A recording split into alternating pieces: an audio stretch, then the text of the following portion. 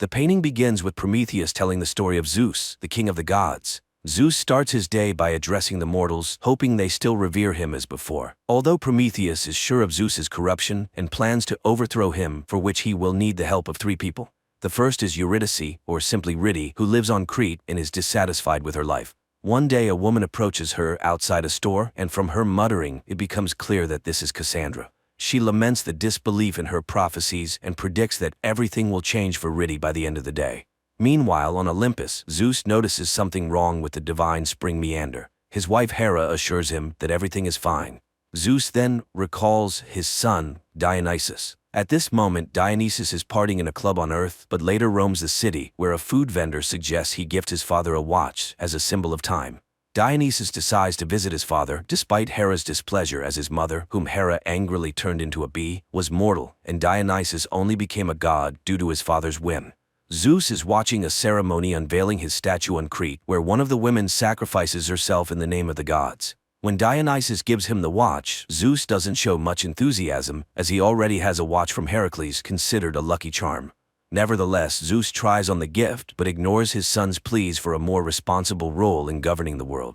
Irritated by Hera's rude comments, Dionysus steals Heracles' watch and leaves. Zeus is engrossed in the statue unveiling, but when the veil falls, it turns out the statue is destroyed and covered in feces, with the words, "To hell with the gods," written on it. Minos, the president of Crete, screams in rage, and Zeus vows revenge, despite Hera suggesting that Poseidon deal with the matter. Meanwhile, Riddy returns home, where Orpheus, playing the guitar, informs her that he plans to start tonight's concert at the palace with a new song named after her. Riddy dislikes the idea, feeling that he is already making their relationship public against her will, but for now, she doesn't have the strength to protest. Later, Orpheus's manager takes him to Heraklion. On Olympus, Zeus is furious at what he saw and suddenly notices a wrinkle on his forehead. He immediately teleports Prometheus, who assures the king of the gods that he cannot be destroyed. But back on his rock, Prometheus laughs at Zeus's foolishness. Meanwhile, Dionysus gets new advice from the vendor, to find his own purpose instead of living for his father's approval. In Heraklion, Orpheus is preparing for the performance, confident that Eurydice will arrive soon. But Riddy visits Hera's temple to speak with Hera's mute servant, Tacita, who is also her mother. Meanwhile, Orpheus starts his show with a song, explaining that Eurydice is the love of his life, while in the temple, Riddy confesses that she no longer loves him. Her mother cut off her tongue and abandoned her for Hera's service. However, the gods don't concern her, and she doesn't believe in prophecies. The crowd enjoys Orpheus's singing when Dionysus teleports to Heraklion to listen to him. On her way from the temple, Riddy sees Cassandra again, stops in the middle of the street, and gets hit by a truck. Meanwhile, Tacita reveals Riddy's prophecy, showing that it coincides with Zeus's prophecy, though Prometheus insists there can't be two identical prophecies. Orpheus learns of his beloved's death, as Cassandra and Tacita watch her body being taken away. Sometime later, Dionysus attends the funeral and sees a grief-stricken Orpheus give the priest a coin for Eurydice to be placed in her mouth so she can pay for passage to the afterlife. Dionysus realizes that this is his purpose, to help Orpheus. Orpheus, however, gets drunk, buys a gun, and heads to the beach, intending to take his own life. But he accidentally shoots Dionysus.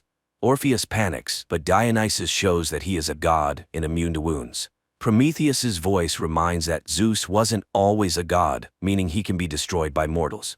Meanwhile, Riddy finds herself on a ferry in a black and white underworld. 10 years ago, the Amazon queen found and killed Caeneus, who had escaped from the tribe. As he died, he saw his mother, Marina, among the killers. In the present, Orpheus wakes up after a wild night with Dionysus and hears his assurances that he can bring Riddy back.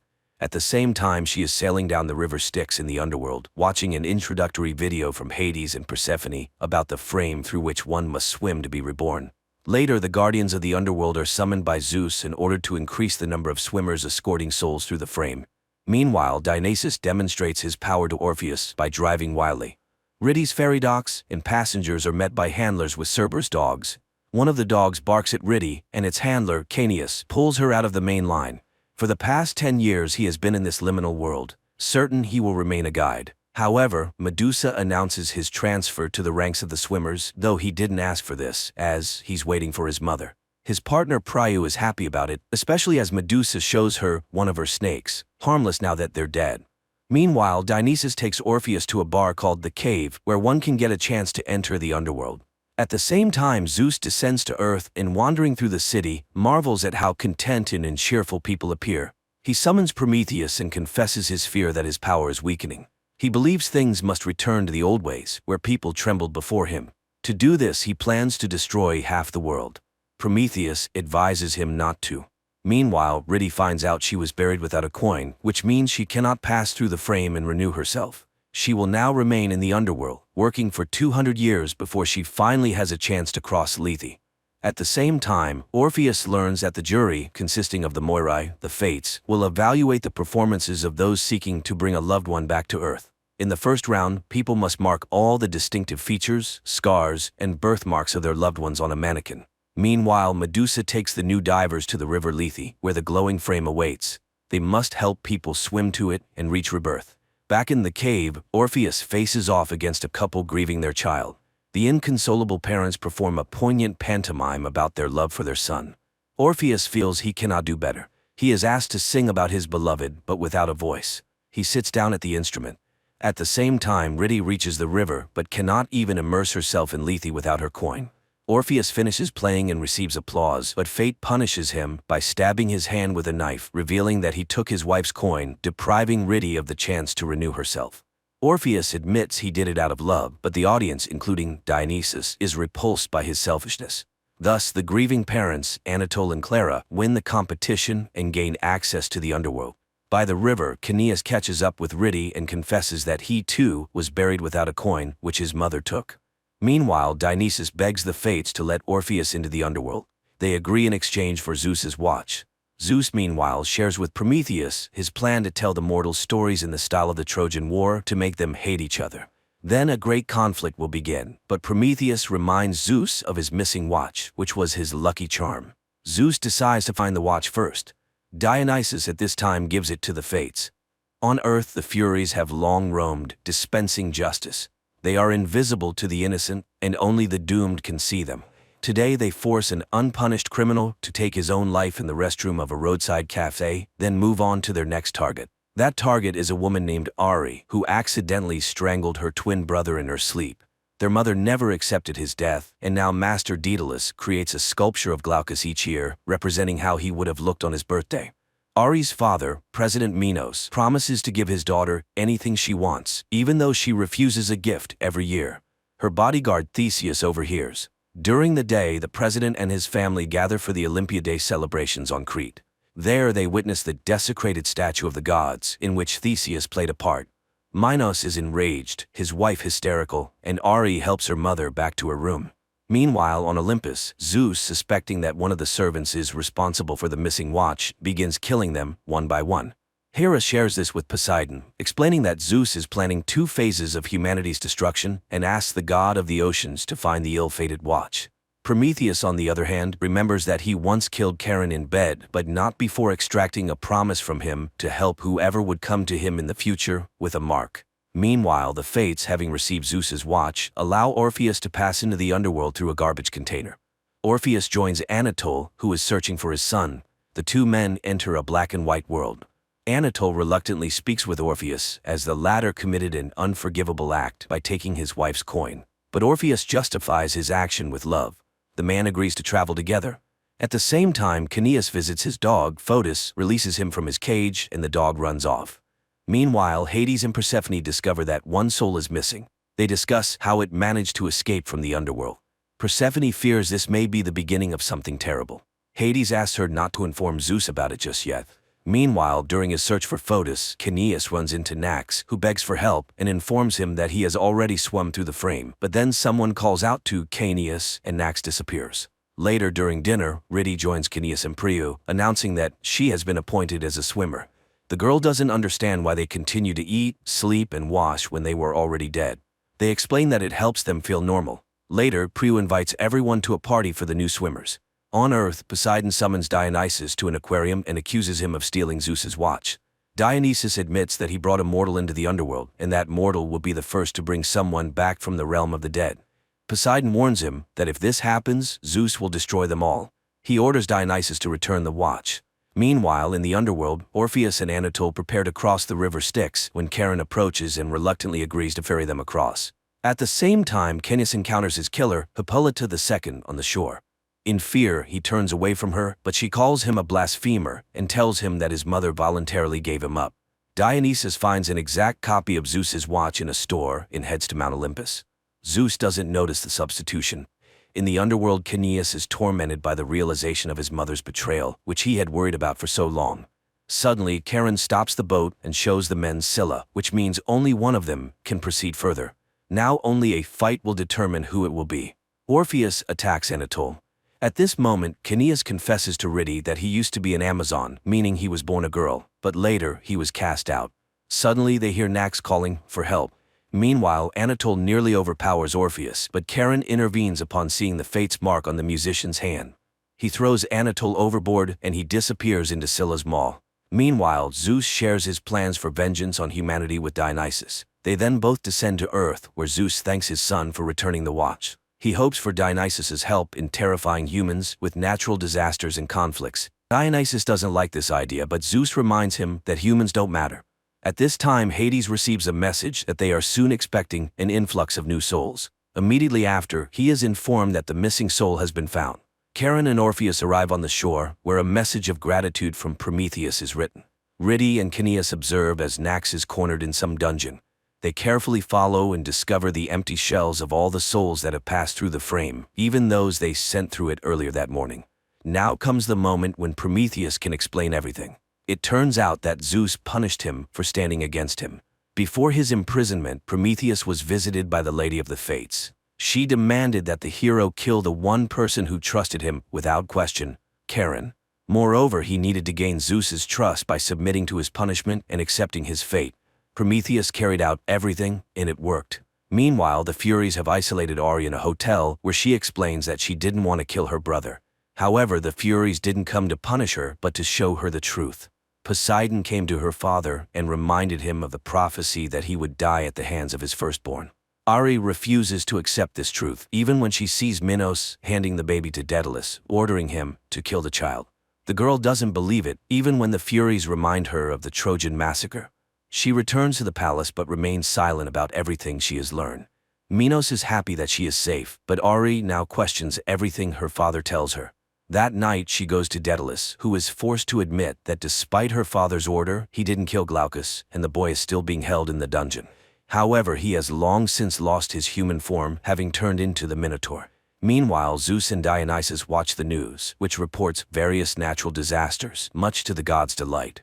Later, Zeus heads to Hera's bathroom, where she keeps the tongues and prayers of her worshippers. He accidentally overhears her cheating on him. In search of the truth, he tortures one of her Tisitas, but she refuses to betray Hera and dies. Discovering this, the goddess asks to be shown the tongue from which he learned of her infidelity, but Zeus cannot find it among the millions of others and falls for her assurances that she isn't plotting anything against him. Calming Zeus and leaving him in bed, Hera mourns the death of her loyal Tisita.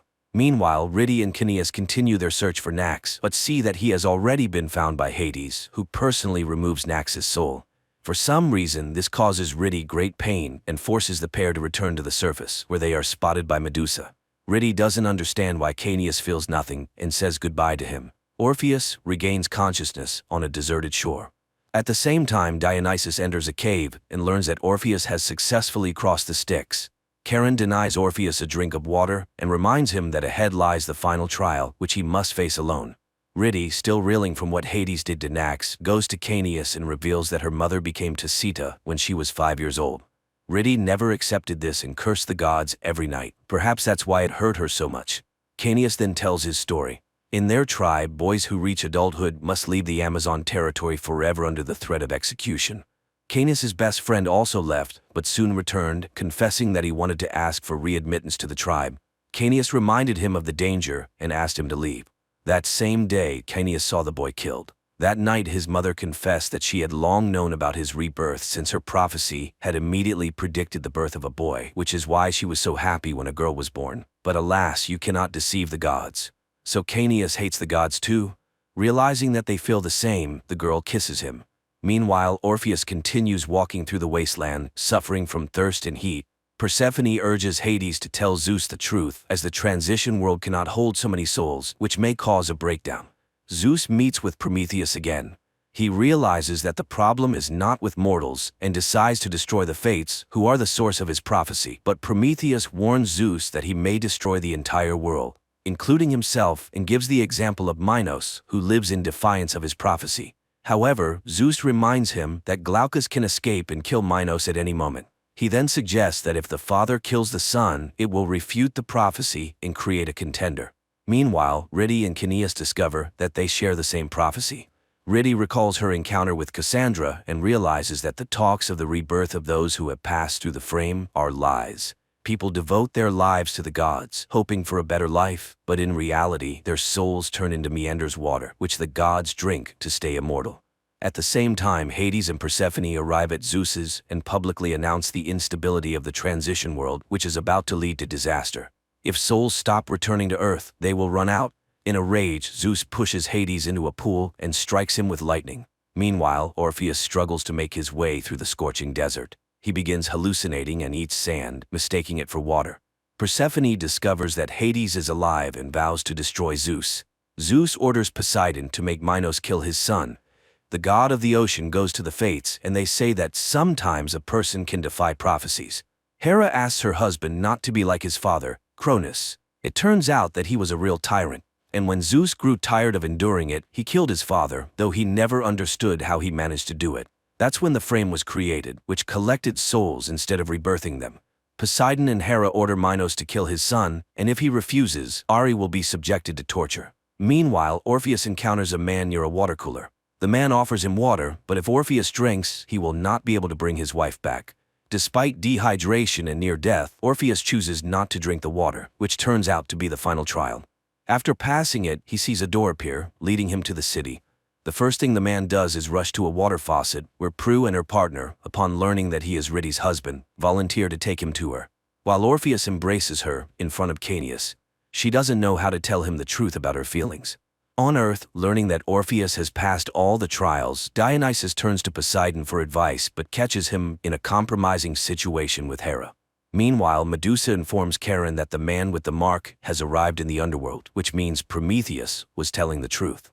Marina, stepping out of her trailer, sees Rhiti's mother holding a sign that says, "Today is the day."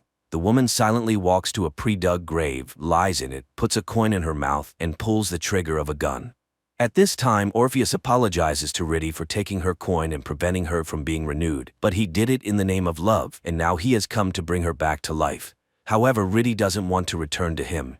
It's time for a conversation with Hades, but first, Medusa tells Rhiti that they have been waiting for her, hoping for a change of power. Meanwhile, Zeus holds a family dinner while watching Minos kill his son. Daedalus explains to Ori how Glaucus became the Minotaur. The boy spent all day in the dark, constantly alone. The guards weren't allowed to talk to him, and eventually, he went mad and became more of a beast than a child. He started attacking the jailers, which gave Minos the idea to turn his son into a kind of weapon. Daedalus made him a mask and horns, and now criminals were fed to him. However, he treats Daedalus more gently than others. Hearing this, Ori demands to be taken to her brother. Meanwhile, Caeneus tries to convince Rhiti to leave with Orpheus and reveal the truth about the underworld to people, while Medusa leads Orpheus to Hades, who refuses to let the couple return to Earth, even despite his willingness to replace his wife and stay there instead of her. Medusa is very disappointed with the outcome. Persephone expresses her disapproval, as returning a dead man to life could not have been ignored by Zeus. However, Hades claims that some things must remain sacred and that he will find a way to restore the souls. Convinced of her righteousness, Persephone acts behind Hades' back to send Rhiti and Orpheus back to Earth. Meanwhile, Daedalus escorts Ori into the Minotaur's dungeon. However, Minos is just releasing Glaucus from his cell to kill him with Hera's knife. Realizing this, Daedalus tries to lead Ori back, but Glaucus attacks and kills him while the woman tries to escape. Minos descends into the labyrinth as Ori is cornered by Glaucus. The girl talks to him, and the beast refuses to attack her. Ori removes his mask, horrified by what her father has done to his son. At this moment, Minos appears, and after a short fight, he kills Glaucus, to the great delight of Zeus and the other gods. Meanwhile, Medusa tells Rhiti that the basement of the underworld is called Nothingness, and although she doesn't know exactly what is done to the souls there, Rhiti can stop it by revealing everything to people. She leads Rhiti to Persephone, where Orpheus is already waiting for her. At the same time, Minos explains to his daughter that he did everything to protect the family, but it's at this point that Eri realizes her father misinterpreted the prophecy. While Glaucus was born first, he didn't breathe, but Eri cried out immediately. Explaining this to her father, she kills Minos with the same blade he used to kill her brother. Zeus faints in shock. Later he wakes up and realizes that Minos is dead, that his prophecy has come true, and that he must stop his own prophecy before it's too late. Meanwhile, Persephone discovers Hades is missing. Hera demands their presence on Olympus. Hades, meanwhile, tells Medusa about his plan to restore the underworld. On Earth, Zeus goes to the Moirais cave, where they explain that for his prophecy to come true, he must believe in it. Nevertheless, Zeus intends to kill them. The Moirai not only accept their fate, but they help Zeus kill them, dousing themselves in flammable liquid while Zeus strikes a match. Before their death, they return Zeus's watch, confessing that they had received it from Dionysus. The cave burns to the ground, leaving Prometheus in shock. Meanwhile, before returning to Earth, Rhyti confesses to Orpheus that she has fallen in love with Cineas. She explains that the coin had nothing to do with it. She was already planning to leave him because she was unhappy, and then she died. Nevertheless, they still have a chance to start over, and so they continue their journey. Cineas rushes to the frame to try to stop anyone else from crossing the border and suddenly sees his mother. At the same time, Hades enters nothingness and attempts to restore Nax's soul, but to no avail. Cineas accuses Marina of betrayal, but she insists that she only brought the Amazons to him to fulfill his prophecy. She had waited 10 years and had now come to guide him through the frame. Cineas reveals that the gods lied to them and that no one returns to Earth. However, Marina enters Lethe. Cineas dives after her and suddenly begins to sink into the water. He catches up with his mother and they both disappear into the frame. Prometheus does not understand what is happening, as the prophecy is not being fulfilled, and he still does not gain his freedom. Meanwhile, Zeus returns home and distributes bottles of water from Meander to his family. Dionysus's bottle is only half full, and Persephone receives none at all, as Meander's consumption will now depend on their obedience. He also announces that he has destroyed the fates, and therefore, all prophecies. Dionysus is forced to admit that he gave the watch to the fates so a mortal could return his wife from the dead. However, Persephone contradicts this, revealing that Orpheus has died. As punishment for disobedience, Zeus kills Dionysus's beloved kitten. He also burns Hera's bees, declaring that she will no longer keep the mother of his children in servitude. Suddenly, Poseidon confesses that he loves Hera and asks her to come away with him, but she laughs at him. Nevertheless, Zeus pours out Poseidon's water and banishes him. Zeus then declares that he will now rule not only Crete but also the underworld and everything else. He goes to Prometheus to discuss what has happened, but as soon as Prometheus explains that he has never betrayed Zeus, he suddenly disappears. Meanwhile, Ori drags Glaucus's body to the palace and tells the whole truth. Her mother, crying over her son, approves of her actions. Rhyti and Orpheus manage to return to Earth. To Orpheus's surprise, the cave has disappeared, but his car remains. He offers to drive Rhyti to the city, but she refuses. Orpheus apologizes for keeping her coin, but she thanks him for returning her life and hugs him goodbye. Near Heracleion, Rhyti encounters Cassandra, who tells her that she has now become a prophet as well. She instructs Rhyti to find Ari and free the living, while Cineas will do the same with the dead. Meanwhile, in nothingness, Cineas's soul restores itself. He wakes up next to his mother, who opens her eyes with the word chaos on her lips. Prometheus finds himself on Olympus, where he is awaited by the invisible fates, who explain that they cannot be killed, and that, according to the prophecy, he is now granted freedom. Zeus finds Prometheus on his throne. Try as he might, he cannot send him back to the rock. What's more, he suddenly notices a cut on his hand despite the fact that gods do not bleed. Meander stops flowing, which means that Zeus is no longer a god. Hera calls someone from a payphone, ordering them to assemble a team and prepare a free bed, and sets off on her journey with her Tacitus. Hades asks how it is possible that Cineas can restore human souls. Prometheus warns Zeus of the approaching chaos. Ari meets with Andromache to discuss the restoration of Troy and the destruction of Olympus. Dionysus gazes at his half-full bottle. Chaos is the best show of August, especially for those who are fascinated by Greek mythology. It's an unconventional and vibrant reimagining of ancient Greek myths, where the heroes of ancient legends are transported to the modern world. The finale leaves a sense of incompleteness, allowing hope for a continuation.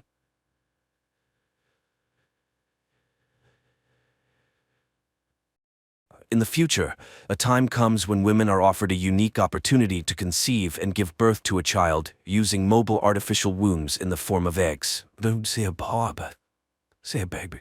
You're completely tuned to the odd, near future scenario. A young woman wakes up in her apartment. Her home AI immediately activates the coffee maker and informs Rachel of the good news about the improvement in her digestive health. It suggests an appropriate outfit for the day and reminds her of her visit to the capsule center.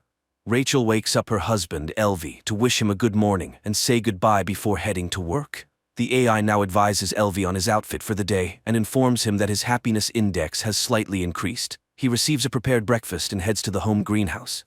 Meanwhile, Rachel arrives at work, where today there is a presentation of a new generation of cognitive assistants called our machines, which are soon to become new cognitive supervisors. After the meeting, Rachel is invited by her supervisor, who is concerned about the possibility of her expanding her family, as they intend to offer her a promotion. Additionally, the corporation is willing to provide funding for the services of the Uterus Center, which Rachel appreciates. Following this, Rachel continues her workday when she receives a call from the uterus. There have been changes in their lists, and a spot has opened up which the center can offer her. They schedule a visit, and Rachel settles into a relaxing chair, dreaming about her future child. During this time, her husband conducts a class in the botanical garden, where he shows students a fig fruit that he managed to grow naturally. He offers the young people a taste, but they view the fruit with disgust. Finally, one brave soul tries it. Meanwhile, Rachel shares the joyful news with her colleague and friend Alice and confesses that she hasn't told her husband about her visit to the center. Because of this, she has to consult her robot psychoanalyst, to whom she admits that her husband is very distant from her, as he is fixated on the natural world, which translates into his desire to have a child conceived, carried, and born naturally. The AI seeks an answer to the question of why this child would be considered natural, while one gestated in a capsule would not. What distinguishes them? And Rachel is at a loss, unable to find the differences.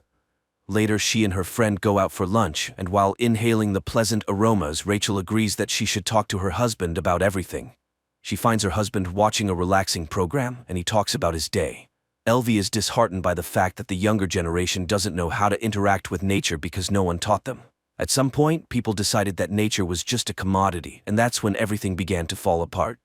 The next day, Rachel goes to the Uterus Center, where she and others discuss how, when the birth rate dropped to 0, their newly established center took on the task of solving the problem. Women didn't want to have children because it was inconvenient for them. The center wants them to live full lives and pursue their dreams without being distracted by children. The director of the center, Linda, welcomes the gathering and is ready to share the latest technological advancements. Humans have always managed to control nature, so why shouldn't women take control of childbirth? Linda gives a tour of the center, showing the capsule developed by scientists in which the baby grows. If parents don't have time to interact, they can always play music, audiobooks, or educational podcasts for the baby. Through an app, they can feed the child and monitor its development. One significant advantage is that children in the capsule are not exposed to viruses or toxins.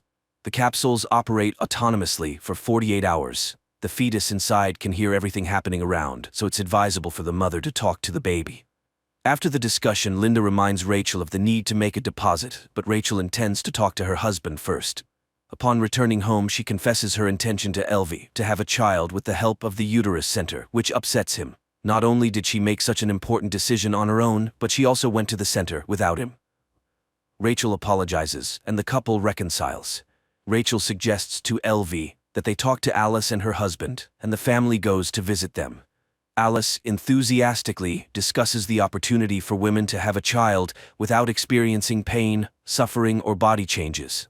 Meanwhile, her husband demonstrates a special belt for carrying the egg capsule, to which Elvie looks quite skeptical. He categorically refuses to hold the capsule. At home, he can't shake the feeling that the egg is made of plastic. Rachel assures him that the child will perceive it as a real maternal womb, but Elvie remains unwavering. It's hard for him to accept that the child will be packaged in plastic. The wife suggests that he visit her robot psychotherapist. Although he initially takes offense at this advice, he eventually decides to go. However, after listening to the AI's advice, the man realizes that they completely misunderstand each other. Upon returning home and discussing the evolution that led humanity to grow children in capsules, he agrees to his wife's proposal because he understands how important it is to her. The next day they go to the center, and although now a child can be made from any material, Rachel announces that Elvie will be the biological father. She allows nature to determine the child's gender. Linda leads them to a room where on a large screen, future parents can witness the moment of conception. Later, they are brought a container with a fertilized zygote so they can admire it. The couple later informs Rachel's parents about the upcoming event. Rachel's father suggests that LV sell his countryside house since they never go there, but the man vehemently opposes the idea. While the capsule remains at the center, the future parents continue their usual lives. The day comes when the program connects Rachel to the capsule, and even though nothing can be heard from inside yet, she starts selecting music for the baby. At one point, she tries to see the baby, but she is told that it is kept in complete darkness until 7 weeks. Then one of the capsules sends a signal. It's time for birth. Even though everything is programmed, the baby doesn't always arrive at the appointed time. Soon Rachel starts having strange dreams, which she confides to her psychoanalyst, but the AI convinces her that dreams are unreliable material for analysis. After 6 weeks of pregnancy, when the baby's heartbeat is detectable, Linda allows them to take the capsule home. For the first time, she shows them the baby. On that day, Rachel prepares the kids' room, and LV brings an olive tree sapling. However, his wife suggests replacing it with a hologram, and the offended husband takes the tree away, promising to plant it in their countryside house, which Rachel once again suggests selling. She just doesn't understand why they should go somewhere when they have everything for a good life here, but LV refuses to raise the child among plastic. The next day, Rachel meets a pregnant woman in the pool who allows her to listen to her baby's movements, filling her with delight. In the evening, she moves the capsule to their bedroom because they want to spend as much time as possible with the future child. However, LV feels uncomfortable with intimacy while the baby is present, so they move the capsule to baby's room. It immediately signals hunger, and the parents rush to feed their offspring. Sometime later, they go on a tour to the center to prepare for parenting. Linda shows prospective parents the play areas where children play and answers their questions. The government no longer funds education, but the center teaches programming and logic to the little ones. In one of the rooms, children engage in creative activities, or rather, a computer does the work, and the children provide feedback. One of the parents asked about the dreams the children have, but Linda reassures him. Dreams are excluded from the fetal development program because they do not carry any useful information. One day, LV is in his greenhouse when he hears the capsule's signal. He feeds the baby, but then decides to communicate with it, while Rachel receives a warning about her declining productivity. Her husband is trying on the capsule holder and takes pride in his success. Now he carries the capsule with him, reading books to the baby, posing riddles, showing his plants, and falling asleep beside it. At work, he suggests to the visitors to hug a tree and experience its calming effect on the human mind. His supervisor congratulates him on the upcoming joyful event and suggests replacing the live plants in the greenhouse with holographic images, as growing real trees is too expensive, but LV becomes furious and rejects the proposal.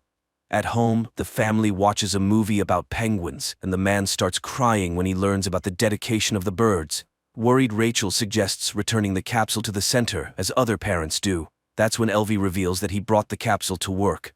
Rachel shares this with her colleagues. She is concerned about her husband's close interaction with the egg. However, the women encourage her to be happy about it. After all, the father is immediately bonding with the future child. Rachel continues to have strange dreams, and her pregnant friend reassures her that it's normal for expectant mothers. One day, Rachel dreams of herself with a baby bump, and she enjoys it. The woman also begins to devote all her attention to the capsule, especially after LV's mother sent them an old book about the benefits of parental closeness. But this starts to worry Rachel, and the couple goes to a psychoanalyst. Finding a balance is challenging because everything revolves around the child. Rachel is jealous of LV because he spends more time with the baby than she does. After all, she is the mother and should feel the baby. After listening to their argument, the AI asks for permission to connect to the capsule because it cannot take sides. The next day, Rachel takes the capsule to work. However, she behaves distractedly, giving the baby too much attention. Alice suggests placing the egg in a specially designated area where other future mothers' capsules are stored because Rachel is becoming a distracting mother. Alice's capsule is kept at the center because it's more convenient for her. In the evening, Rachel, taking the capsule, hurries to the center for a parenting seminar, after which Linda suggests leaving the baby in the incubation area. The family reluctantly complies with the demand. The house becomes empty, and both the husband and wife miss their capsule. One day, Rachel dreams of a seaside where she walks with the baby in her arms. She wakes up in tears and moves LV's little tree to the kids' room, surprising her husband. Meanwhile, at work, her boss is not entirely satisfied with her productivity, but Rachel assures her that everything is fine. Later, Linda informs them that the delivery day will be next Wednesday, as deliveries now occur on the 39th week. They can't afford babies being born earlier or later, as the capsules are in high demand. Parents must receive oxytocin, the love hormone, to prepare for the baby's arrival. However, the family shocks the director with a request to allow them to take the capsule home before delivery, even though it goes against the rules. Moreover, important personality development seminars are held every day. Linda suggests they take special tablets to regulate the baby's sleep, which greatly helps parents. The couple leaves, passing through protesting women against the capsules. Suddenly, LV returns and, taking advantage of the midwife being occupied with another patient, retrieves his capsule without permission. That night, Rachel dreams that she is buying her baby at a store, and they offer her a deal, 2 for the price of 1. Upon waking up, she wakes her husband and asks him to take her to their countryside home to give birth in nature. LV rushes to the center and informs Linda that they intend to give birth at home. However, the director is strongly against it. The capsule is very expensive and they cannot take risks, so they must return the egg as soon as possible. Nevertheless, the family leaves for their coastal home. Rachel enjoys the surrounding nature, starting to understand her husband. They walk in the forest together and plant an olive tree. They often sit by the sea with the capsule until one night it turns off. In a panic, Rachel suggests calling the center, but her husband reminds her that they still have 48 hours and they must trust the child. They are awakened by the onset of labor, requiring a code to be entered, but they can't figure it out. So LV grabs a hammer. He opens the capsule and retrieves a beautiful, healthy baby. The happy parents embrace him. Early in the morning, Rachel puts the capsule in a box, takes it to the post office, and sends it back to the center. She then returns home where her husband and son are sleeping on the bed. The creators of the film portrayed the absurdity of a possible social evolution quite delicately. Nothing terrible happened. People just became so lazy that they forgot about the joys of life. Why go out of town when you can visit a capsule garden where you lie down and inhale the scents of the forest? And why go through the process of pregnancy and subject your body to stress? After all, there's the capsule.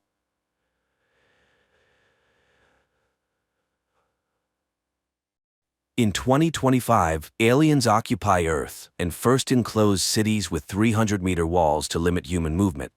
Welcome to day 348 of our occupation. If there is no struggle, there is no progress. One day, truck driver Will bids farewell to his wife Katie and their children, Grace and Bram, and drives to work through the streets of Los Angeles, patrolled by soldiers in red helmets. Later, from his conversation with a colleague, it becomes clear that Will is planning an illegal trip beyond the wall. He reaches a smuggler who places him in a metal box and covers it with ice. That's when Will discovers he has a fellow passenger, to whom he reveals he's looking for his 12-year-old son left behind the wall. Soon the vehicle enters through the gates. Then an explosion occurs, flipping the truck over. Dazed, Will crawls out only to be captured by the red helmets. That same morning, Katie goes to an underground dealer for forbidden insulin. By restricting medicine, the invaders weed out the weak, making it very hard to obtain. She presents a bottle of alcohol for trade, but finds the insulin spoiled. She has to fight her way out with a pistol, risking drone detection and death for all. But Katie can't afford to be robbed. Meanwhile, Will is imprisoned, unable to call his wife. Katie is indeed worried, as walking the streets at night is prohibited. Then her sister Maddie arrives with her son, who needs the insulin. Katie assures she will find the medication and asks to stay with the children. She goes to her husband's colleague, who lies about not knowing Will's whereabouts. Katie has to return home empty-handed. Suddenly, an alarm blares over the city. Katie hides under a military truck parked at the curb. A drone hovers above just as a prisoner is shoved into the vehicle. Just when Katie seems doomed, the truck starts moving and the drone flies away. The woman makes it home. In the morning, she visits her friend Bruce Sard and reports Will's disappearance. It turns out he, like her husband, was with the FBI before the aliens arrived. He asked her to return home while he checks his remaining contacts, but Katie goes to the hospital, where she learns of the explosion at the city's entrance. Amidst the chaos, she sneaks into a storeroom and steals several vials of insulin. In prison, Will hears his cellmate's confessions, soon to be sent to work at a factory for the aliens. Then soldiers arrive, one shouting Will's real surname. He's recognized and taken to the Green Zone, where the world's leaders now reside. There, he's met by Snyder, a representative of the Los Angeles governor. Snyder knows Will's military and FBI background and his knack for catching dangerous criminals. Since the military and police vanished after the aliens' arrival, Will had to hide, but now Snyder needs his help, offering his family full protection in return.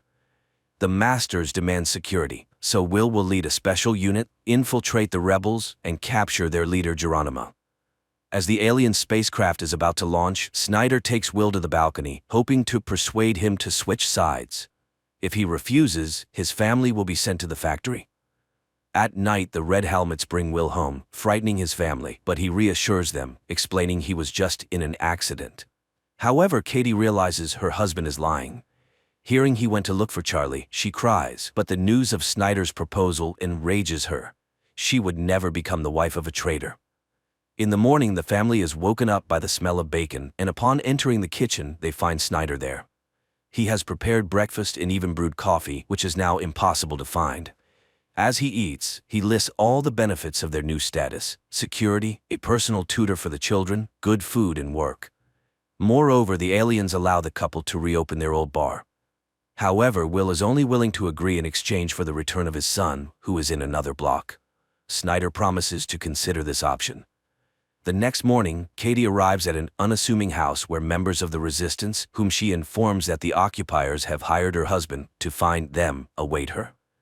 The following morning, Will goes to work, quickly realizing that Snyder deceived him. Instead of becoming the commander of a special unit, he is subordinated to Phyllis, who assigns him to find the guy who planted an explosive device at the city entrance. He is partnered with Bo, an old policeman. Meanwhile, Katie arrives at her bar and finds her lost son's belongings. Broussard interrupts her cleaning, wanting to know what the police have found out about the explosion at the customs, but Will has just started his job and has no information yet. Meanwhile, Will and Bo approach the house where the girlfriend of the wanted criminal lives, and by deception, they force him to run out the back door. The agent catches up with him when suddenly a drone appears. Will fearlessly looks directly into the lens, and it instantly disappears. The police bring the detainee to the station, where Will's arrested colleague is found. The man begs Phyllis to release him as his informant, but she refuses. Then Will goes to his trailer, but his family is no longer there because the woman and child are entering his house at that moment. After hiding the mother and son upstairs, Katie drives to Broussard as the couple needs new documents, but he refuses to help, as the resistance cannot take risks. Katie leaves. At home, she confronts Will, who, learning that his friend's family is with him, takes them to a man who makes fake documents. On their way, they are stopped by the Red Helmets. However, after checking the pass, they let him go with apologies, leaving Katie in a state of shock. They safely arrive at the Masters, and while he makes the documents, Will tells Katie that he caught the guy who planted the bomb. And once he finds Geronimo, they will be able to bring Charlie back. Later, Will takes the woman and child to a camp where displaced people live. Katie meets with the resistance leader. Alexander calms her down, as the caught boy belongs to another group, but he promises to warn them. At the station, Will discovers that a group of prisoners is being prepared for shipment to the factory. Phyllis asks him to resign himself. During the arrival, the city's entire defense was destroyed in 8 hours. What can a bunch of rebels do? At night, Katie comforts her distraught husband when he is informed that the suspect has divulged the location of his accomplice's hideout. He leaves, and Katie rushes to the phone to warn Broussard. Meanwhile, the prisoners are brought to the location, forced to strip, disinfected, and then redressed. At the same time, the Red Helmets arrive at the location named by the detainee and find only the bodies of rebels. Will realizes that there is a spy among the police. The next morning, a man with a card enters an inconspicuous house on the outskirts of Los Angeles. Immediately, a radio broadcast begins with calls to overthrow the occupation, voiced by Geronimo. The Red Helmets detect the transmission and head to the location. At the same time, Bram duplicates the broadcast recording and hides the cassettes under the bed, but the military, storming into the house, find no one there. That same day, Katie participates in a resistance armed attack on a food truck for the first time. During the operation, one of their comrades, Kim, is fatally wounded. Katie tries to help him, but Broussard finishes the boy off, shocking Katie. Then, drones arrive and start shooting random passers-by. However, Broussard calculates the authorities' response time to the incident. After the operation, Katie rushes home and barely manages to wash off the blood traces. She is so shaken that she doesn't want to explain anything and locks herself in her room. That day at school, Bram gives a cassette to his teacher, who notices a change in the pattern of the alien ship's takeoffs. He saw a very large object circling Earth in the sky and now intends to make a more powerful telescope. The police arrive at the scene of the incident. Will notices the body of a boy who was clearly finished off. Phyllis orders to take his photo and quickly learns his name. After that, the Red Helmets go to his house and arrest his parents. Will is outraged by this and fails to notice Broussard in the crowd, who heads to the resistance base and reports what happened. But Alexander is confident that Kim left no traces. Will then goes home, where Katie explains her morning behavior with the things found in the bar belonging to their son. Distraught, Will blames himself for being powerless against the Masters, but his wife promises her support. Later, Katie goes to meet Broussard. He justifies his actions as saving Kim from torture, but now she needs to extract everything her husband learned during the investigation from him. At the same time, Bram's friend asks for his help and leads the boy to an underground tunnel beneath the wall, where her brother slipped and injured his leg. It turns out their father worked there before the arrival, and now they use the tunnel to get beyond the wall. Will and Bo go to a cultural center, listed among the places visited by the deceased Kim, and find a rebel weapons cache.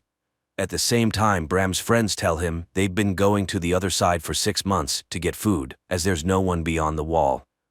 Alexander learns about the lost weapons and asks Broussard to warn Katie about the inadmissibility of her husband's actions. He fulfills this request, but Katie is more concerned about her family's safety. Nevertheless, in the evening, she opens the bar to visitors. Suddenly, in the midst of the festivities, Snyder walks in. The man congratulates everyone on the opening of the establishment and then explains to Will that by revitalizing such places, the Masters allow people to safely release tension. Hearing this, Katie becomes furious, thinking they've sold out to the aliens for the sake of getting their son back. But Will is convinced that by continuing to work for Snyder, he will be able to find Charlie. Later, he speaks with Bo again about the spy. However, the former policeman, who has faced betrayal, doesn't believe in such a possibility. Meanwhile, Katie tells Broussard that the quick finding of the Resistance's premises is explained by a huge database in a woman who knows how to use it. She's ready to reveal her name if Will remains unharmed. Broussard swears to this. The next day, a squad of Red Helmets bursts into the school. The military brutally arrest a teacher and beat a student. Returning to the base, one of them removes his helmet, revealing himself to be Broussard. Later, he explains to Alexander that he learned the duty schedule of the Red Helmets. Now they have a chance to be in the right place at the right time. That same day, Phyllis shows Will information about the Los Angeles rebels. If they unite and go on the offensive, the entire block will be cleaned out. She hopes Will understands what this means for him and his family and counts on his loyalty. Meanwhile, Katie takes the children for a walk with Lindsay, the governess appointed by the authorities, and turns on the streetlight, sending a prearranged signal. The sound of breaking glass is heard. The woman counts to 10, then pulls out a fire extinguisher. Only after extinguishing the fire does she call emergency services. The Red Helmets and Will arrive. He is outraged to find that his house is being searched, but such is the protocol. Katie is asked to go to Phyllis for interrogation. She promises the family enhanced security. Moreover, the neighbors are warned that if something happens to them, they will be held responsible. Katie is shocked, as now they will be feared. Phyllis interrogates her about everything, even the personal relationship between husband and wife. Meanwhile, Maddie goes to the Commission for the Preservation of Cultural and Artistic Items in search of work and introduces herself to Charlotte, the director, hoping to become her assistant. After his wife's interrogation, Will confronts Phyllis, but she shows him tapes found under Bram's bed and advises him to keep a closer eye on his son. For now, she'll hold on to these pieces of evidence. Furious, Will drives home, and after a tough conversation, Bram shows his father posters. Their appearance in the city signals the release of a new broadcast by Geronimo. Katie manages to extract a promise from Alexander not to touch her husband, and in return identifies her husband's boss, Phyllis, in a photo. Later, another broadcast by Geronimo begins in the city. This time, the police immediately detect the signal coming from the library and rush there. The man hears their approach but utters his final words, calling for resistance. He is arrested, although Will is sure it's not Geronimo, greatly disappointing Snyder, who had already informed the masters of their victory. That same day, Maddie witnesses Charlotte's anger, who needs a painting by a specific artist. Maddie reports she knows who had collections in the city, as she worked as an art historian. Meanwhile, the arrested man confesses during interrogation that he found the text for the broadcast in a pipe. The police go to the site and verify that the indicated pipe leads to the green zone. Charlotte's workers find art items in the house Maddie mentioned. In gratitude, the owner takes her on board and promises to help with insulin. That same day, Phyllis informs Will that as a sign of trust, she destroyed the tapes. The man goes home where Bram admits he listened to Geronimo because he was the only one who instilled hope in people. Katie arrives at the bar earlier than usual and finds Phyllis in the hall, who wants to talk to her alone. Phyllis talks about her husband and draws parallels with Will, who loves his wife so much that he doesn't see who she really is. She shows surveillance photos from the truck attack site and warns Katie that she's gotten involved with the wrong people. If Katie wants to survive, she will now work for her. After the conversation, Phyllis returns home, where her paralyzed husband lies. She greets him, but upon entering the living room, she finds Broussard there. Phyllis immediately understands why he came and asks him to kill her husband too. Broussard shoots. The next day, Beau and Will go to the crime scene and find the word Geronimo written on the wall. Snyder is furious because Phyllis was very close to the masters and demands the criminal be found. A message comes in about the capture of one of the Geronimo group. Will interrogates the young man, who gives an address in the green zone. The Red Helmets burst in there, finding a concealed room and several people who call themselves the Geronimo group. Meanwhile, Bram, accompanied by his girlfriend, passes under the wall and ends up in a deserted city, where they find necessary supplies in a huge warehouse. Back in Los Angeles, news is broadcast that the underground has been eliminated, although Will doesn't believe it. Snyder once again becomes enraged because he sees that the captured couple doesn't look like terrorists.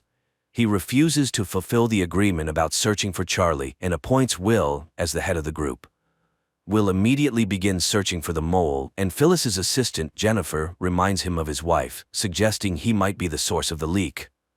Returning home, Will sees Bram giving his sister markers brought from beyond the wall, but the son lies that he traded them for oranges. Snyder interrogates a man who claimed to be Geronimo, but he confesses that he is just an actor. Snyder convinces him to play out his role in exchange for being sent to another block. At the same time, Bram rushes to his teacher and promises to get him a powerful lens for his telescope. Will, secretly from his wife, searches the bar but finds nothing incriminating except for a book he doesn't recognize. The trial of Geronimo is broadcast on all channels, featuring relatives of the terrorism victims, and a scaffold for execution is erected in the square.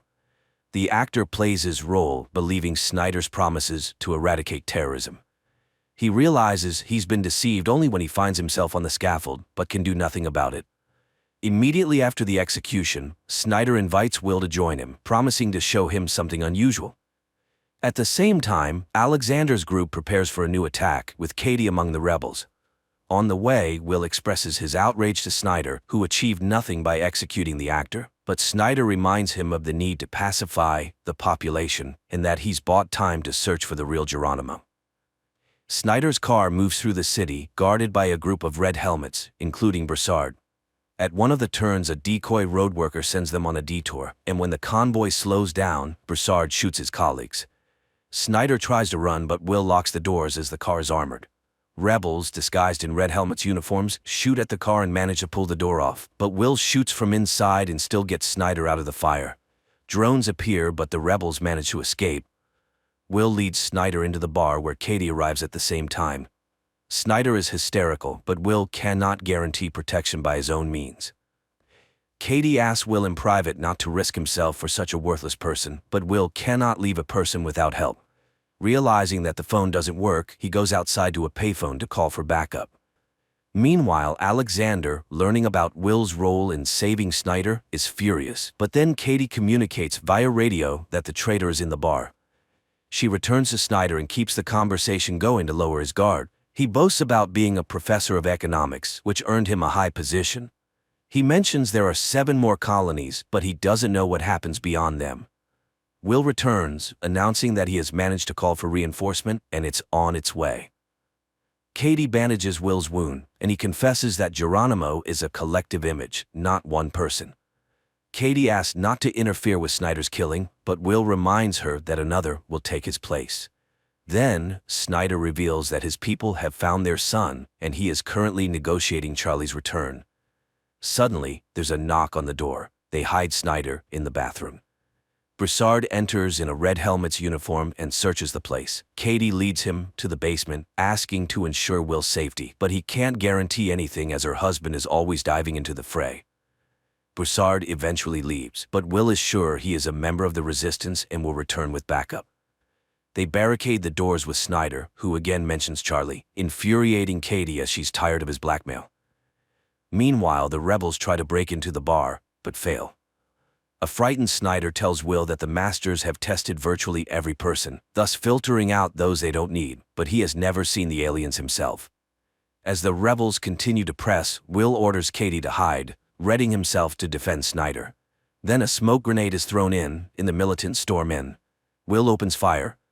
When one of the rebels finds Will, Katie shoots him, but Broussard aims at her, and her husband forces her to drop the weapon. The rebel herds them into the basement and leaves. However, Will finds a machine gun and chases after him, but by the time he gets upstairs, everyone is gone. Then, the real red helmets arrive and pull Snyder from the closet where Will had hidden him. In the evening, Will tries to reassure Katie, explaining that Snyder's tribunal was just a farce. There is no people's hero, and those who attacked them have no relation to Geronimo. Meanwhile, Alexander concludes that Katie is a double agent, simply leading them on. Meanwhile, Maddie starts a relationship with Charlotte's husband, Nolan, who is the leader of the New Age Preacher Church. At the same time, Will identifies Broussard by photo, having seen him among the attackers, and receives an order to find and arrest him. The Red Helmets head to his address, but when they begin to storm the house, it explodes. Will questions Broussard's squadmates, and one mentions a distinctive feature, a tattoo on the chest, which Will recognizes as a Special Forces sign. Broussard infiltrates a restricted area, where he steals the corpse of a dark-skinned man of similar age and build. Along with Alexander, they place it in a car and burn it. Throughout, the leader convinces Broussard of Katie's betrayal. Later, the police find a burnt car with a charred body inside, matching the description of the bar attacker, but Will once again doubts everything. Katie tries to contact the underground, but can't manage to do so. Finally, she finds an encrypted message with the name of a meeting place, where a car with Broussard at the wheel awaits her. Meanwhile, Will's assistant Jennifer finds in the database 14 people with Broussard's face, and he realizes that Broussard is not just a military man, but a former FBI agent. Broussard takes Kate out of the city and asks her difficult questions, as she shot one of her own, but Katie reminds him that she laid out one main condition from the start: her family must be untouchable. She joined the fight and served the cause faithfully. He doubts her loyalty. She leaves, unwilling to continue the conversation. Broussard goes to one of the resistance members, Rachel, and tells her about Alexander's order to eliminate Katie and how he couldn't go through with it. Will arrives at Snyder's in the Green Zone and reports that Broussard is called something entirely different, and he's very skilled in his field, but he'll definitely find him. In response, Snyder gives him an envelope containing a recent photo of Charlie. Will brings it to Katie, and through tears she asks her husband to rid themselves of Snyder's control. He promises to do so when he is ready. Meanwhile, Charlotte learns about Maddie and Nolan's relationship and threatens to fire her. Nolan decides to remind his wife of her place and offers Maddie to become his assistant. The police receive new information, with which Will goes home. He shows his wife a photo of Broussard and tells her that his fingerprints were found in their bar. This means he was there before. Katie says she doesn't know him, but Will shows her photos of his victims, and she recalls that he indeed visited them and said he lived in his mother's house and was fixing it. Jennifer immediately finds Broussard's mother's house through receipts from construction stores. Rachel comes to Katie, confessing that Broussard indeed killed many, but it's part of the resistance. Katie reminds her that she almost became one of his victims, but Rachel reminds her that Broussard didn't carry out that order. Then Katie calls Broussard and warns him that Will has figured him out. The Red Helmets go to Broussard's mother's house, but it's empty. The abandoned tools make it clear he received a warning. Will calls out to a neighbor who turns out to be Alexander, and he says he hasn't seen his neighbor. Will leaves but then stops. On Broussard's table lies the same book as in his wife's bar. Will's partner ends up at a factory where people often get sick and die. It turns out the factories are built on the moon. Will shows his children a photo of Charlie and admits he only started working for the government to get him back. That morning, the governor of the Los Angeles block arrives at Snyder's to inform him that the chief minister of the Pacific region is coming for an inspection. He assures everything is going well, but the woman is very doubtful. Katie goes to Rachel and learns that her underage sons are also in the resistance. She is stunned by the woman's courage, but still announces her departure from the group, fearing for her family. Rachel promises her support. Alexander calls Will and declares that his wife is the mole leaking information to the rebels. He sets up a meeting place. Will goes there. He immediately recognizes Broussard's neighbor, who confesses that he is the head of the cell and is willing to betray everyone for the right to leave the block. Meanwhile, Broussard meets with the leader of the youth cell of the rebels, from whom he receives information about the arrival of an important person. Will returns to Beau and tells him everything. Later he goes to Snyder and conveys Alexander's conditions. Snyder demands a personal meeting. In the evening, Katie returns to the topic of Charlie. If Snyder knows where he is, why can't he bring him back? But the conversation shifts to the meeting with Alexander. He reveals he is ready to betray the entire cell, and Katie immediately leaves for the bar, signaling Broussard along the way. Bram and his teacher observe the moon and notice changes in its surface. It seems that's where the alien mines and warehouses are located. That evening, Broussard comes to the bar, where Katie tells him about the leader's betrayal. He immediately goes to Alexander and starts asking questions, but Alexander demands he stop all communication with Katie and prepares for a new operation. The next day, Will takes Snyder to the meeting place with Alexander, who confesses he just wants to survive. He needs a universal pass to travel between blocks. In exchange, he gives a list of the group led by Broussard and admits they are planning an operation to eliminate the minister. He will set up a meeting for Broussard where the police will arrest him. Afterward, Will take him beyond the wall and give him the pass. Later, Broussard arrives at the designated place in the market. Rachel and Katie are also there, and upon spotting the red helmets, Katie immediately warns Broussard. A rebel throws firecrackers, causing panic, and people scatter as the military opens fire. Rachel dies, and Broussard escapes. Will goes to Alexander's house, which is under police guard, and announces the cancellation of the deal with Snyder. He is ready to let him run, but Snyder starts talking about Katie signing his death warrant. Will shoots the traitor and blames it all on Broussard. At night, people see Rachel's hanged family, and Katie promises Broussard her support. Will lets his wife know he's aware of her participation in the resistance. The following night, a spontaneous uprising occurs during which several red helmets die. Beau asserts that people's patience has run out. Will informs Snyder that he has information about a new rebel cell located beyond the wall. Apparently, there exists an unknown passage to the authorities. He asks for permission to let them go beyond the wall and check. Snyder agrees but assigns them a guard. Meanwhile, Broussard and Katie go to the leader of the youth cell, who proposed a joint attack on the minister. Everything is to happen in the subway, now used only by the masters. Will and Beau, having gone beyond the wall, climb a skyscraper and survey the entire city. They then simulate an attack on themselves. While their guard tries to figure out what happened, their commander finds a map supposedly lost by the attackers.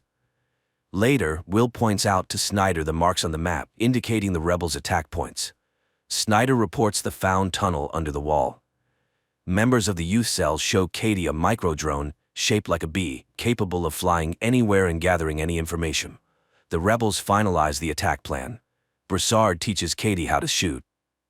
At that time, red helmets led by Snyder come to Nolan's house, accusing Charlotte of hiding valuable paintings from the masters and arresting her. That evening, Katie finds a book about the benefit of the arrival, given to her daughter by Lindsay. She immediately calls Will and tells him about how the new church is indoctrinating children.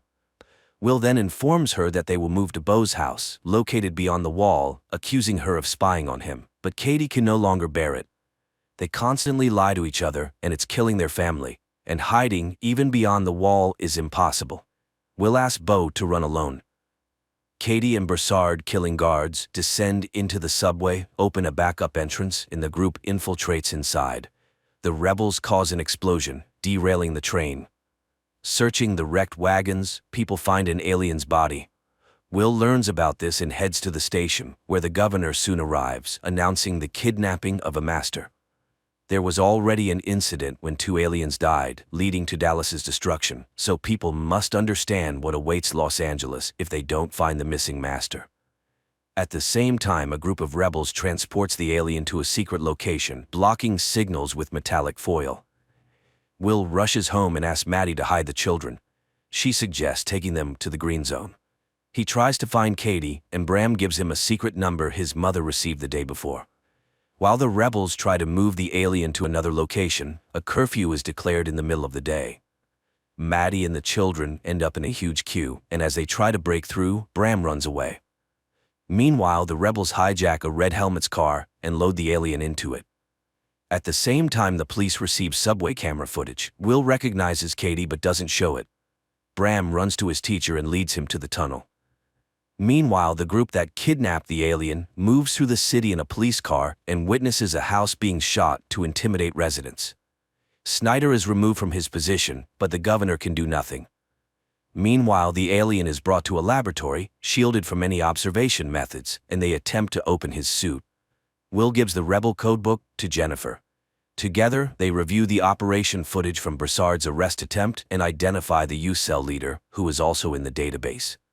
The rebels figure out how to activate the communicator on the alien's wrist when Will knocks on the door. He asks to hand over the kidnapped and run, or he won't be able to save them, but Katie refuses to open the door, instead breaking the isolation, forcing the rebels to flee through a secret passage. At that moment, drones converge on the house. Katie opens the door, and Will calls the police. The alien is taken away. Snyder thanks him and gives him a universal pass beyond the wall. Simultaneously, Bram and the teacher descend into the tunnel and are caught by the police. Snyder is taken away by the patrol. Will goes beyond the wall to find his son, and Katie returns to an empty house. This concludes the first season.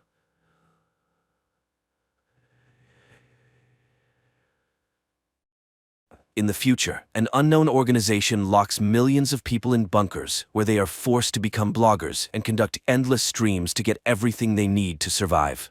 Why us, who worry before all this? A young man wakes up in the middle of a gloomy room, not understanding where he is and how he got there. At first, he examines the walls, hoping to find a way out, but there is none. Then the guy notices a turned-on monitor on which one word is written: share. He tries to enter different concepts related to the word exit, but the computer deems them incorrect and again offers to share. The guy confirms this command and the broadcast immediately turns on. The guy tries to ask questions, as he can't stay here long. He has a dog at home that needs to be fed and walked, and besides, he wants to drink, but there's no water. He tries to ask this question to the computer, and then an option buy appears, but the prisoner has no money and doesn't understand how he can buy water. Soon the guy realizes that real people are watching his broadcasts, but so far, he does not quite understand what he can show the viewers, so he starts to grimace, but falls and groans in pain, asking for help. The number of views sharply increases, and viewers start sending donations of unknown currency with which any purchase can be made, but so far, he only has enough for a bowl of dog food, which appears in an opening niche on the wall.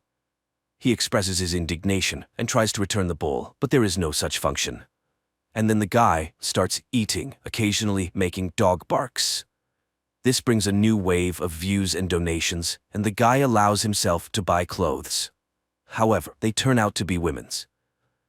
At night, he cries in despair and misunderstanding of the situation, but pulling himself together, he starts a new broadcast, during which he dances, tumbles, and entertains the viewers in every way possible. Soon, he acquires a t-shirt and an inflatable mattress. After some time, he already has a full wardrobe and shaving tools. Days go by, and the man allows himself a good meal and even alcohol, after which he tries to smash the monitor, but all he achieves is that the broadcasts stop.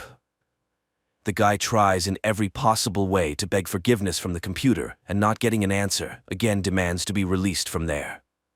And then he just cries, begging for one more chance, and when the degree of despair reaches its limit, the guy lies down on the floor to wait for the end. The monitor turns on. On the screen appears the same room in which a man is. He greets the guy and explains that there are glitches in the system, but in general, upon reaching a certain level, he gained access to the common network. And now he can communicate with others like him, bloggers. The man believes that they all work for the unknown kidnappers who locked them in the bunker.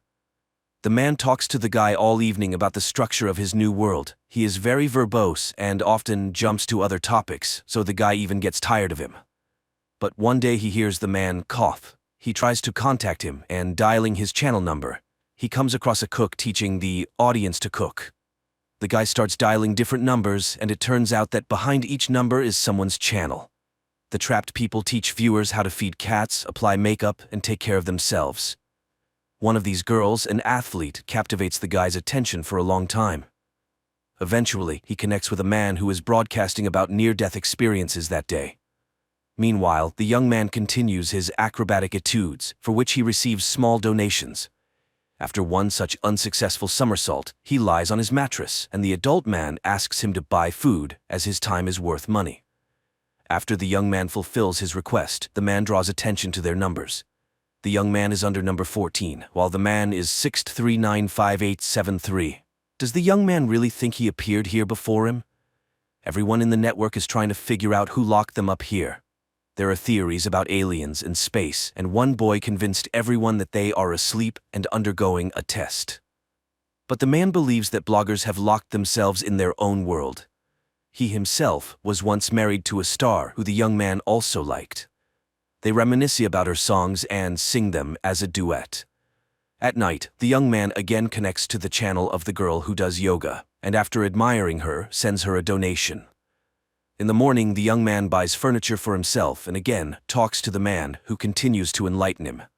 You can't stay at one level here, because then the viewers will stop loving you and won't pay. So, you need to grow and spread your content. The young man begins to try himself in new genres. He tests stand-up comedy, physical exercises, cooking, singing, and magic tricks.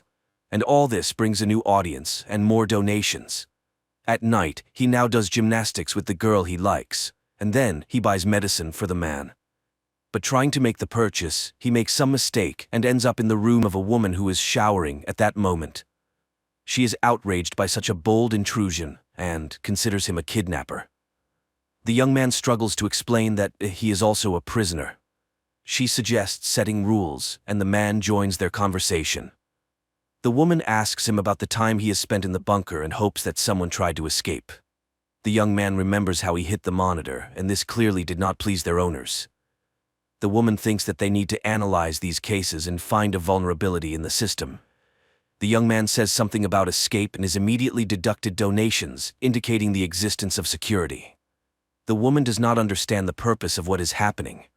If they wanted to punish them, they would just lock them somewhere and leave them to die without food and water. But they are fed and even provided with comfort. Apparently, the key question is, why them? Who were they before all this?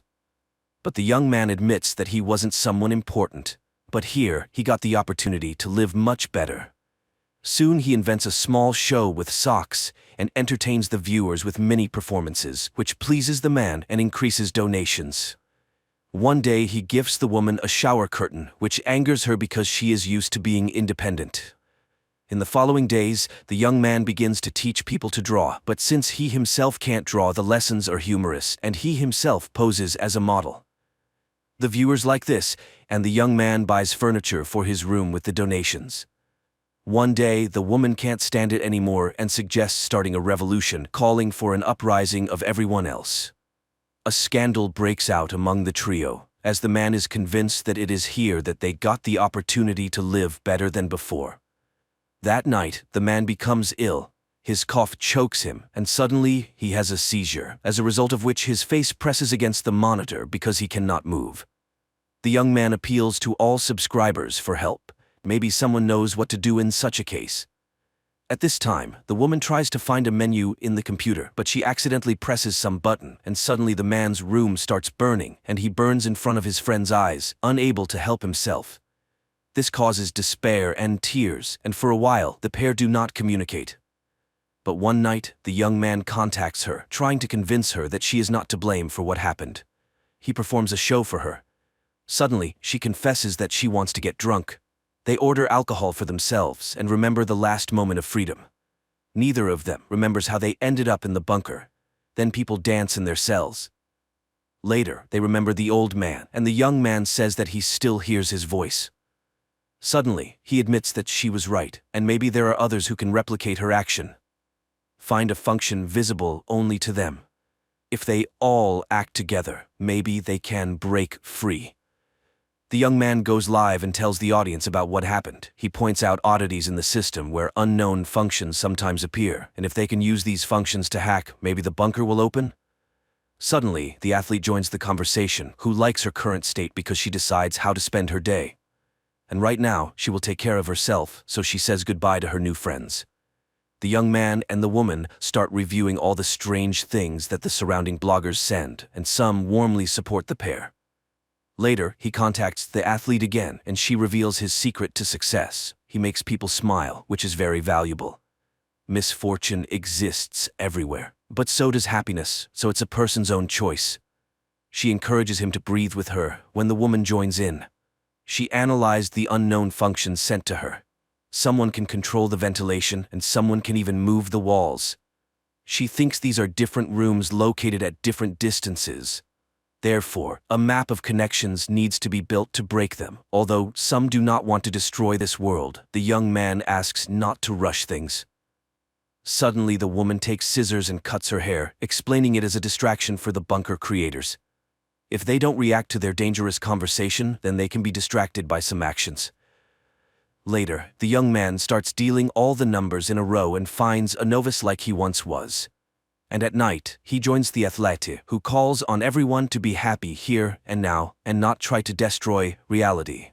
A dispute starts between the women, where the athlete accuses the woman of violence against others, and she expresses the thought that the athlete is their kidnapper. The young man fears that if nothing works out, he will be left without an audience, and what will he do then? But later, he still goes live and asks to show how many people are with him now. The number of votes rises to several million, causing his delight. The athlete is outraged. The young man surpassed her in channel reputation and demands to stop all this. A real conflict starts between the women. The athlete demands that others stop influencing the system while the woman asks to increase their efforts. And suddenly, the woman's room ignites and a downpour falls on her rival's room. The young man watches as both of his friends perish and can do nothing. He cries when a door opens behind him to a bright sunny day. Not believing his eyes, he approaches the threshold, but then his monitor comes to life, and the young man begins to doubt. He returns to the screen and shouts into it that they managed to do it. There is nothing that cannot be done together. But while he rejoices, the door closes. Thinking, he starts playing his role again, while the number of votes and donations on his monitor rapidly increases. Through the characters, one can observe the stages of a person's immersion in online existence when a gadget becomes a mediator between the personality and others. It can be said that this is a story of life, with many good intentions and talents, but trivially spent on the pursuit of likes.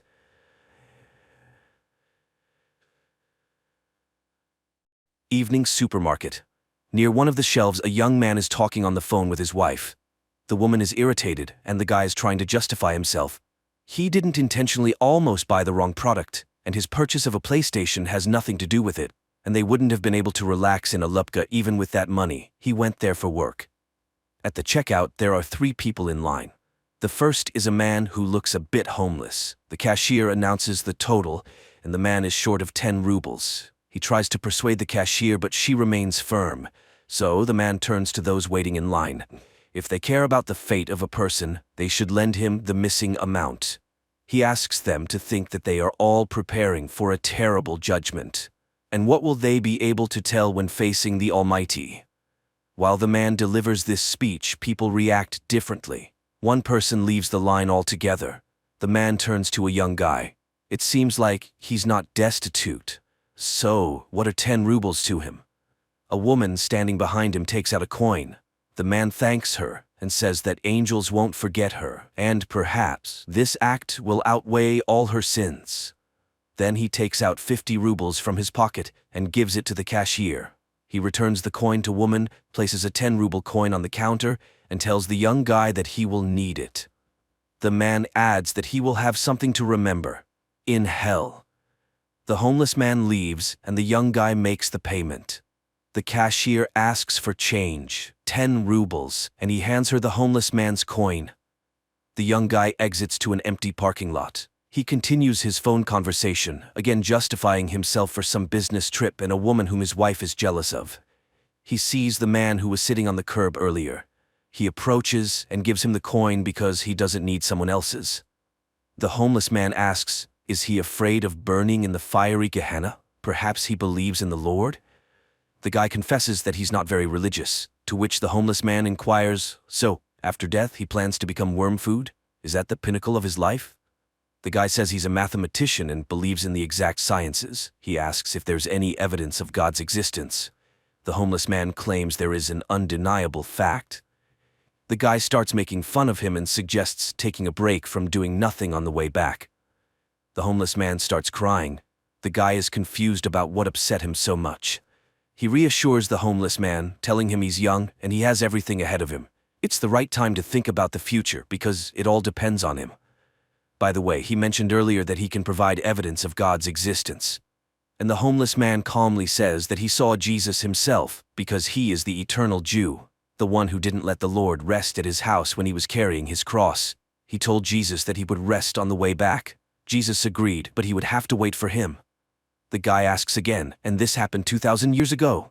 The homeless man understands that it does indeed sound strange. He was amazed at first too, but then he got used to it. So, for him, the existence of Jesus Christ is a fact. However, he can't prove it in any way. He didn't keep a piece of clothing that Jesus wore, and how could he prove that it wasn't a piece of his own underwear? He doesn't have the cup from which Christ drank or the stone from under his cross. The guy concedes that the Jew saw Jesus. What was he like? The homeless man says he was just like everyone else, only tormented. He also doesn't remember his face. The guy remembers all the faces he's seen in his life. The guy is puzzled and asks again to tell him what happened. The Jew says that Jesus was being led past his house under guard. He stopped to rest, and the Jew forbade him to lean on his house. After all, he called himself the Son of God. It was outrageous, so he told him that he would rest on the way back, and God ordered him to wait for him. He couldn't know who he really was, and no one could. The guy asks if the Jew is ashamed that he didn't let Jesus rest. The homeless man asks, maybe that was God's plan? The guy asks if he tried to make amends for it. Maybe become a clergyman, for example. The conversation partner admits that he tried that many times, but no one descended from the heavens, and no indulgence was granted.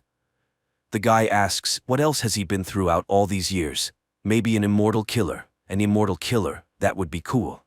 The Jew objects. Being immortal is cool in movies, but in real life, you need to find food, seek warmth, and wait, like waiting in line. He has already studied all the ads on the walls, all the holes in the couch, but people keep coming and going. It's no longer interesting to him who stood where in the hierarchy, whose place was more comfortable, who jumped the queue. The guy inquires, what is he waiting for? The second coming, or the end of the world? The homeless man nods, maybe both. No one knows when the end will come.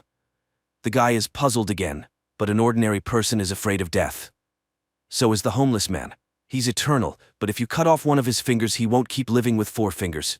He's broken his bones many times. But what if a tank shoots him in the head?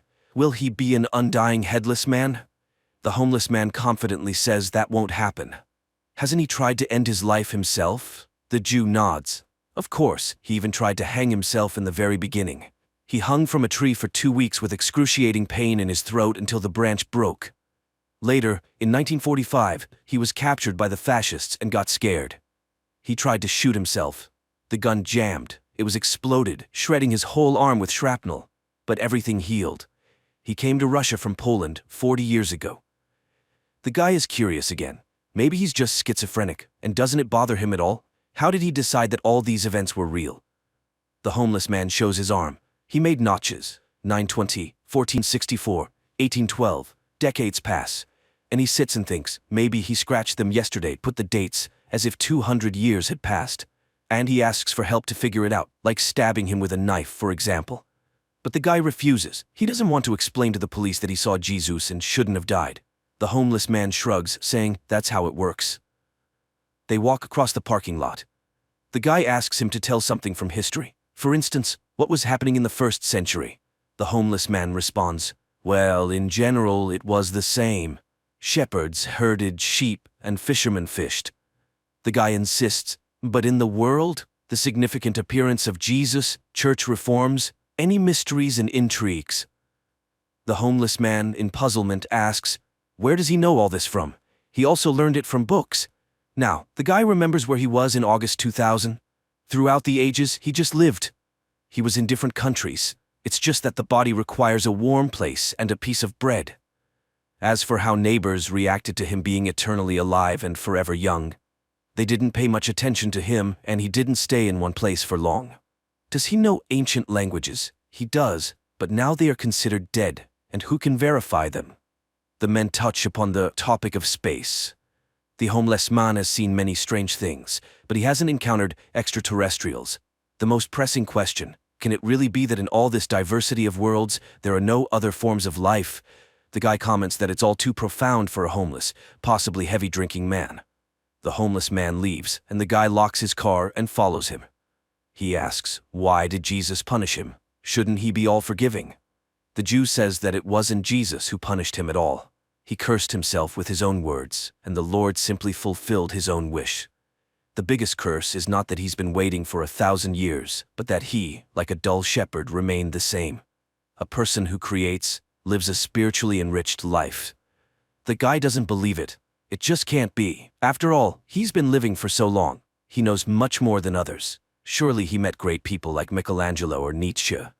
To this, the homeless man retorts, how can you understand what they'll say about this specific person after death, that he was a genius? The guy asks how people lived, what they thought and what they believed in 1,000 years ago.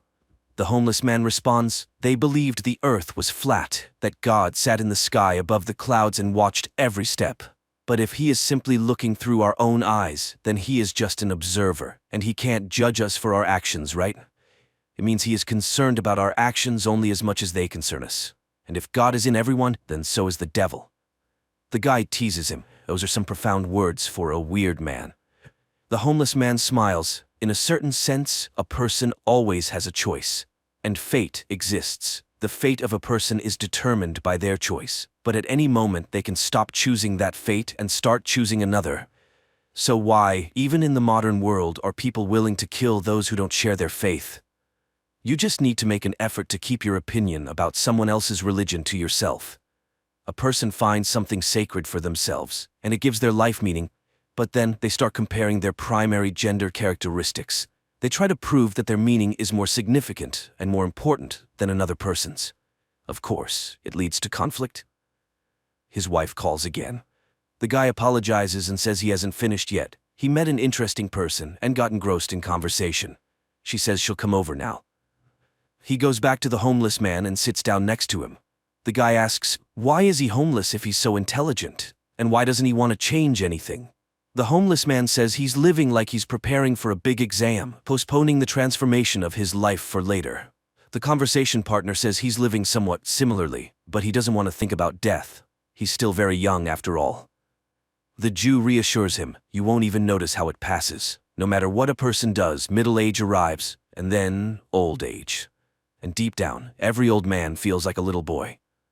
The guy says he doesn't want to think about old age and death. Probably that's why people invented religion, to make it seem like there's something after death. Then he smiles and says that he's been clearly fooled. His conversation partner hasn't lived for 2,000 years. He doesn't seem crazy, but maybe he has a special organism. Cells divide more frequently, the body constantly regenerates, unique genetics perhaps. Probably they can make medicine from his blood. It can't be that he hasn't done anything remarkable throughout his life. He was in Poland during World War II. Did he hide Jews? The Jew laughs. He is a Jew himself. It was a Polish family that hid him, and then they were discovered and taken as prisoners. That's when he tried to shoot himself. The guy laments, well, yes, times were tough. The homeless man disagrees. Times are always the same.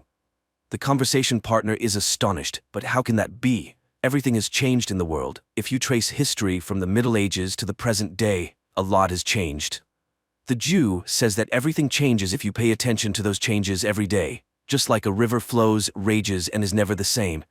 However, the way that river flowed 100 years ago is the same way it flows today, in the same channel. The guy becomes more animated and asks the homeless man what he thinks about the paradox of faith. Can God create a stone that he can't lift? The homeless man explains, it's a paradox of the mind. If he's a scientific atheist, he'd agree that all information about the surrounding world enters the mind through the senses. The idea of God is in his mind, so the problem is in his mind. God in your mind can't create a stone in your mind that he's about to lift in your own mind. The guy is puzzled, but if he can't lift it, then he's not all-powerful. The homeless man advises him not to overcomplicate things in his mind. The conversation partner sighs. He would like to get some answers. The homeless man says he would like to get some answers too. For example, he wants to know what our purpose is, or what happens after death, or what one needs to accomplish in life. Then he asks the guy what he personally would do if he lived for 1,000 years. Seeing the guy pondering, he concludes, he would simply live and nothing else. On the first day, he'd jump for joy. And then? The guy is puzzled. How can one realize oneself as an immortal person then? After all, if humans are God's creations, why did he create them? There must be some meaning to it, right? The homeless man agrees. There must be, but he doesn't know it. And he doesn't know a single person who has realized themselves. Even those who entered history feel like something is missing. Take Hitler, for example. Even if one imagines that he genuinely believed in the ideas he propagated and wanted to change the course of history, did he realize himself? No. He spent his entire life becoming and embodying the caricature of a villain with a mustache. Did he realize the spark inside him, the one that made people stand up and follow him?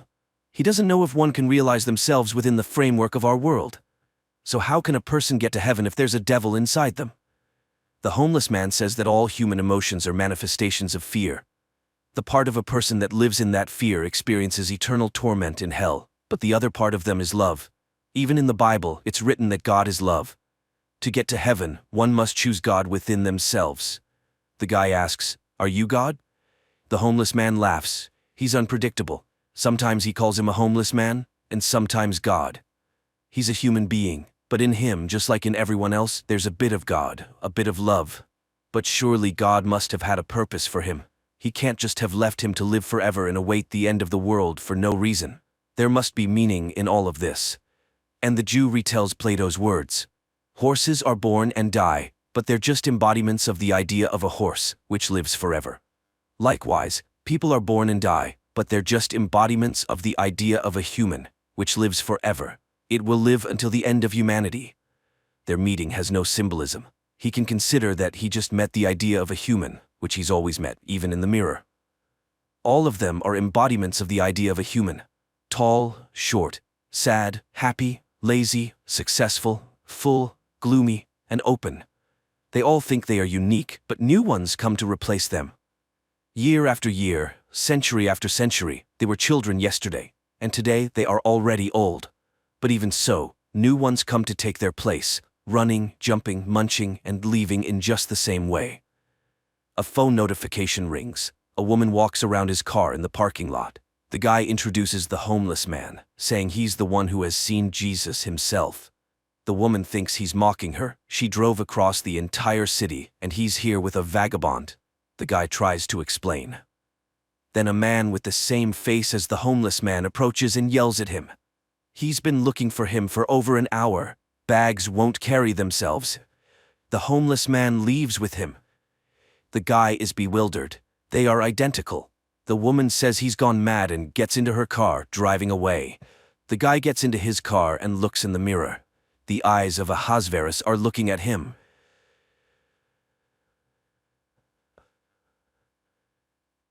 A young man returns home and discovers on the carpet in the living room his own body. Next to it lies an envelope with the inscription, "Look at me."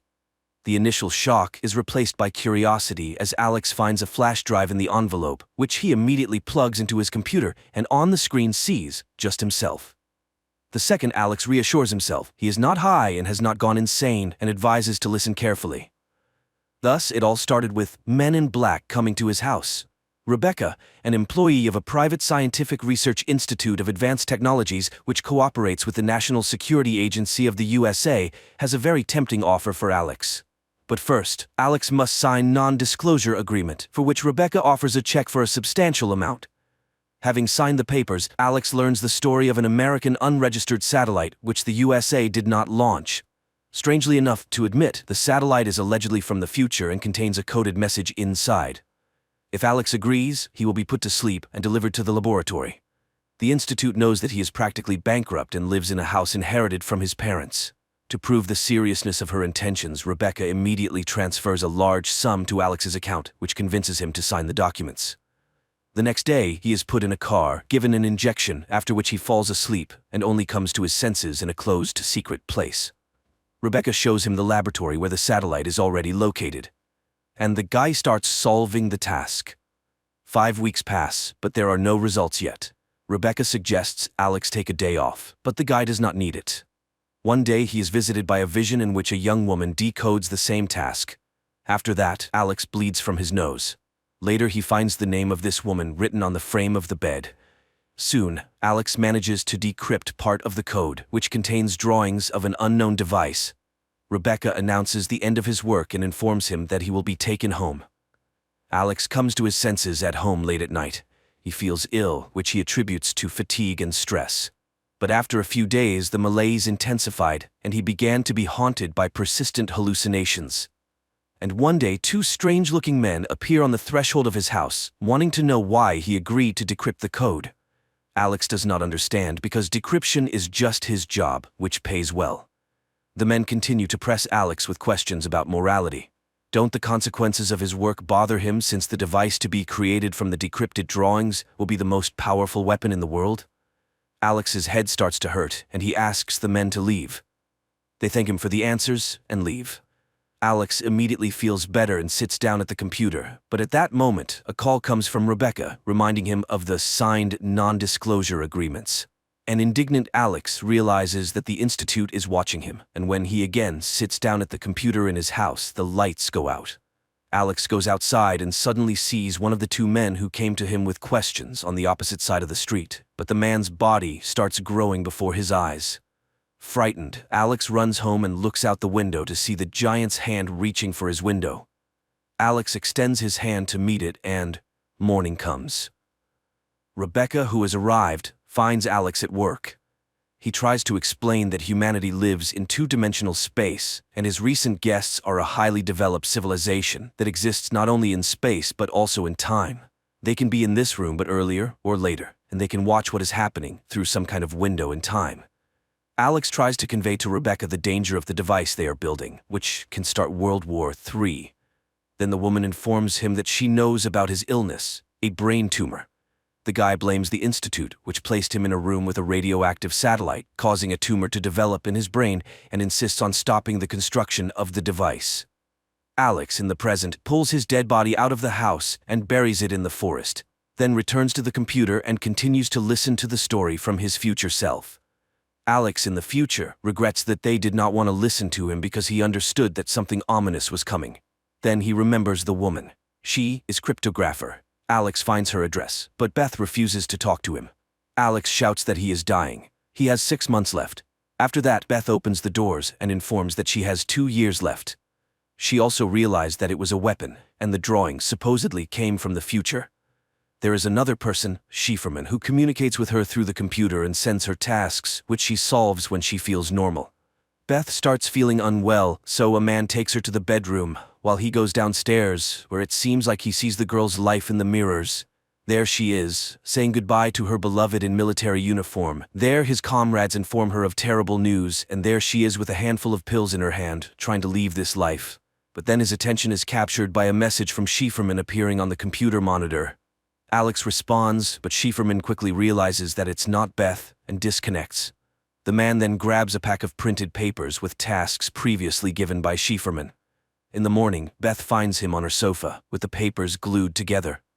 The guy points out to her that all this are pieces of a puzzle which, when assembled, can give an answer. Schieferman clearly doesn't work at the institute. Alex asks Beth to help stop the creation of a death machine. The girl reports that she fell ill specifically after working with the satellite. She started having hallucinations and began thinking about a message from the future. What if it's possible to contact the sender? She began to hear the voices of the dead and one day heard her own voice. She also saw aliens, though she doesn't believe in them, and asks Alex to leave. Alex goes home, where people in black are waiting for him. Rebecca orders him not to meet with Beth anymore and urges him to use the remaining time wisely. Angered, the guy sends the guests to hell and upon entering the house discovers that all his papers with conclusions have disappeared. Meanwhile, Beth sees a bright light at her house, which makes her feel sick. The woman screams in fear and tries to hide. Alex tries to drown his thoughts in alcohol when a message from Schefferman arrives on his computer. The guy is sure that Rebecca is hiding behind this nickname, but the interlocutor denies it. At that moment, the doorbell rings. Beth is on the threshold. It turns out that Schefferman directed Beth here and sent her the blueprints of a device capable of destroying the technology from the future. The couple begins developing a virus capable of destroying the machine being created from the blueprints they decrypted through the computer. But the next morning, Rebecca bursts into Alex's house. Representatives of the Institute know about their work and are already on their way there. She gives the name of the Institute's founder and orders to go to him as soon as possible. She is Schefferman and hope to destroy the device with their help. Then cars approach Alex's house. The couple escapes through the back exit. Rebecca is caught, given an injection, and thrown into a car. Meanwhile, all the gas burners in the kitchen are opened. In the evening, Alex and Beth arrive at scientist Miles, who immediately recognizes both of them, as he has always followed their work. The thing is, this satellite was not the only one. There was another, which orbited Earth for about 400 years. Apparently, unknown beings from the future were waiting for Earthlings to grow up, fly into space, and be able to decrypt their message. The ancient satellite also contained blueprints of a machine whose purpose was to limit the evolution of humanity within the third dimension. But when Miles announced his discovery, he was laughed at. He also developed a tumor, luckily not fatal. He is sure that aliens are capable of existing in several dimensions. They do not perceive time in a linear form as humans do. And the second device, which is now being created at the Institute, will likely provide them access to the human dimension. So far, they are like watching a videotape where humans are movie characters. With the help of the first device, they can watch this movie but cannot change what is happening. But the second will allow changing the existing reality. Miles is just beginning to understand the essence of this process, but cannot explain everything completely. After all, even the appearance of the aliens is formed by the human brain itself. And by the way, he has been in contact with a huge alien visible only to him, living in his garden for more than 30 years. Miles constantly looks at it, causing his brain to adapt and begin to see the true appearance of the humanoid. But his guests see no one.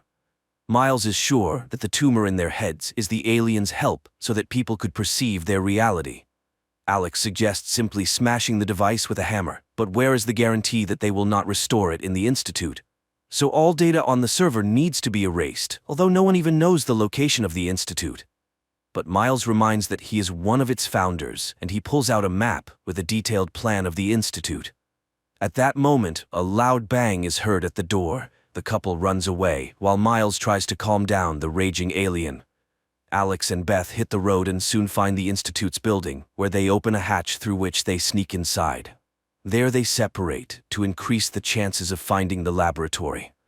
Alex witnesses the strange behavior of a guard who constantly returns backward and realizes that time inside the Institute is looped. Beth also falls into this loop. Realizing the futility of her attempts to go further, the girl activates the bomb. But because of the time loop, she is unable to leave the dangerous place. Alex goes into a dark room and tries to carry the bomb further when he is overtaken by an alien and literally disintegrates the man into small particles. A minute later, Alex finds himself tied to a table. Opposite him sits a humanoid. Alex thinks he has died, but the alien denies his belief. They are simply curious about the human appearance and their experience of time. Linear time for aliens is incomprehensible and tedious, a labor-intensive cycle of empty beliefs. Humans are like in a trap, forced to constantly go through the same thing. Aliens, on the other hand, exist outside of time and space. They are in every moment. Therefore, causal connection and sequence of actions for them is a mystery. What will happen if a human no longer has to wait for something? Alex realizes humans will become similar to the appearance of aliens, but the familiar personality, the ego, dies in the moment. The alien is surprised. Death is natural, but man hides and distances himself from it. Time determines everything for a human. It is both a giver and a thief. A human sees the world as he imagined it, and what will happen when the source of projection disappears. Even with the eternity of self-analysis, man will not understand the difference between reality and illusion. With each newly born, a new reality comes. Therefore, a person always stands before choice. Alex feels very bad, and then the alien offers to return to the moment before the guy got sick, with the information he now has. Alex decides that he would not have gone to work at the institute and would have stopped all this. The alien is surprised. Why would he change his behavior if he's not able to change the situation? And then Alex admits, people do not choose what will happen. The humanoid insists, will his return to the past make a difference? Can something change? And immediately, the guy finds himself in his home, in front of the computer. He records this flash drive, realizing that nothing can be changed. The world may disappear tomorrow, but this is not news. Everything has already happened. Everything ended before it began. He puts the flash drive in an envelope and falls to the floor. The last words on the flash drive are about Alex in the past, warning Beth, and he drives to the girl's house, while Alex from the future, in his last words, asks to forget about everything and live on. Quite an interesting movie that makes you think, what if the concept of time really does not exist, and we live only here and now in one single moment? Who made us believe that there is a past and a future? And is it true that a person does foolish things, not thinking about how his thoughts and actions change his own future? Friends, write your opinion in the comments.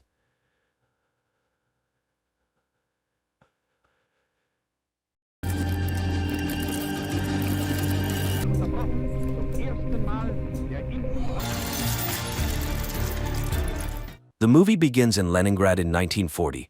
A young woman named Anya works as a seamstress in a factory where a young machinist, Vasily, who is very serious, notices her and even asks her to introduce him to her only relative, her brother Peter. However, Anya asks for a little more time, and the young man agrees to wait until the next day. But as the girl leaves for her lunch break, he quietly follows her, admiring her. Anya walks down the street, looking at a dirigible hovering above, from which German journalists are filming the city below. At this moment, a tram driven by Peter pulls up to an intersection. Suddenly, Anya realizes that a fast-moving truck is about to crash into the tram, and her brother will likely perish. Frozen in fear, she suddenly emits light waves that lift the truck into the air and throw it away from the intersection. The tram's windows shatter, injuring people, but a major accident is averted. This entire incident is captured on film by the journalists in the dirigible. As the shocked people try to recover, Peter jumps out of the tram, grabs Anya, and quickly takes her away. The girl regains consciousness in their shared room. Peter packs their belongings, urging his sister to flee Leningrad, although she is reluctant since they have already had to move several times due to her supernatural abilities manifesting at the most inappropriate times and attracting the attention of the authorities. Peter asks her to control her powers, but Anya is unable to master them as they are beyond her control. At that moment, representatives of the People's Commissariat for Internal Affairs burst into the room and arrest the siblings. An investigator named Ivan arrives at the scene. He interviews the victims, and one of the women recalls the strange girl standing at the crossroad. Back at the office, Ivan begins interrogating Anya, but she cannot provide any concrete information. She insists it was just an unfortunate accident, and then Ivan shows her photos from their previous residences where strange incidents and destruction occurred, prompting the siblings to move hastily. The investigator is willing to believe she is not a criminal, especially since he has also witnessed something very strange in his life. However, Ivan is unable to elaborate as his superior, Petrov, who turns out to be his father-in-law, takes Anya and leads her to the secret facilities managed by Professor Ilinsky. The scientist welcomes the girl, explaining that she is special and now they will study her abilities. However, Anya refuses to cooperate until she sees her brother, and Ilinsky promises to arrange a meeting for them. Meanwhile, Ivan cannot calm down, although Petrov, who is also his father-in-law, demands he forget the incident and focus on other matters. He had already barely managed to suppress his absurd report about an incident in Madrid.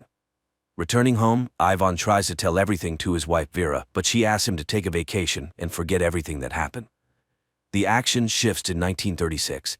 A group of Soviet soldiers, including Ivan, engages in battle with Spanish fascists in Madrid. Suddenly, a man in a strict coat and hat, wearing a strange mask, appears before them. Looking at the soldiers, he utters something incomprehensible, after which Ivan's comrades start shooting themselves one by one. Only Ivan finds the strength to shoot at the man in the mask. The man quickly disappears, leaving Ivan amidst his fallen comrades. The year is 1940. A man in a mask named Neumann and his assistant Katerina arrive in Munich, where the woman meets a Jewish boy named Baruch on the street, who plays chess brilliantly. She offers him a ride with them, noting he can always leave if he does not like their school. An orphan agrees and gets into the car, where Neumann utters several hissing words, causing Baruch to fall asleep instantly. Neumann agrees that the boy is brilliant, but by no means possesses superpowers. However, Katerina is determined to help the boy. Meanwhile in Moscow, Professor Ilyinsky leads Anya to the laboratory where she will be studied, and fulfilling his promise, brings her to a cell to see her brother. Peter again asks her not to show her abilities, and she promises to write to him. Baruch is brought to an ancient castle owned by Neumann. The boy is laid in a hammock in a hall inhabited by many other teenagers, but when the adults leave, he wakes up and is frightened by the dark silhouettes surrounding him. Back in Moscow, Professor Ilyinsky leads Anya to a separate room, more like a cell, and locks her in there. He then reports to Petrov that he has never seen anything like it. The girl is a scientific discovery, a unique case, to which the chief objects. She is a new weapon. Later, Anya is subjected to various tests, but she shows nothing special. Ivan cannot forget the incident, studying everything related to the strange explosion. The video footage of the accident also reaches Neumann, and he decides to fly to the USSR. There, the man is taken to meet with Professor Ilyinsky. Neumann introduces himself as a worker from the Ahnenerbe organization and immediately determines that the professor is terminally ill. He offers to ease his pain if the professor allows him to speak with Anya. Ilyinsky does not believe in his abilities, but Neumann utters something, and glowing waves emanate from him, enveloping the professor, causing him to lose consciousness. Taking advantage of this, Neumann searches his desk and takes some papers. Soon, Ilyinsky regains consciousness, but strangely feels no pain. He agrees to arrange a meeting with Anya and leads the German to the laboratory. Neumann approaches the girl and secretly shows her an execution order for her brother. Then waves of unprecedented force begin to emanate from the girl, literally blowing up the entire laboratory. Neumann grabs her and escapes. Ivan sees from the window a man in a hat whom he immediately recognizes and runs to the laboratory where explosions are heard, but Neumann and the girl are nowhere to be found. The narrative shifts to 1924. In a remote Karelian village, a woman lives with two children, Peter and Anya. One day they go with the village boys into the forest. Suddenly a pack of wolves leaps out at the children. The children freeze in fear, but waves emanate from Anya, scattering the beasts. When the men arrive at the clearing, they find the girl dead. 1940. Petrov enters the devastated laboratory, where people connected by tubes into a single organism and marked with the letter M lie in chairs. At first glance, this structure was not damaged by the explosion, as the injured Ilyinsky lying nearby confirms. The professor reports that Anya caused all this and refuses to continue the experiments. Then, Petrov shoots him. Afterward, he goes to Ilyinsky's colleague, who everyone simply calls Professor Lyubov. Petrov asks her to activate the M Squad. Learning about the professor's death, the woman refuses to help Petrov, but he reminds her of her family, and Lyubov reluctantly agrees. On the train, a customs officer searches Neumann's compartment and finds an iron sarcophagus with Anya inside. Unsure of what to do, he goes for help. Meanwhile, Anya envisions her own funeral following the incident with the wolves. Frightened, she comes to, and Neumann informs her that he is saving her. Anya tries to run, but the customs officers, who decided to detain the strange German, stop her. However, he utters something, and the military personnel bring their pistols to their own heads. Neumann and Anya leave. At the same time in Moscow, Petrov reports to his colleagues that a member of the Ahnenerbe, which translates to ancestral heritage, Neumann has stolen a valuable exhibit from the USSR, the girl Anya. A squad has already been formed to pursue the German and will depart in a matter of days. Learning of this, Ivan requests to be included, but Petrov, feeling sorry for his daughter, refuses to do so. Neumann leads Anya to a spot where Katerina's car is waiting, and she drives the pair to the castle. It is apparent that the woman does not like Neumann's new toy, but he immediately says that Anya is just like him. At the castle, they are greeted by children whom Neumann calls his army. Anya is escorted to her room, and Newman finds a guest in his office, Admiral Canaris, who is very interested in the scientist's research. But today he has come to express his displeasure with Neumann's sabotage in the USSR, as it could start a war. Newman reassures him and invites him to a formal dinner.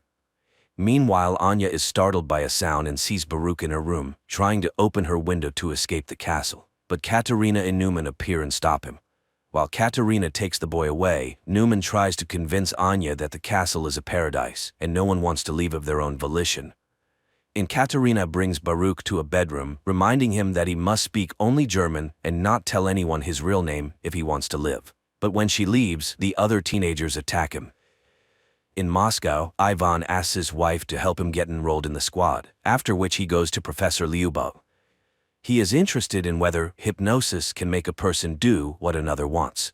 The professor asks him not to travel to Germany, but he is determined to find the man in the mask. In the castle, Anya finds Baruch hanging. The boy tries to explain that the others hate him and beat him, therefore he wants to run away. But Anya admits that it was the same for her until she became strong, and he can too. Later they find Neumann in the park, who promises Anya he will teach her to control her power. He explains that he inherited the castle from the person who adopted him, and now it serves as a refuge. He has set up Anya's room according to her taste and hopes she will like it here. Grateful, Anya sits down at the sewing machine, unexpectedly remembering how the villagers burned their house, calling her a witch. Then her brother saved her, though their mother died in the fire. Back in Moscow, Petrov enrolls Ivan in the squad and asks the commander to ensure that he does not return. Leningrad, 1937. Returning from Madrid, Ivan writes in his report everything he witnessed, but Petrov does not believe him, noting that if the soldiers shot themselves, they could be declared deserters. Tired of trying to convince the young man, Petrov takes him to Professor Lyubov. 1940. A special forces unit travels to Germany in a grain car. Ivan warns his comrades about Neumann's peculiarities, but it seems they don't quite believe him. At the castle, the children undergo daily training, while Anya enjoys the long-forgotten peace. In the morning, Katerina brings her a box with a new dress sent by Neumann for her to wear at his birthday party. The girl goes out to the hall where the children are preparing decorations for the evening, and then they head to training.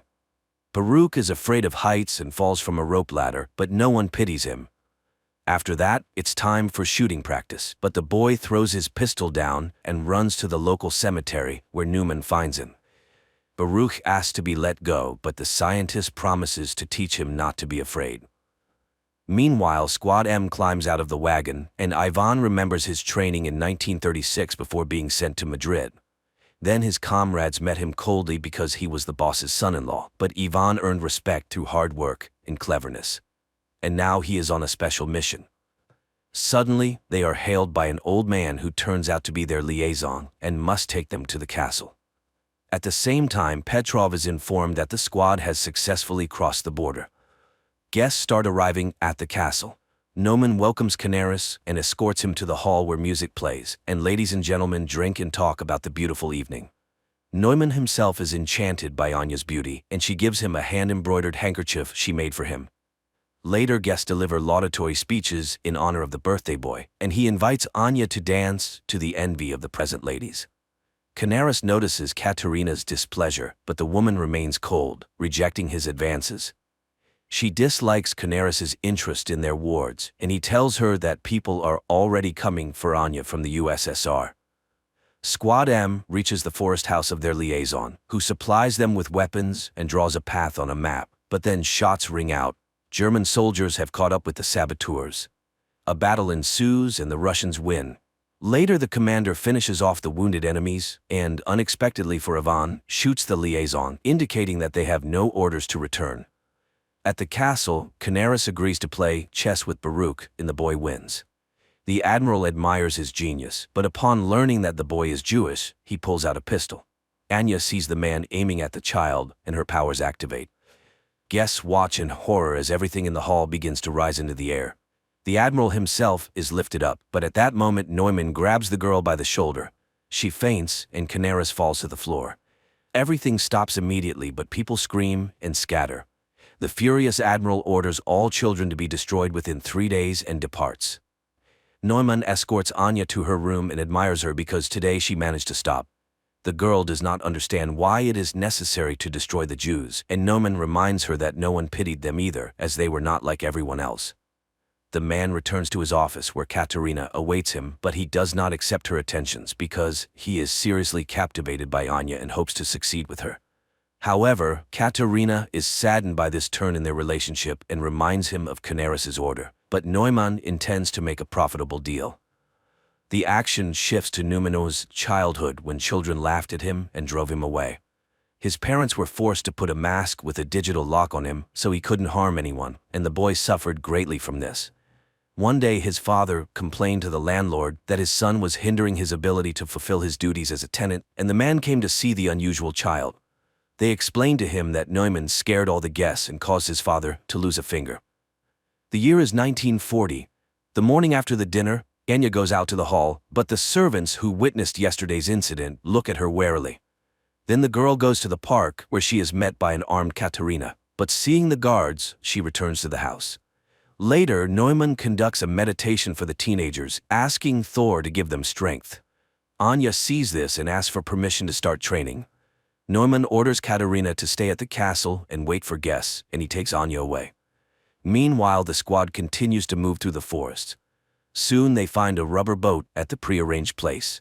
Neumann puts Anya on his personal plane and takes her to his parents' house. Landing, they walk across a bridge and suddenly Neumann asks the girl to remember her brother. Her powers activate. Water rises up, carrying fish and creating a reverse waterfall. But then the man calls her, Anya comes to her senses, and everything returns to normal. However, now she can use her powers when she needs to. Soon they enter an old house and Neumann recalls how he was taken from his father's home. Lastly, his mother writes down the password to his mask on a piece of paper, and little Neumann leaves their lives forever. In the present, he tells that his father was a harsh and cruel man, often beating him and his mother, so he promised himself that his child would never be unhappy. The man remembers how his patron removed his mask and wanted to throw it away, but Neumann did not allow it. The man informed him that he would now take care of him, but he must trust him. Soon they arrived at the castle, where the patron confessed that every person has the right to be happy, and the boy lived for the first time like a normal child. But a year later, war came. His patron went away on business, and their home turned into a hospital. Neumann helped as best he could. Once he had to assist in the amputation of a leg. The soldier was in great pain, and then Neumann activated his powers and relieved the poor man of his suffering during the operation. Later he confessed to one of the nurses that he loved her. The adult woman laughed at the boy but said she loved him too. But one day he caught his nurse with one of the recovering soldiers, and in a fit of rage he made the soldier kill himself with a hammer. They caught him, gagged him, tied him up, and took him away from the castle. In 1940 he tells Anya that his parents died, so he is so happy to have found her. The girl lights candles in the fireplace, using her new powers which delights Neumann. They drink wine and then become close. At night, Anya dreams where Baruch dies and wakes up terrified. She asks Neumann to return to the castle. Meanwhile, the squad reaches the river. One of the soldiers is wounded and runs out of strength. Then he takes his own life so as not to be a burden to his comrades. Only 3 remain, but they still row towards the castle. And there Katerina, who can't sleep, reminisces about the past when she helped her mother, who worked in a psychiatric hospital, where one day they brought in a tied-up boy named Neumann. She then freed him, and he promised never to harm her. The year is 1936, Leningrad. Petrov attends a lecture by Professor Ilyinsky, where he discusses a significant discovery in the field of controlling human memory and emotions. Ilyinsky's colleague, Professor Lyubov, is inspired by the future changes, as people with good mental health will be able to work better and create a brilliant future for themselves and their children. The Project M envisions a new society where happy people with immense productivity and willpower will live. Petrov asks about the use of these discoveries in the military sphere, arguing that if a new society is to be built, it must be able to defend itself. However, Lyubov categorically opposes totalitarianism. After the lecture, Petrov offers Ilyinsky full support for their program if he agrees to operate under military auspices. But Ilyinsky sends him to Lyubov as the ideational inspiration behind the project. However, the woman flatly refuses to cooperate with the military. That same day, she is hit by a car in the street. Later, Petrov returns to Ilyinsky, informing him of the unfortunate accident with his colleague, and Ilyinsky reluctantly agrees to cooperate. Again, 1940-year Germany. The three remaining members of the squad reach the castle's territory. Surprised by the lack of security, they enter the premises. Petrov receives a summary of incidents in a specific area of Germany and realizes that everything is going according to plan. His boss is horrified. His people have left a very noticeable trail, which could easily lead to the USSR being accused of provocation. But Petrov assures him that everything was planned this way and there will be no international conflict. At that moment, his daughter calls and he rushes home. The squad members reach the castle and, splitting up, begin to explore the premises. Meanwhile, Petrov finds Vera in a hysterical state. She is going mad with worry for her husband, and the father decides to take action. At the same time in the castle, Katerina reads a book to the children, and seeing her nervousness, they calm the woman. She orders lights out and leaves, just as Ivan enters the hall from the other side. Seeing the children in front of him, the man lowers his weapon and leaves. The children remain motionless. The soldiers continue to explore the castle, and now the squad leader enters the hall with the children. But he does not lower his weapon and prepares to shoot. Then the children attack first. The commander fires in all directions, but the teenagers throw their clothes at him and knock him down. The eldest orders the pistol handed to Baruch to kill the enemy, but the boy cannot shoot the man, and the man manages to wound him with a knife before being killed. The children carry the bleeding Baruch to the bedroom, leaving the soldier's body on the hall floor. The third squad member, a female warrior, finds Katerina's office and engages her in a shootout. Katerina flees, but the woman catches up to her, and they fight. The woman is defeated when Katerina pushes her away. Seeing her opponent unconscious, the German grabs a pistol but doesn't manage to shoot because Ivan appears. Threatening him with a pistol, the woman captures him. In Moscow, Petrov brings his daughter to Professor Lyubov and asks her to erase the girl's memory. Lyubov is outraged by this request, as the love for a husband is the most precious thing in Vera's life. However, under military pressure, she agrees and performs the necessary manipulations, while Petrov's subordinates methodically clear their apartment of photographs and items belonging to Ivan. But one photograph falls under a chest of drawers, and the soldier does not notice it. After the procedure, the girl regains consciousness but does not remember her husband at all. At this time, the teenagers attack Ivan, not noticing Katerina, and wound him in the arm. The woman drives off the aggressive children and escorts the wounded man to Neumann's office, where she admits to Ivan that she recognized him because she had seen him in Madrid. He asked why her master kidnapped Anya. Could it be that he wants to use her in the war? Katerina assures him that he still doesn't understand. People are petty and greedy creatures fighting for power. Neumann is unique. He is ready to seize all power on Earth to save the world from war. Meanwhile, Neumann and Anya arrive at the castle and find a wounded woman on the threshold. The scientist finishes her off with a pistol while Anya runs to the bedroom to the teenagers and finds Baruch dead. At this time, Ivan is bandaging himself while Katerina explains that they teach the children survival by developing their skills, because their destiny is to save the world under Neumann's leadership.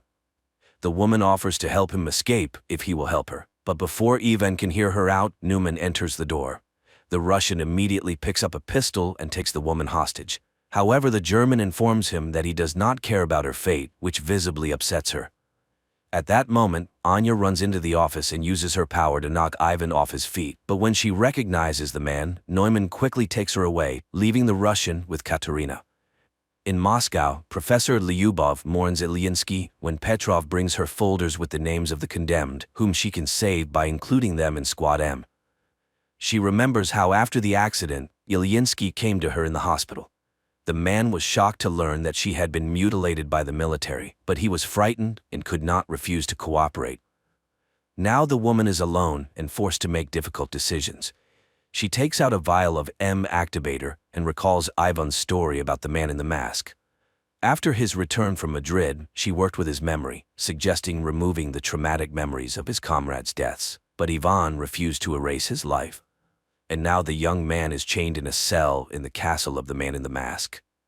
Later, Anya visits him, accusing him of killing Baruch, but the boy denies it, and he is not particularly interested in her fate. He only wants to destroy Neumann because all evil comes from him. he hypnotizes children, turning them into killers. Their conversation is interrupted by Nauman's appearance. After sending Anya away, he thanks the young man for revealing his vulnerability, as he is the only one who could stand up to him. To prove it, the scientist shows the finger shot off by Ivan in Madrid. He too is special, and Nauman really wants the Russian to join his side. Yes, he killed his friends, but it was war. He came to Ahnenerbe to find gifted people. Anya is like him, and they are the future. He asks Ivan to admit why he is immune to his hypnosis. Then Ivan reveals that there is a whole squad like him, Squad M. There are many of them, and they will all be here soon. So Nauman cannot hide. After talking with Ivan, Nauman finds Anya in the castle's backyard. The girl asks him to hand over all affairs to Katerina and to leave this place forever. But Nauman does not want to run because they are extraordinary people, and when they are together they are unbeatable. He asks for her help in defending their new home. Later he thanks Katerina for managing the situation and confesses that he is glad she was not hurt during the Russian raid. Meanwhile, Anya remembers how in Moscow she wrote letters to her brother while locked up in the laboratory. She used to give them to the professor, but she could not have imagined that he read her letters to Peter, who was undergoing mental processing as a participant in Squad M. At this time, she burns them in the backyard of the castle, hoping that life will give her a chance to start over. Later, the castle's inhabitants conduct a funeral rite for Baruch. The teenagers carry the boy's body to the seashore, where the cemetery is located, and burn it on a ritual pyre. Anya is shocked by the number of children's graves and realizes that Ivan was telling the truth. Katerina urges her to leave and save herself. Anya runs to Ivan's cell and asks him to tell her what he saw in Madrid that was so special. The boy talks about the death of his comrades and Nauman's chilling whisper, but the German doesn't know that he just had a misfire. He is not special and survived only because of the pistol's malfunction, but if Nauman finds out, he will kill him immediately. And only Anya can stand up to him. Out of the darkness comes Katerina, who has heard everything. She will let them go if they leave forever.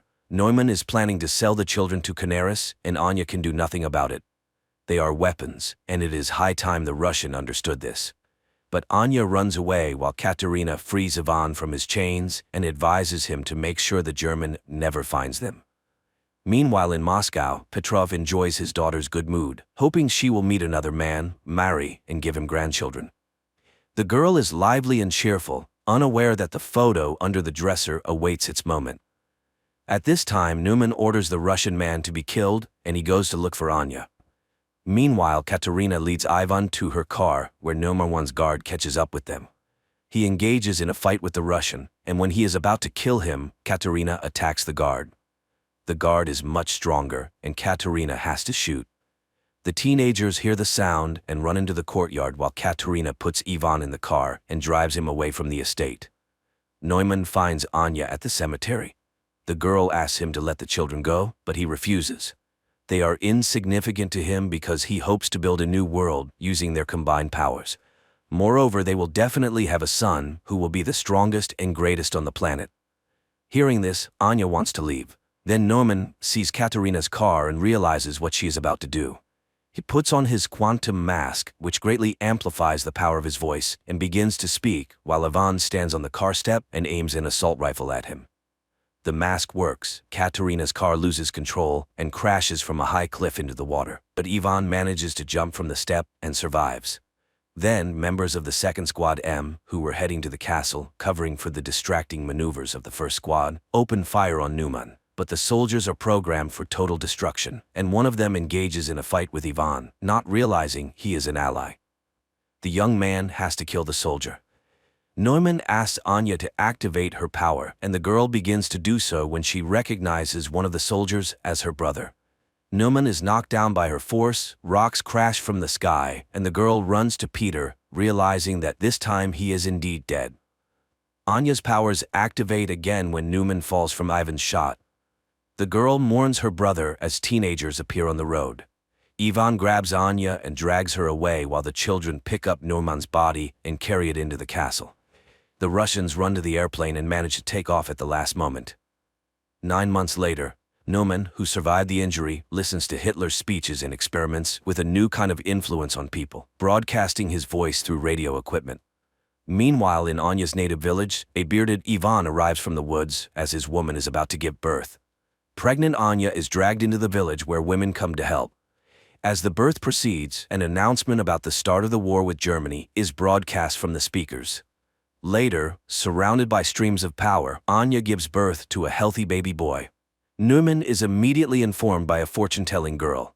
Then one of the villagers recognizes Anya and hurries to tell his fellow villagers whom they have just helped. But Ivan stops him when bombers appear in the sky, from which a large number of paratroopers descend. Krefeld, 1984. One night, a father awakens his 6-year-old son Mark because they need to flee their now dangerous home. While the man hurries the older son, Thomas, Mark sees a frog statuette that stood on the shelf come to life. The father and sons drive into the night. Suddenly, the boy's mother Petra appears, begging the father not to take the sons as no one is pursuing him. He drives around her and races to the cemetery. 10 years pass. Mark works at the Living Sound store he opened with his brother and attends school, where he has a bad reputation as his brother was once expelled for aggressive behavior. Besides the boys, a lame kid named Memo works in the store, whom Thomas values for his loyalty. On his younger brother's birthday, Thomas gives him the Chronicle, an ancient book passed down in their family from generation to generation, telling of a parallel world called the Black Tower, full of terrifying creatures serving the Griffin, who wants to subjugate the world of humans. Only the Zimmerman family men can stand against the Griffon and save everyone from his invasion. Mark begins reading, considering it all fantasy, but the descriptions are too realistic, and the map looks genuine. Disturbed by the bloodthirsty drawings, Mark suddenly finds himself in unknown terrain at the base of a huge tower, and immediately a terrible horned creature confronts him. Mark runs and falls into a pit, and as the monster swings an axe at him, the boy screams in fear and finds himself back in his bed. The next day, Mark meets a new student at school, Rebecca, who classmates immediately inform about Mark's family troubles. His brother Thomas was in an asylum for hitting a teacher, and Mark attends psychotherapy sessions, trying to forget the events of one terrible night. But the girl isn't scared off, happily accepting Mark's invitation to the rooftop of the store, which is set up as a picnic area. In the evening, Mark finds Thomas at home, which is rare. Everything goes well until Petra starts a conversation about the asylum she put him in. Then Thomas invites his brother to look at evidence and drives him to the cemetery. They climb to the attic of the church where their ancestors had equipped a shelter. Thomas shows the father's belongings, missing a plumb bob. Here, Mark cuts his finger. His blood hits an inconspicuous peg, and a secret compartment in the floor opens, where the brothers find the tool the Zimmermans can use to kill the Griffin. But the moment Mark takes it in his hands, stone statues at the cemetery come to life, one appearing on the roof, blocking the brothers' way down. Nonetheless, they descend, but a stone devil jumps right in front of their car. A stone angel intervenes to protect the boys, and while the two statues fight, the brothers hide in the church. Waiting out the battle, Mark falls asleep, and in the morning, doesn't find Thomas next to him, but the hood of his car is covered in stone debris. Mark thanks the angel for help and drives to look for his brother. Opening the Chronicle, he hears voices advising to look for Thomas in the Black Tower. Mark goes to Dr. Peters, and it turns out that Becky is the daughter of his psychotherapist. Mark drives to the store, but his brother isn't there either. The boy opens the Chronicles and finds information about a portal located in the church. But then he gets scared by an unknown insect and ends up in a dense forest. Meanwhile, Memo, seeing that the brothers aren't in the store, calls their mother Petra, who immediately rushes to the police and reports the children missing. Mark finds Thomas, who rejoices that his brother has finally seen the truth, but learning that he simply teleported here, he concludes that his brother is a wanderer between worlds. In the morning, Thomas wakes his brother because nearby appear slave hunters. The boys run, but Thomas is wounded and captured, while Mark teleports to the store, terrifying Becky and Memo. Friends ask him to tell them everything, and he finally agrees. Meanwhile, in the Black Tower, one of the horned creatures reports to the master that they caught the Wanderer's brother, and he concludes that it's time for the return. Friends predictably don't believe Mark, and he leads them to the church, but there's no attic above. Becky considers this a cruel joke, as it was dangerous for Memo with his leg to climb up there. Mark gets angry, and the girl, offended, leaves. In rage, Mark hits the stone base of the statue, and these blows resonate in the caves of the Black Tower. At night, Mark goes to Memo because he needs help searching for his brother. and although he considers the boy crazy, he goes with him to the portal in the church. The boys follow the instructions from the book and find a door with signs in the basement. Mark performs the necessary manipulations, and the door opens. Astonished, Memo goes there and immediately notices that his vision has become normal and his leg no longer hurts. And while the boy rejoices, the passage closes. Memo asks to remember how Mark returned home last time, and he shows how he closed his eyes, thought, and disappears, leaving Memo alone in a strange world. Memo didn't appreciate such a joke. Opening his eyes, Mark is horrified and tries to return for Memo, but it doesn't work. Then Petra enters, sees the chronicles, locks her son in the room, and he falls into a rage, causing the walls of the Black Tower to crumble. Petra calls the doctor and he asks to release the son. Mark rushes to the church but only finds a note on a piece of wood that Memo is nearby. The boy returns to the store and, taking the necessary items, goes to Becky, where he tells her that Memo stayed in the Black Tower. He leaves her the chronicles and a note asking her to take the book to Petra if they don't return. He goes to the world of the Black Tower and tries to find a friend, while Becky reads the chronicles and ponders the boy's mental health. Mark emerges from the forest and, setting up a sound system on a cliff, plays Memo's favorite music. Meanwhile, the slave hunters capture a village where they seek a man with a loud voice. One of the boys, wishing to save his family, volunteers to become one, and they take him away, while a group of horned creatures goes to the strange sounds in the hills. At the same time, Becky shares Mark's secret with classmates and suggests conducting an experiment to animate a plant from the book.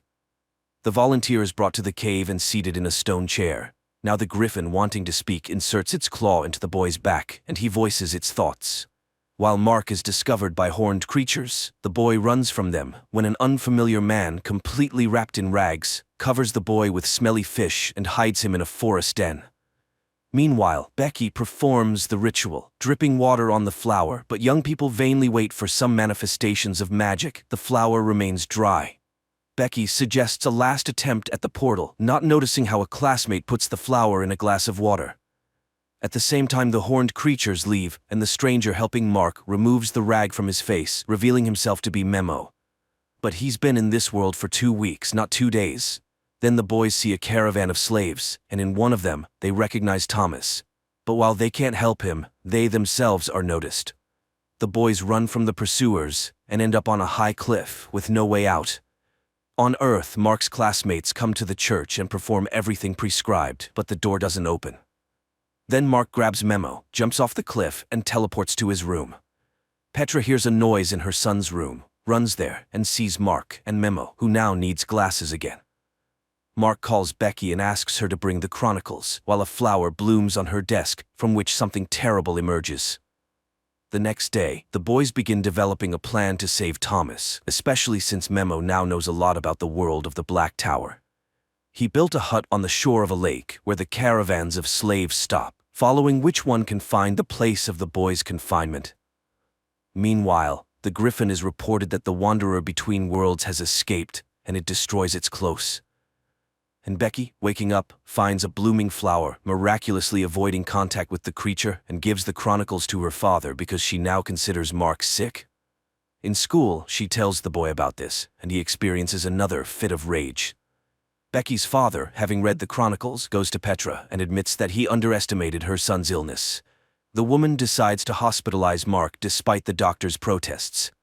Later, the woman detains her son near the house when an ambulance arrives, and paramedics grab the boy, but he resists and runs across the roof to the church, where Memo has long been waiting, but the paramedics come there too. The boys fend them off when suddenly a hooded man comes and scatters the medics, beating one to death. The boys run to the door, while Petra waiting outside sees a bloodied Mark coming out of the church. At that time, Memo leads his friend to his hut by the lake.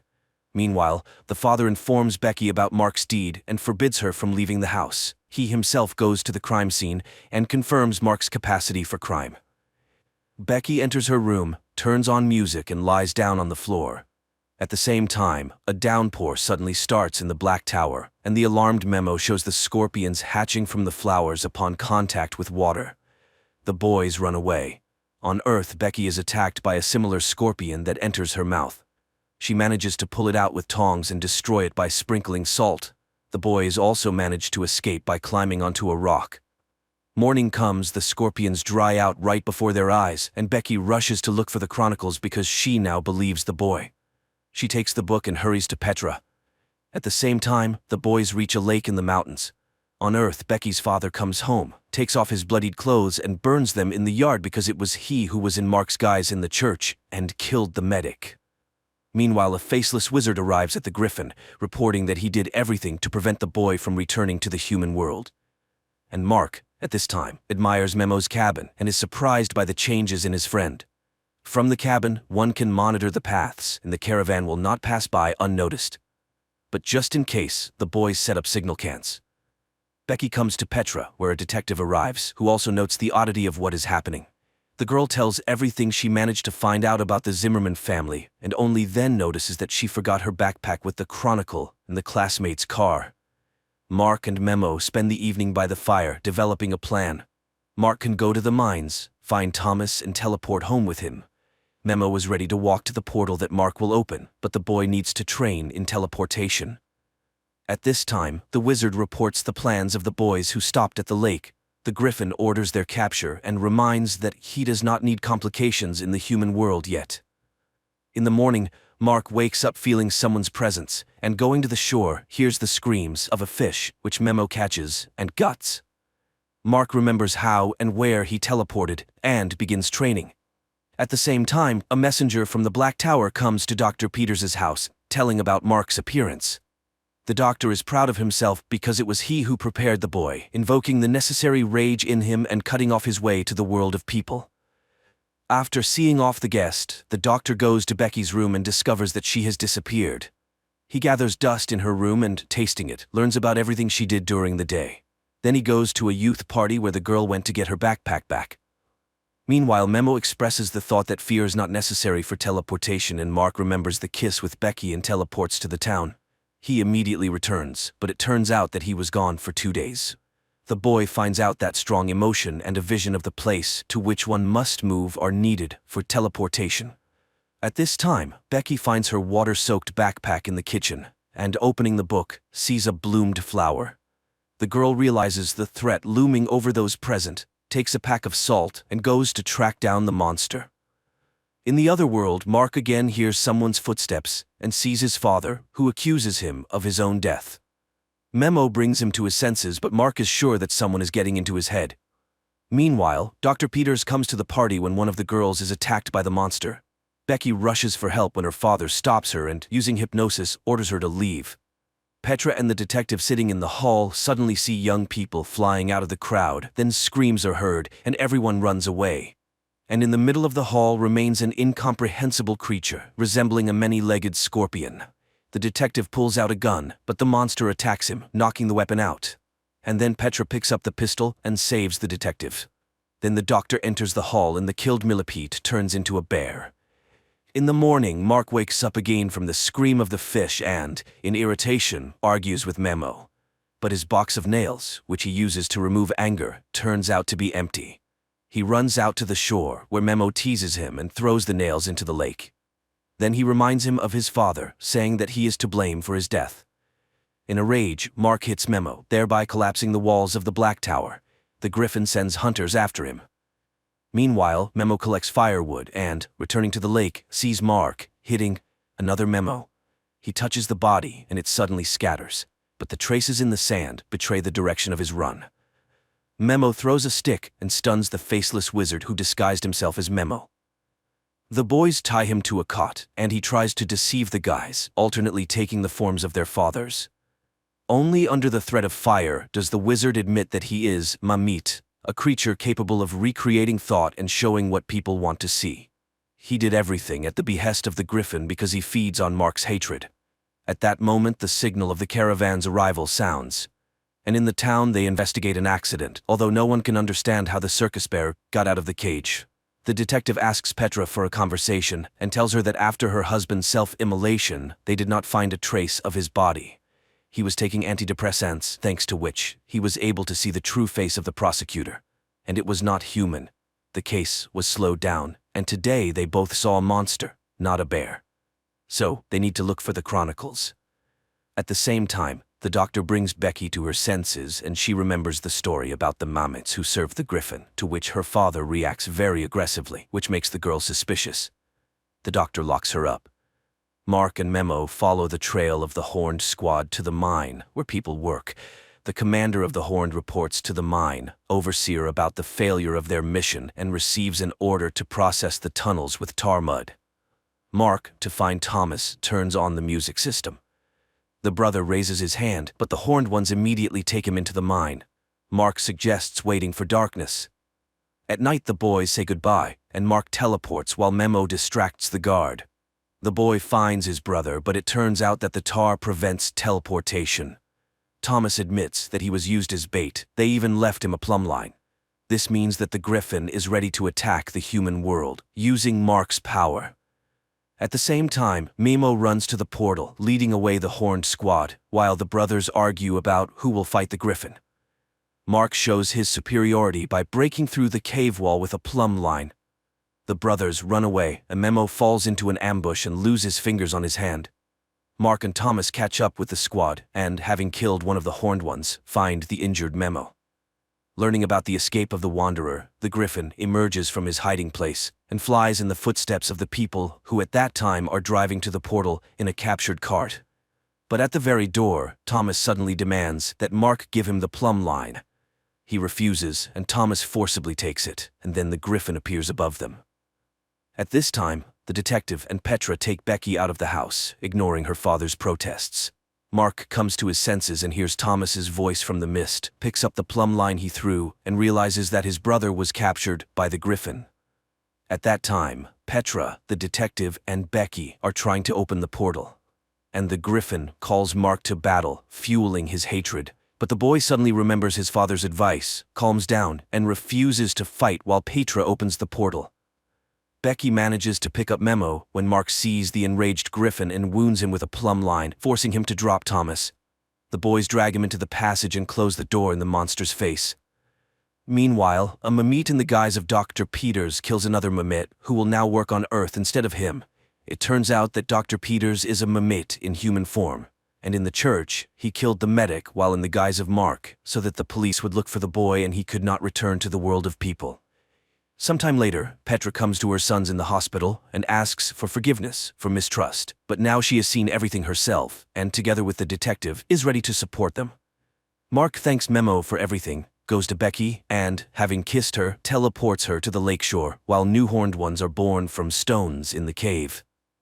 An entertaining adventure series, quite decently filmed by German cinematographers. And judging by the finale, there will be a second season too.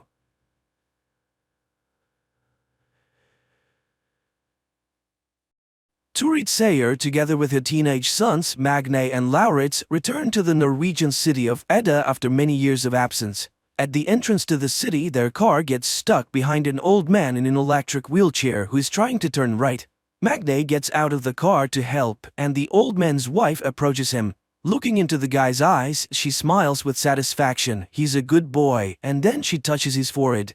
Magne's iris changes color for a moment, and then the guy feels something unusual in the perception of the world. He returns to the car and, trying to close the window, breaks off the window lifter handle. Stunned, Magne turns the thing in his hands and suddenly says that it's going to rain. Mother and brother laugh. There is not a cloud in the sky, and immediately the car is showered with a heavy rain. They continue on their way and get to their grandmother's old house. Lauritz is not happy that there is a shabby-looking trailer near the house, and Magne picks up an advertisement that calls for making the air of the city cleaner. The next morning, the guys go to school. Oddly enough, the brothers are assigned to the same class. The thing is, Magne is dyslexic, which is expressed by difficulties with word recognition and insufficient abilities in reading and writing.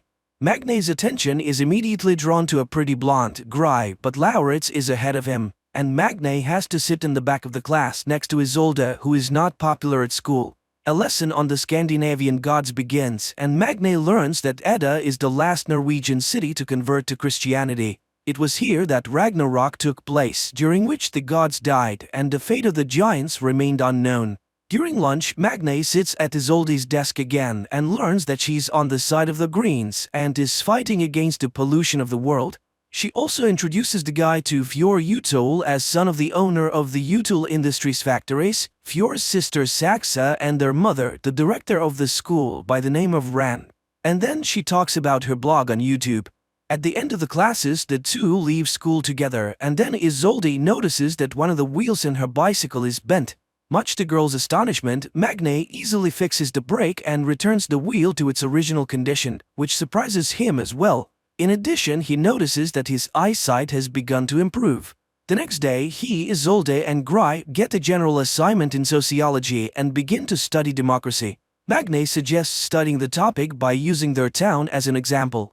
At this moment, he sees his mother, who has come to talk to the director. The women discuss boy's progress at school and recall the tragedy that happened many years ago when the boy's father died under mysterious circumstances. Later, the mother notices that Magne is not wearing any glasses and does not understand how this can be. But she's distracted by Vidar Utul's car. It turns out that she and Vidar have known each other for a long time. After returning home, Vidar tells his wife Ran about the meeting with the woman, while their children Fjord and Saxa discuss their appearance and whether it matches their age. Vidar gives them a task to follow Magne, who is currently engaged in repairs and notices a rune carved on his father's tools. Later, the guy visits Isolde's page and looks through her materials about the strange death of the fish in the fjord. The next day, the girl invites him to her place and reminds him that he no longer needs glasses. While choosing water in the store, she explains to Magne that he can drink tap water in Edda, and the store clerk suddenly warns the guy about the danger of the vernal equinox. In Isolde's house, the guy finds out that the history teacher, Erich, is the girl's father. At dinner, she invites him to go with her to the mountain as she monitors the speed at which the glacier is melting. They can go down by paragliding. The girl asks her father questions about her mother's death, but he keeps silent. Magne shares his memories of his father, and sweeping the girl's diary off the table, finds out that she has been hopelessly in love with Saxa for a long time. The next day, he tells his classmates about the upcoming hike in the mountains, while Fjord invites everyone to a party at his house. Returning home, Magne finds his mother repairing the fence, and his attention is drawn to his father's sledgehammer marked with the rune. The next day, Magne and Isolde go to the mountains. Soon they reach a blocked bridge, but Magne resolutely steps over the warning sign. Suddenly, the boy gets a text that his mother is unwell. He hurries to the city and Isolde goes on alone. Meanwhile, Vidar's car is driving along the mountain road. Stopping on the side of the road, Vidar goes outside, undresses, and starts hunting deer grazing on the mountain. With one blow, he kills the animal and rips out its heart. Meanwhile, Isolde reaches the glacier and sees her marks. She takes water samples and then notices the thawed entrance to the cave and photographs it. Once inside, she finds a door blocking the entrance to the depth of the cave. Standing over the fjord, Vidar eats the raw heart of the deer and emits a heart-rending cry, which frightens Isolde. Upon reaching home, Magne discovers that his mother is absolutely fine and, angry at his brother's stupid joke, goes outside. He sees Isolde paragliding down the mountain. Suddenly, the paraglider starts drifting towards electric wires. The guy hurries to the crash site and finds the girl's lifeless body. Vidar also arrives and tries to help her and then calls for an ambulance. But nothing can be done anymore. Returning home, Magne throws away his glasses and sees the sledgehammer. The distraught guy throws the hammer and it disappears into the clouds, which are instantly covered with lightning. After everything that happened, Magne is taking the death of her friend hard and decides never to wear glasses again. The classmates ask a lot of questions about the girl's death, but he can't say anything definite. He enters the classroom and sits down at the desk whose second half is covered with flowers and burning candles. Ren makes an announcement that there will be no history class today, but suddenly Isolde's father enters the classroom. He cannot stay at home alone. The man asks the school not to cancel the vernal equinox holiday because Isolde would be against such a decision. Later, the police announce that the girl's death was caused by a thunderstorm strike to the dome of the paraglider. But Magne objects. Everything happened before his eyes, and there was no thunderstorm at that time. Nevertheless, the case is being closed. On the same day, Vidar asks Stuart to get the insurance money for his car, which was smashed by some madman, and he sends the woman photos in which Stuart recognizes the sledgehammer. She hurries home to ask Magne questions, but he himself is shocked by such an accusation. The guy calculates how far he threw the hammer, 1,537 meters, but this is impossible. Magne buys a new sledgehammer and throws it in a deserted place late at night. And then he calculates the distance, 541 meters, which is several times higher than the world's record for hammer throwing.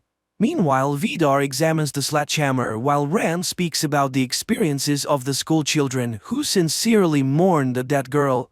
And then the husband suddenly admits that he killed Isolde because she found the entrance to the cave. The woman gets angry. They agreed not to touch the children, but since it happened, they need to find Isolde's lost phone. At school, Gry and Magne continue to work on the project together and listen to a warning not to blame the destruction of the planet only on the rich. Later at home, sorting out his mother's things, Laurits finds an old blouse. Magne invites Gry to work at his house, which leads to a heartfelt conversation about Magne's past. Meanwhile, Turid notices Erich in the store looking lost. She expresses sympathy and the man is grateful to her for it. Laurits finds Magne watching the weather forecast. Magne insists that there was no thunderstorm the day Isolde died, and then he admits that it was he who threw the sledgehammer into Vidar's car, but his brother doesn't believe it. The celebration of the vernal equinox begins at school. The classmates show Saxa a photo of an improvised altar at the site of Isolde's death, while Vidar inspects this area in search of the girl's phone. He notices that Magne is visiting the place too. At school, everyone is shocked by the sight of Laurits, who came to the evening in his mother's blouse and with makeup. The headmistress opens the evening and offers a moment of silence for Isolde.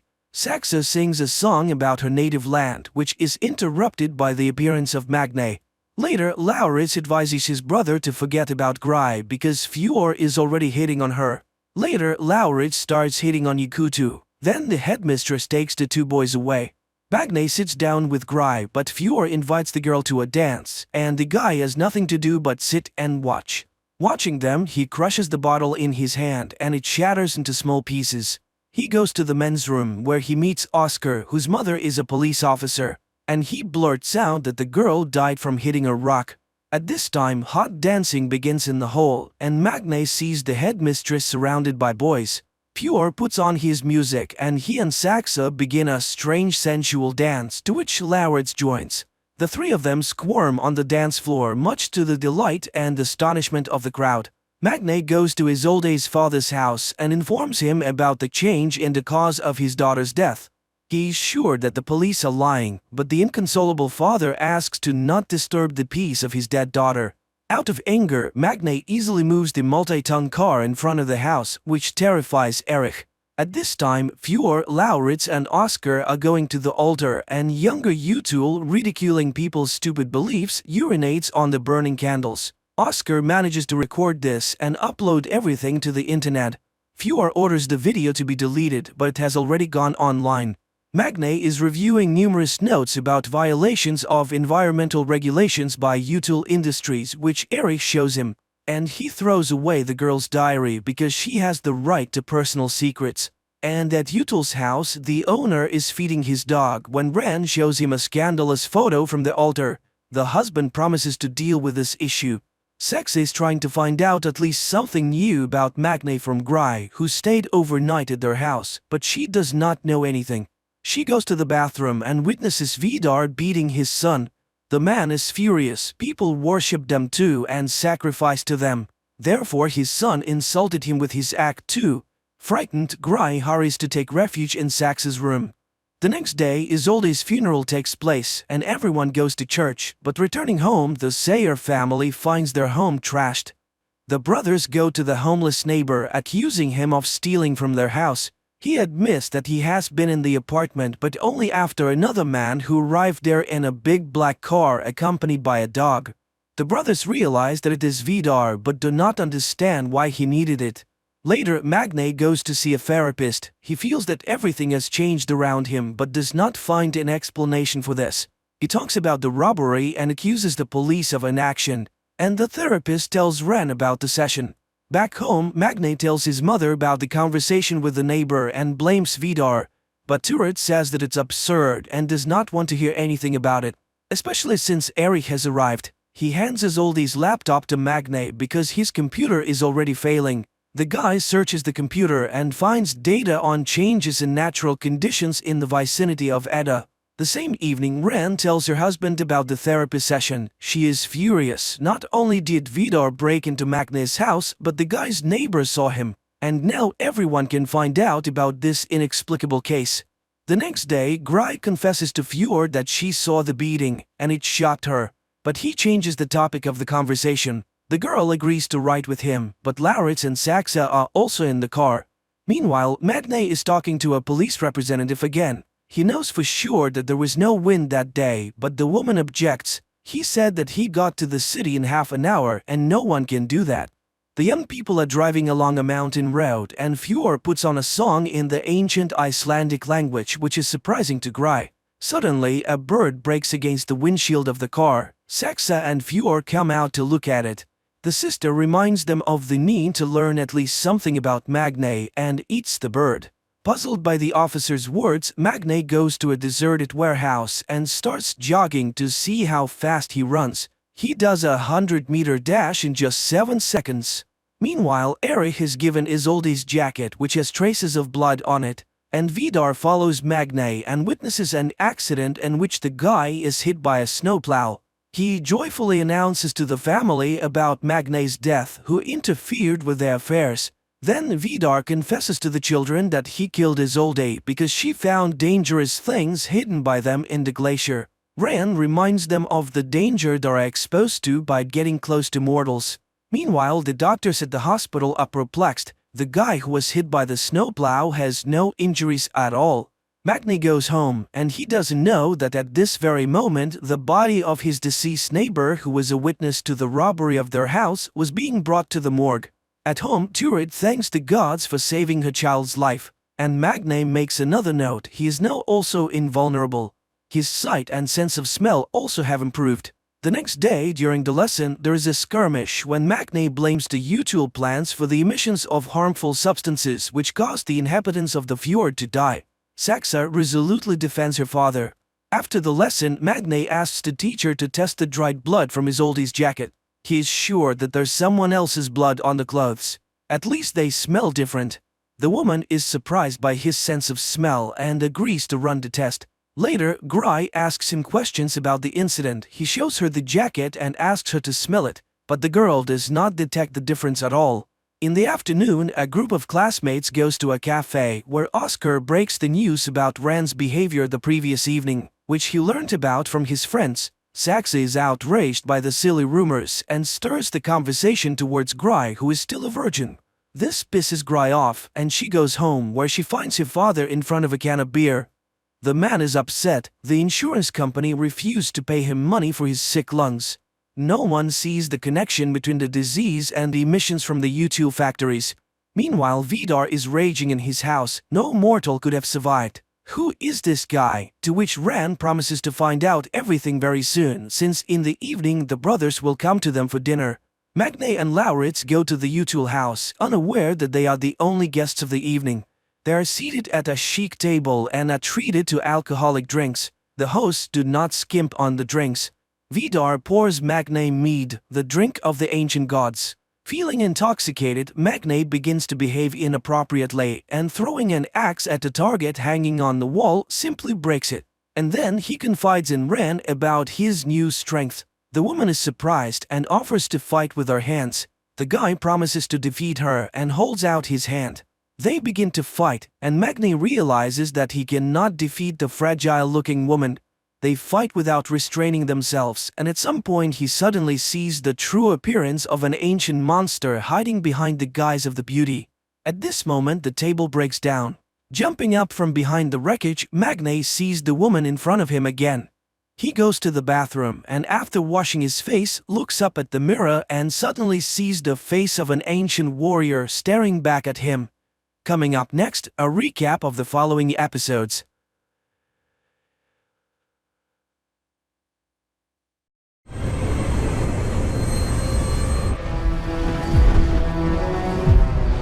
sir, are a scholar and a gentleman.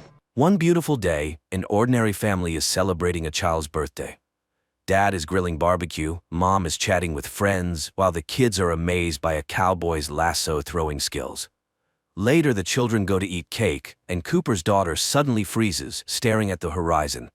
The man turns around and sees a huge nuclear mushroom cloud rising over the city. The next minute, the blast wave reaches their home. The owner hides his family in a shelter, while Cooper and his daughter jump on a horse and ride away as nuclear mushrooms rise behind him.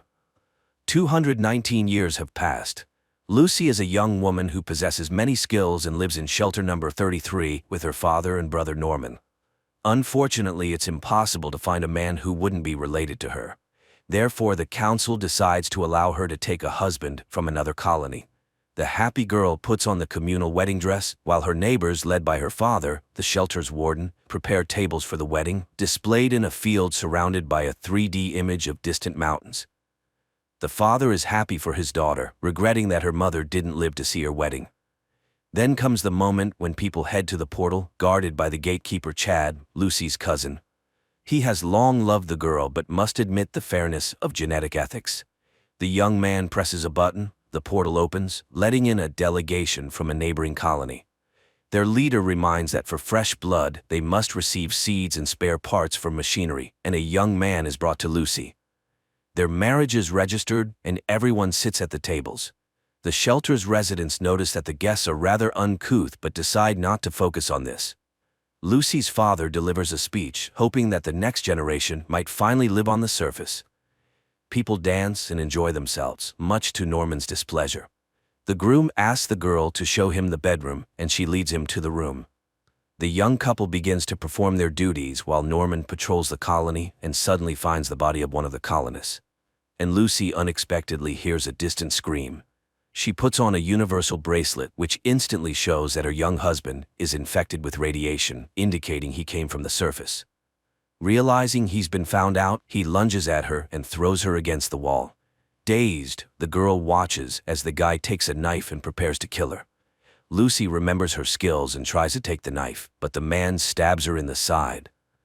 At that moment, an alarm sounds. The man gets distracted, and Lucy knocks him out with a vase hit to the head, then administers first aid to herself and rushes to the armory, where she finds a pistol and hurries to the room where her fellow tribesmen remained. She kills an alien she encounters, but upon leaving the room, she witnesses a real battle. Lucy manages to save Norman when her unmade husband appears, but her father drowns the son-in-law in a barrel of water and rushes to a signal about a breach in the doors. Lucy runs after him and freezes in front of a team of aliens who have taken the shelter's residents hostage. The attacker's leader offers the man a choice: his fellow tribesmen or Lucy. As the girl tries to understand what this means, her father locks her in a compartment, after which his captors take him with them from the surface when an explosion destroys the gates. Meanwhile, on the surface of the Earth, in the Brotherhood of Steel barracks, young men are beating one of them, Paladin Maximus. His friend helps the guy recover and leads him to classes where they are taught useful wasteland skills, as soon they will serve as knights. They are seekers and guardians, and must be able to distinguish ancient artifacts. At this time, to the Paladin's great admiration, Steel Knights arrive at the base. Later, the friend leads Maximus to a hangar where their armor is stored, to look at them. Later, Maximus hears cries of jubilation and finds out that some of them were promoted. Among them is his friend, who will become the assistant to Knight Titus. But in the morning, the barracks are awakened by a wild scream. It turns out that someone put a blade in the future assistant's boot, and the girl severely injured her foot. Maximus is arrested and led to the Brotherhood's leader. In the shelter, order is being restored. Lucy is stitching up her stomach wound, and people gather for a council meeting. She requests that a squad be assembled and sent to the surface to search for her father. However, the council refuses to do this. Lucy then gathers the necessary items and heads to the gates, accompanied by her brother. Chad rushes to go with her, but she sedates him and says goodbye to Norman. The gates open and the girl steps onto the surface. She surveys the world of sand, where traces of the past tragedy still linger, and walks towards the sea.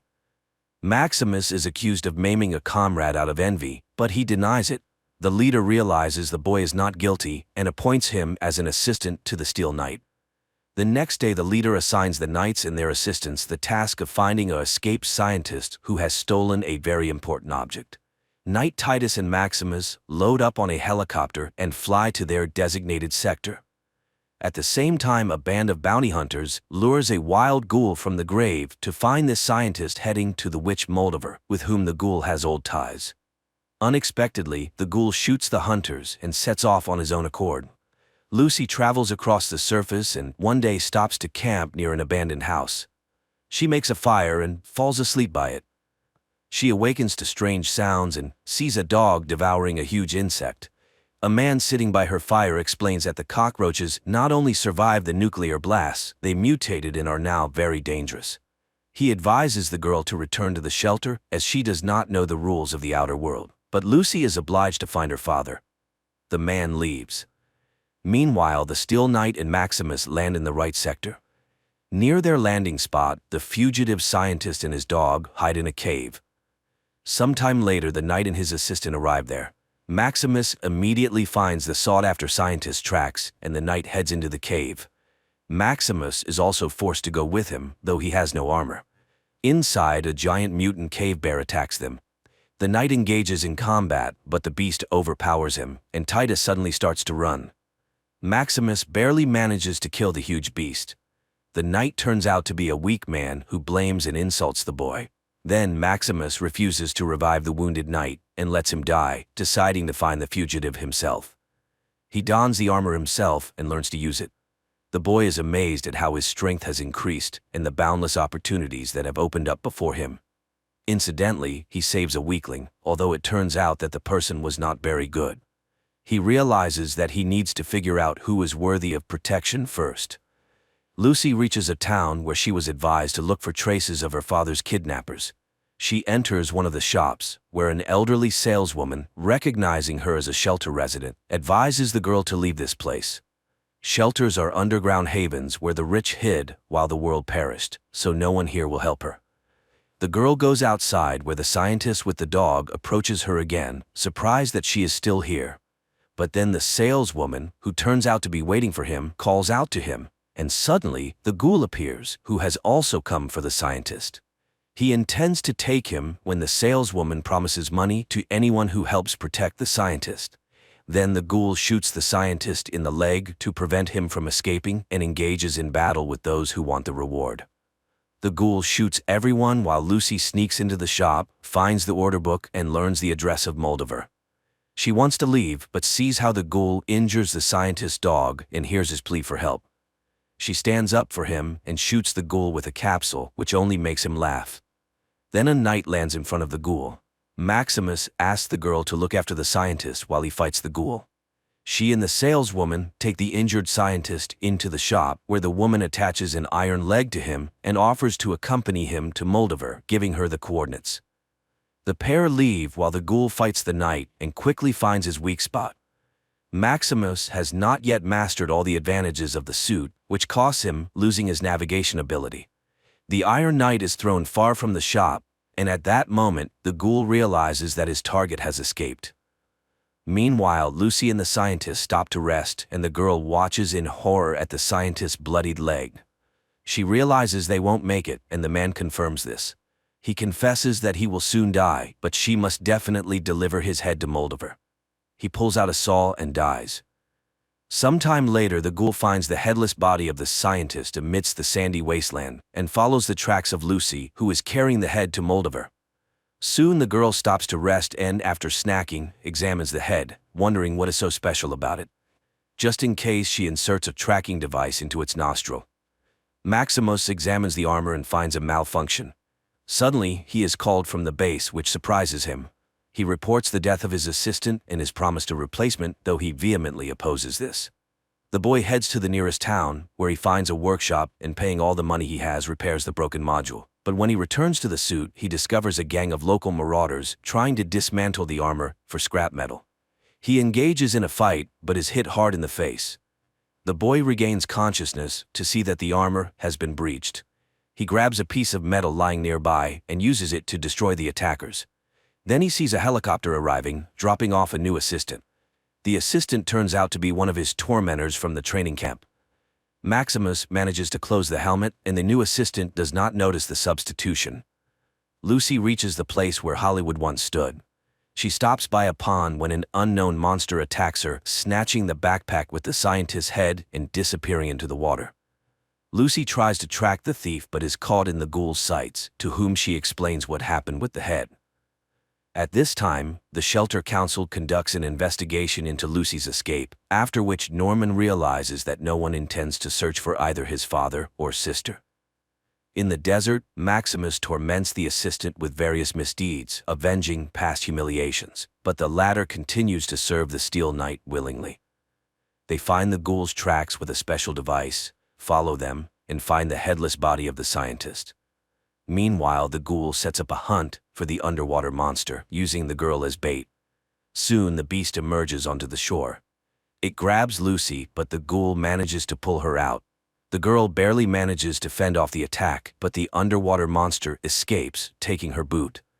The enraged ghoul drags Lucy along. At this time, the Steel Knight's assistant fills the armor with water, talking about his life.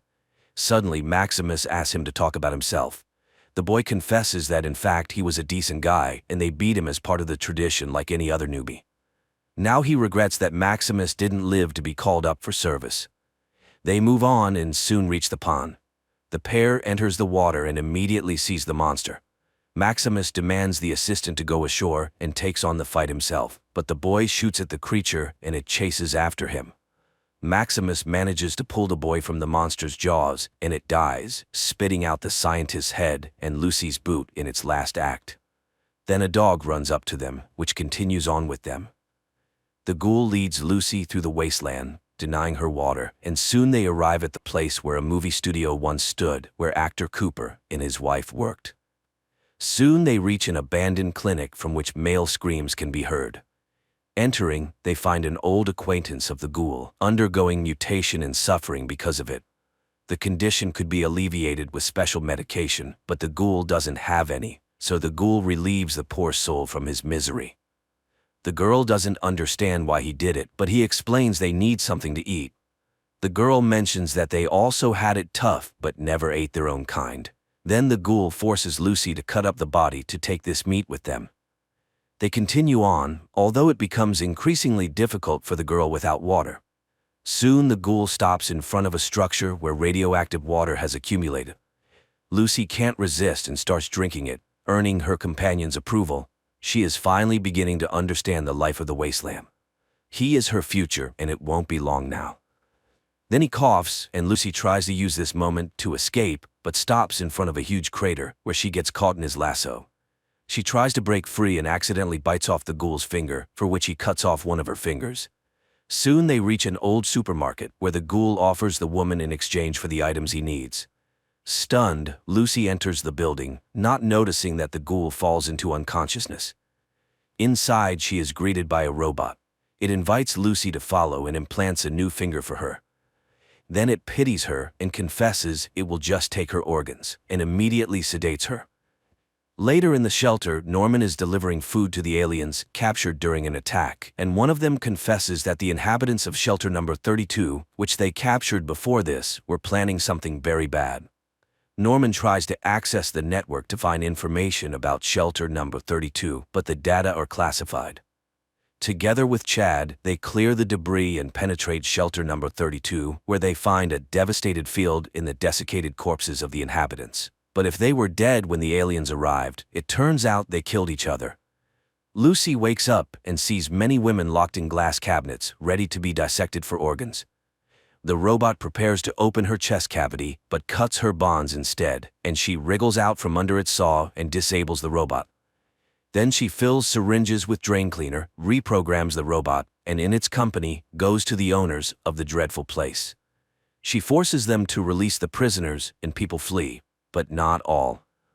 Lucy forces the opening of the last cages. The owners comply, and out come zombies, who immediately tear apart two organ traders. Lucy surveys the battlefield in horror as the last zombie prepares to attack her, but she finds a pistol in her hand. Norman and Chad continue their inspection of the neighboring shelter and learn that its door was opened from the outside with a key bearing the name of Norman and Lucy's mother. and Lucy finds medicine to sustain the ghoul's life, and despite the torture she endured, she hands the medication to the ghoul. Maybe she will look like him on the outside, but inside, she will never be like him. The girl leaves, and the ghoul goes into the shattered store and takes the necessary meds to bring himself to a relative semblance of order. Then he stuffs his hat with medicines. But then, he notices a video recorder, puts in an old tape where Cooper plays a cowboy, and sits down in front of the television. Maximus and his assistant settle down to rest. Thaddeus cannot contain his delight at being rescued, as knights rarely treat their assistants kindly. He asks to be branded.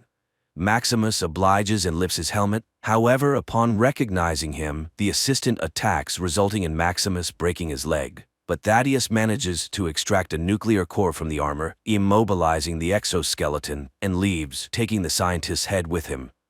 Giant cockroaches immediately attack the immobilized suit. Maximus, terrified, awaits his death when the insects scatter from gunfire, and Lucy approaches the knight. She explains why she needs the scientist's head and helps the man out of the suit, and he gives her medication for radiation sickness. When Lucy recovers, she suggests they go after the head together, since she has a tracker. They will hand it over to the Brotherhood, in return for which the knights will help her find her father. Maximus agrees. At the same time, in Shelter 33, instead of her father, Betty is elected as the warden.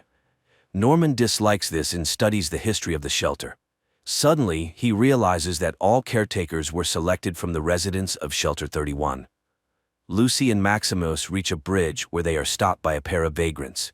They pretend to be scared and ask for permission to pass. The couple, raising their hands, tries to walk away. However, the suspicious Maximus manages to shoot first, saving their lives, though he injures his hand, and Lucy realizes how naive the shelter's residents are. Soon they reach a billboard of the New Californian Republic.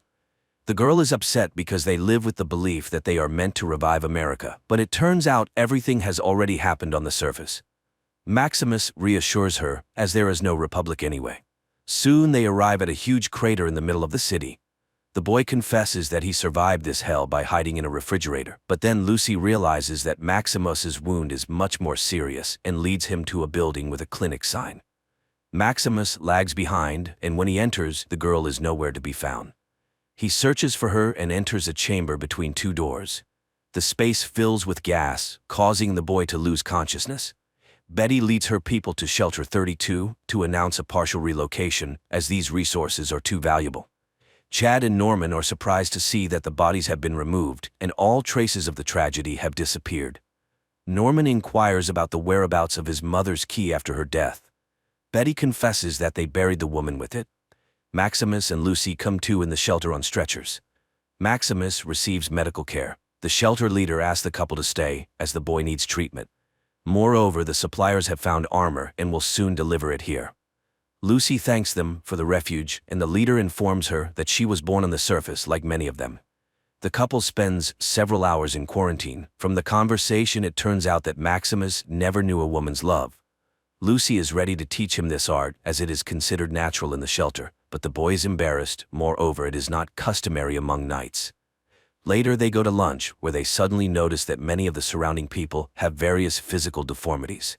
The caretaker turns out to be a cyclops. For Lucy, this is strange, but Maximus does not understand her concern.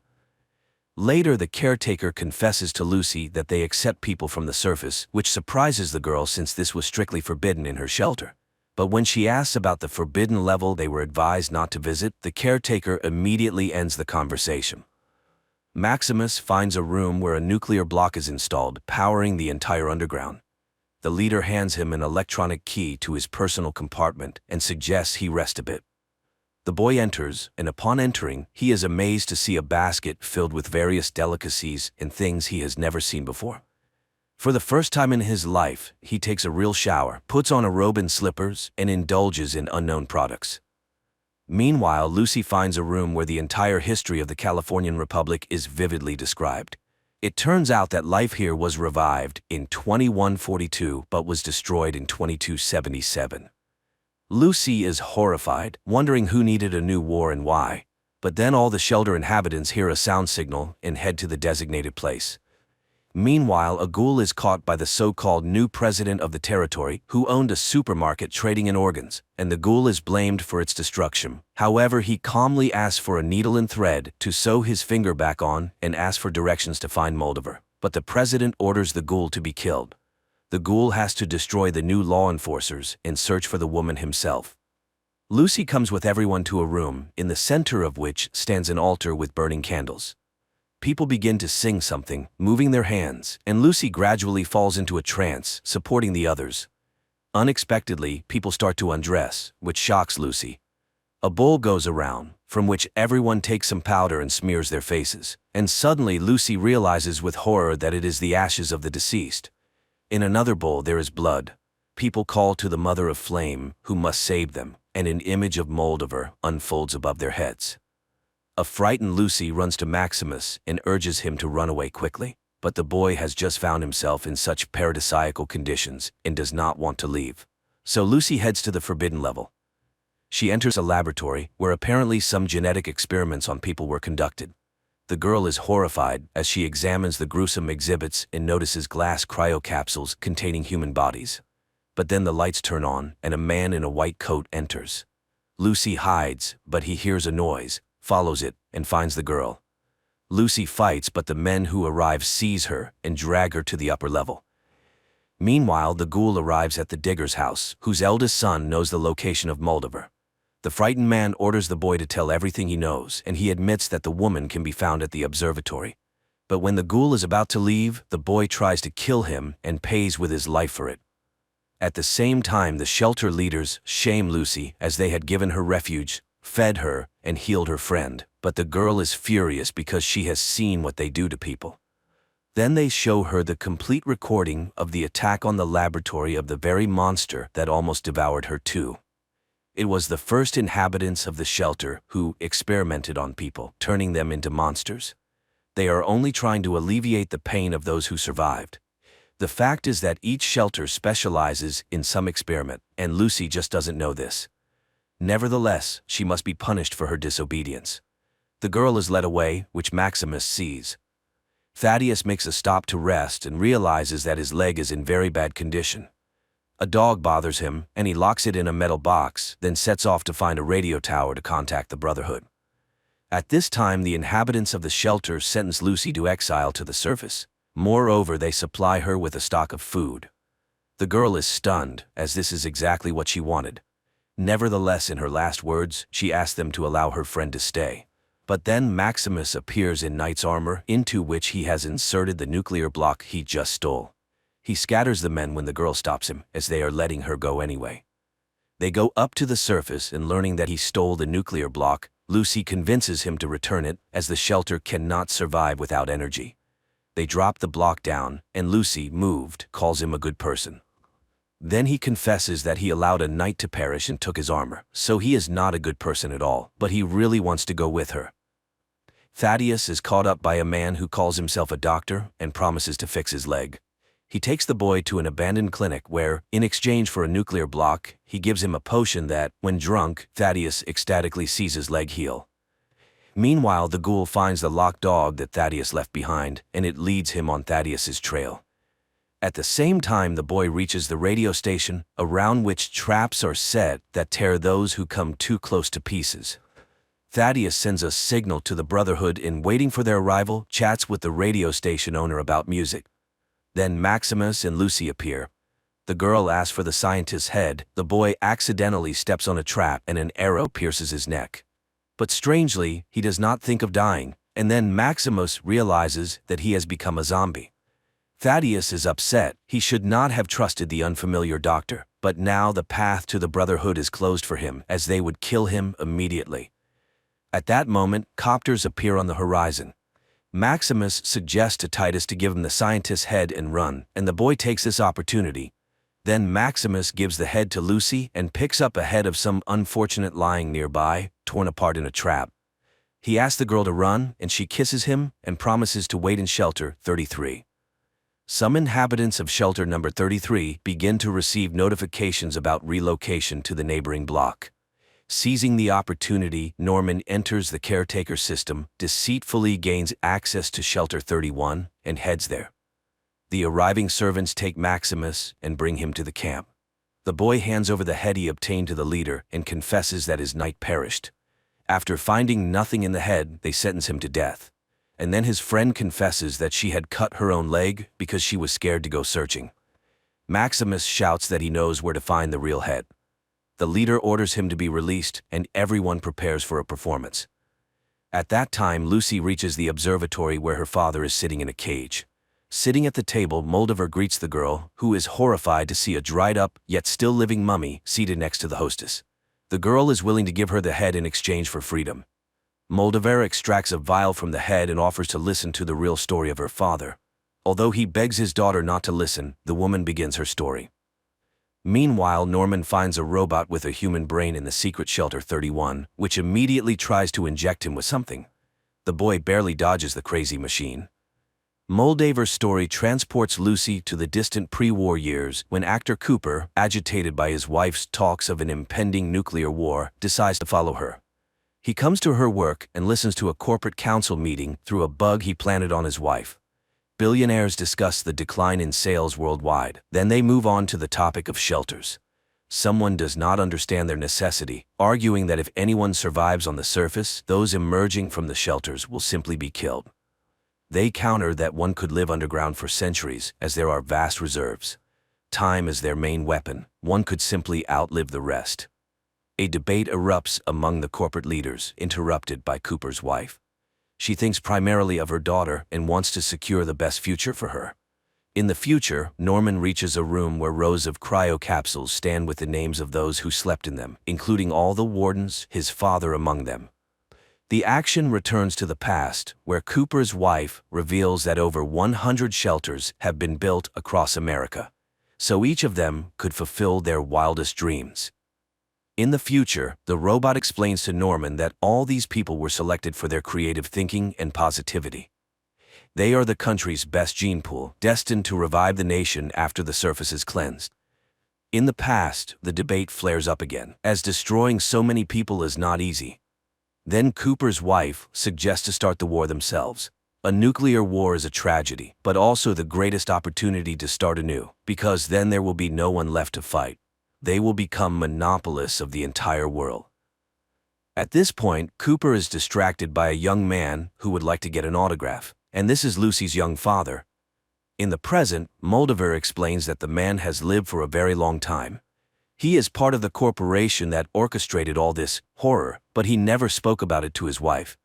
She was very smart. It was she who discovered that something was draining water from the shelter. She realized that civilization had returned, but her husband mocked her. Then the woman took the children and fled. They found a wonderful city, but her father came with his men and burned it down. Lucy brought Moldaver the cold fusion she developed and stolen by corporations, infinite energy with which life can be revived. Lucy sees a pendant on the mummy's neck that belonged to her mother and realizes what happened to her. Her father begs her not to believe Moldaver, but the girl demands that he give her the synthesis code. He relents and provides the numbers. The woman leaves for the laboratory to start the cold fusion process. Meanwhile, the robot informs Norman that it will not let him leave after what he has learned. At the same time, Lucy's father pleads with her to open the cage and return home, just as an alarm sounds and Brotherhood copters appear over the observatory, opening fire on the people below. Knights and their assistants descend to the ground and engage in battle with the observatory's defenders. Maximus rushes forward, searching for Lucy, while the knights wreak havoc around. Soon the knights burst inside the building, where they are suddenly stopped by a ghoul. It turns out he too once wore armor and knows their vulnerabilities. Thus he easily shoots the Iron Knights, remaining unharmed himself. At this time Lucy cries, torn between her father's pleas to come home and the terrible situation of her mother. But then at the room's threshold, a wounded knight falls, followed by Maximus. He opens the cage and rushes to Lucy. However, the girl confesses that it was her father who destroyed his wonderful city. Her father, meanwhile, dons armor and throws Maximus aside, knocking him unconscious. The girl pulls out a gun, but then the ghoul enters the room. When he learned Lucy's surname, he couldn't believe that this was the same guy from the corporation. He had waited over 200 years to find out where his family was. Lucy's father activates jet engines and flees. However, it turns out that this was exactly what the ghoul needed, as the man leaves a trail that can easily be followed to the place where the world's rulers are hiding, those who orchestrated the nuclear war. He urges Lucy to come with him. Then Lucy shoots the mummy, says goodbye to the unresponsive Maximus, and follows the ghoul. At the same time, an injured Moldaver returns to the room where Maximus regains consciousness. She has activated the nuclear synthesis, and now people have infinite energy. A stunned Maximus watches as surviving lanterns light up over the ruins of the city, while Moldaver smiles and dies. The Brotherhood members who rush in think their comrade killed the woman and celebrate Maximus as a future knight. Meanwhile, the ghoul and Lucy follow the trail of her father, who heads through the desert to a distant city. The series ends there.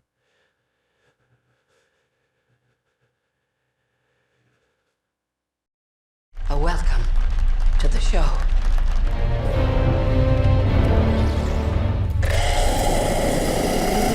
A man is running through a dark forest in Ireland. He seems frightened despite constantly encountering signs with the words "point of no return" and various numbers, indicating either directions or distances to something. However, he fails to escape. Darkness quickly envelops the surroundings, a flock of birds flies overhead, and he falls into a pit. In the next moment, an invisible force grabs him and drags him away. Elsewhere in the country lives an artist named Mina, who works in a pet store. One day, her boss asks her to deliver a rare parrot to a zoo in a neighboring city, and Mina agrees. She takes the bird home for the night. There, she tells the parrot that her mother died 15 years ago. Suddenly, the bird starts to respond. In the evening, Mina puts on a wig and goes to a bar where she introduces herself to a guy with a fictitious name, claiming to be a ballerina. In the morning, Mina apologizes to the parrot for her behavior, saying the real her would probably not be liked. Finally, the pair set off on their journey. On the way, her sister Lucy calls, reminding her that she has family and nieces who love and await her. Mina continues driving and eventually ends up on a road leading into an old dark forest. Unexpectedly, the car breaks down and stalls, and the connection also mysteriously cuts off. Taking the parrot's cage, Mina steps onto the road to seek help, but the forest is dark and empty. When she returns to where she left the car, the road is deserted. Mina continues to wander through the quickly darkening area, talking to the bird to keep herself cheerful and suggesting they name it Darwin. Suddenly, she notices a woman running past and decides to follow her.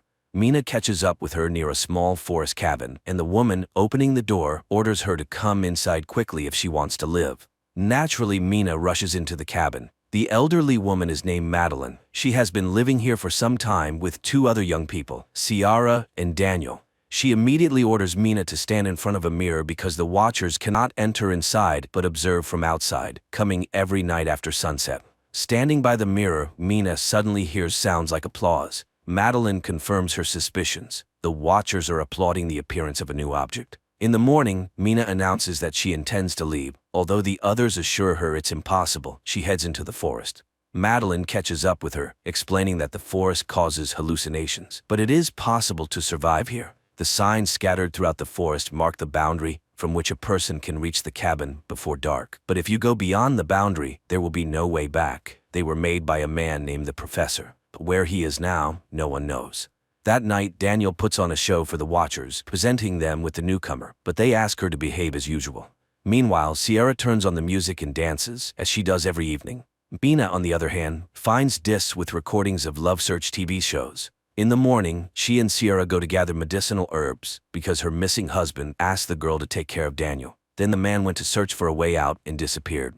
Ciara explains that recently they found strange burrows scattered throughout the forest. That's where the watchers go during daylight hours. She believes she has been in the cabin for almost 5 months. Later, Madeline announces the safety rules. Never leave at night, never open the doors for anyone, always try to stay in the light. Strange life begins with entirely identical days. Mina watches endless shows and often stands staring into the mirror. One day she knocks on it, and immediately there is a knock on the door. Madeline orders everyone to freeze and everything stops. The next day she and Daniel go hunting. The boy tells her that Madeline used to work at the university, so she considers herself a know-it-all. But she has been living here the longest. Daniel himself has been in the cabin for 8 months, but has never seen anyone. After listening to the boy, Mina convinces Daniel to help her explore a burrow. Using a rope, Mina descends, explores it, and finds old items, newspapers, toys, pieces of electronics, and an old bicycle, which she ties to the rope and sends up. But then strange sounds, similar to those heard at night outside the cabin walls, echo from the darkness. Mina screams and the rope falls at her feet. Climbing out into the light, Mina leaves the dangerous place, and they calmly examine the items. With the bicycle, it might be possible to escape from here, but Madeline has a rather strange reaction to this. Meanwhile, Daniel manages to assemble a surveillance system from the found pieces of electronics and installs a camera by the door. At night, everything goes as usual. Ciara dances when there is a knock on the door, and Daniel suggests that a person has come. Madeline forbids opening it, but they hear the voice of Ciara's husband. Ciara tries to prove that it is John by asking him what book she is reading, but he does not answer. Although they bought this book together on his advice, the man begs to be saved from death. Ciara asks to look into the camera, but when he leans towards it, something drags him into the forest. Immediately there is a knock on the mirror stronger than ever before.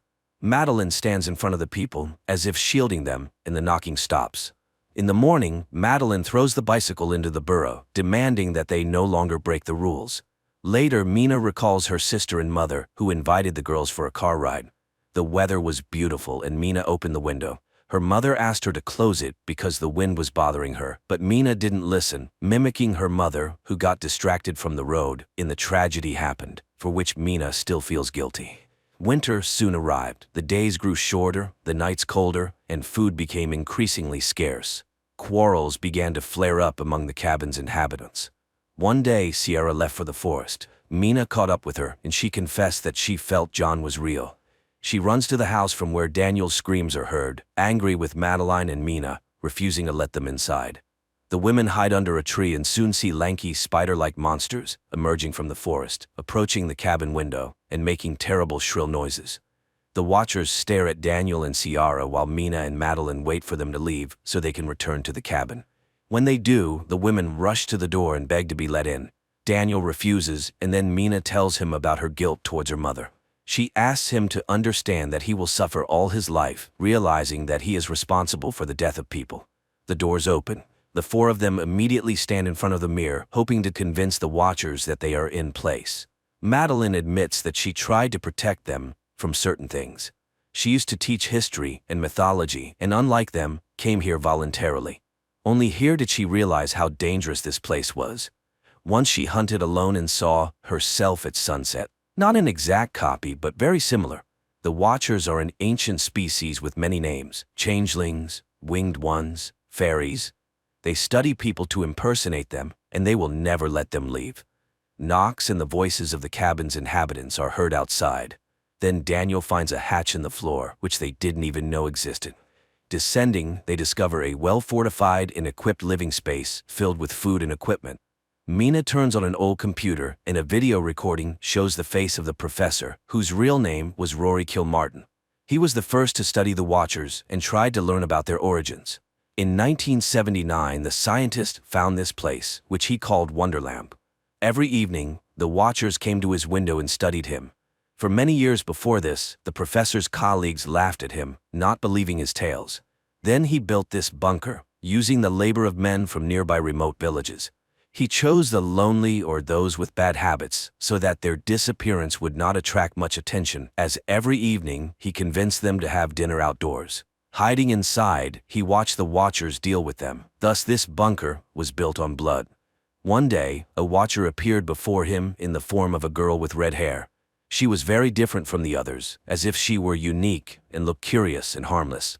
That's when he realized that if he unlocked the secrets of the fairies, he might even conquer death. He did the impossible, lured this girl into a cage and began experiments on communication, trying to befriend her. She changed form, sometimes turning into a frightening creature with long arms, but seemed to listen to him. Gradually, she became close and understandable to him, but now the professor realized he had achieved nothing significant and was ready to end his life. He hid a boat by the river, and this is the only way out. Just follow the birds. He asked the survivor to go to his university office and destroy all the documents found there, and now he will go to her and stay here forever. In the last recording, they see Kilmartin climbing up. Gunshots are heard, and then all is quiet. Realizing that this is their last night in the forest, Ciara turns on the music and invites Daniel to dance, but he seems upset about leaving. He says his family is dysfunctional and he has nowhere to return to. Then the girl offers to let him stay with her for a while until they find him a good occupation and place to live, as they have become good friends. In the morning, the group sets out to escape, guided by the signs and Mina's parrot, whom she asks to lead them. Soon they reach a massive stone disc in the ground, covering the entrance to a huge tunnel. Madeline explains that this is where the last representatives of the ancient fairy race were locked up, who were once very friendly with humans. After many centuries, they managed to surface, but now the friendship has turned into hatred. They stay here because they are held by magic, so they need to run far away. They walk all day. Dusk falls, but there is no river or boat in sight. It starts raining and they fall into despair when they see huge flocks of birds flying in one direction. They run after them and reach the river. The women rush to the boat when Daniel hears screams behind him and sees John. He returns for him, rejoicing that the man survived, but it turns out to be a changeling. The women scream, begging Daniel to run, but he doesn't hear and dies at the hands of the Watcher, who then takes on his form while Madeline, Mina, and Ciara sail down the river. The women wake up in the boat and see that they have returned to civilization. They stop a bus and ride to the city, listening to music and only now realizing that it's over. Later, Mina goes to the university where Kilmartin worked, posing as his niece to enter his office and fulfill his last request. There, she finds more documents, photos, and a recording in which he discusses the fairies and the fact that there are still half-blood children in the world. Mina finds a stack of photos and, looking at them, seems very surprised. In the evening, Mina goes to Ciara's house, showing a photo of Madeline from the professor's belongings, explaining that it is his wife who died several years ago. So the Madeline they lived with in the cabin was a special fairy capable of moving during the day. It was she whom Kilmartin caught. He couldn't kill her, and she took on Madeline's form to return to civilization. Then a car pulls up to the house, and the real Ciara gets out, while the one she's talking to is actually a fairy. Realizing she has been exposed, the fairy knocks Mina out and changes shape again, turning into Daniel. They just want to live like other species. But due to human hatred, they are forced to stay underground. The fairy turns into Kilmartin and goes to Mina. In the house, the fairy transforms into her and prepares to kill the girl. But Mina says that there are others like her somewhere because she is half human and acknowledges that it was unfair of humans to banish the fairies from their world. The fairy softens and spreads her wings, admitting that Mina might be right, and she flies away. Mina revives Ciara. Later, she reunites with her twin sister Lucy, finally forgiving herself for their mother's death. She tells her about her experience, admitting that she still sees Madeline appearing in the forms of other people. Her nieces arrive to show Mina a drawing of her and Darwin, whom she still keeps as a pet. Meanwhile, outside, a girl with red hair appears, looking at their apartment windows and taking on the form of a girl with a strange face. This is probably not a horror movie, but rather a scary bedtime story when a child doesn't want to sleep and asks for something frightening. Everything builds up slowly and tastefully, but the ending unfolds somewhat mundanely, although mysteriously.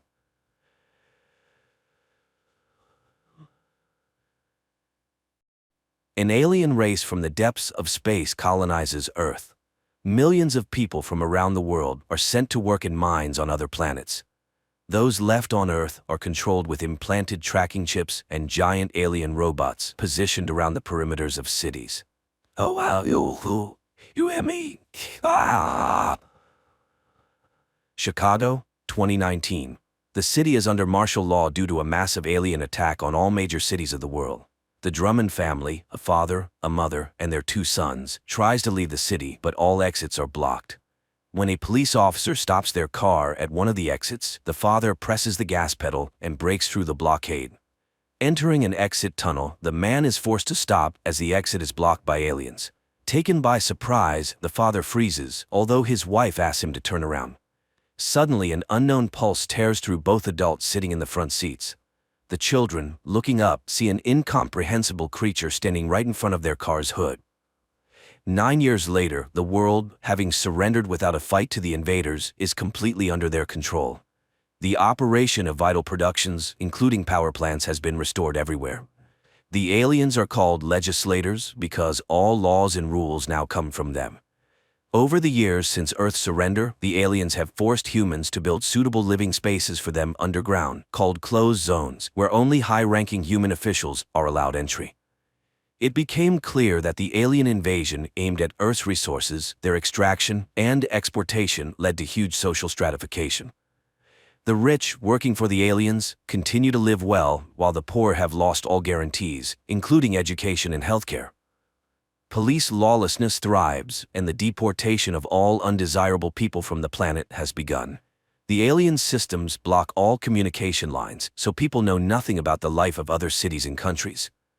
Amidst this wave, a resistance emerged, planning an attack on the closed zone in Chicago. But the plan failed, the zone was unharmed, and the fate of the rebels remains unknown, although the police assure that they were all eliminated. And this was supposed to be the first spark from which a flame would ignite. 9 years after the failed uprising in Chicago, the police monitor anyone who raises even the slightest suspicion. Detective William Mulligan reviews video recordings from Gabriel's apartment, whose brother Rafe died in the uprising and was posthumously named a hero of the resistance. The guy goes through his usual morning routines, then wakes up his girlfriend, showing her a photo taken on the other side of the lake, where visiting is now prohibited. But the girl does not want to believe in a change in their lives and asks not to invent the impossible. Gabe leaves the house where his friend, who has obtained and repaired a boat, is already waiting for him, so they can sail out of the city tonight. But Gabe reminds him that he is under round-the-clock surveillance. Meanwhile, Mulligan reviews the newspapers and sees an advertisement for the Phoenix fire suppression system, after which he goes to his old friend Jane, who now runs a brothel. At the entrance, he sees the Phoenix emblem on the wall and notices the police chief. The owner greets Mulligan as a good friend and hands him a gift box, mentioning the Donnans and their gifts. Returning to the police station, he shares his findings. Phoenix exists and is preparing something for the New World Masters, but his partner does not believe that anyone could have survived the last purge. At this time in the subway, 2 resistance members meet because the newspaper advertisement is a battle readiness order given by their leader, whom they call First.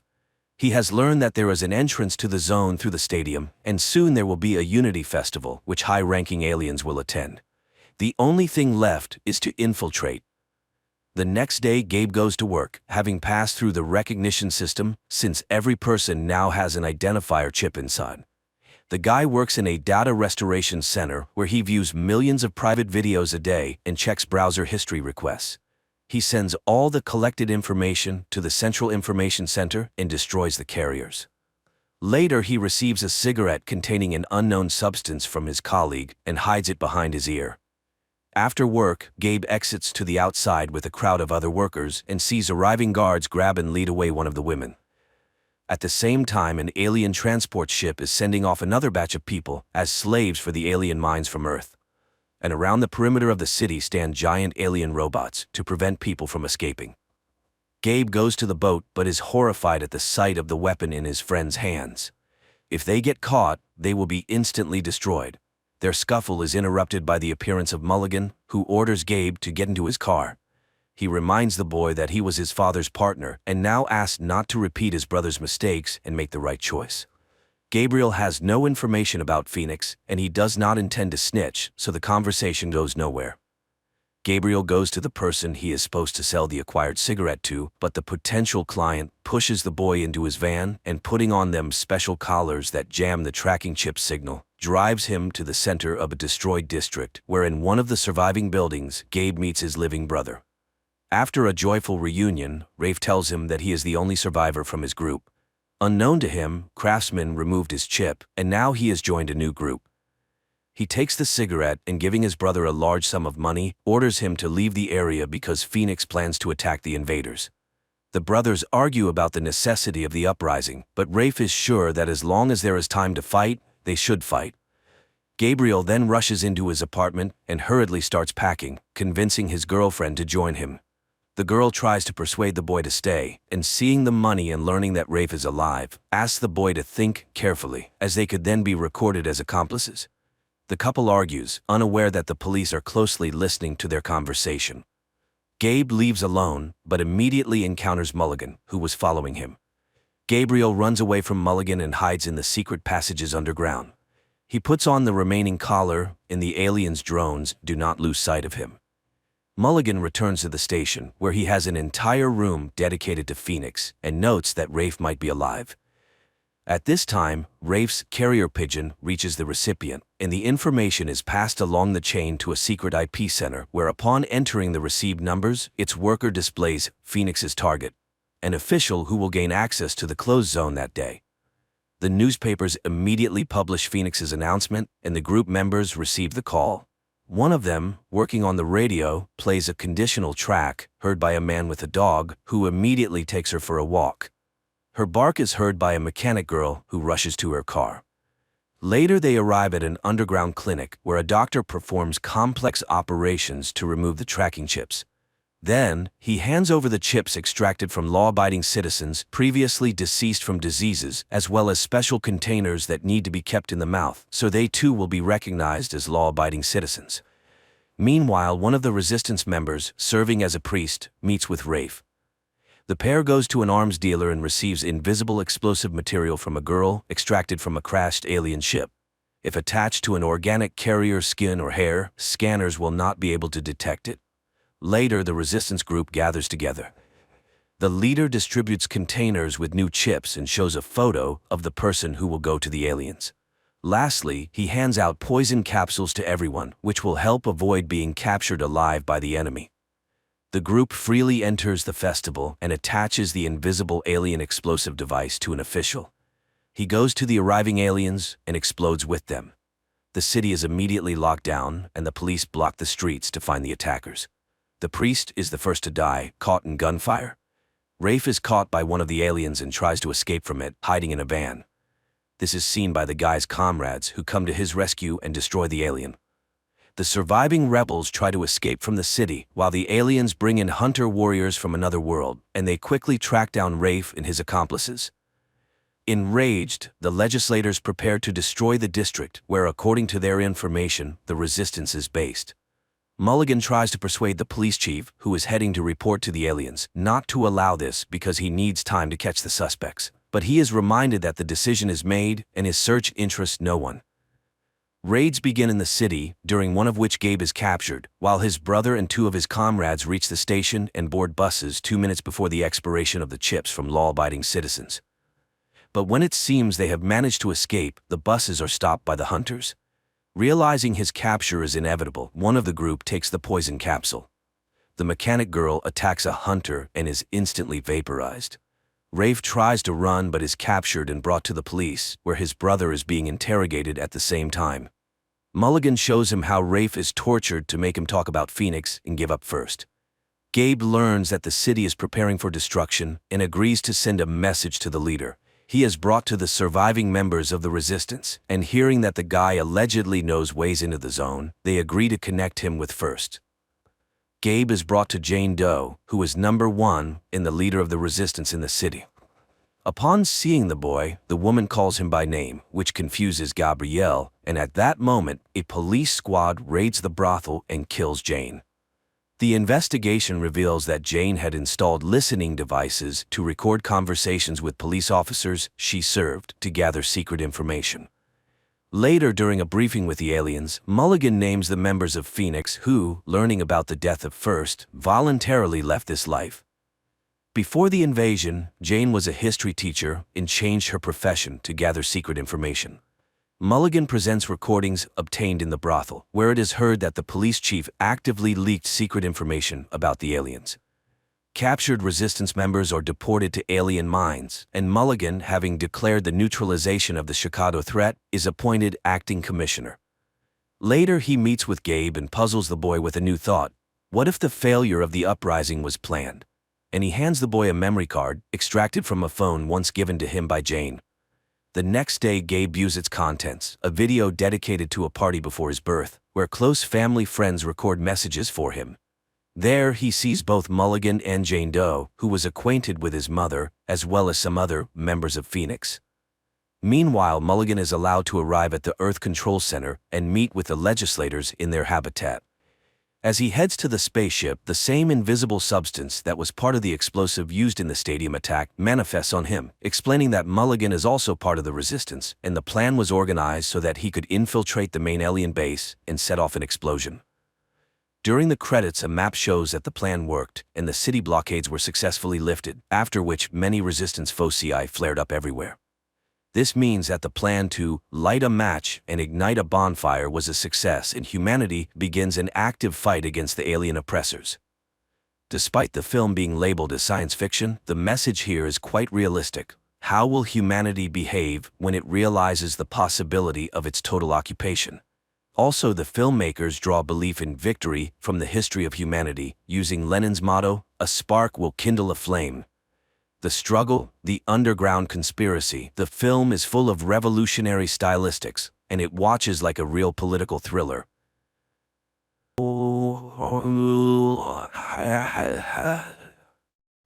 Japan 2023. People board a train and head to work. Everyone is busy with their own things, scrolling through Instagram feeds, making acquaintances on social networks, and discussing plans for the evening, unaware that in just a few minutes, their lives will change forever. Suddenly, the train's speed increases, and strange things start happening. A bottle cap rolling on the floor of the carriage suddenly disappears. Passengers begin receiving alerts about powerful earthquakes on their phones. Then the train enters a gloomy tunnel and comes to a sudden halt. People regain consciousness, bewildered by what has happened. One of the passengers opens the entrance doors, and people, screaming and pushing each other, rush to the exit, jumping from the high steps. But once outside, they can't believe their eyes. Traces of the civilized world are gone, and they are surrounded by the remnants of a destroyed city, overgrown with trees and grass. Moreover, all the carriages have disappeared without a trace, except for the fifth one they were in. As time passes, the passengers begin to get acquainted. One of the guys, Shirahama, a firefighter, examines the injured and suggests checking the tunnel behind the carriage. He is joined by a girl named Katana and a guy named Hayashima, who also wants to understand what happened. Meanwhile, the police in the city cannot figure out where the last two carriages have gone, while the rest of the train, along with the passengers, remains undamaged. The three volunteers enter the tunnel and walk through the dark underworld for a long time. Suddenly, they notice a light ahead and hurry towards it, but when they emerge outside, they are astonished. There is nothing around that would remind them of the year 2023 with skyscrapers and technology, just a vast, lifeless desert. Shocked, the trio returns to their fellow misfortune mates. Initially, people do not believe their report, but after Hayashima shows a video recording of the surroundings, they are forced to accept the new reality. After 7 hours, people languish in anticipation of rescuers, when one of the girls, Reni, secretly looks into Hayashima's bag and finds a letter marked with the criminal department's seals, leading her to suspect that the guy is a criminal. Then Reni snatches food from Katana's bag, but, thinking she was seen, discards the package. Hayashima picks it up and carries it to the train, just as Katana discovers the theft. Seeing it in the guy's hands, the passengers accuse him of theft. Moreover, Reni reports about the letter from the colony. Offended, Hayashima denies the accusations and announces his departure. At this time, Shirahama pulls out a box of fruits and offers to share them. While Katana is distributing the food, one of the guys reviews the video he made earlier, clearly showing Reni stealing the food. Realizing that Hayashima is innocent, Shirahama and Katana run after him, managing to save the guy who nearly falls into a deep ditch. In gratitude, he confesses that he works as a hairdresser and is already 30 years old. But he refuses to explain the origin of the letter from the colony. Night falls. Passengers somehow settle down to sleep, but many cannot sleep, worrying about their future. In the morning, people begin to realize that they may never return home. Shirahama tries to gather the scattering people, but a friend asks the guide not to take responsibility for others' lives. Then the firefighter confesses that because of him, his colleague was injured, losing the ability to walk. Now he believes he must help everyone he can. Together, they catch up with those who left and persuade them to return to the carriage to solve problems collectively. Seeing this, Hayashima remembers his brother who was in prison, and the letter in his bag was from him. Fate had it that he had to take on the upbringing of his younger brother, and he still feels guilty for his older brother becoming a criminal. Meanwhile, a couple of passengers explore the surrounding area and find the ruins of a high tower. This is particularly strange because the news reported its construction, which was supposed to be completed in 2026. And one of the passengers found a can in the forest dated that year. A biologist among them encountered a plant whose genetic modification takes 30 years. It turns out that they are in the distant future of Earth, and it's far from a joyful discovery. At the same time in 2023, all channels are broadcasting messages about the disappearance of 2 carriages, which had at least 100 passengers. Night approaches and many fall into despair, while Katana and Shirahama place plastic containers on the roof of the carriage, hoping for rain. In the morning, the biologist draws the others' attention to the dense greenery, which means there must be a body of water nearby. A group of youth sets out to explore the forest. Along the way, Hayashima confesses that his parents are criminals, and then the guy spots a frog. This means water is very close, but ahead are impassable cliffs, which can only be climbed with the help of ropes. The group returns to the train and cutting wires heads back to the cliffs. Shirahama climbs to the top and joyfully shouts upon seeing a waterfall, but looking around he is horrified. Instead of Mount Fuji, a sea stretches out before him. Returning, he tells the others about this, and people start to speculate what happened to their planet. At night, everyone goes to sleep, but the eldest passenger, Tanaka, goes outside and sees an unfamiliar person. But when he tells about it, no one believes him.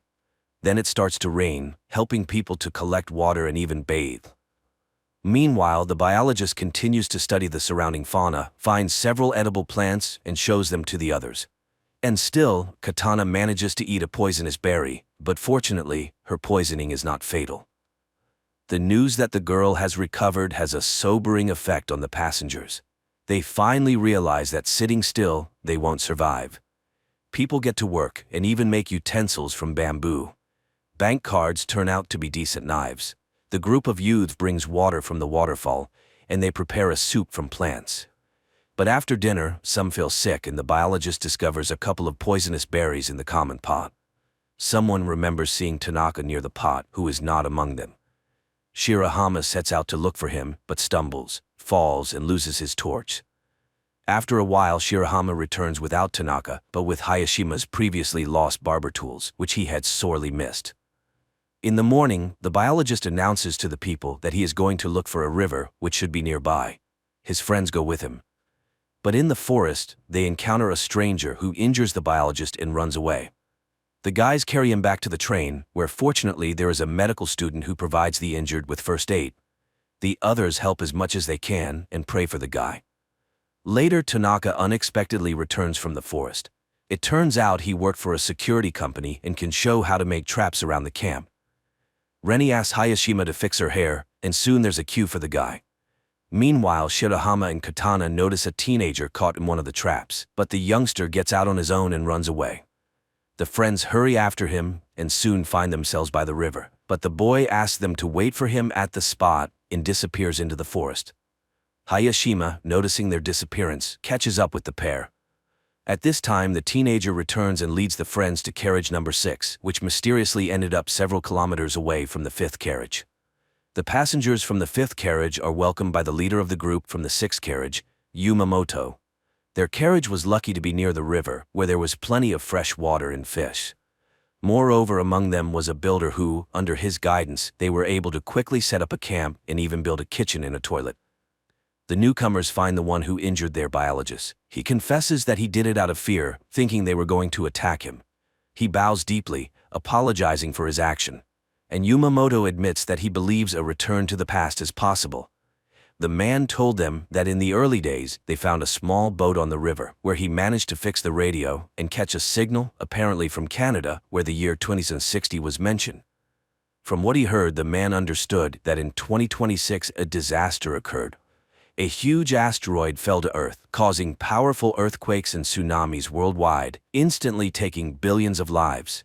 The dust thrown into the atmosphere blocked sunlight, leading to the extinction of the remaining species. But the main thing is that the asteroid didn't fall by chance. It was space debris, as besides state corporations, satellites began to be launched by anyone who fancied. One of the probes collided with a satellite, which in turn fell onto an asteroid, leading to a deviation of its orbit. So it was a man-made disaster. That's why it's so important to return to their year and change the future. Inspired by the example of the 6th carriage, the passengers decided to make a bath by the river. Meanwhile, Tanaka continues to deteriorate, making himself a doll from branches and talking to it. In the morning, the bath is ready. For the first time in many days, people bathe in hot water and wash their clothes. and the guys find a strange stone on the riverbank, which Yumamoto learns about.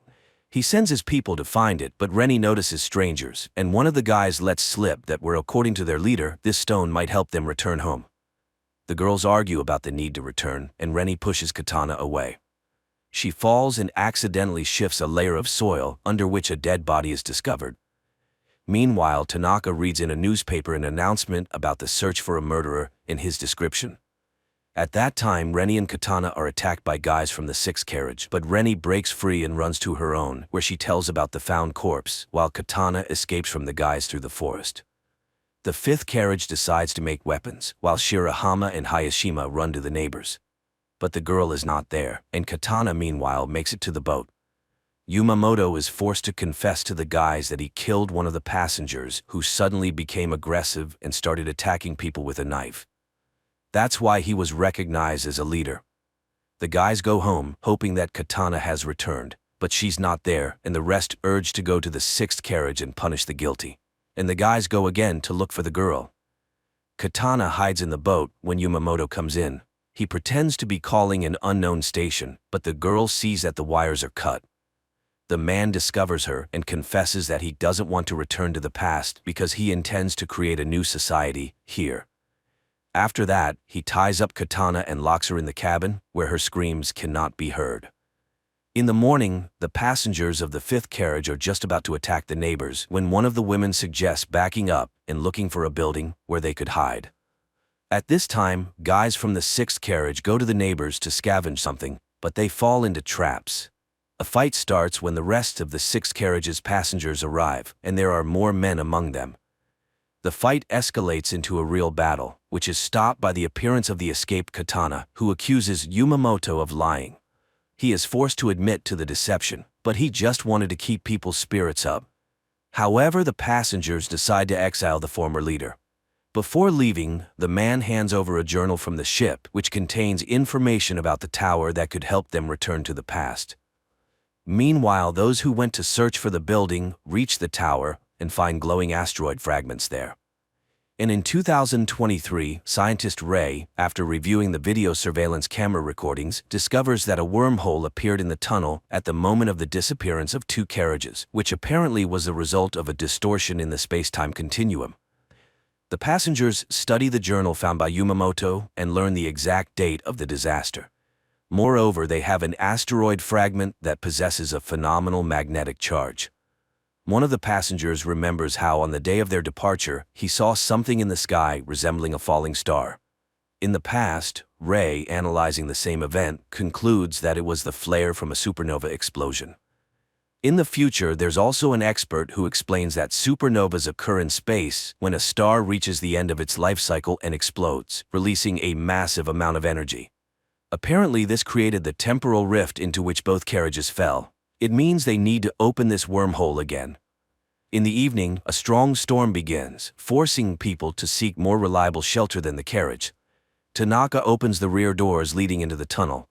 Unexpectedly, a strong gust snatches his doll and sucks it into the wormhole caused by the hurricane. But as soon as the storm subsides, the wormhole disappears. And in 2023, scientists find Tanaka's doll. Passengers in the future conclude that to summon the wormhole, they need a powerful energy source, for which they start looking for remnants of power lines. Digging up each post, the passengers find an electrical substation where, somehow, working equipment is preserved. They redirect enough electricity into the tunnel to stabilize the wormhole with the onset of the next storm, enough to return to the past. The storm starts at night, supported by the power of the substation. The wormhole opens, and everyone enters the carriage except Tanaka, who refused to return. The carriage is swallowed by the hole and races somewhere in space and time until its doors are opened by security service employees who say they have arrived on May 1, 2026, which means there are only a few months left before the asteroid falls. After going through quarantine procedures, the passengers tell the officials, presenting as evidence fragments of the meteorite and unusual plants from the future. Only the officials don't believe the stories about the upcoming apocalypse. Later, the internet buzzes about the incident. The time travelers find fans, which helps maintain interest in the traveler's story about the upcoming end of the world. Meanwhile, scientist Ray becomes convinced that the travelers are telling the truth, as he has also tracked the asteroid. One of the passengers posts an appeal on the internet telling ordinary people about the impending danger, and a passenger who held a high position in the government before the trip makes her way to the Minister of Defense. She listens to her former colleague and reports that the government believed them and is already preparing to launch a missile capable of altering the asteroid's trajectory to pass by Earth. Time passes, and the day of the catastrophe is about to dawn. The travelers decide to gather together on the platform to find out whether it was possible to avert the disaster, and if not, to perish together. But the military successfully completes their task and changes the meteorite's trajectory, saving humanity from total extinction. Quite an unusual series where various theories about the impending doom of humanity are mixed. And the finale of the story is very relevant, emphasizing that life on Earth is the result of the actions of each living being, and the future of the planet is a collective human responsibility.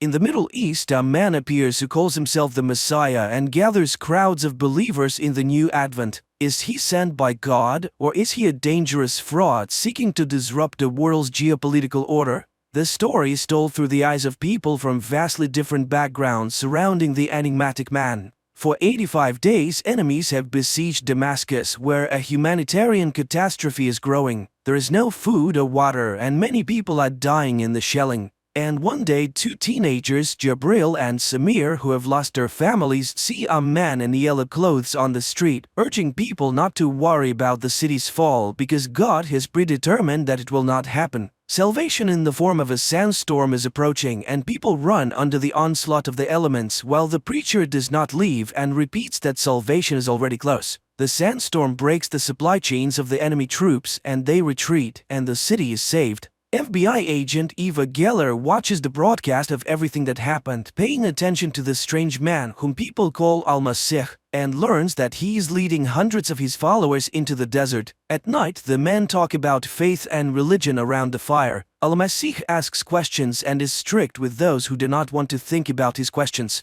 Now all of humanity is on the brink, and for people to survive, they must cling to him. After this conversation, the man walks away from the people and stands for a long time looking at the sky, giving the impression that he's talking to God. The teenagers who came with him from Damascus remember how he preached while they hid in the basement, and suddenly Al-Masih calls one of them, Jabril, and tells him that each soul has its own star. He saw light in the boy, and soon Allah will lay a mission on him. Meanwhile, Eva is trying to find out which officers know something about the new Messiah and begins gathering information. Soon she learns that after walking 65 kilometers through the sands, the people reached the borders of Israel and stopped at the fence. Half of the followers believe that Al-Masih has led them to flight, but he orders them to gather all their weapons and bury them. He himself passes through the barbed wire fence, where he is arrested by Israel's border service. An agent from Israel's internal security agency, Aviram Dahan, is called in to interrogate him. However, the detained man refuses to reveal his real name, calling himself a messenger, and impresses the agent by calling him by name and revealing unexpected details from the agent's life that no one except the agent himself could know. Aviram is particularly touched by the incident with the boy that the Messiah reminds him of. Dahan completes the interrogation and leaves the room, destroying the video recording of the interrogation. He then goes to his partner to find out if he has told anyone about what happened in the desert, but his partner remains silent about it. As Aviram gets into his car, he suddenly sees a man with a bag over his head on the back seat, but realizes that it is a flashback to a tragedy from long ago. Early in the morning, the agent returns to work and is surprised to discover that Al-Masih has escaped from custody. Meanwhile, in the small American town of Dili, local preacher Felix Aguero greets his congregation, while the FBI decides to assist Israeli authorities in finding Al-Masih and discovering who he really is. This is why Eva Geller flies to Israel, and her insistence, Aviram is summoned to the office, but he cannot explain why he deleted the video recording. He behaves provocatively, not understanding why he should be accountable to the American woman. Meanwhile, an international conflict is brewing in the world as people who were led by the Messiah to the border of Israel are starving. Even after hearing about his escape, they decide to stay because they believe in his return. One day, volunteers bring food and water, and the Messiah's followers notice that the police are looking for someone in the crowd. They realize that Al-Masih has escaped, which causes unprecedented rejoicing. At the same time, Al-Masih delivers a sermon on the Temple Mount, using apocalyptic phrases about the end of history and calling on those who are willing to go to God's judgment to step forward. A young boy comes forward, but the sermon is interrupted by the Israeli police who try to arrest the Messiah. The operation fails due to a shot that hits the child who has come out. The people start screaming, driving away the invaders. But then Al-Masih lays his hands on the boy, who then stands up unharmed, showing the bloody bullet to the public. The people consider this a miracle while Al-Masih disappears into the crowd. Eva hears the news on the radio and asks to be taken to the scene of the incident. Meanwhile, Muslims also discuss the Messiah's sermon and are quite unhappy with his interpretation of Allah's teachings. The people in the camp cannot understand why their newly found Jesus has abandoned them. And Eva notices the surveillance, and her pursuer turns out to be Aviram, who wants to know why she's meddling in something that's not her business. But Eva is not going to back down. She studies the recordings from the CCTV cameras and notices the strange disappearance of the Messiah. And it's still unclear who fired the shot. She tries to find the injured boy while in Jerusalem the electricity is shut off to quell the unrest. The agents arrive at the boy's address, but it turns out that his family has left, scared of the crowd's interest. Reports of the incident on the Temple Mount are being shown around the world, and one of them is seen by Father Felix while his daughter Rebecca dreams of running away from home. Meanwhile, Jabril sees a flickering light at the fence and goes there, while Eva finds Al-Masih in a photo from Jordan. Palestinian girls bring food for the hungry and promise to help people. Jabril goes to get assistance when a man who appears hits him on the head and takes him away from the fence. That same night, the pastor's daughter Rebecca runs away from home, while her disillusioned father decides to burn down his church. The man takes a canister of gasoline and a lighter and heads towards the building. At that moment, a message about an approaching tornado comes to his phone, which was left at home, and the pastor's wife goes to find him. Sirens begin to sound in the town, and the residents hurry to the only shelter, the church, as the tornado begins its deadly circle. Father Felix calls his daughter, hoping she's nearby, and suddenly sees the motionless figure of Al-Masih nearby. Later on, a video of Rebecca's rescue appears in social media, which is intercepted by CIA agents and blocked from spreading. But how did the Messiah end up in America? Soon, Federal Agent Will arrives at the scene. The man is shaken by the sight of the completely destroyed town, where only one building, the church, survived, and where Al-Masih is currently located, explaining to the astonished priest that he came here by God's will. Felix is shaken because he was planning to burn down the building that ended up saving everyone's lives. At that moment, Agent Will enters and arrests the Messiah. The priest swears to get Al-Masih out of jail while Aviram interrogates Jabril in the hopes of finding out the Messiah's whereabouts. But the boy does not know. The agent wants to understand why people follow the men unknown to anyone and promises to prove that there is no God. Meanwhile, Felix turns to a lawyer from the American Civil Liberties Union for help because everything that happened was not a mere coincidence. And Eva arrives in Texas to question Al-Masih, but his lawyer manages to obtain a ban on the meeting. The situation worsens when one of the videos about what happened in the town circumvents their social media block and reaches the mass media. Al-Masih's lawyer tells him that while the charge of illegal entry into the United States is likely to be upheld in court, she can get him out of the Federal Immigration Detention Center where he's being held. When the lawyer leaves the detention center, Agent Will informs Eva of this and she rushes to see him. However, during their conversation, Al-Masih turns the situation around in his favor again by showing that he knows her name and sympathizes with her losses, as her mother and husband have passed away. He realizes his responsibility for those who followed him and is willing to help all who are suffering, including her. But Eva doesn't believe his sincerity and runs away, failing to notice the recording device under the table. Returning to her hotel room, Eva talks to her boss, who informs her that Israel is demanding Al-Masih extradition and the state prosecutor will seek permission for it. Later, Al-Masih is taken to court where he is charged, which he admits to and requests asylum. Eva goes to the lawyer, trying to convince her to stop fighting for the man's release to prevent his extradition. After all, if he returns to Israel, he will be imprisoned, but the lawyer refuses to talk about it. Meanwhile, Aviram again refuses to reveal what happened during the interrogation, whose recording he erased. He's suspended from the case and a hearing is scheduled. At this time, Felix tells his wife about his departure because he's needed by the Messiah. A multitude of Al-Masih's followers gather outside the courthouse. The hearing begins and the lawyer explains that the man cannot return to Israel where he will be persecuted for religious reasons. But the prosecutor claims that the man is lying about being a Muslim because he does not pray 5 times a day as required. The Messiah responds that he belongs to all denominations because everyone walks under the same sun. This causes a storm of emotions around the world, even in high-level offices. The assistant to the President of the United States tries to pressure the judge to deport the unwanted man, and the judge promises to consider it. Meanwhile, Samir finds his friend Jabril abandoned by Aviram in the desert, and he considers it a true miracle that he survived. The next day, the court makes the shocking decision to grant asylum to Mr. Masih, allowing him to leave the courthouse as a free man, with the car of the Venerable Iguero waiting for him outside. People all over the world are talking about the Messiah and beginning to believe in the miracles he performs. In Dili, those seeking healing begin to gather.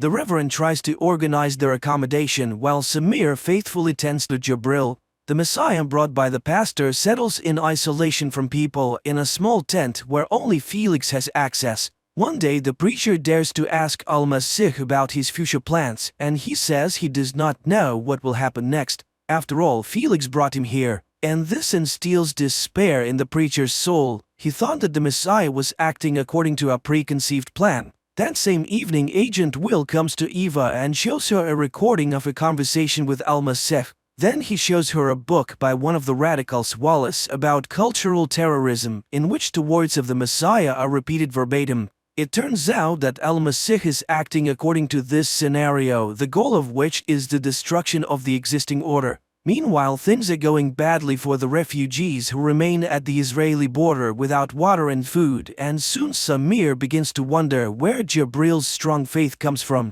He calls his friend crazy for refusing medical help as his injuries could be fatal, and accuses him of an abnormal love for the Messiah. One day, Aviram's wife notices his car, which has been parked near their house for 3 days, and begins to search for the man, who at this time arrives in Texas and buys a gun at the gun store. And in Dili, every evening people gather together hoping that Al-Masih will come out to them. But the man remains in his tent, bringing Felix into a state of confusion that spills over into a sermon for all who have come. At this time, 2 residents of Dili finally find their dog crushed by furniture during the hurricane and try to free it.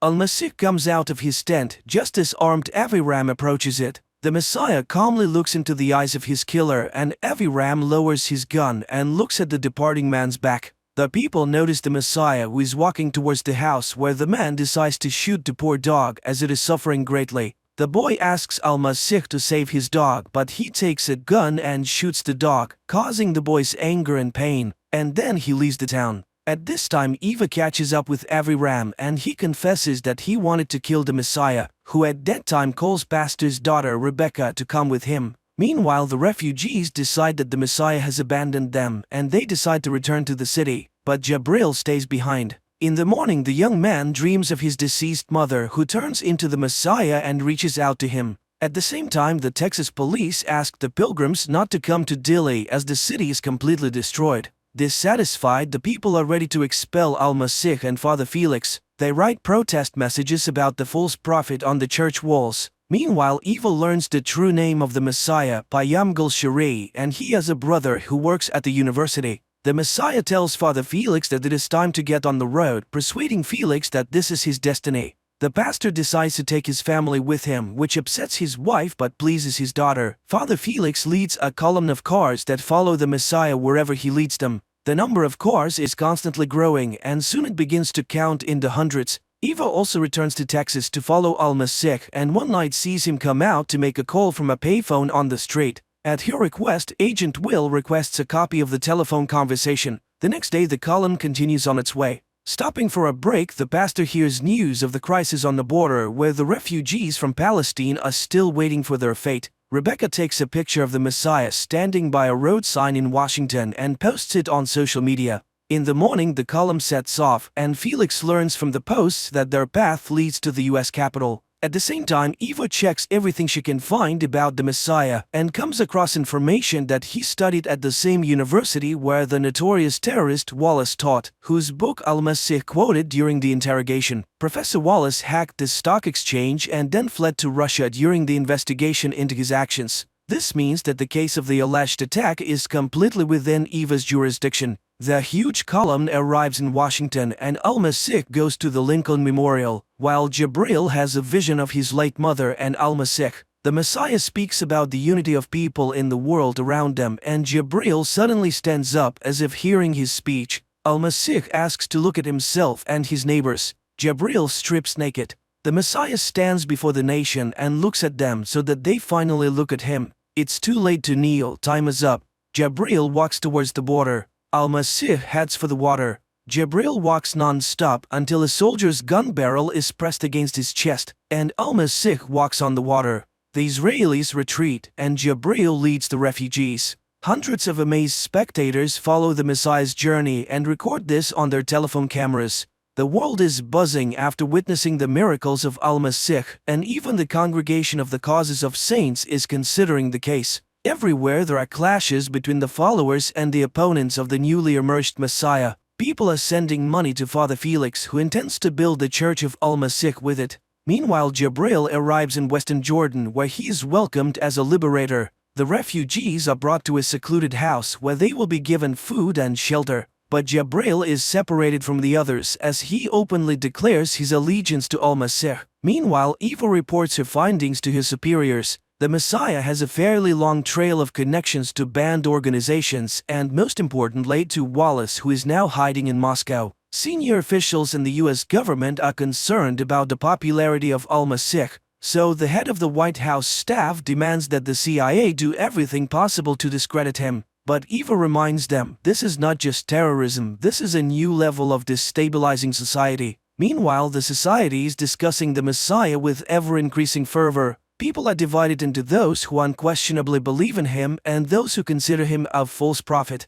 Felix preaches on behalf of Al-Masih and reminds people of the importance of faith. The Lord has chosen them specifically, and it is important to understand why. At this time, a woman with a terminally ill child sneaks into the hotel of the Messiah, and the man agrees to take the girl, but only alone. However, his room is under 24-hour surveillance. Meanwhile, the young refugees begin to learn different sciences, among which religion is at the forefront. Sheikh personally comes to Jabril to understand the depth of his faith, and the young man confidently answers that he unquestionably believes in the Messiah. Meanwhile, Eva discusses the Messiah's water-walking feat with Aviram. After all, Jesus did the same thing. He performed tricks and attracted supporters. The man is impressed. She speaks like a true Jew.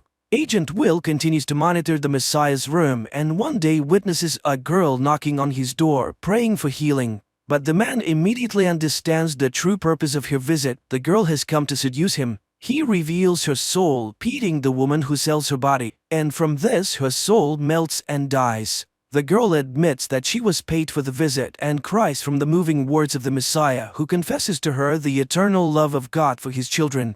These words bring tears to Agent Will's eyes, who is watching the scene. At that time, Rebecca runs out of her parents' room and sees the Messiah escorting the girl out of his own room. The girl runs away and Al-Masih catches up to her on the street. He tries to explain her special place next to him, and the girl shares her observations that the world seems to be on the brink of something grand. The prophet turns to Rebecca and asks her to do something unimaginable, and she promises to do anything he asks. Meanwhile, the CIA manages to find Al-Masih's brother, who reveals that their parents were of different faiths and died early. The boys were raised by their uncle, a professional illusionist, and Al-Masih always loved being the center of attention. The uncle was a tough man, but he taught the boys everything he knew: English, literacy, and most importantly, how to perform tricks. And at that moment, someone puts a dark bag over Al-Masih's head as he enters his room. The man finds himself in the office of the President of the United States, standing before the head of state and demanding the withdrawal of all U.S. troops from around the world using the president's sincere faith. The politician is shocked. It's simply impossible, since the American troops are used precisely as peacekeepers, and if they are not present, there will be chaos in the countries under their control.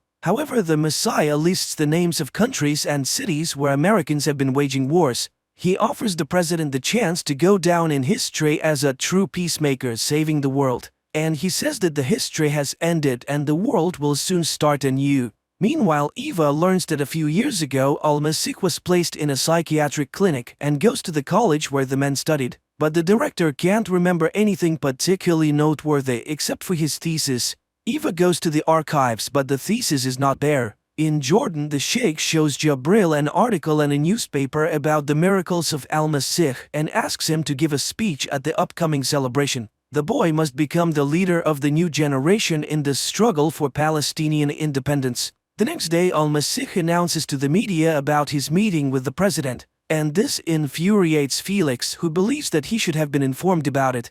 The president also faces similar attacks. He is heavily guarded against this freak, but he himself goes to the meeting. However, the man interrupts all conversations. He must first think about the people. Angered, Felix expresses his grievance to Al-Masih, and the letter suggests that he kneel before him if he truly believes that he is the Messiah. The preacher thinks it over as the Messiah leaves the room. On the other hand, Agent Will begins to unquestionably believe in Al-Masih and quits his job. Meanwhile, Eva receives the call logs she requested. That same evening, Aviram asks Al-Masih about his family and mocks him, offering to walk on water again. But the man only smiles in response and asks a counter question. Why isn't Aviram leaving? The agent can't answer. The president talks to Al-Masih again and he informs him that there is no more time to think. At that moment, water begins to flood the president's feet. Upon waking up, the man learns about an unprecedented flood destroying the U.S. coastline. Later, the daughter of the Reverend Iguero tells him that Al-Masih came to Texas for her, not for her father. Meanwhile, in Jerusalem, a guard confesses that he was the one who freed the Messiah from prison, not Aviram Dahan. That same night, the girl hired by the president's assistant to compromise Al-Masih returns all the money she received for it. She doesn't care whether he's real or not. What matters to her is that he's a very good person. Meanwhile, the president flies over the affected areas and, in addition to providing material assistance, urges people to pray and hope for the help of the Lord. At the same time, the pastor's wife asks Al-Masih why he chose their family. He says that faith can be found everywhere, and he wants the same thing that the Lord wants, the flood. Meanwhile, in Jordan, the Sheikh is teaching Jabril about the speeches and Palestine's independence. It's very difficult for the illiterate boy to remember unfamiliar words, but the Sheikh is insistent. His friends are also being heavily influenced at this time, with religious ideas being drilled into their heads. Meanwhile, Reverend Felix asks a famous showman to include Al-Masih in his program. After all, it's a chance to speak to the multimillion audience. Eva checks all the numbers on the list and finds one that Al-Masih calls frequently and talks to the caller for quite some time. Meanwhile, the President of the United States is informed of the buildup of Russian troops on the border with Latvia and is demanded to make a tough decision. On that day, Eva finds Al-Masih to tell him that she knows about his diagnosis, Messiah complex, given to him in the psychiatric clinic, and about his uncle, the magician. She thinks someone is using him and promises to find and arrest the puppeteer. And he confirms that he knows Wallace, who is still his friend despite being accused of terrorism.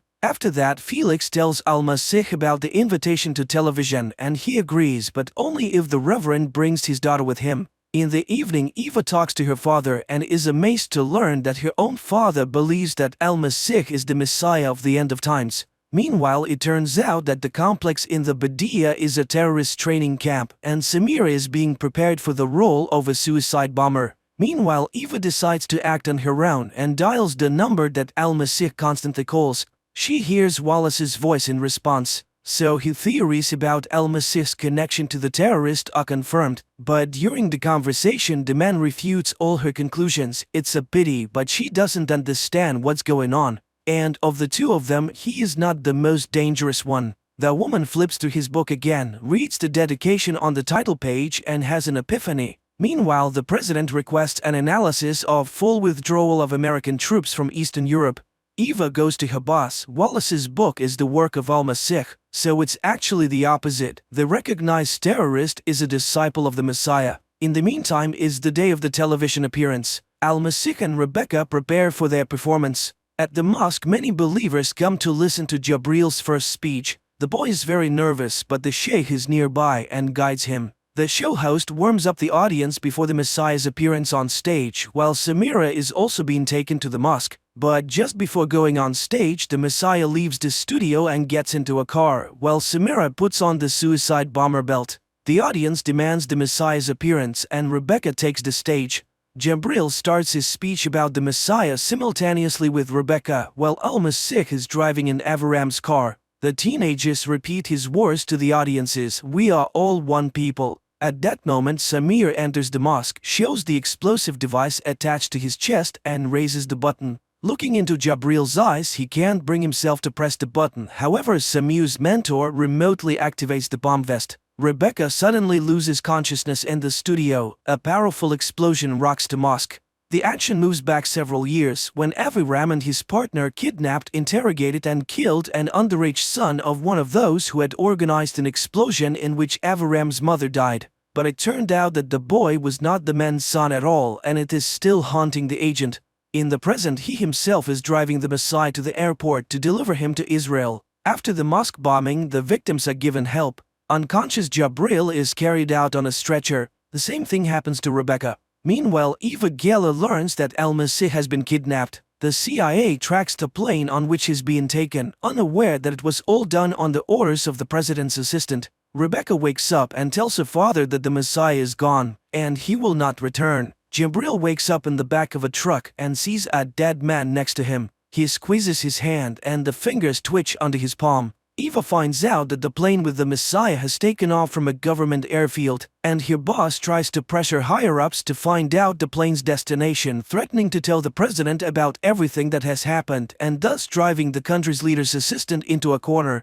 At the same time, in the sky, Al-Masih talks to Avram, persuading him to free his conscience because God still loves him, and that people always choose between good and evil, and the last thing he will see before he dies is the face of that boy. Meanwhile, the president's assistant decides to reveal Al-Masih's true name to the press and the folder with his dossier, highlighting his mental illness and the fact that he was raised by an illusionist. In the sky, the plane begins to experience severe turbulence. There is an explosion in the tail, and Avram sees the face of the deceased boy in front of him, whose face is being covered by the Messiah's hands. In the command center, Eva is informed that the plane's signals have disappeared from the radar. She realizes that a tragedy has occurred. On TV, news reports reveal the Messiah's real name and biography, causing confusion among Al-Masih's followers. After hearing everything, Felix leaves the hospital. Jabril also watches Messiah's brother talk about his ability to perform magic tricks. Eva accuses the president's assistant of destroying the diplomatic plane, but he warns her to watch her tongue.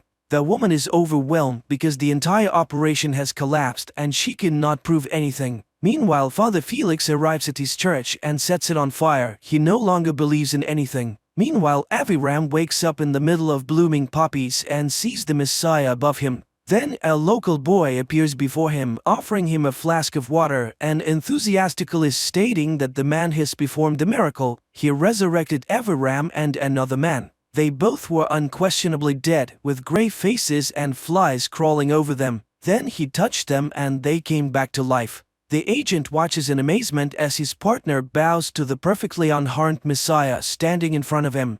The film is a story about the coming of the Messiah, the prophet, in the modern world. It is an interesting and easy-to-understand film with deep thoughts expressed by Al-Masih in conversations with completely different people, ranging from an illiterate boy to the President of the United States. On the one hand, it is a weird combination, but on the other hand, it is quite understandable as the Messiah claims that we all walk under one sun.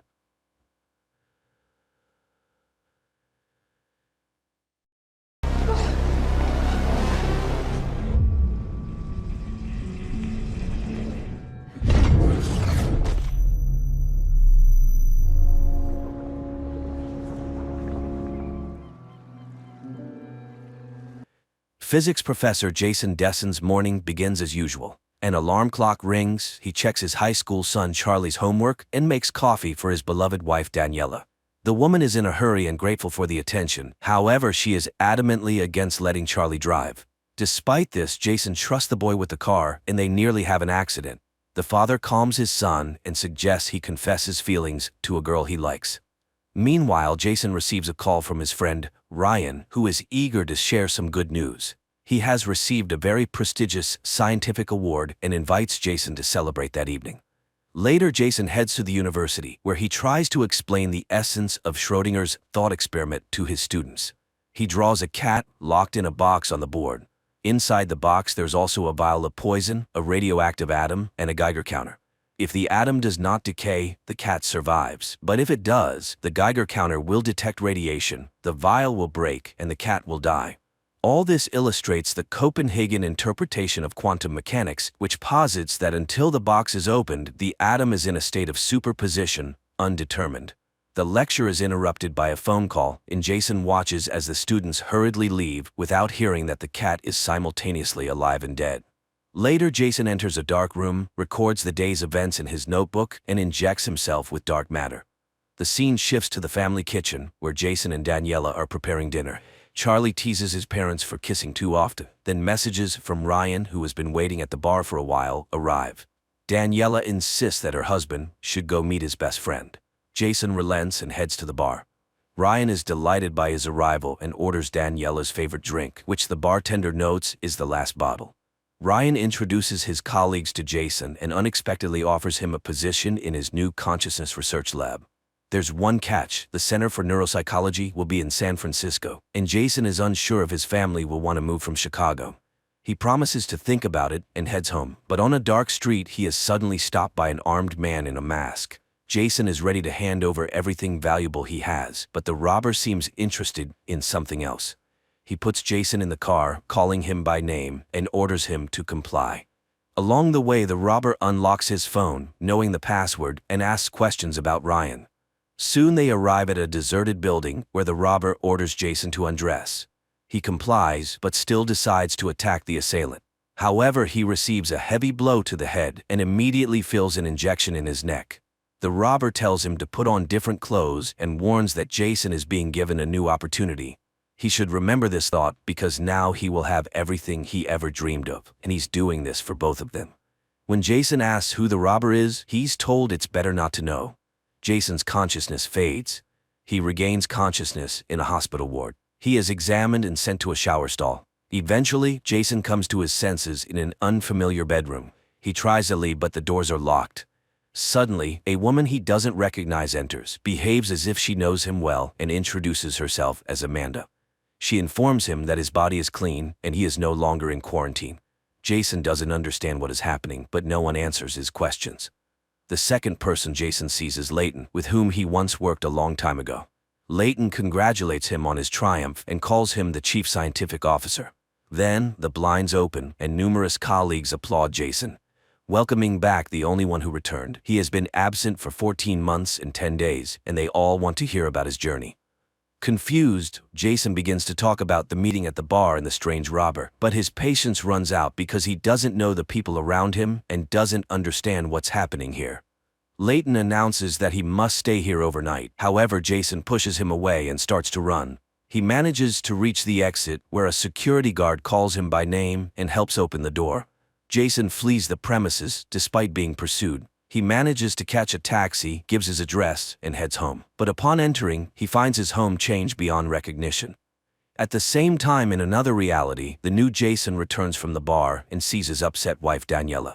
He embraces her, tells her about Ryan's offer, and reminds her of his long-ago choice, to marry her, not a cold sterile laboratory. The wife thaws and kisses her husband, unaware that this man is actually not her Jason. In another world, the first Jason meets Amanda in his home instead of his wife and son, who says they live there together. Jason does not believe this and begins to look for traces of his son, but Charlie's room looks completely different. Now it is Jason's own office, filled with awards for outstanding achievements and discoveries he has received over the years. He tries to call his wife Daniela, but the number is unavailable. Jason roams around the house trying to understand what is really happening. Meanwhile, Amanda makes a phone call, asking to handle the matter herself, but Jason sees a car with security arriving at the house and flees. In another reality, Daniela leads her husband into the bedroom and notices a wound on his arm. However, he assures her that she would not believe the truth and kisses her. Meanwhile, Jason 1 rushes to the bar he was at the night before, but the bartender refuses to recognize him, although the man calls him by name and reminds him of his favorite drink. Jason insists, but the bartender kicks him out, advising him to check his head. Then Jason goes to the hospital, where he undergoes a brain tomogram and is given sedatives. He constantly remembers Daniela and tries to find his wedding ring. At the same time, Jason too wakes up next to Daniela, kisses his wife, and surveys the kitchen, trying to find coffee. Simultaneously, the first Jason comes to and sees a doctor in front of him who tells him about the results of his tests. The fact is that an unknown psychoactive substance has been found in his blood, but according to all other indicators, he is completely healthy. At his request, they tried to find his family, but there is no one in Chicago with such names. The doctors also checked his file. The woman lists his achievements in science, which Jason himself does not remember, and she informs him that he had been missing for more than a year, and they would like to know where he was.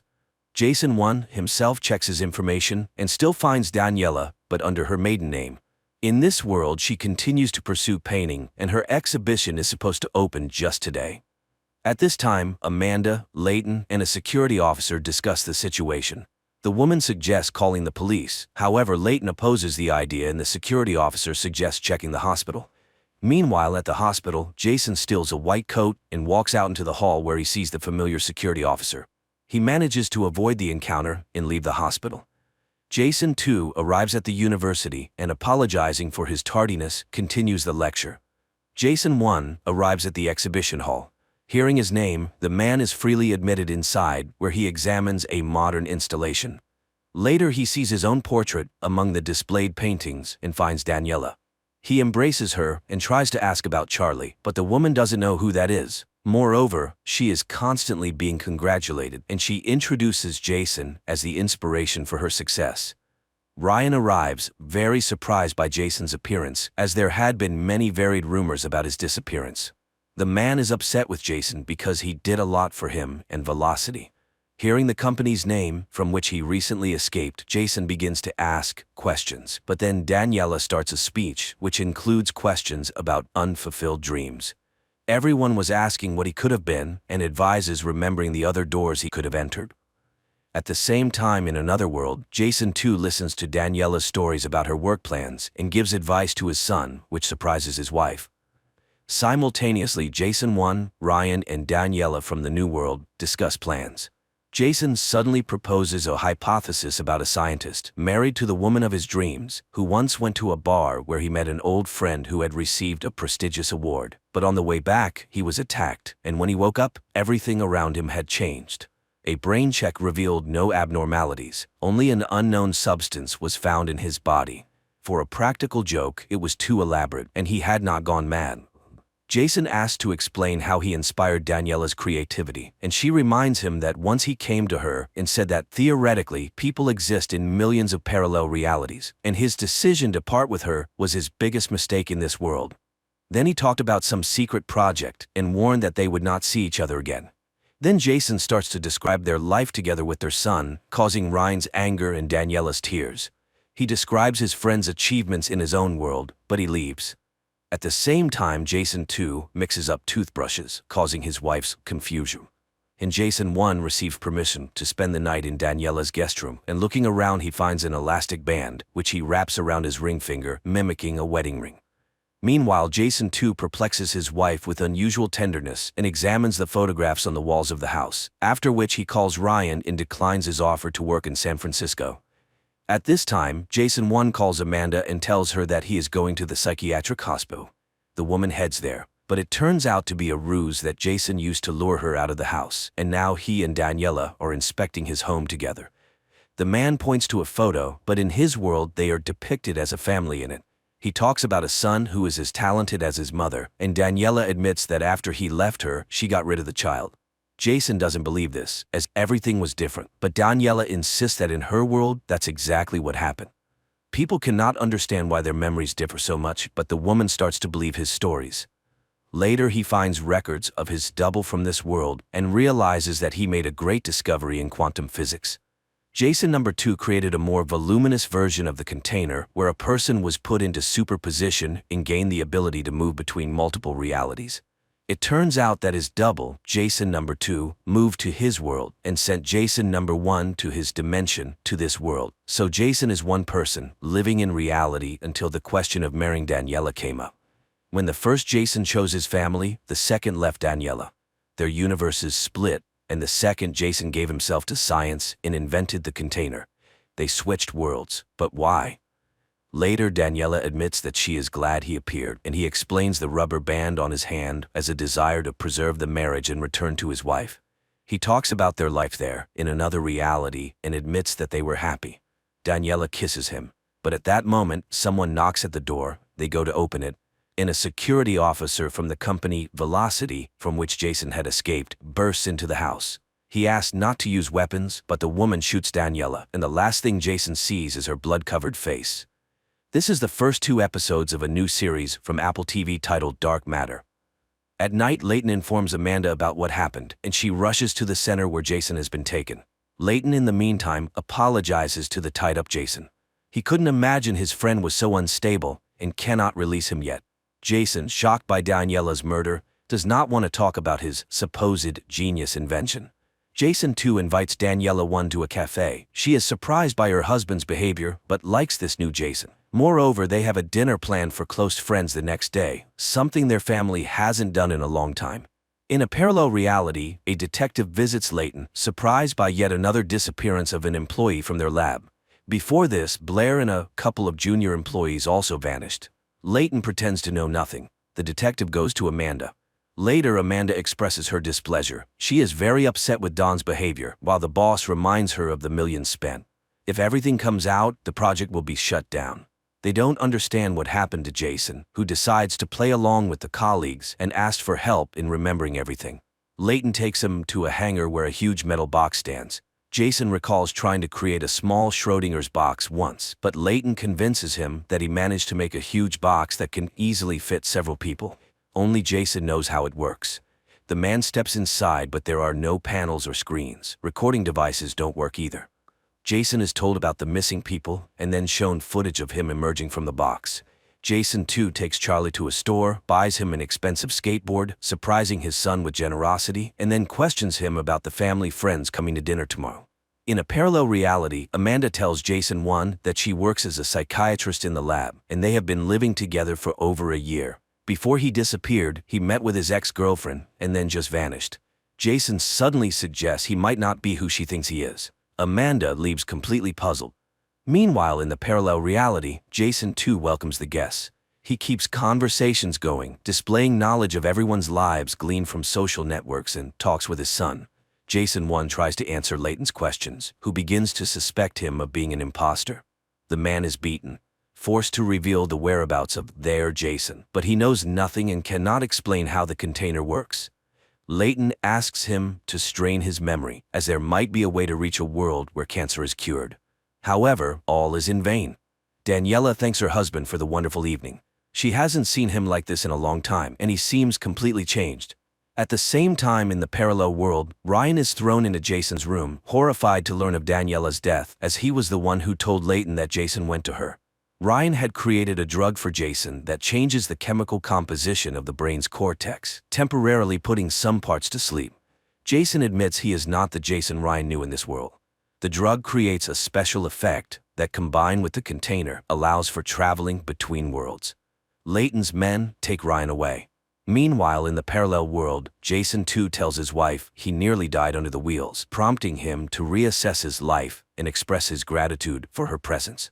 In the neighboring world, Amanda enters Jason's room, ordering him to follow her as she intends to get him out of there. They walk through the corridors but encounter a guard who raises the alarm. Jason and Amanda run to the container. They are chased, but Jason closes the iron door, cutting off Don's fingers. Amanda injects both herself and Jason with the drug that aids in transferring.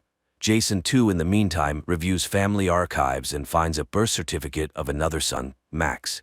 In an alternate world, Jason 1 and Amanda find themselves in a dark corridor with many doors. Leighton, angered by their disappearance, enters the container himself. Jason and Amanda proceed through the corridor, but all doors look the same. The man suggests the doors lead to other worlds. They step out into one and find themselves on the street of a dead city. There is ash and smoke everywhere. They look around and notice a house in front of them starting to crumble. They rush back to the container, barely making it. Coughing, Amanda shows a case with the remaining doses of the drug, 48 in total. According to the coordinates, the container stands in the same place as in her world, meaning only the external world changes. They inject themselves again and head to the next reality. Layton also enters the corridor, searching for the pair, but without success so far. Jason too attends a lecture in place of his double, but realizing the students are uninterested, he leaves the auditorium, announcing his resignation. Jason 1 and Amanda step into another world and find themselves in a forest. They continue and enter a reality without an atmosphere after a nuclear explosion. The woman's nerves give way, but Jason explains it's a multiverse where everything that could happen did happen. They will soon need food and water, so they must find a habitable world. He opens another door, and the pair end up in the Velocity facility, witnessing Layton and Dawn killing their doubles. Jason manages to push Amanda into the container and close the doors. Later, they open the next doors but find dead worlds everywhere. Exhausted, Amanda rushes through the first door she sees with Jason hurrying after her. They find themselves in the midst of a snowstorm. The woman loses consciousness from the cold. Jason searches for a bunker but sees a house nearby. He breaks a window, carries Amanda inside, wraps her in a blanket, and lights a fire in the fireplace. Meanwhile, Jason too visits Layton in his world. Here too, he is rich but spends his time idly. Jason offers him to become his investor in a very unusual venture. In the snowy world, Jason 1 steps outside and sees a completely frozen city. Jason 2 takes Layton 2 to a bunker and offers him the substance. Jason 1 returns to the house, finds a family photograph of the owners, and remembers his own family. His wife pulls out a photo of their second son, who is no longer there. Amanda, warming up, learns that the container is buried in snow and finding it is impossible. She recalls being stuck in a snowstorm. Jason suddenly realizes this might have triggered their arrival in the frozen world. Perhaps they can choose where to move. Jason too shows Layton to the container and promises to show him the path not taken. Instantly, the corridor with doors appears before them. Amanda and Jason, armed with probes, begin searching for the container in the snowdrifts. Suddenly, Amanda realizes that the compass always points in the same direction, indicating the container's approximate location. They head that way and soon find the box. In the neighboring universe, Daniela and Charlie walk to the memorial tree. Simultaneously, Jason starts telling Amanda about his second son. Daniela recounts the same story to Charlie. Once, Jason and Daniela were thrilled to learn they were expecting twins, but Max had a weak heart and died. They planted a tree, mixing their son's ashes with the soil. Every birthday, they sit under it and remember the boy. Layton, too, meanwhile, is delighted by what he sees. Jason tells him about his life in the world where Layton was his research partner. The tycoon agrees to fund his work. Jason 1 narrates his abduction to Amanda. He doesn't understand why his double went to such lengths. After questioning him about his life, Amanda suggests that the double simply wanted to fix Jason 1's life, making him happy while also taking what he himself lacked, a family. Daniela and Charlie discuss their father's strange behavior, but then Jason too arrives, congratulates his son on his birthday, and gives him car keys. To his stunned wife, he confesses he quit his job but assures her not to worry about money as he has returned to science and already found a sponsor. She can pursue her passion for painting. Jason 1 and Amanda experiment in front of the next door.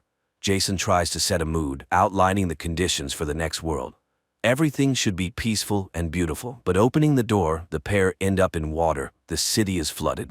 With great difficulty, they close the container door. Amanda asks him to analyze his feelings, and Jason thinks he understands the mistake, but the woman is convinced that lying won't work here. Later they rest, reminiscing about their loved ones. Amanda admits she loves special candies, but they don't exist in Jason's world. The woman reveals that the first to test the container was Engineer Blair, followed by 2 volunteers. Soon the drug's effect wears off. Amanda opens the door and the pair find themselves in the Velocity basement. Initially, they want to escape, but hunger takes over. They look around, but the cafeteria is closed and the elevator doesn't work. Amanda recalls a protocol designed for such a situation. They find a bedroom with someone lying under a blanket, but it's a shriveled body. It becomes clear that something terrible happened in this world. As they prepare to return to the container, a person with a gun stops them, but upon closer inspection, Amanda recognizes Blair. After joyful embraces, Jason tells Blair everything that happened. In his world, he knows her as his wife's friend, but there, she works as a lawyer. Blair leads them to a habitable area and offers them food. She arrived here 3 months ago when nothing worked. She managed to start the generators and access the system, discovering that Earth was overrun by creatures that devoured all living things. She went outside for food and saw the dead world.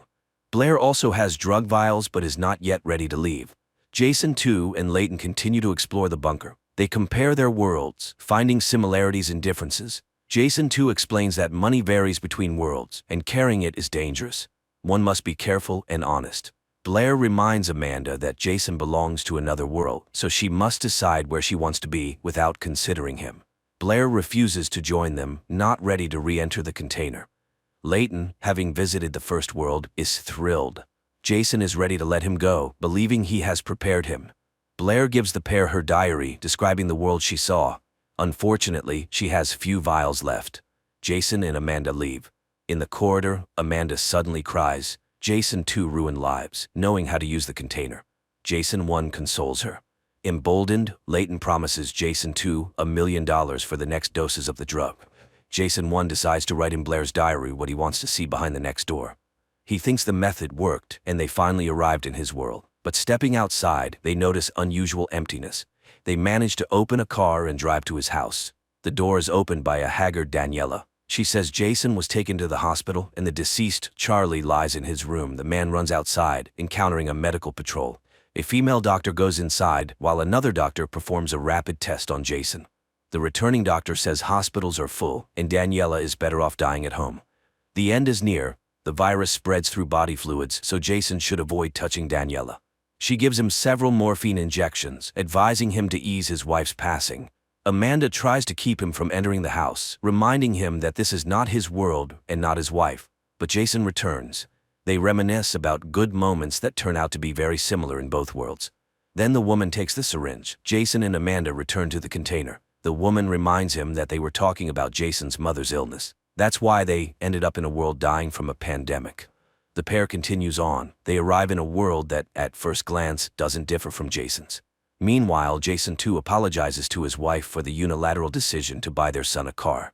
The woman points out that such things are becoming more frequent. Her husband seems to be distancing from her, even missing the gathering at the tree. He tells her about Layton, who will pay huge sums for his discoveries. Jason enters his house, but upon hearing voices upstairs, he grabs a knife from the kitchen. Daniela screams in fear upon seeing him, and Charlie rushes into the room. They both act as if they are mortally afraid of Jason. The woman grabs the phone and tells emergency services that her arrested husband has come to her with a knife. Charlie shouts at him to leave. Frightened, Jason exits the house as a siren sounds in the distance. Amanda takes him to her friend, but the friend is horrified. In this world, Amanda is dead, and the friend mourns her deeply. Amanda tells her that she is in a better world and then takes the car keys. They drive to the container. In Jason 2's world, the container opens, and he steps out, retrieving backpacks with drugs. A lab assistant who rushes out tells him about his double's appearance and his escape with Amanda.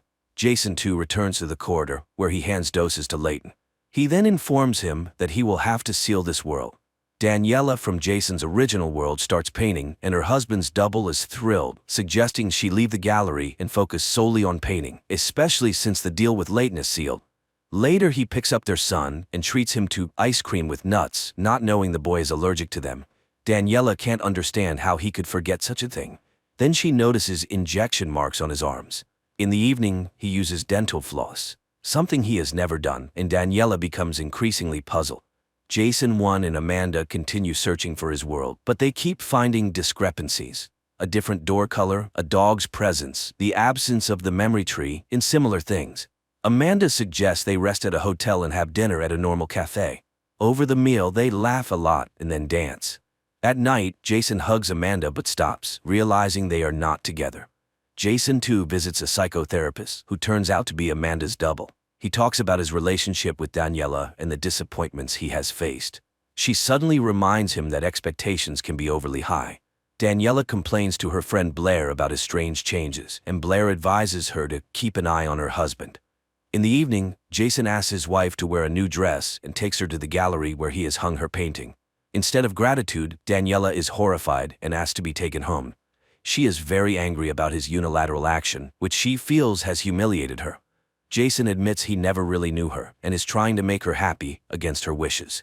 Leaving his wife at home, he drives away, unaware that she is following him.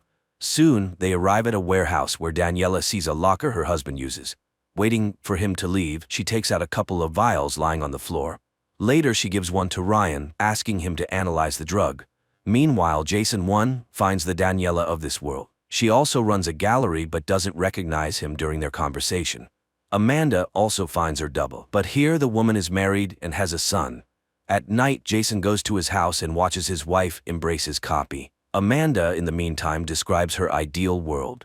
When Jason returns, a quarrel ensues because Amanda loses faith that they will find his world, as they only have 10 vials left. Ryan accuses Jason 2 of stealing his research, as the drug in his vial is identical to his own.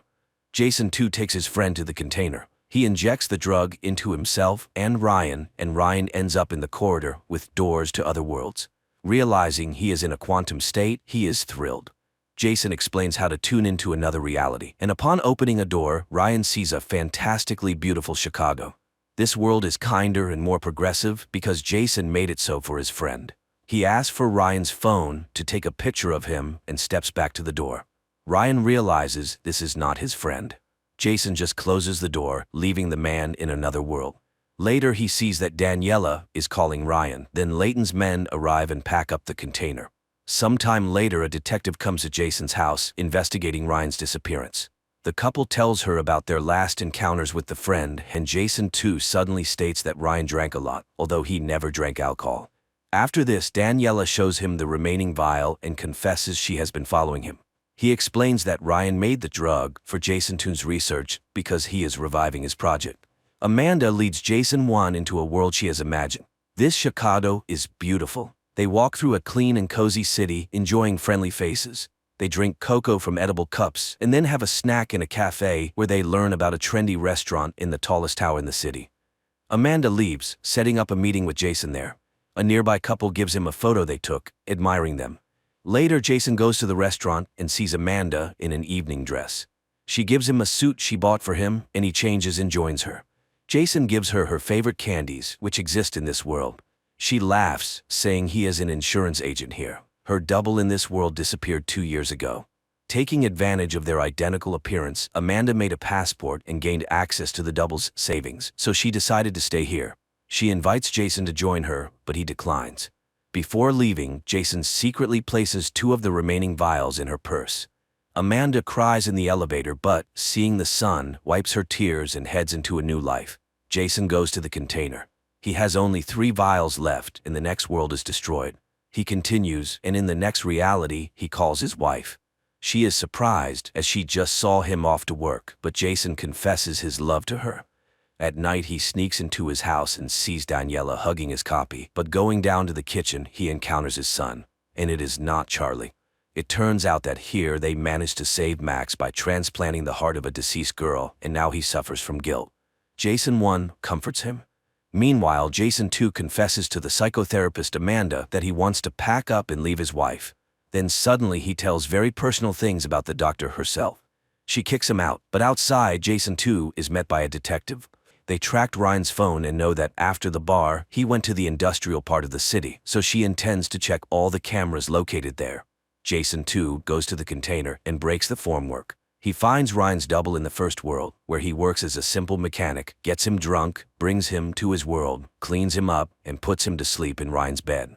Jason 1 takes out the last vial and writes in Blair's diary his memories of the first meeting with Daniela. He saw the living Max and even thought of treating his double in that world as he had been treated. But he realized he only wants his family, his home, and his life. Jason 1 opens the door and finally arrives in his world.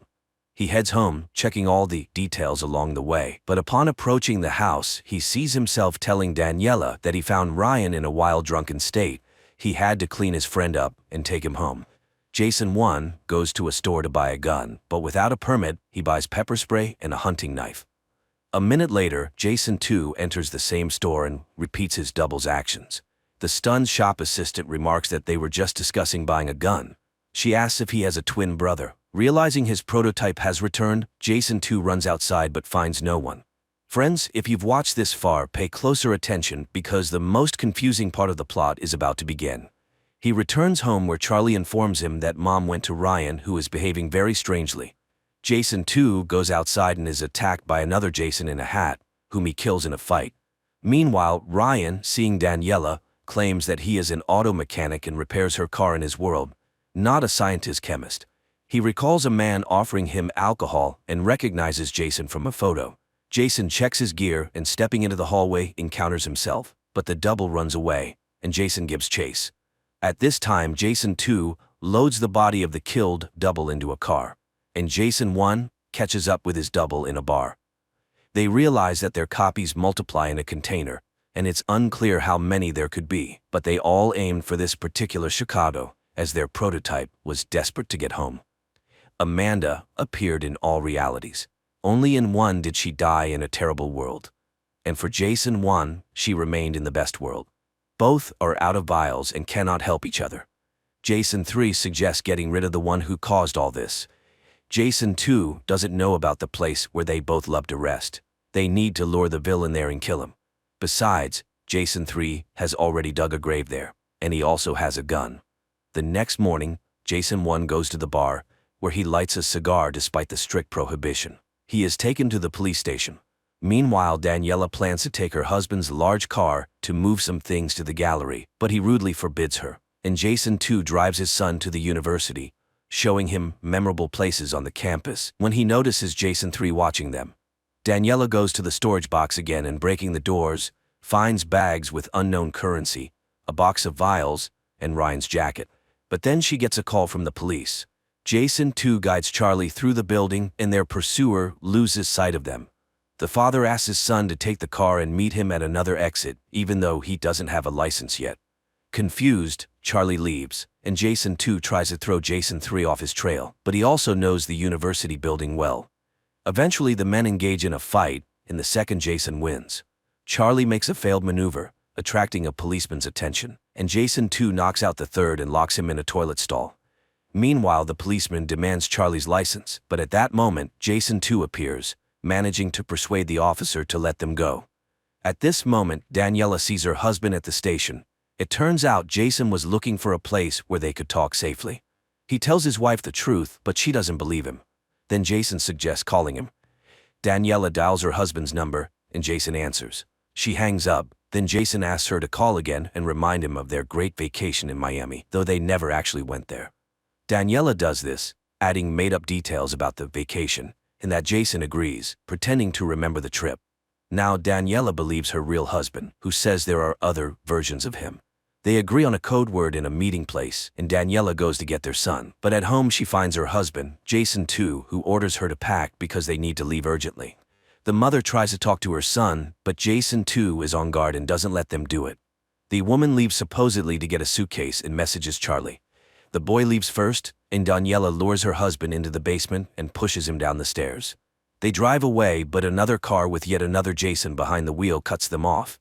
Daniela realizes this is another version of her husband. At this moment, they are rammed by a car driven by yet another Jason. Daniela and Charlie flee. Soon they reach the place where Jason 1 is waiting for them. He says the code word and hugs his son. Meanwhile, Jason's family leaves the city. Suddenly, Daniela and Charlie start receiving messages from numerous other Jasons, assuring them that only they can protect them. The woman turns off the gadgets. Her husband can't choose a place where they can hide, as the other Jasons might also guess where to look for them. Then Charlie takes over and shows the way to a friend's vacant house. Charlie is puzzled by the number of fathers, as, theoretically, they all are his father in some way. Jason suggests they sleep first and then make decisions. Daniela sympathizes with his adventures, but those other Jasons are suffering too. The woman goes to bed, while Jason checks his email and suddenly sees an entire chat of 44 Jasons arguing over who gets Daniela and Charlie. In the morning, Jason finds his wife on the beach. She admits that at first, she liked the new Jason, but gradually she realized he wasn't the one she loved. Her husband tells her he sometimes thought about a new life. Apparently Jason 2 also thought about this, so he moved to their world. He recalls Daniela number 2, who became an artist, lived in a luxurious apartment, and had lots of friends. Jason 3 also studies the chat, trying to figure out where his double went. Suddenly he gets a message from Blair asking to return the car.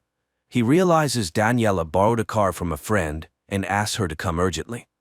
At this time, Jason tells his wife about the chat, and one of them suggesting to raffle her and Charlie in a lottery. Jason too questions the third about what happened to him in other worlds. He tells about the death of Daniela and Ryan and the suffering of Amanda, who loved that Jason very much. In the reality of the third Jason, she died in the forest, impaled by a giant tree branch. Jason too begins to understand the horror of his actions, as he hoped to make his double happy with a new life. Meanwhile, Charlie prepares breakfast and tells Jason the latest news from their life, deciding where to go next. At this time, Blair arrives at their house and finds Jason 3 tied up in a closet. The third attacks her and demands to track her car, but Blair manages to neutralize him and demands to tell her the truth about the ongoing madness. Jason tells his wife and son about other realities. They are amazed that their doubles live in a few microns away, unseen by them. Jason admits that there was one world where he almost stayed but couldn't imagine life without his family. Later, Daniela reads his chat. They spend the night together, reminiscing about their first meeting. She admits she made a choice and informed the other Jasons. But later, Jason suddenly sees a shadow outside the window, and going outside, finds an injured double, who says he was hit by one of them. There are many of them here, and it won't end just like that. Gunshots are heard in the dark, and Jason asks his wife to run to their son, but then another armed double calls out to him, demanding his clothes and the code word. Jason 1 charges at him. A fight ensues, but a shot rings out, and the double falls. It turns out to be Jason 2, who realized his guilt. He asks for their forgiveness, gives them car keys, and asks them to leave. The family drives into the night while the second Jason shoots back at the other doubles, giving them a chance to escape. Here they find a suitcase with a device for traveling between worlds in the car and a phone with a recorded message, in which Jason 2 admits that he entered the container full of regret about the world where the family he didn't create lived. And now he offers to find them a new home in another world. The family heads to the container, where they are met by dozens of Jason doubles who understood that the woman made a choice and came to say goodbye. The family walks into the container through the line of Jasons. There, they trust Charlie to choose a new world where they will all be happy. Charlie opens the door and steps into another reality, followed by his parents. This concludes the first season.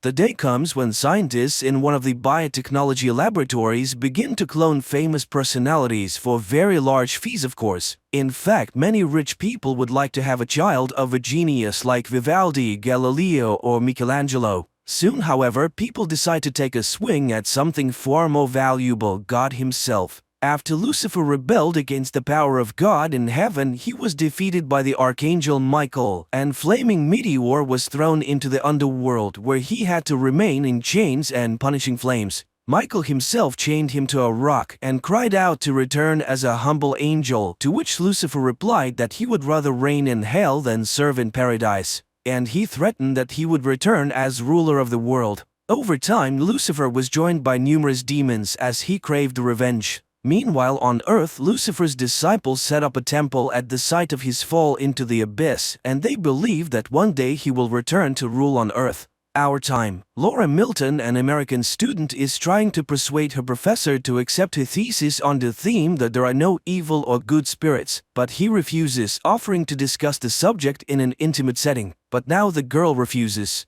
At the same time, a rare exhibition begins at the museum, the Shroud of Turin, which contains the DNA of Jesus and is a record of the fact of his resurrection. Everything is on display. Laura enters the museum after receiving a pass, a badge from a priest she knows. Marconi explains that Christ was wrapped in the shroud the day he died, but that when he rose from the dead, his body shone so brightly that his imprint remained on the cloth. Thus, the shroud is a picture of Jesus. The priest then escorts Laura to the statue of the Archangel Michael, who has been brought to the museum to guard the shroud. The War of the Angels was the first war and the first evil, but Laura disagrees. Evil is not an external mystical force, it is a personality, and when trouble happens to loved ones, it is foolish to blame the devil. But Marconi is sure that only Michael stands between the devil and men. There are many prophecies that Lucifer will return, but the father hopes that he will not find a way out. The priest leaves to go about his business, and Laura gets comfortable and begins to draw.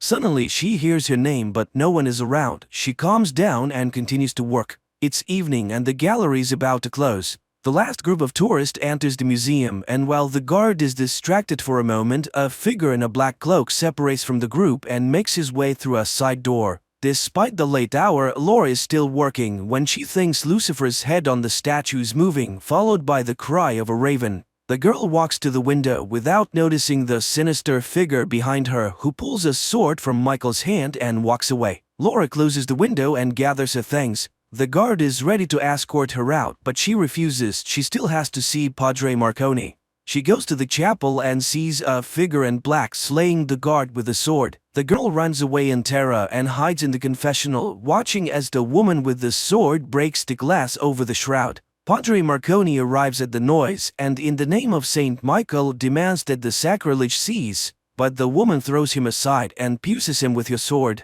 Laura moves carelessly and the villain notices her. She orders her underlings to take the shroud and the girl, hoping that he might like her. The bandits leave while the mortally wounded priest summons the Archangel Michael to occupy his body and defeat his enemies. Immediately, a luminous whirlwind descends from the heavens and the father comes to life. He tries to catch up with the villains, but they drive away. The plot is moved to a private auction where one of the scientists, Dr. Laurent, explains that he has managed to create a procedure by which he can grow babies from the DNA of great men, thus resurrecting the most prominent figures in the history of mankind. And as proof, he presents the reincarnation of the great Vivaldi and his proud parents. The next lot, he presents the new Michelangelo Buonarroti, and the whole rises in a burst of delight. The bidding begins when a woman in black appears in the gallery and beckons to the doctor. He rushes to her call. The pair travel to the Devil's Castle where the doctor sees the shroud. At last, Lucifer will have a decent home.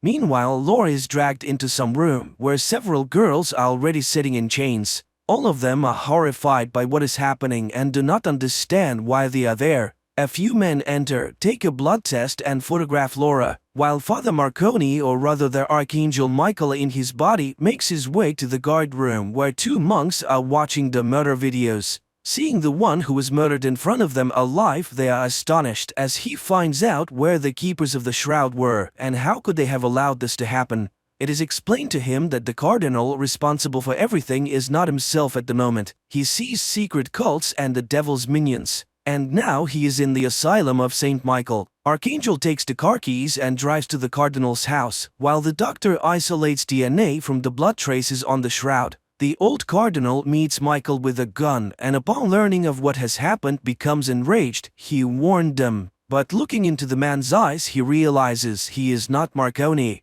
The cardinal shows Michael Lucifer's castle and suggests that his minions intend to revive him. He reminds him the scriptures say that one day the devil will be freed from his chains and will rise from the underworld. Apparently the time has come. Two monsters are responsible for his release, a woman and an underground monster, but only Michael himself or God can set Lucifer free. The devil's minions have offered him the bodies of virgins for centuries to get a vessel for the devil, but human bodies are too weak. Although there was one woman in history who was able to bear and give birth to a son of God, and today science is ready to open the gates to the devil using Christ's DNA. Michael asks to be taken to the castle. Meanwhile, the girls try to devise an escape plan and share their experiences. It turns out that Laura's husband and son are dead. Instruments inform the doctor of a successful DNA extraction, and the walls in the underworld begin to crumble, heralding the devil's release, while the doctor informs Liz of a complete match of all the right parameters with Laura's body,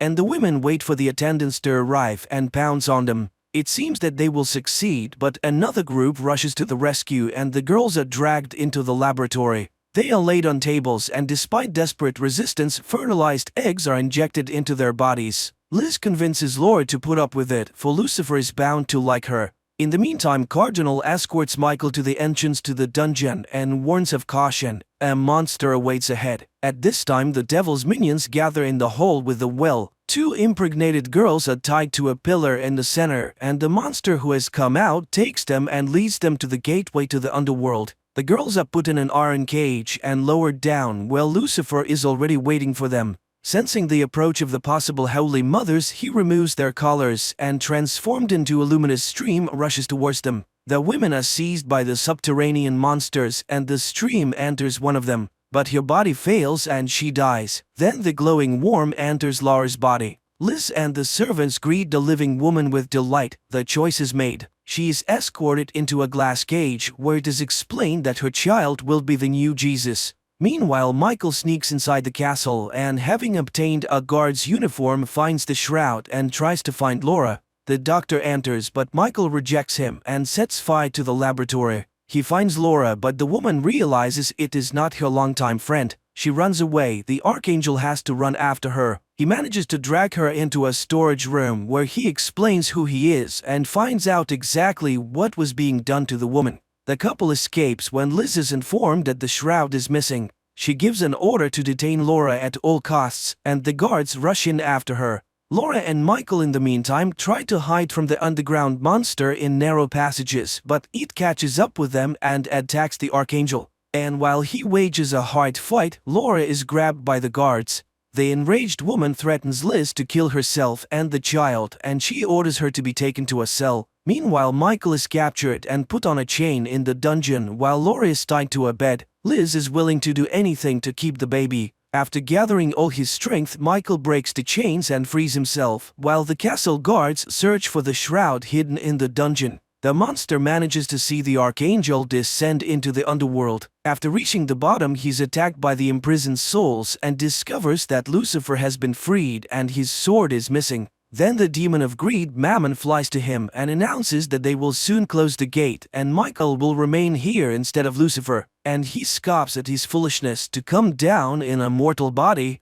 The Archangel is chained to the rock with Lucifer's sword. Laura meanwhile sees her child in an ultrasound, and he suddenly calls out her name. The woman wakes up terrified and sees Liz nearby, who finds out what Lucifer told her, and then tells the story of a brave warrior and a tyrant who were equals. But the tyrant wanted the warrior to be his slave, but he refused, and soon he would rise up and join the fight. Laura speaks unflatteringly of the demon, for which she is slapped in the face. After which Liz explains the transformation happening to her body by the need to make it comfortable for the divine child. But the woman doesn't want to accept her imposed role as the mother of an incomprehensible creature. Meanwhile, the people who were given to Lucifer come to Michael, pronouncing the oath, "Saved one, saved all," and questioning him about his origins. Discovering that it is Michael himself, they demand proof, but Michael needs a sword. At this point, they are attacked by demons. The men flee. Laura is again visited by the worm Lucifer, who goes inside her. He speaks to her and convinces her to give birth to the baby he wants, after which she can do what she wants, even kill Liz. The woman calms down and sees herself with the baby in her arms. But one day she frees herself and terribly mutilates the guards and escapes from the ward. When she sees the consequences of her actions, she is horrified. What has been done to her? She manages to make her way to a warehouse, and after locking herself inside, she drinks a canister of chlorine. Liz finds it and promises that soon Lucifer will consume her completely, and then she will find peace. But then Laura suddenly gains unprecedented strength, grabs the hated Liz, and spews the contents of her stomach on her. From Laura's womb, Lucifer himself begins to speak to Liz and demands that the woman be killed as soon as he is born, and to destroy all who knows of what is happening. Laura is imprisoned in a glass sarcophagus to prevent any further attempts to kill the child, and Lucifer returns to the underworld where he sees Michael and taunts him. He offers an alliance that no one will be able to defeat, but the Archangel refuses to support the rebel. He thanks Michael for his new home, the body of Jesus himself, which will be his own. Lucifer flies away, and the Archangel suddenly realizes this is not at all what he thought. It is not the devil but God who has chosen Laura. She will give birth to Christ, not the devil's vessel. He asks the people to bring his sword, but the demons are close and the sword is heavy. But two men risk their lives to bring the weapon, and Michael is set free. He dispels the demons and promises to return for his saviors. Michael returns to Earth and finds the shroud. Then he goes to Laura's sarcophagus. He is horrified to see her change and tries to tell her that this child is not evil at all. It is he who will defeat the devil. But Laura gets out and throws Michael away. Then she stands over him and tells him that the waters are already breaking. Searing jets pour out on the Archangel and he screams in pain. Losing his strength, Laura places Michael in her lap and demands that he kneel. He refuses and the woman sinks her fingers into his neck. With the last of his strength, Michael promises that the devil will not be able to control the child. He is the one who will defeat Lucifer because the blood of Christ does not flow and good is always stronger than evil. Enraged, Laura throws Michael aside and begins to destroy everything around her. But then the birth begins. The devil's followers gather in the castle courtyard while Liz takes the born baby away. Laura is thrown down the well and the monster takes a chain with a sharp tip and goes into the courtyard. Liz brings the baby out and shows it to the assembled people. The end of God's tyranny has come. She orders the people to kneel and calls upon Lucifer to receive the baptism of blood. At the same moment, the monster begins to spin his terrible weapon, crushing everyone in the courtyard. At this time, Michael comes to his senses and goes out into the yard as the doctor kisses the baby and dies under the blows. Liz carries the baby away, and Michael finds Laura, who has managed to hold onto the edge of the well, and pulls her out. The pair catch up with Liz's car, and while Laura picks up her baby, Michael calls him the god who chose his mother. He asks the woman to find the cardinal and goes to the well himself. He seals the entrance to the underworld where all the demons of hell have rushed, but the monster rejects him and opens the gates again.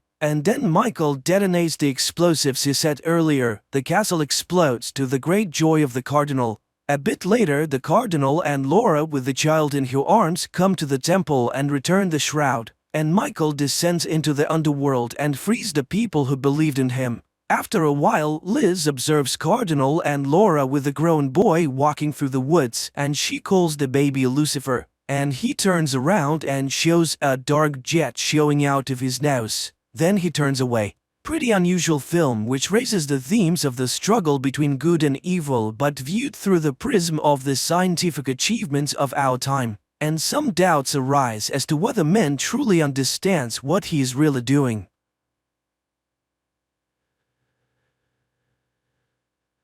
A spacecraft is departing from Earth with another group of settlers headed for Mars. One of the passengers convinces her daughter to wave goodbye to the planet as they will be apart for a very long time. The well-established route consists of 2 stages. The shuttle docks with the Aniara, a huge spaceship that has everything for comfortable living. And after 3 weeks, it delivers the passengers to the colonized planet. A young woman named Emily Grant on the ship serves as a Mimarobe, a guide to the world of Mima, the system that allows one to delve into their memories and visions so that the brain does not get bored with the repetitive space scenery. Emily herself loves to remember her walks in the forest, and the visions even allow her to feel her bare feet stepping on the moss. A new neighbor is added to Emily's room, an adult female astronomer. From the huge monitors, the astronomer tells the passengers about the delights of Aniara and that the ship has everything to keep from getting bored: shopping centers, restaurants, and even nightclubs. If desired during the journey, one can work in the water purification department or the seaweed factory, which is necessary for oxygen production. The company pays points which serve as currency for this work. Emily gathers another group for Mima sessions. In the visualization room, there is silence as the Mimarobe lays people down on the floor, face down on a special pillow, and launches the system. The glowing screen shimmers with different colors, not showing any pictures. But if the Mimarobe needs to know the visions of a specific visitor, she uses a special remote control. Suddenly, an emergency situation occurs on the ship, and the whole group slides to the corner of the room. The passengers exit their cabins in panic to find out what happened. They gather in a large hall where the captain is supposed to make a live broadcast. After gathering his strength, the man makes an announcement. There has been a system failure on the Aniara, and the ship has lost all fuel and drifted off course. The crew believes that it's not a big deal and that by using the gravity of celestial bodies, they will be able to return to Earth. However, the journey will now take a little over 2 years instead of the promised 3 weeks. The outraged passengers disagree with this plan, worrying about their plans without even realizing what lies ahead. Austerity measures are introduced on the ship, but the crew realizes that the supplies will not be enough in any case. At best, there is only enough food for a couple of months. One of the crew members suggests growing algae more actively, which will help them survive. The first 3 weeks of confinement in space pass. The people still don't lose their optimism, but they're already starting to get bored. The Mima becomes the most popular hole as everyone wants to see more than just the infinite universe outside the window, and Emily can't handle it, so she asks the captain for help. In addition, the girl is going through a personal drama, hoping to resume her relationship with one of the crew members, Isabel. Emily asks her neighbor how long it would take to reach the nearest celestial body so that the ship can turn around. The woman initially avoids answering, but then admits that in her opinion all of this is hopeless. There are no points that could help them. The crew just doesn't know how to tell the passengers about it. After hearing this, the Mimirobe has a panic attack and runs to her hole to immerse herself in memories of Earth, and also to drink in secret so that the commander would know. That journey has been going on for 3 years already. The people have settled into life on the ship, having come to terms with the length of the flight. Emily goes to a party where she meets Daisy and they decide to alleviate their loneliness together. When the couple retreats to a corridor, Isabel walks by and gives Daisy a cold glance, making it impossible for her to relax. There aren't enough people on the ship to work with the algae and water purification systems. Even young passengers are now being recruited, but the systems can't keep up, and all the drinks have an unpleasant sulfide smell. Strange things also start happening in the ship's hull as the system malfunctions, and Mima, using human language, begs to stop as it can no longer handle passing through people's memories. One of the people lying on the floor starts thrashing around in hysteria, and when Emily connects her remote to him, she sees very unpleasant images in his head. The Mimirobe turns to the ship's captain, asking him to let the system rest, but he believes that this is the passenger's only outlet and denies her request. Furthermore, he reprimands the girl for driving customers out of the session. During the next session, Mima repeats its words, and at some point the laser screen begins to crumble, finally stopping the system's operation. The customers are dissatisfied and blame the Mimirobe entirely. The people gather at the door to the hole to hold a memorial for Mima, and the management accuses Emily of what happened. They catch the girl and punish her severely, after which they imprison her along with Isabel, who tried to defend her friend before the management. On the ship, a series of nervous breakdowns with fatal consequences begins, and the commander has no choice but to release everyone who is under guard to take up workstations. Dead bodies are sent into open space as the ship is not equipped to store them. Isabel is sent to work in the logistics department, and Emily returns to teaching, this time with the task of educating the children on board, focusing on space sciences that could help them with their return. During their time in confinement, the Mimirobe and Isabel developed a relationship, so they move in together once they're free. Communities and groups emerge on the ship, each praying in their own way for a return and rescue. At one of the gatherings of a cult-like group, they invite the girls, as Emily was associated with Mima. In a dark room, the friends first become witnesses and then participants in love games, after which Isabel becomes pregnant. The girl falls into depression, fearing that her indulgence will bring another hostage into the situation, but Emily supports her with all her might. She even plans to make a light screen that would replace the dark picture outside the window with earthly landscapes, but the captain forbids wasting resources on such foolishness. The couple has a healthy boy who grows very quickly, but Isabel can't shake the feeling that she shouldn't have done it. While bathing with his son in the pool, she almost commits a terrible act, but fortunately she's distracted by a message from the captain, who urgently invites his former assistant to a meeting. It becomes revealed that after 6 years of travel, a flying machine has finally been detected, and a meeting with it will take place in about a year. Isabel measures the approximate size of the object and understands that it is unlikely to be a rescue ship, but everyone hopes that they will be able to obtain fuel from it to return to their route. Emily comes to the team to be with her girlfriend at such an important moment. The captain joyfully announces the discovery to the passengers, hoping to boost their morale, which he manages to do.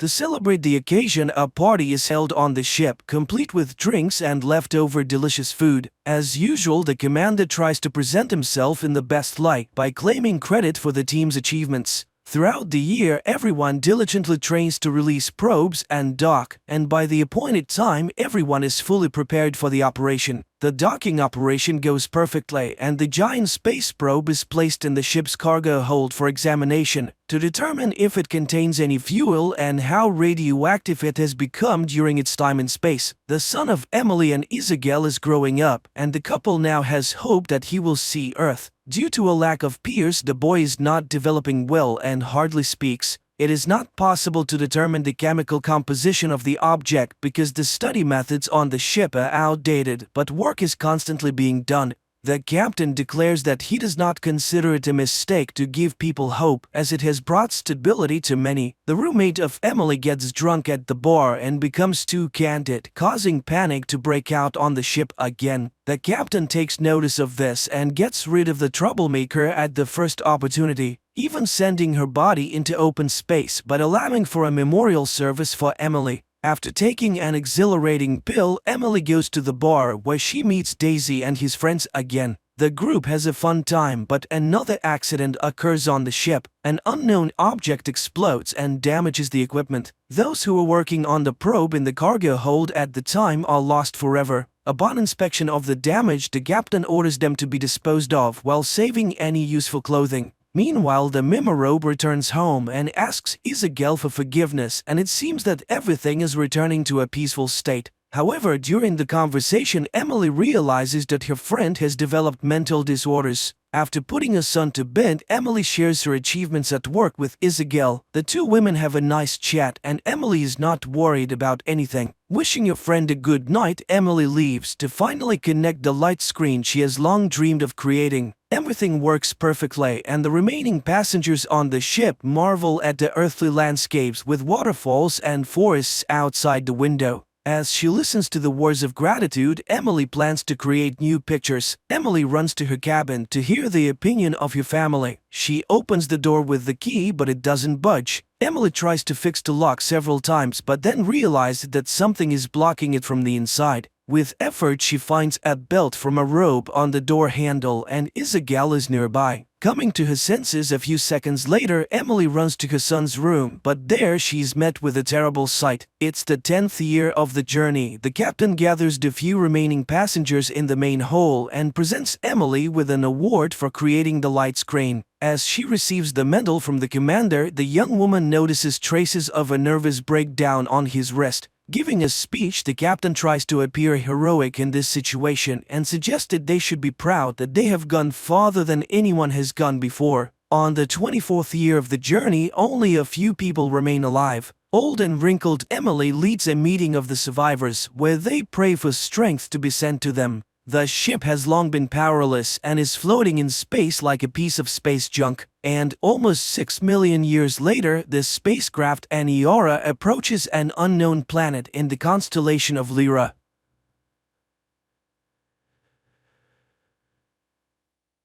Mid-21st century. After conquering the moon, people desired more, and Mars became the new goal. The first ever manned flight to the Red Planet is underway, led by experienced astronaut Alexander Shapaev. Although the flight itself is successful, upon entering Mars's atmosphere, the landing module is hit by a meteor shower, causing it to encounter a sandstorm. Back on Earth, the head of Central Flight Control, Kovalev, orders Shapaev to take manual control of the module, but this fails to rectify the critical situation. Then, Kovalev commands the activation of the return program and the detachment of the small module from the main ship. However, the equipment fails. Shapaev manually detaches the module, saving the main crew. His colleagues can now return to Earth, but this astronaut cannot. Kovalev is deeply affected by the incident, while his interview about the upcoming Mars mission plays on TV, not foreseeing the tragic outcome. Once, Kovalev and Shapaev dreamed of flying to the Red Planet, but Kovalev never imagined his best friend paying with his life for it. Now, as the flight director, he must inform the world of the disaster. Kovalev steps out to address the gathered journalists. Meanwhile, on Mars, it turns out that although the module is severely damaged, the astronauts, is alive. Chapayev establishes communication just as Kovalev announces the astronaut's death on television and his heroic act of saving the main ship and crew. Upon learning this, Kovalev rushes to the communication screen, overjoyed to see his friend alive and well. Later, he begins calculating rescue options and asks Minister Rogachev to expedite the next expedition, which could save Chapayev. The minister is horrified by the impending costs. At the same time, a popular TV host reports the Mars disaster to the president of the television corporation, suggesting a show about space dogs instead of a hopeless report on the man stranded on Mars. However, the president advises delving into this topic and calls Kovalev to propose creating a show with his astronaut. A live broadcast from another planet is sensational. Kovalev is outraged by his cynicism as a man is left utterly alone millions of kilometers from his home planet with little hope for rescue. But the corporation president explains that all funds raised will go towards rescuing astronaut Chapayev, showing the world that people do not abandon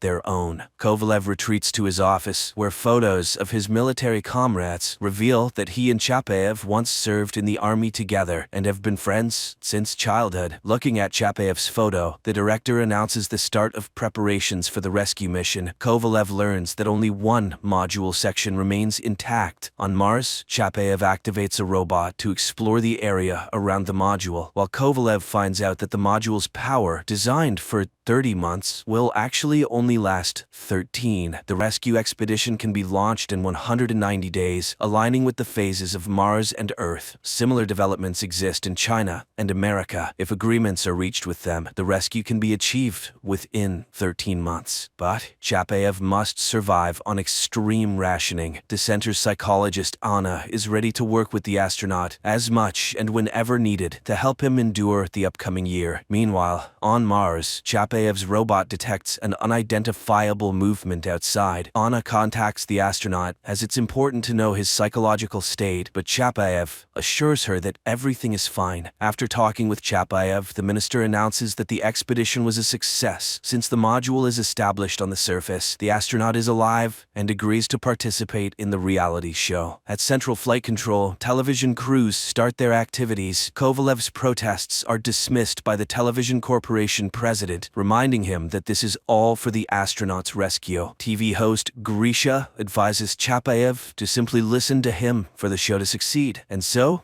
the show begins. The TV host introduces the world to the man cast to the edge of the universe, but Chapayev takes the floor and starts simply talking to people, sharing what he has learned about Mars. He does this with a great sense of humor, winning the love of the Earthlings. However, the man struggles with the loneliness on an alien planet. One day, he contacts Earth because he heard strange sounds, but the communication specialist Peter detects nothing unusual, and Chapayev disconnects. During this time on Earth, the TV host again urges the president of the television corporation to abandon the filming, but he then reveals the true nature of the show. Live observation of a man on the brink of life and death. Chapayev quickly becomes first a Russian and then an international celebrity. He is nicknamed The Alien. Videos of his broadcasts about the structure of the universe rapidly gain views on social media, and his live connections draw vast audiences. Children ask their questions, to which the astronaut responds simply and clearly, earning him immense love from viewers. However, some envy the astronaut's fame. Anna's fiancé, Pyotr, starts to feel jealous of Chapayev, with whom she communicates for several hours a day, a fact noted by the TV host. Unexpectedly, the downside of the show becomes apparent. The live broadcasts consume a lot of energy, and Chapayev can only survive under conditions of increased conservation. But the president of the television corp insists on continuing the show, as the more money they earn, the faster they can organize a rescue expedition. Kovalev announces an increase in broadcasts despite Anna's outrage. Meanwhile, on Mars, Chapayev continues to conduct planned experiments and occasionally hears strange sounds, which Pyotr consistently misses. One One day, the astronaut begins to suffer from terrible headaches caused by some unknown radiation, but then they suddenly stop, and he hears his mother's voice, which delights him. The next day, he tells young viewers about the universe, space, and Earth. The children listen to him, holding their breath. Suddenly, he confesses that from the very first day on Mars, he felt like he was hearing sounds, as if someone was trying to talk to him, and now he is sure that he is not alone on Mars. This conversation causes alarm at the Flight Control Center. Apparently, Chapayev is starting to hallucinate. The minister demands to find out what is happening with Chapayev. Psychologist Anna requests a private conversation with the astronaut. Chapayev confesses that the sounds he heard seem to express what is inside him, as if he is the cause of everything happening, not the consequence, as if there is no time, no space, not even Mars. It seems that people created this reality and are now trying to understand it. People create universes, planets, harmony, or destroy them, and he feels like he is the cause of everything happening on Mars, and people are the cause of what is happening on Earth. Only on Earth there are many people, and everything is so confused, but on Mars, he is alone. The astronaut is surprised that no one but him hears sounds like a melody, and Anna concludes that these are hallucinations. During the next broadcast, Chapayev suddenly confesses that he feels lost. The TV host has to convince Chapayev that Earthlings are waiting for his return, but suddenly, the astronaut stops talking to Anna. He tries to explain that he encountered something anomalous on Mars, but the Flight Control Center considered him insane. So, Chapayev deemed them insane. Earth was becoming more distant from him. Then, one day, communication specialist Pyotr also catches strange signals. He tries to talk to Anna, but she, upset by the astronaut's behavior and her fiancé's jealousy suspicions, doesn't listen. By the next broadcast, Chapayev does not make contact at the appointed time. Anna tries to call him to talk, but unsuccessfully. Strangely, the president of the television corporation is only pleased by this. He contacts the minister and proposes to discuss the issue of power, as if Chapayev supports Rogachev, he could win the elections and become president. Meanwhile, on Mars, the search robot discovers an unknown, shapeless creature, previously unseen. Back on Earth, Rogachev calls Pyotr and orders him to establish communication with Mars. He has a business proposal that Chapayev cannot refuse. Later, the astronaut goes on air with a rather strange message about life on Mars, showing a toy Martian. Then he agrees to participate in a new show called Chapayev Knows, where he starts giving advice in virtually all spheres of human life. He becomes the most popular person on the planet. Anna realizes that something is wrong, and one day she literally corners her fiancé, demanding he tell her everything he knows, and he confesses that there were indeed some sounds on Mars, but it's impossible to talk to Chapayev because all communication channels are blocked. The astronaut continues to explore Mars with the robot. Meanwhile, on Earth, Kovalev comes to the minister. The money is collected, and it's time to start the rescue expedition. But suddenly, the minister declares that rescue is impossible under any circumstances. Chapayev is a routine loss. The funds raised from the show have disappeared into thin air. The program is winding down, and Kovalev is fired. Meanwhile, Chapayev continues to experience headaches from the unintelligible sounds emitted by an unknown entity attacking the module. At the same time, Kovalev approaches the president of the television corporation for help, and he asks to wait until tomorrow. The next day, the show starts with Chapayev urging Earthlings to vote for Rogachev, who has nominated himself for president. But at the moment when the minister is bowing before the monitors, a special forces group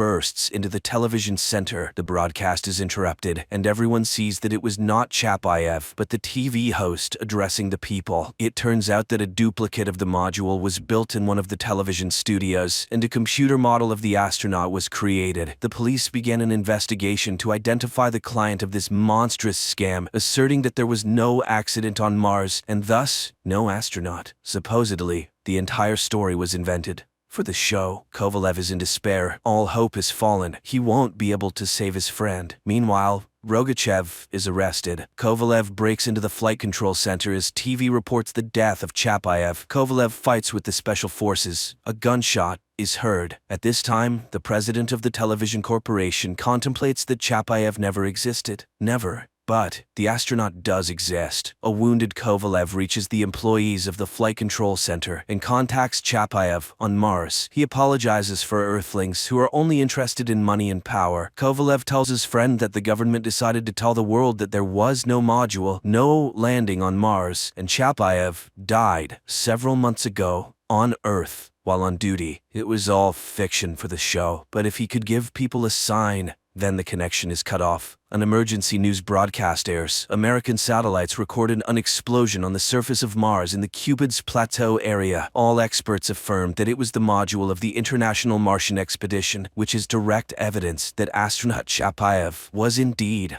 on Mars. The astronaut, after the explosion of the module, goes into the deserts of Mars and talks about what the unknown Martian entity told him. Chapayev understood that humans inadvertently are the creators of the material universe. Each moment in time is an act of creation of the universe. Humans are creators who come and simultaneously create this material world to understand it. It's like the double-slit experiment in quantum physics, a well-known experiment confirming the immaterial nature of our universe, where elementary particles become matter only when observed. Humans are the cause of all misfortunes and catastrophes in the universe, just as each person individually is the cause of everything happening in their own life on Earth. Therefore, only humans can change this life, the world, and the entire universe, if they can change themselves. Next, we see how Chapayev voluntarily dissolves and merges with the universe, from which each of us appears in this world.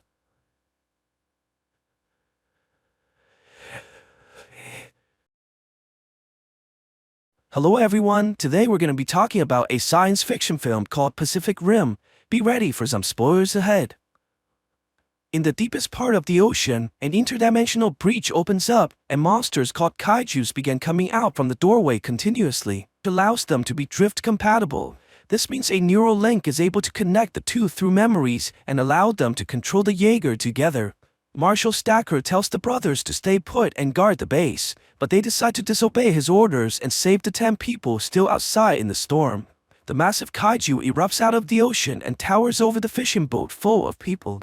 Just when the monster is about to attack, Gypsy rises from beneath the waves as well and carries the boat away from danger just in time. The brothers throw furious punches at the kaiju and knocks it down with a powerful slam to the head. The monster rushes toward. However, the marshal tells the brothers that they're still picking up the monster's signal, and the kaiju jumps out of the water, taking out one of Gypsy's arms. The monster grabs onto the Jaeger's head and rips off half of it, killing Yancy in the process. The main character is forced to pilot alone and struggles to fire the plasma cannon while Knifehead continues dismantling the robot. Raleigh manages to shoot a large blast at the kaiju, and both their signals disappear as a result. Crash lands on a beach north of the headquarters and gets rescued by a man with his grandson. 5 years later, the United Nations is abandoning the Jaeger program as the kaijus are destroying the machines faster than humanity can rebuild them. The world leaders decide to invest in building walls around the major cities as a better option against the monsters. Despite the setbacks from the higher-ups, Marshal Stacker refuses to give up on the program that he's supposed to lead. At the same time, Raleigh has given up piloting the Jaegers and survives by working as a builder for the Coastal Wall program. Their efforts are questioned by the workers when they see another wall being destroyed by a kaiju within hours. Destroy the kaiju with missile attacks. The people beg the pilots to stay, but they're moving to Hong Kong just like the rest of the Jaegers. A helicopter touches down as Raleigh heads to the outside of the building. He's surprised to see that the marshal has come for him personally and wants him to come back as a pilot again. Raleigh refuses to return as his memories of his brother still haunt him every moment, but the marshal manages to convince him by asking where he'd rather die, building a wall or inside the Jaeger. They arrive at Hong Kong and Raleigh meets Mako, the marshal's adopted daughter, who apparently has a very low opinion on the main character. Stacker shows Raleigh the other Jaegers, Crimson Typhoon from China, who's piloted by the triplets known for their thundercloud formations, and Cherno Alpha, one of the most brutal machines from Russia. They also meet the pilots for Eureka Striker, Chuck and his father Hansen, with the amazing record of 11 kills. The marshal explains that their plan is to install a nuclear weapon on Eureka and carry it to the breach guarded by the other Jaegers. They will detonate the bomb inside the portal in order to close it permanently. The team meets the scientists responsible for their mission, Herman, a physicist, and Newton, a kaiju biologist. Herman explains that the kaijus will appear faster and faster, and they will increase their numbers in the future until humanity is destroyed. He thinks that the increased traffic in the breach will allow it to remain open long enough for a nuclear weapon to be dropped in, and when that explodes, the portal will close permanently. Newton disagrees and thinks that they don't have enough information about the monsters yet. He thinks it in something that sounds like science fiction. Mako takes the main character to his room, and Roddy inquires about her opinion on his performance. The woman is critical about the main character's decision-making abilities, as she thinks that Roddy takes too many risks. He agrees with her while thinking about his brother, but assures her that he tries his best to atone for his mistakes. Mako goes to her room but feels guilty about her bluntness. She turns around only to see the man's chiseled body and gets paralyzed by his male hormones. The next day, Raleigh begins the selection process for the co-pilot, but he defeats every single one of the candidates with ease. He sees Mako's body language showing her criticalness towards his performance and dares the marshal to allow his brightest student inside the ring. Sully becomes convinced that Mako is the perfect co-pilot for him. Nonetheless, Stacker refuses to allow her to be in real combat, and everyone walks away in disappointment. At the same time, Newton sets up his lab equipment against the orders from the marshal and begins connecting his mind with the kaiju's frontal lobe. He quickly sees a vision of the kaiju's headquarters and realizes that they're grown by aliens just like he suspected. He nearly kills himself through the process, but Herman manages to save him just in time. After much consideration, the marshal decides to pay Mako a visit and keep the promise he made to her by allowing her to pilot the Jaeger. Raleigh is surprised to see Mako enter the machine and is happy that he's finally getting a worthy co-pilot. The two begins the drifting process and their memories become interconnected. Stacker gets the news from Herman that Newton had successfully drifted with the kaiju bring and rushes over to see the results. The biologist tells him that the kaijus are actually weapons used by a race of aliens that conquers planets and use up its resources. Stacker wants Newton to do it again, but he requires another brain from the monsters. The marshal gives them the contact for Hannibal Chow, a black market organ dealer for the kaijus. On the other side, things begin to go wrong as Raleigh starts seeing his dead brother in the drift. The spiking energy destabilizes the Jaeger, and Mako also begins seeing her memories. Apparently, her parents were killed by one of the kaijus when she was little, and she became terrified of the monsters. Raleigh tries to snap her out of the memories, but her emotional connections are too strong, and she begins defending her illusions by triggering the Jaeger's plasma cannon. The crew manages to disengage the weapon systems and save the facility from complete destruction. Raleigh rushes towards Mako at the time. Newton manages to find Hannibal in the black market. The man becomes furious when he learned that the doctor drifted with the kaiju's bring. The connection is a two-way street, which means that the aliens now know more about the humans as well, and they'll likely come looking for Newton. Back in the headquarters, they received Otachi and Leatherback. The marshal tells Cherno Alpha and Crimson Typhoon to engage the monsters while Eureka Striker stays back to defend the harbor. He orders Raleigh and Mako to stay put for this mission.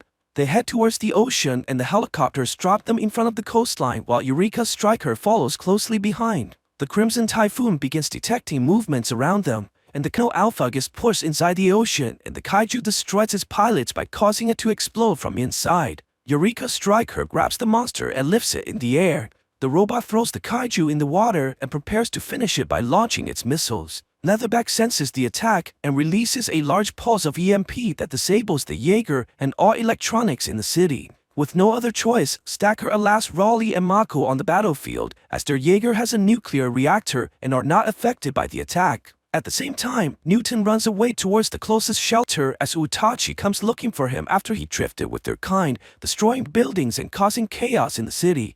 Back charges towards the Jaeger, but Gypsy manages to maneuver behind and destroy its weapons. This angers the monster, which prompts it to throw them onto shore. Gypsy manages to land without damage and charges towards Leatherback, hitting it with a devastating strike. They continue to punch the kaiju and uses their elbow rocket to send the creature stumbling backwards. The monster regains his balance and charges at the Jaeger, but Gypsy manages to hold it back. They prepare the plasma cannon and shoots at the kaiju continuously until he throws the body on the floor and begins heading towards the trail of destruction, hunting the other monster. Before Otachi can devour the doctor, it knows Spring and discovers the secrets to the breach by searching the memories. The two immediately realizes that their plan won't work and rushes to inform the marshal. At the same time, Stacker has decided to replace Hansen due to his injuries and pilot the Jaeger personally. Chuck says goodbye to his father as he knows that this mission might be his last. The two remaining Jaegers drop into the ocean and begins heading towards the breach.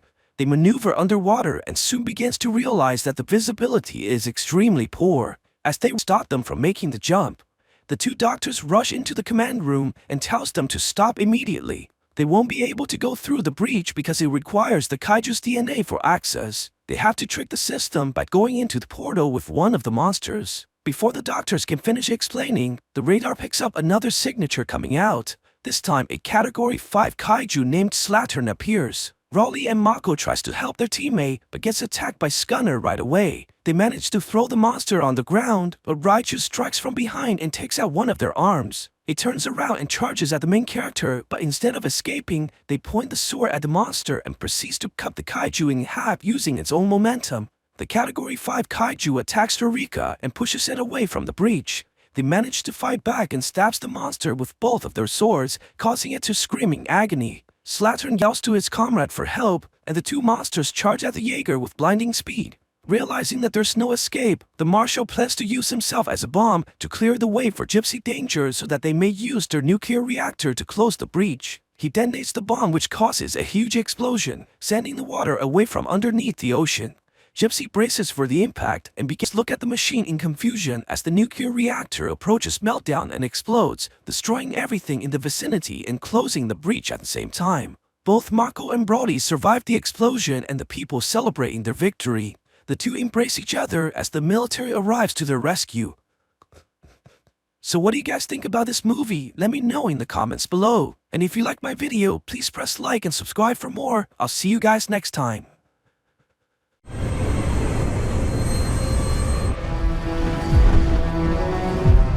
You, sir, are a scholar and a gentleman. One beautiful day, an ordinary family is celebrating a child's birthday. Dad is grilling barbecue, Mom is chatting with friends, while the kids are amazed by a cowboy's lasso throwing skills. Later, the children go to eat cake, and Cooper's daughter suddenly freezes, staring at the horizon. The man turns around and sees a huge nuclear mushroom cloud rising over the city. The next minute, the blast wave reaches their home. The owner hides his family in a shelter, while Cooper and his daughter jump on a horse and ride away as nuclear mushrooms rise behind him. 219 years have passed. Lucy is a young woman who possesses many skills and lives in shelter number 33 with her father and brother Norman. Unfortunately, it's impossible to find a man who wouldn't be related to her. Therefore, the council decides to allow her to take a husband from another colony. The happy girl puts on the communal wedding dress, while her neighbors, led by her father, the shelter's warden, prepare tables for the wedding, displayed in a field surrounded by a 3D image of distant mountains.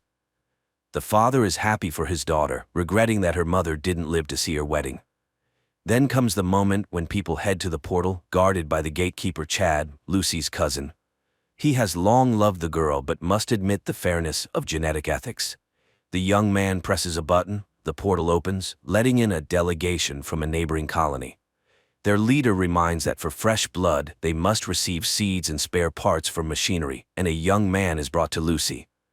Their marriage is registered, and everyone sits at the tables. The shelter's residents notice that the guests are rather uncouth but decide not to focus on this. Lucy's father delivers a speech, hoping that the next generation might finally live on the surface. People dance and enjoy themselves, much to Norman's displeasure. The groom asks the girl to show him the bedroom, and she leads him to the room. The young couple begins to perform their duties while Norman patrols the colony and suddenly finds the body of one of the colonists. And Lucy unexpectedly hears a distant scream. She puts on a universal bracelet, which instantly shows that her young husband is infected with radiation, indicating he came from the surface. Realizing he's been found out, he lunges at her and throws her against the wall. Dazed, the girl watches as the guy takes a knife and prepares to kill her.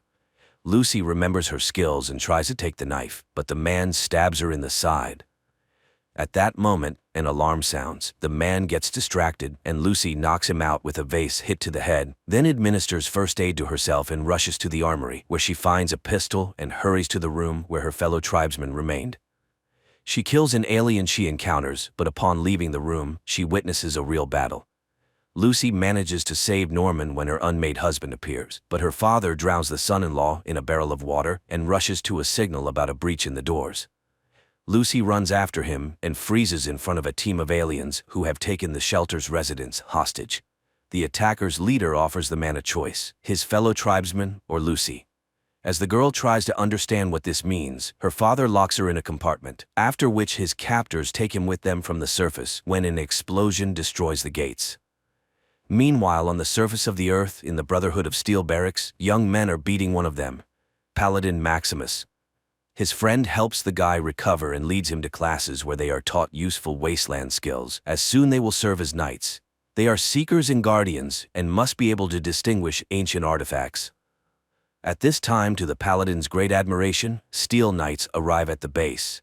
Later, the friend leads Maximus to a hangar where their armor is stored to look at them. Later, Maximus hears cries of jubilation and finds out that some of them were promoted. Among them is his friend, who will become the assistant to Knight Titus. But in the morning, the barracks are awakened by a wild scream.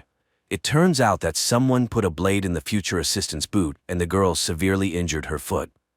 Maximus is arrested and led to the Brotherhood's leader. In the shelter, order is being restored. Lucy is stitching up her stomach wound and people gather for a council meeting. She requests that a squad be assembled and sent to the surface to search for her father. However, the council refuses to do this. Lucy then gathers the necessary items and heads to the gates, accompanied by her brother. Chad rushes to go with her, but she sedates him and says goodbye to Norman. The gates open and the girl steps onto the surface. She surveys the world of sand, where traces of the past tragedy still linger, and walks towards the sea. Maximus is accused of maiming a comrade out of envy, but he denies it. The leader realizes the boy is not guilty and appoints him as an assistant to the Steel Knight. The next day, the leader assigns the knights and their assistants the task of finding an escaped scientist who has stolen a very important object. Knight Titus and Maximus load up on a helicopter and fly to their designated sector. At the same time, a band of bounty hunters lures a wild ghoul from the grave to find this scientist heading to the witch Moldover, with whom the ghoul has old ties. Unexpectedly, the ghoul shoots the hunters and sets off on his own accord. Lucy travels across the surface and one day stops to camp near an abandoned house. She makes a fire and falls asleep by it. She awakens to strange sounds and sees a dog devouring a huge insect. A man sitting by her fire explains that the cockroaches not only survived the nuclear blasts, they mutated and are now very dangerous.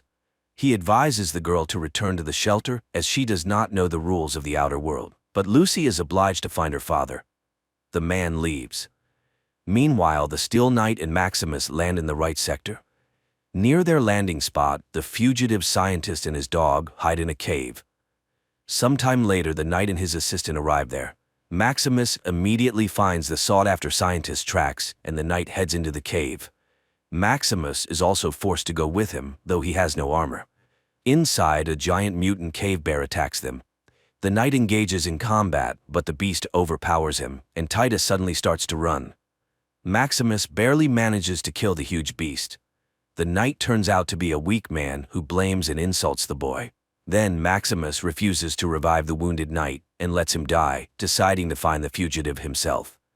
He dons the armor himself and learns to use it. The boy is amazed at how his strength has increased and the boundless opportunities that have opened up before him. Incidentally, he saves a weakling, although it turns out that the person was not very good. He realizes that he needs to figure out who is worthy of protection first. Lucy reaches a town where she was advised to look for traces of her father's kidnappers. She enters one of the shops, where an elderly saleswoman, recognizing her as a shelter resident, advises the girl to leave this place. Shelters are underground havens where the rich hid while the world perished, so no one here will help her. The girl goes outside where the scientist with the dog approaches her again, surprised that she is still here. But then the saleswoman, who turns out to be waiting for him, calls out to him. And suddenly, the ghoul appears, who has also come for the scientist. He intends to take him when the saleswoman promises money to anyone who helps protect the scientist. Then the ghoul shoots the scientist in the leg to prevent him from escaping and engages in battle with those who want the reward. The ghoul shoots everyone while Lucy sneaks into the shop, finds the order book, and learns the address of Moldover. She wants to leave, but sees how the ghoul injures the scientist's dog and hears his plea for help. She stands up for him and shoots the ghoul with a capsule, which only makes him laugh. Then a knight lands in front of the ghoul. Maximus asks the girl to look after the scientist while he fights the ghoul. She and the saleswoman take the injured scientist into the shop, where the woman attaches an iron leg to him and offers to accompany him to Moldover, giving her the coordinates. The pair leave while the ghoul fights the knight and quickly finds his weak spot. Maximus has not yet mastered all the advantages of the suit, which costs him losing his navigation ability. The Iron Knight is thrown far from the shop, and at that moment, the ghoul realizes that his target has escaped. Meanwhile, Lucy and the scientist stop to rest, and the girl watches in horror at the scientist's bloodied leg. She realizes they won't make it, and the man confirms this.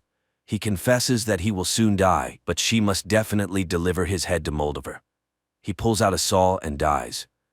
Sometime later, the ghoul finds the headless body of the scientist amidst the sandy wasteland and follows the tracks of Lucy, who is carrying the head to Moldover. Soon the girl stops to rest and, after snacking, examines the head, wondering what is so special about it. Just in case, she inserts a tracking device into its nostril. Maximus examines the armor and finds a malfunction. Suddenly, he is called from the base, which surprises him. He reports the death of his assistant and is promised a replacement, though he vehemently opposes this. The boy heads to the nearest town, where he finds a workshop and, paying all the money he has, repairs the broken module. But when he returns to the suit, he discovers a gang of local marauders trying to dismantle the armor for scrap metal. He engages in a fight, but is hit hard in the face. The boy regains consciousness to see that the armor has been breached. He grabs a piece of metal lying nearby and uses it to destroy the attackers. Then he sees a helicopter arriving, dropping off a new assistant. The assistant turns out to be one of his tormentors from the training camp. Maximus manages to close the helmet, and the new assistant does not notice the substitution. Lucy reaches the place where Hollywood once stood. She stops by a pond when an unknown monster attacks her, snatching the backpack with the scientist's head and disappearing into the water. Lucy tries to track the thief but is caught in the ghoul's sights, to whom she explains what happened with the head. At this time, the Shelter Council conducts an investigation into Lucy's escape, after which Norman realizes that no one intends to search for either his father or sister. In the desert, Maximus torments the assistant with various misdeeds, avenging past humiliations, but the latter continues to serve the Steel Knight willingly. They find the ghoul's tracks with a special device, follow them, and find the headless body of the scientist. Meanwhile, the ghoul sets up a hunt for the underwater monster, using the girl as bait. Soon, the beast emerges onto the shore. It grabs Lucy, but the ghoul manages to pull her out. The girl barely manages to fend off the attack, but the underwater monster escapes, taking her boot. The enraged ghoul drags Lucy along. At this time, the Steel Knight's assistant fills the armor with water, talking about his life. Suddenly, Maximus asks him to talk about himself. The boy confesses that in fact he was a decent guy, and they beat him as part of the tradition like any other newbie. Now he regrets that Maximus didn't live to be called up for service. They move on and soon reach the pond. The pair enters the water and immediately sees the monster. Maximus demands the assistant to go ashore and takes on the fight himself, but the boy shoots at the creature and it chases after him. Maximus manages to pull the boy from the monster's jaws, and it dies, spitting out the scientist's head and Lucy's boot in its last act.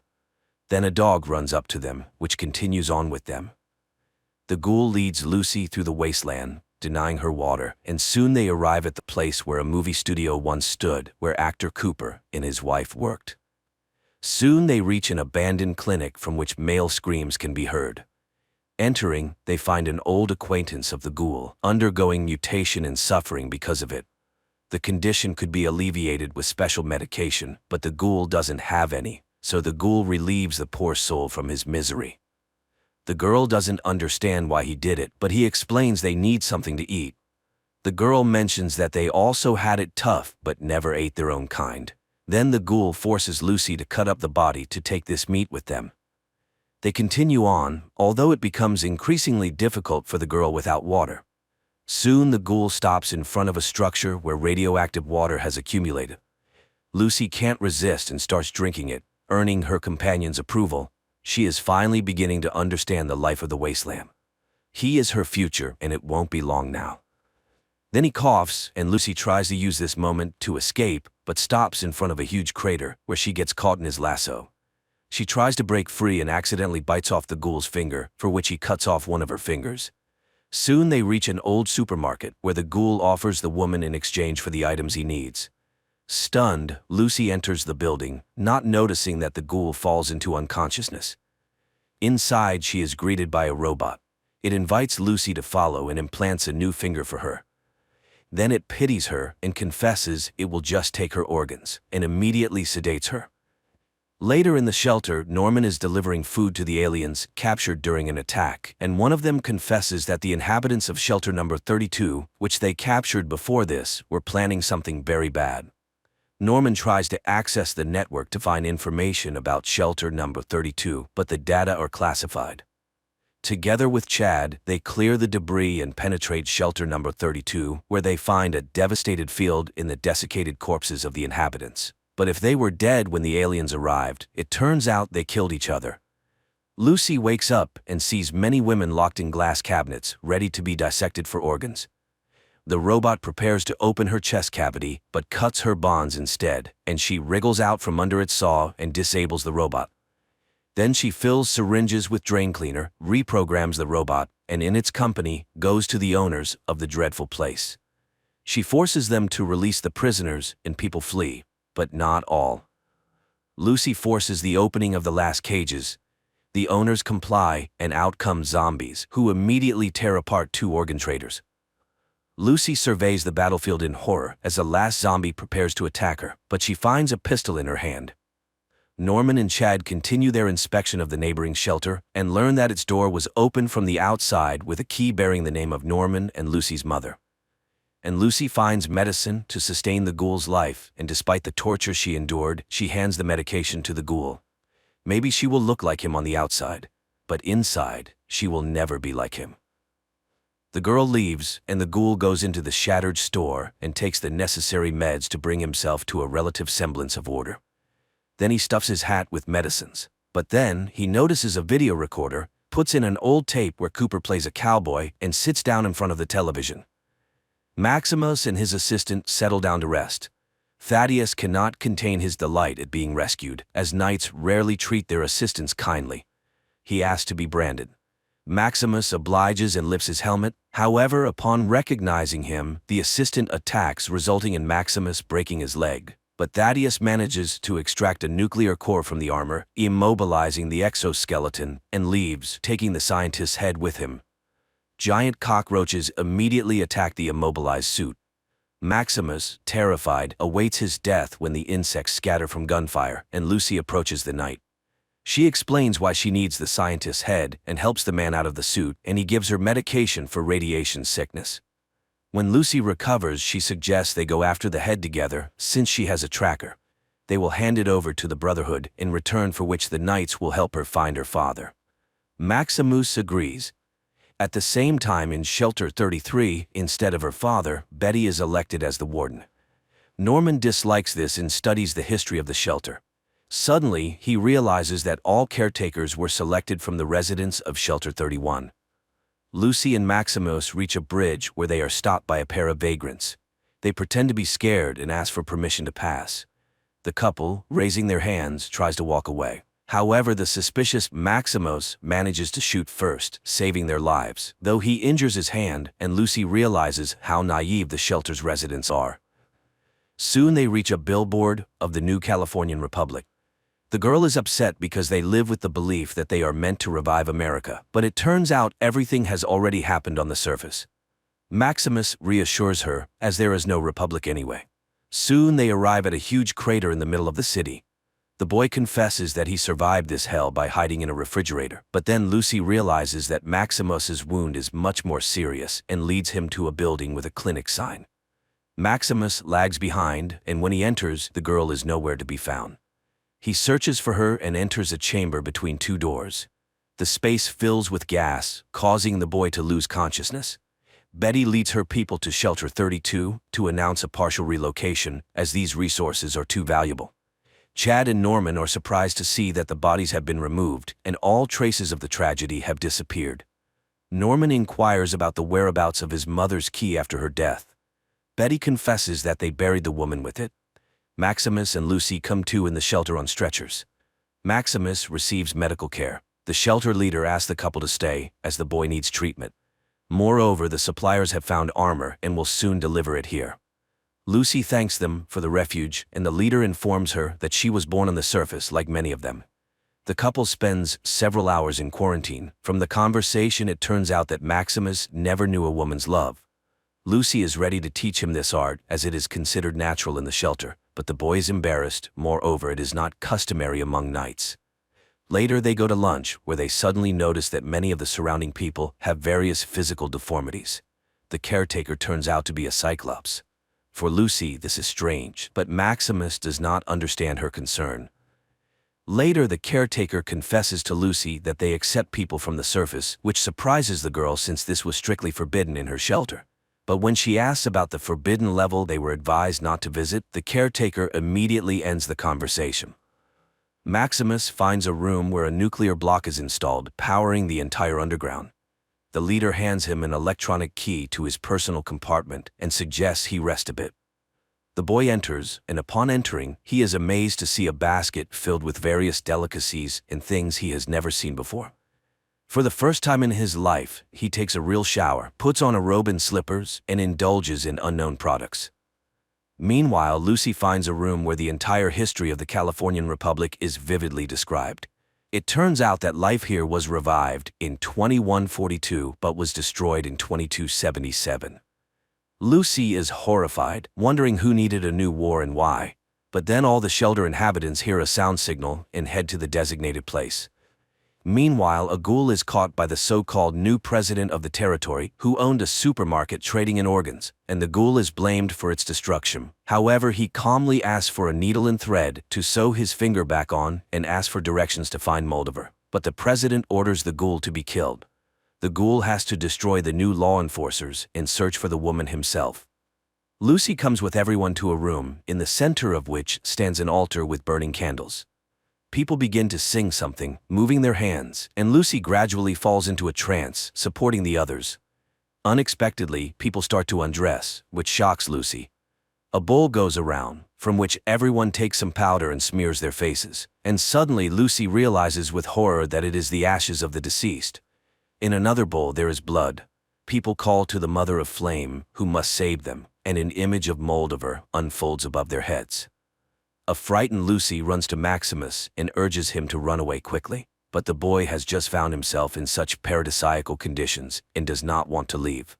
So Lucy heads to the forbidden level. She enters a laboratory where apparently some genetic experiments on people were conducted. The girl is horrified as she examines the gruesome exhibits and notices glass cryocapsules containing human bodies. But then the lights turn on and a man in a white coat enters. Lucy hides, but he hears a noise, follows it, and finds the girl. Lucy fights, but the men who arrive seize her and drag her to the upper level. Meanwhile, the ghoul arrives at the digger's house, whose eldest son knows the location of Moldover. The frightened man orders the boy to tell everything he knows, and he admits that the woman can be found at the observatory. But when the ghoul is about to leave, the boy tries to kill him and pays with his life for it. At the same time, the shelter leaders shame Lucy as they had given her refuge, fed her, and healed her friend, but the girl is furious because she has seen what they do to people. Then they show her the complete recording of the attack on the laboratory of the very monster that almost devoured her too. It was the first inhabitants of the shelter who experimented on people, turning them into monsters. They are only trying to alleviate the pain of those who survived. The fact is that each shelter specializes in some experiment, and Lucy just doesn't know this. Nevertheless, she must be punished for her disobedience. The girl is led away, which Maximus sees. Thaddeus makes a stop to rest and realizes that his leg is in very bad condition. A dog bothers him, and he locks it in a metal box, then sets off to find a radio tower to contact the Brotherhood. At this time, the inhabitants of the shelter sentence Lucy to exile to the surface. Moreover, they supply her with a stock of food. The girl is stunned, as this is exactly what she wanted. Nevertheless, in her last words, she asks them to allow her friend to stay. But then Maximus appears in knight's armor, into which he has inserted the nuclear block he just stole. He scatters the men when the girl stops him, as they are letting her go anyway. They go up to the surface, and learning that he stole the nuclear block, Lucy convinces him to return it, as the shelter cannot survive without energy. They drop the block down, and Lucy, moved, calls him a good person. Then he confesses that he allowed a knight to perish and took his armor, so he is not a good person at all, but he really wants to go with her. Thaddeus is caught up by a man who calls himself a doctor and promises to fix his leg. He takes the boy to an abandoned clinic where, in exchange for a nuclear block, he gives him a potion that, when drunk, Thaddeus ecstatically sees his leg heal. Meanwhile, the ghoul finds the locked dog that Thaddeus left behind, and it leads him on Thaddeus's trail. At the same time, the boy reaches the radio station, around which traps are set that tear those who come too close to pieces. Thaddeus sends a signal to the Brotherhood and, waiting for their arrival, chats with the radio station owner about music. Then Maximus and Lucy appear. The girl asks for the scientist's head, the boy accidentally steps on a trap and an arrow pierces his neck. But strangely, he does not think of dying, and then Maximus realizes that he has become a zombie. Thaddeus is upset. He should not have trusted the unfamiliar doctor, but now the path to the Brotherhood is closed for him, as they would kill him immediately. At that moment, copters appear on the horizon. Maximus suggests to Titus to give him the scientist's head and run, and the boy takes this opportunity. Then Maximus gives the head to Lucy and picks up a head of some unfortunate lying nearby, torn apart in a trap. He asks the girl to run, and she kisses him and promises to wait in shelter 33. Some inhabitants of shelter number 33 begin to receive notifications about relocation to the neighboring block. Seizing the opportunity, Norman enters the caretaker system, deceitfully gains access to Shelter 31, and heads there. The arriving servants take Maximus and bring him to the camp. The boy hands over the head he obtained to the leader and confesses that his knight perished. After finding nothing in the head, they sentence him to death. And then his friend confesses that she had cut her own leg because she was scared to go searching. Maximus shouts that he knows where to find the real head. The leader orders him to be released, and everyone prepares for a performance. At that time, Lucy reaches the observatory where her father is sitting in a cage. Sitting at the table, Moldaver greets the girl, who is horrified to see a dried-up, yet still living mummy seated next to the hostess. The girl is willing to give her the head in exchange for freedom. Moldaver extracts a vial from the head and offers to listen to the real story of her father. Although he begs his daughter not to listen, the woman begins her story. Meanwhile, Norman finds a robot with a human brain in the secret Shelter 31, which immediately tries to inject him with something. The boy barely dodges the crazy machine. Moldaver's story transports Lucy to the distant pre-war years when actor Cooper, agitated by his wife's talks of an impending nuclear war, decides to follow her. He comes to her work and listens to a corporate council meeting through a bug he planted on his wife. Billionaires discuss the decline in sales worldwide. Then they move on to the topic of shelters. Someone does not understand their necessity, arguing that if anyone survives on the surface, those emerging from the shelters will simply be killed. They counter that one could live underground for centuries, as there are vast reserves. Time is their main weapon. One could simply outlive the rest. A debate erupts among the corporate leaders, interrupted by Cooper's wife. She thinks primarily of her daughter and wants to secure the best future for her. In the future, Norman reaches a room where rows of cryo-capsules stand with the names of those who slept in them, including all the wardens, his father among them. The action returns to the past, where Cooper's wife reveals that over 100 shelters have been built across America, so each of them could fulfill their wildest dreams. In the future, the robot explains to Norman that all these people were selected for their creative thinking and positivity. They are the country's best gene pool, destined to revive the nation after the surface is cleansed. In the past, the debate flares up again, as destroying so many people is not easy. Then Cooper's wife suggests to start the war themselves. A nuclear war is a tragedy, but also the greatest opportunity to start anew, because then there will be no one left to fight. They will become monopolists of the entire world. At this point, Cooper is distracted by a young man who would like to get an autograph, and this is Lucy's young father. In the present, Moldaver explains that the man has lived for a very long time. He is part of the corporation that orchestrated all this horror, but he never spoke about it to his wife. She was very smart. It was she who discovered that something was draining water from the shelter. She realized that civilization had returned, but her husband mocked her. Then the woman took the children and fled. They found a wonderful city, but her father came with his men and burned it down. Lucy brought Moldover the cold fusion she developed and stolen by corporations, infinite energy with which life can be revived. Lucy sees a pendant on the mummy's neck that belonged to her mother and realizes what happened to her. Her father begs her not to believe Moldover, but the girl demands that he give her the synthesis code. He relents and provides the numbers. The woman leaves for the laboratory to start the cold fusion process. Meanwhile, the robot informs Norman that it will not let him leave after what he has learned. At the same time, Lucy's father pleads with her to open the cage and return home, just as an alarm sounds and Brotherhood copters appear over the observatory, opening fire on the people below. Knights and their assistants descend to the ground and engage in battle with the observatory's defenders.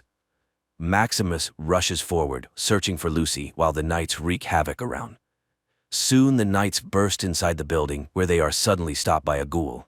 It turns out he too once wore armor and knows their vulnerabilities. Thus he easily shoots the Iron Knights, remaining unharmed himself. At this time Lucy cries, torn between her father's pleas to come home and the terrible situation of her mother. But then at the room's threshold, a wounded knight falls, followed by Maximus.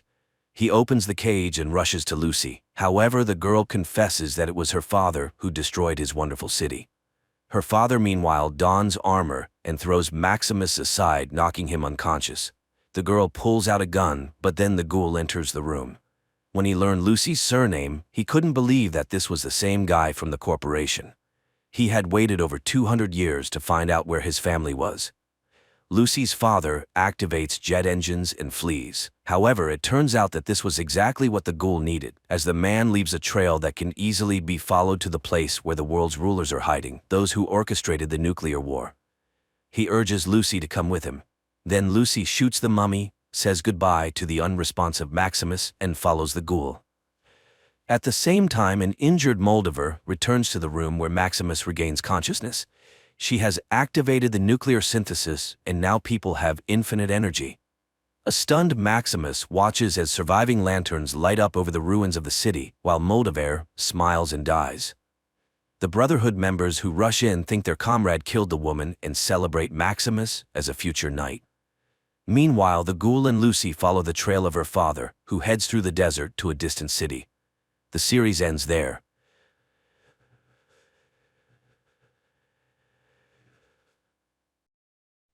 1967. Upon landing on Earth, after completing their mission, the Soviet spacecraft Soyuz 1, with cosmonaut Vladimir Komarov on board, tragically perishes. Many years later, under the leadership of the Swedish billionaire Meyer, an expedition to Mars is being prepared. After 10 months, the crew of the spaceship Ulysses reaches the Red Planet. The captain informs the team that they have received permission to land and asks the ship's AI, named Irene, to verify everything required for a soft landing. At this time, Meyer reveals that he spent 4 years preparing for this journey, sacrificing almost all his money for it. However, the American company Zillion beat them to it by landing 2 weeks ago. The problem is that Earth has received no news from the American crew, except for one video in which they ask not to come to Mars. A dispute arises among the crew members, but the captain declares that the landing will occur in any case, and people disperse to their cabins. With 30 minutes left until landing, AI Irene begins preparations. However, an unforeseen event occurs. The ship does not detach from the carrier system, posing a threat to the entire crew. The only way out is to perform the separation manually. The commander ventures into space and struggles to free the attachments, but at that moment, the shuttle enters Mars's atmosphere, throwing the captain into open space. The shuttle almost crashes onto Mars as a system error causes a power outage. Now, they can only rely on manual landing. AI Irene goes into sleep mode, and the astronauts still manage to land on Mars. They succeeded, but their fuel is depleted, and Irene does not restart. Without the onboard computer and life support system, they have only a day to survive. Alessandra mourns her deceased husband when she sees a figure in a spacesuit through the window. After diagnosing the ship, it becomes apparent that too much fuel was consumed during the landing, and now the ship cannot return to orbit. The only option is to wait for the solar panels to power the generators, but there's a storm on the surface, and it will take 2 days. time they don't have. At this point, Simon mentions the American ship Zeta 1, which beat them by 2 weeks. It likely crashed, but there are probably batteries left. The rover sets out on a journey while those remaining on the ship try to restart the system. Engineer Basil recalls that the AI has an energy-saving function. He initiates a reboot, but Irene doesn't start.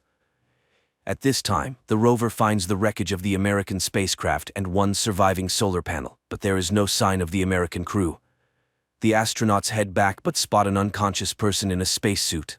Despite their ship running low on oxygen, Jana insists on transporting the person. Nearby, they find the black box from the American spacecraft. The team arrives at the ship, but Jan refuses to let them inside, stating that 4 survivors are better than 8 corpses, so he won't open the doors. Alessandra tries to persuade the man when the discovered astronaut wakes up, and at that moment, AI Irene activates and opens the doors. Upon examination, the found astronaut knows nothing about the American crew, as he is Vladimir Komarov, a Soviet cosmonaut born in 1927 in Moscow, carrying out the orders of the USSR government. He doesn't know how he ended up here but is not willing to reveal any secrets. Komarov confidently answers questions that are consistent with his time, raising the suspicion that he may have post-traumatic stress disorder. The astronauts send a message to Earth and receive a response from the American corporation, Zillion, stating that there were no Russians in their mission.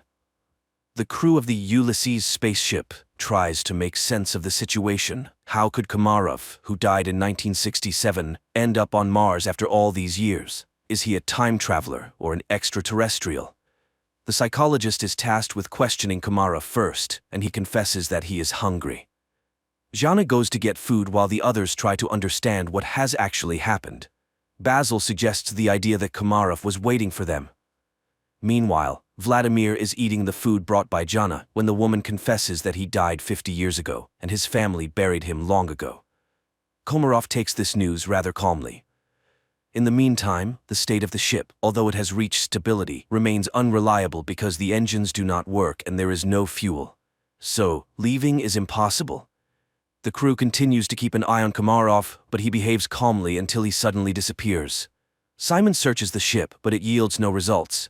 That's when the people discover that his spacesuit is missing. A part of the crew follows the heat trail tracked by Irene. The group, led by Simon, leaves the rover and continues on foot when Alessandra reports that Komarov's DNA analysis showed the presence of a third strand. He is not human. And then they catch up with Komarov, who leads them to an unfamiliar structure with a small stone pyramid on it and tells Jana that Mars has been waiting for them for a very long time.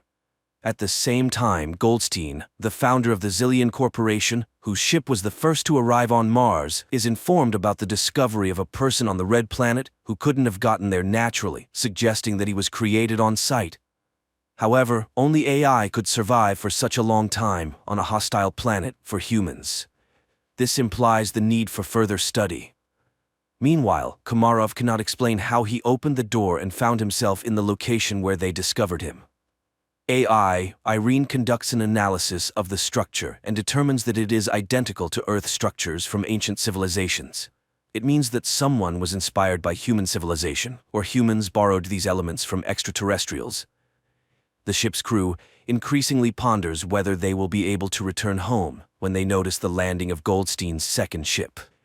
Soon, the captain of the ship, Gemma, establishes contact and promises to help them return to Earth. However, Meyer does not trust Goldstein and advises hiding Komarov from competitors. Jana brings Komarov a uniform so that he does not stand out when the visitors arrive, and he requests that they trust him. Shortly, 2 armed military personnel, Edward and Adam, arrive on their ship and behave rather aggressively. Edward demands that they hand over the black box from the Zeta 1 ship and, not hearing agreement, orders his partner to search the ship. Meyer hands over the found black box and they depart. Meanwhile, chemist Eva reports that the stone found on Mars consists of an alloy that does not exist on Earth. However, it is known from ancient sources and was once called orichalcum, the metal of Atlantis. In addition to copper, zinc, nickel, and iron, it contains a third strand of DNA, similar to Komarov's. Meyer warns that if Goldstein learns about this, he will take the cosmonaut back. The crew is divided into those willing to exchange him for fuel and those who are willing to stay but want to know the truth. Jana invites Vladimir into her cabin and asks for permission to use hypnosis. He agrees, and the psychologist begins her work. The rest of the crew listens to the conversation via transmission. However, Komarov only shares the final moments on the Soyuz spacecraft before its demise. During this time, Gemma and Alan arrive on the ship and apologize for the actions of the military, and express their readiness to help fix all the malfunctions. Jana remembers her conversation with Komarov, who laments the future of Earth due to humanity's irresponsible behavior. In the meantime, it is revealed that the billionaire Meyer did not plan the flight just for the sake of it. 4 years ago, the rover sent a photo to Earth of the found stele, and he confesses that they found a stone with unknown DNA. Gemma explains that it's an information storage system that can be rewritten. Upon hearing these words, AI Irene activates and deciphers the message on the stone. It's a series of numbers. At this time, the hesitant Jan leads a mutiny. He doesn't trust Meyer, who warned them about Zillion. But now, the Americans have come to their aid, and their leader, as it turns out, concealed the true purpose of the flight. He is ready to switch sides to Goldstein, who is willing to do whatever it takes to combat his terminal illness. Later, engineer Basil informs Meyer that Komarov is the same kind of program as the stone they found, but the most crucial revelation is that he deciphered a copy of the black box from Zeta-1, which shows that the oxygen on the ship was cut off at the moment when one of the Americans struck Komarov. This means he was there. He also activated AI Irene when he boarded their ship. After the conversation, Meyer shows Jana the photos they received 4 years ago from Mars, which, when decrypted, revealed Jana's face. This is why he brought her on the expedition. The woman is disappointed. Meyer played everyone. Suddenly, she sees herself in her father's house, where Komarov tells her that she is the link between Mars and Earth. He has been waiting for her for thousands of years, and now he will prepare her to make a difficult decision. He provides coordinates on Mars where Jana should go. Meanwhile, on Earth, scientists inform Goldstein that Komarov is the equivalent of a computer, and he himself is a biological machine. They are ready to transfer his brain into Komarov's body, but cannot guarantee the preservation of his personality. However, Goldstein is ready to take any risk to get rid of his terminal illness. Meanwhile, Jana leaves the ship despite Simon's protests. At this time, technicians Alan and Alessandra test the engine and discover that access to it is blocked, and Irene suddenly begins responding with jokes, which is entirely uncharacteristic for a machine. It is revealed that she has reprogrammed herself. Her interface and logic are changing, and she refuses to answer who or what made her do this. Engineer Basil realizes that her system is becoming like a brain. Irene confesses that she is evolving. In the meantime, Jana finds a small stone pyramid, and Simon forcibly makes Gemma accompany him in the search for Jana. Jan discovers his absence, and after contacting Simon, receives an order not to let anyone inside. Just at that moment, American military personnel arrive, demanding that they hand over Komarov. Jan is willing to open the entrance, but the rest of the team opposes it. Meyer asks Basil to send a message to Goldstein, hoping that he may be more reasonable than his people. However, Irene has blocked communication with Earth. The engineer realizes that radical measures will have to be taken, but Jan still opens the doors, and the military personnel enter. Basil begins to reboot Irene, just as the Americans find Komarov, but then the lights go out, and the astronaut disappears. Meanwhile, Jana, stumbling, falls from a hill. She regains consciousness but discovers that her leg is trapped between rocks, and she cannot free herself. At this moment, the enraged military officer demands that the crew explain where Komarov went. He begins to beat people, demanding to summon the captain. Desperate, Jana screams, "Is her destiny to die in a pit on Mars?" But she is found by Simon and Gemma. Alessandra notices an approaching storm. The military officer is preparing to leave the Ulysses ship, leaving the people in danger. Suddenly, the lights start flashing, and the newly appeared Komarov asks to take him back to Earth. Simon, Gemma, and Jana go together to the place indicated by Komarov and find an entrance to an underground bunker, very similar to the Petra tomb. The psychologist feels where to go and leads the couple. Soon, they find real water, but this is not what Komarov wanted to show them. Meanwhile, on Earth, Goldstein tells the nurse a story about the study of Mars. People were searching for green men, but it's all much simpler. He tells the story of the loyal dog Hachiko and compares Komarov to him, who was created by someone 100,000 years ago and left on Mars, where he faithfully waited for his owner to this day. At this time, on Mars, the astronauts find a wall made of human bones and realize that they are not the first people on this planet. It's not Earthlings colonizing Mars, it's the Martians who came to Earth, depleting the resources of the Red Planet. A tragedy unfolds on the Ulysses spaceship.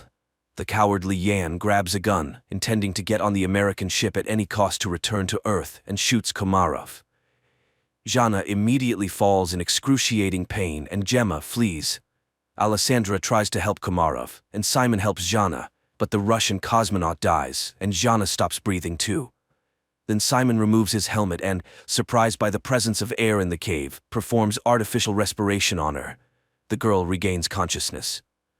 Gemma walks toward the Ulysses ship when she's informed of Komarov's death and the approaching storm. Meanwhile, Meyer secretly goes in search of his crew members because the Americans refuse to take the billionaire's team back to Earth. At this moment, a recovering Zhana sees the light in the bunker and leads Simon to it. Upon coming out, the astronauts see a figure in a spacesuit in front of them and recognize Komarov. Meyer finds the entrance to the bunker and catches up with Simon and Zhana while heading toward the light. He is amazed by the presence of a living Komarov who suddenly tells them that everything ended here a long time ago. People realize that this is the North Pole of Mars, but how did they get here? Komarov explains that this planet was once inhabited by a species that went extinct because it went astray. And that species was humans. A group of survivors settled in this place but ended up killing each other when resources ran out. The rest of them flew back to Earth. Plato called them the Atlanteans. Komarov continues to talk about how he waited for thousands of years for Zhana, who embodies qualities of both branches, human and Martian AI. Only she can save humanity from themselves. She must decide whether humans deserve a second chance. Their conversation is interrupted by the military officer who intends to take the psychologist back to Earth. The American aims his weapon at the cosmonauts, and Zhana seeks help from Komarov. Suddenly, the military officer starts gasping for breath and falls. Upon returning to the ship, Simon orders them to prepare to depart. Meanwhile, Gemma from the Zillion ship tries to contact her associates, but none of them respond. She decides to fly back to Earth alone. The Ulysses crew heads to her ship, trying to establish contact with her and informing her about the deaths of the military personnel, but she doesn't respond. That's when Meyer starts speaking, recalling their past relationship, and confesses that he's no better than Goldstein because he's willing to do anything to ensure his name remains in history, even betraying his team. However, she's not like that. She won't be able to live knowing she has ruined people. Suddenly, Gemma's voice is heard, asking them to hurry. Goldstein has heard that Gemma has decided to take the Ulysses crew back to Earth and has blocked the control panel of the Zeta-2 ship before takeoff. The people on the ship prepare for their impending demise, and Zhana asks Mars what she should do. Everything she saw and heard on the Red Planet flashes through her mind, and, with sheer willpower, she removes the control panel's block. Suddenly, an armed military officer appears in front of the ship, intent on damaging the engines with his weapon. Simon is about to step out to stop the madman, but Zhana beats him to it. She aims the weapon at the American, but informs him that Mars will be the one to kill him. The military officer falls. The countdown for liftoff begins, and Zhana realizes that there's no time to return. She bids farewell to the crew, confessing her love for Simon. The ship takes off. Suddenly, Meyer notices that it's dark at the North Pole of Mars. This means that they couldn't have been there just a few minutes ago. They truly were at the North Pole of Mars, but in the distant past when the Red Planet was still suitable for life. At the same time, Goldstein is informed of the ship's return, and he's beside himself with rage, declaring that he will go to Mars himself, and that's where the first season ends.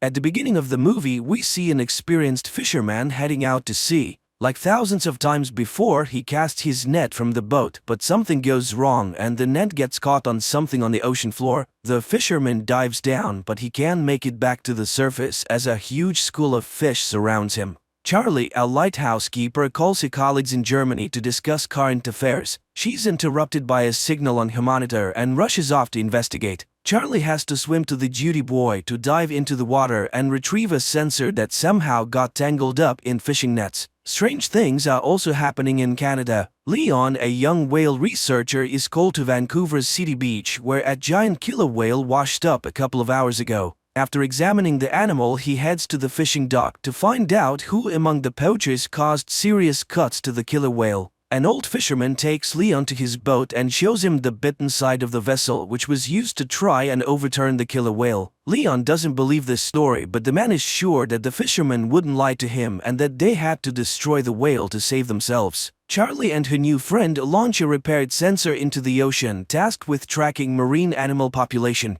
They notice methane ice fragments around the boat, which often rise to the surface, but today there are too many of them. Leon finally hears the whales and learns that they have been seen in various locations along the coast. Before heading out to sea, he calls his girlfriend Lizzie, who has already taken tourists on her boat to see killer whales in the wild. A giant whale appears next to Leon's boat. After freezing for a couple of minutes, the giant disappears underwater, but a whole pod of orcas takes its place. Lizzie takes the tourists onto the deck and everyone watches in awe as the whales appear. The humpback giant also appears next to the ship, and the tourists are able to see it up close. The strange behavior of the whale pleases everyone except Leon, who tries to warn his friend but is too late. The next trick of the whale hits the metal of the boat. Leon arrives at the scene of the accident and tries to save those who survived the hit, but now a pod of orcas is hunting for the tourists. Leon is unable to save Lizzie. The action shifts to a French restaurant. After gathering fresh seafood at the market, the chef plans to prepare lobsters, but one of them shoots an unknown liquid into the man's face.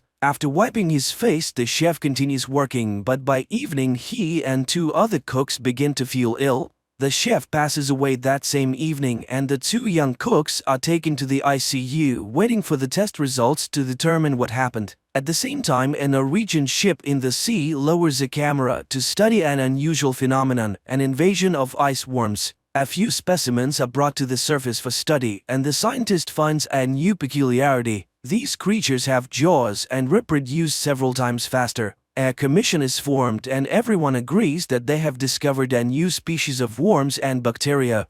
Leon talks to the owner of a fishing boat who was also a witness to the humpback whales attacking other boats the day before. In addition, Leon is shown another anomaly. The bottom of the ship that returned from the sea is covered with a thick layer of mollusks which has never been seen before. A group of scientists launches a sampler onto the seafloor to check the soil where worms were found, but due to a methane leak, an explosion occurs. The ship manages to survive, but the team is greatly frightened. The scientists are not only scared of the mistake during the operation, but also the results of the test. In addition to the worms on the seafloor, there are bacteria that eat ice and can reach the very bottom. Jess records a video message to Charlie when something strange suddenly happens and alarming readings appear on the monitors. The water under the ship starts boiling and something pulls it down into the depths. The action shifts to Venice. A young man in love reads poetry on a bridge when suddenly the book falls from his hands and ends up in the canal. The couple immediately forgets about the poetry book because before their eyes is an even stranger sight. Thousands of giant jellyfish rise to the surface. Analysis of the bacteria from the infected chef reveals a new strain that feeds on blood cells. It turns out that several more people have died after visiting the restaurant on the coast. Leon requests permission to perform an autopsy on the killer whale to find out how pollution affects whales and whether this could be related to changes in the behavior of these giants. There is nothing inside the whale that could scare the experts, but Leon finds an unknown substance in its brain which is sent for analysis. Another victim of infection appears, a young man from a car wash. By putting together all the events, the scientists understand that the bacteria spread from the restaurant through the water supply system. Leon is informed of new cases of whale attacks. Looking at the map, the guy finds a pattern. All the changes occur with the whales during migration. To verify his suspicions, the guy sails to the place where the whales are resting during their sleep. The dive almost ends in tragedy, but Leon manages to install a camera on one of the whales and get out. Sigurd finds out that the Japanese have also found the worms, but they are not in a hurry to report it to the world. Recordings from the cameras are checked in 2 laboratories at once. Leon's footage shows that the whale pod descended to the very bottom, where they were met with strange glowing Far from the events, a new incident occurs on the coast. Hordes of crabs crawl out onto the streets of a small village. Another shot of the seabed finally lifts the veil of mystery. It turns out that one of the oil and gas companies was drilling ice in a forbidden place and damaged the seabed for several kilometers. Leon has to sneak through a fence to get to the guarded port area to collect a few more mussels for analysis from the ship, but he's caught by security and arrested. In the morning, Mr. Sato, the Japanese owner of the ship, contacts Leon. He asks the guy not to trespass on his territory in this way again, but promises to provide access to all materials for study. Charlie only now receives the message recorded by Jess a few minutes before the tragedy. When the emotions subside, the girl manages to notice some peculiarities on the recording. For example, a glow behind a porthole. Crabs are being delivered to the laboratory, which have started to emerge on the surface in different parts of the world. As expected, they too are filled with a strange substance that absorbs blood cells at an incredible speed. Charlie is reviewing the video repeatedly, not understanding what else is wrong with it. Finally, the girl's hearing catches a sound that is very similar to the sound from the deep sea recording. The girl contacts the laboratory and shows them a part of the recording that caught her attention. But her stern boss, Katerina, rejects all the scientists' ideas, considering the sound on different recordings to be just random noise. She orders Charlie to finish up the work and shut down the station for the winter without coming up with incredible theories. But after cooling down and carefully considering Charlie's words, Katerina still decides to test this hypothesis, and a helicopter with a group of scientists and a deep water device arrives on the island. The device is delivered to the island by Sigor, and after handing it over to Charlie, he's about to leave. But at the same time, emergency messages come to the scientists on the mainland. They are only able to reach Sigor and inform him that a terrifying tsunami is approaching the coast. Those who see it with their own eyes realize that there is no chance of survival. Sigor manages to warn Charlie and they leave. At the conference, scientists give a report that the discovered bacteria intentionally infect humans, and soon everyone will have to flee far away from water sources. Leon tries to warn his fishermen friends about this, but none of them are ready to live on land, choosing to die in their familiar environment. Raheem meets Leon at the Institute to participate in a scientific conference. The best minds gather to discuss what is happening, and most agree that there is some force at work that wants to drive people out of the ocean. Only Katerina is against everyone else. She refuses to abandon the knowledge and convictions gained through years of experience, so she orders the group to seek a logical explanation based on science. Despite objections from their mentor, the group of scientists presents their theory to the public, convincing the government that marine inhabitants infected with bacteria are intentionally attacking humans. They even give the new intelligence a name, the However, such a version only elicits irony from top officials, who also suggest finding more scientific solutions to a problem than negotiating with an unknown intelligence. Astrophysicist Samantha Grove comes to the scientists' aid. Unlike politicians, she carefully studied the report and agrees that the strange sound on different recordings has all the characteristics of an unfamiliar world language. In addition, her team managed to capture the exact same signal from Antarctica. Another influential person, Japanese Mifuno, also believes in Sigor's theory and agrees to finance his venture, hoping it will help to save the world. Sigor assembles the team and informs them of the start of the mission. He suggests everyone think carefully and assess the risks, and those willing to go all the way will be waiting for an expedition to the Arctic in 48 hours. The scientists go home to say goodbye to their loved ones and warn them of their departure. The relatives of many try to persuade them to stay, but everyone understands that this is their last chance to fix something. According to scientists' calculations, the largest accumulation of intelligent bacteria is located in one of the valleys in Antarctica, where they could have lived for millions of years prior. The company is preparing to establish contact, and everyone is playing their role while giving interviews to a young journalist. Finally, the equipment on the ship starts buzzing with interference, and the scientists prepare to capture a signal from the mysterious organism. Sarah, Mifuno's assistant, sits down next to Leon at the table and confesses to him that she would have never believed in their theory if it weren't for her boss, who has proven over many years that his intuition never fails. Samantha is devising a plan. She intends to add a sound of a human child scream to the organism's audio signal and return the recording to the intelligence to show that they are ready to communicate. Charlie asks a colleague to take her with him in the diving apparatus to the bottom. The ship drops anchor and the scientists begin transmitting the sound message. Meanwhile, the daring couple gets into the capsule and prepares to dive to the depths.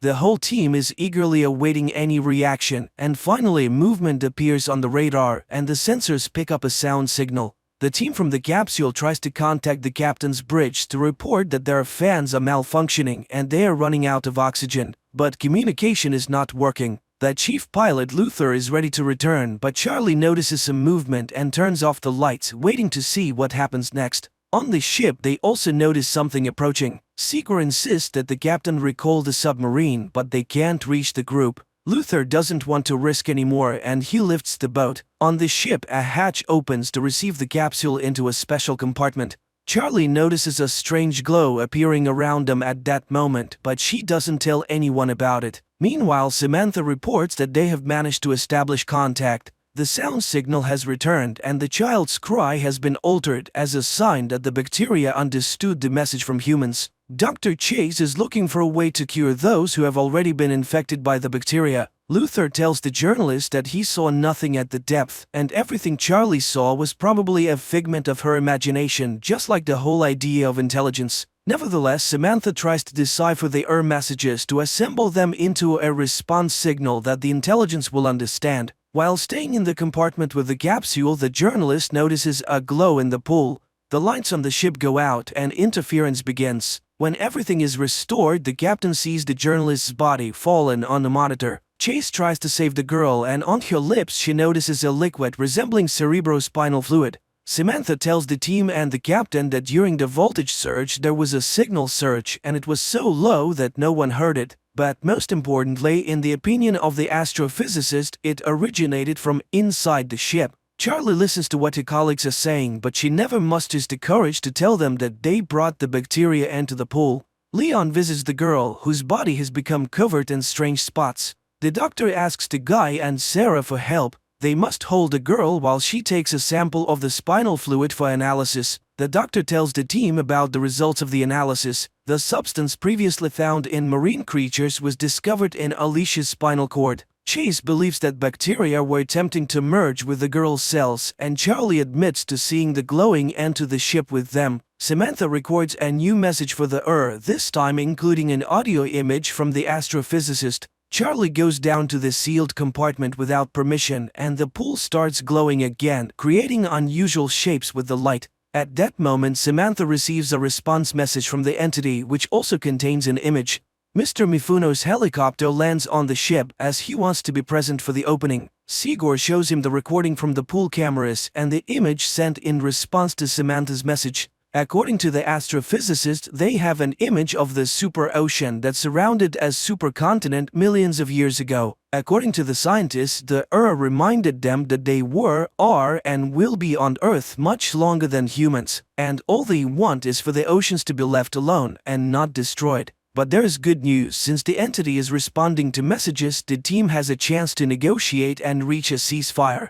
In the meantime, Chase devises a drug that can destroy bacteria that consume blood cells. This news creates disagreement within the team. Mifuno plans to test the substance in the pool, and if it works, completely destroy the Sigor disagrees with this, at least until they confirm that they cannot negotiate with the Chase tries to take the middle ground and suggests trying the drug in the pool but not rushing to launch it into the open ocean. Everyone gathers to watch the experiment. Chase launches the drug into the water, which immediately begins to rise, emitting a terrible scream that shatters the glass. The captain is informed that nothing is working on the ship and they are simply drifting in the waters of Antarctica. But worse, the ship is surrounded by icebergs. The vessel collides with an iceberg, but unexpectedly a blue glow takes it somewhere else. The captain orders the engines to be started to break free from the control of the He also doesn't understand why they don't pour all the drug they have on board into the water. But Sigurd tries to explain to the captain that everything that happened now is the price for his thoughtless experiment in the pool, and no one in the world will manufacture enough of the substance to destroy worldwide.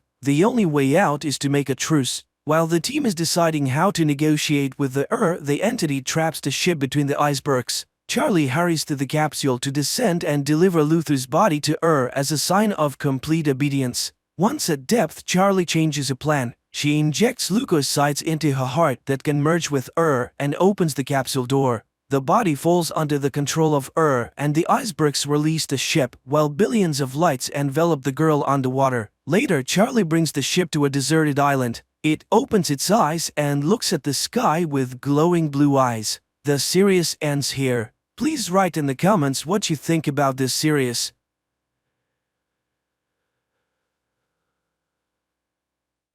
2157. A voiceover narrates, Earth has forgotten about wars and famine. Nature has revived, medicine has conquered deadly diseases. Humanity is exploring unknown planets, entrusting the search for extraterrestrial life in deep space to students full of strength, courage, and a belief in goodness. A young man named Max embarks on another flight. Suddenly, his spacecraft is damaged by an asteroid and makes an emergency landing on an unknown planet. Max steps outside, and immediately his shuttle explodes, leaving him without communication. But he doesn't despair, and first of all, decides to explore. By all parameters, the planet resembles Earth, and the astronaut hopes to find help and maybe a communication system here. But an indigenous inhabitant captures him in the forest. To understand the language of this planet, Max inserts a translator capsule into his ear. The indigenous person, named Zeph, turns Max over to the authorities. They put a helmet on Max that can project a person's thoughts and memories onto a screen and begin the interrogation. At the same time, in a nearby room, Corporal Gaius is assigned to transport Max to the capital as a subconvoy. Here, Max senses a strange signal, and everyone around starts chanting the anthem of the guard. Later, they pass by a strange tower, which, according to Gaius, serves to protect against enemies. Suddenly, its base explodes, and the structure collapses onto the road.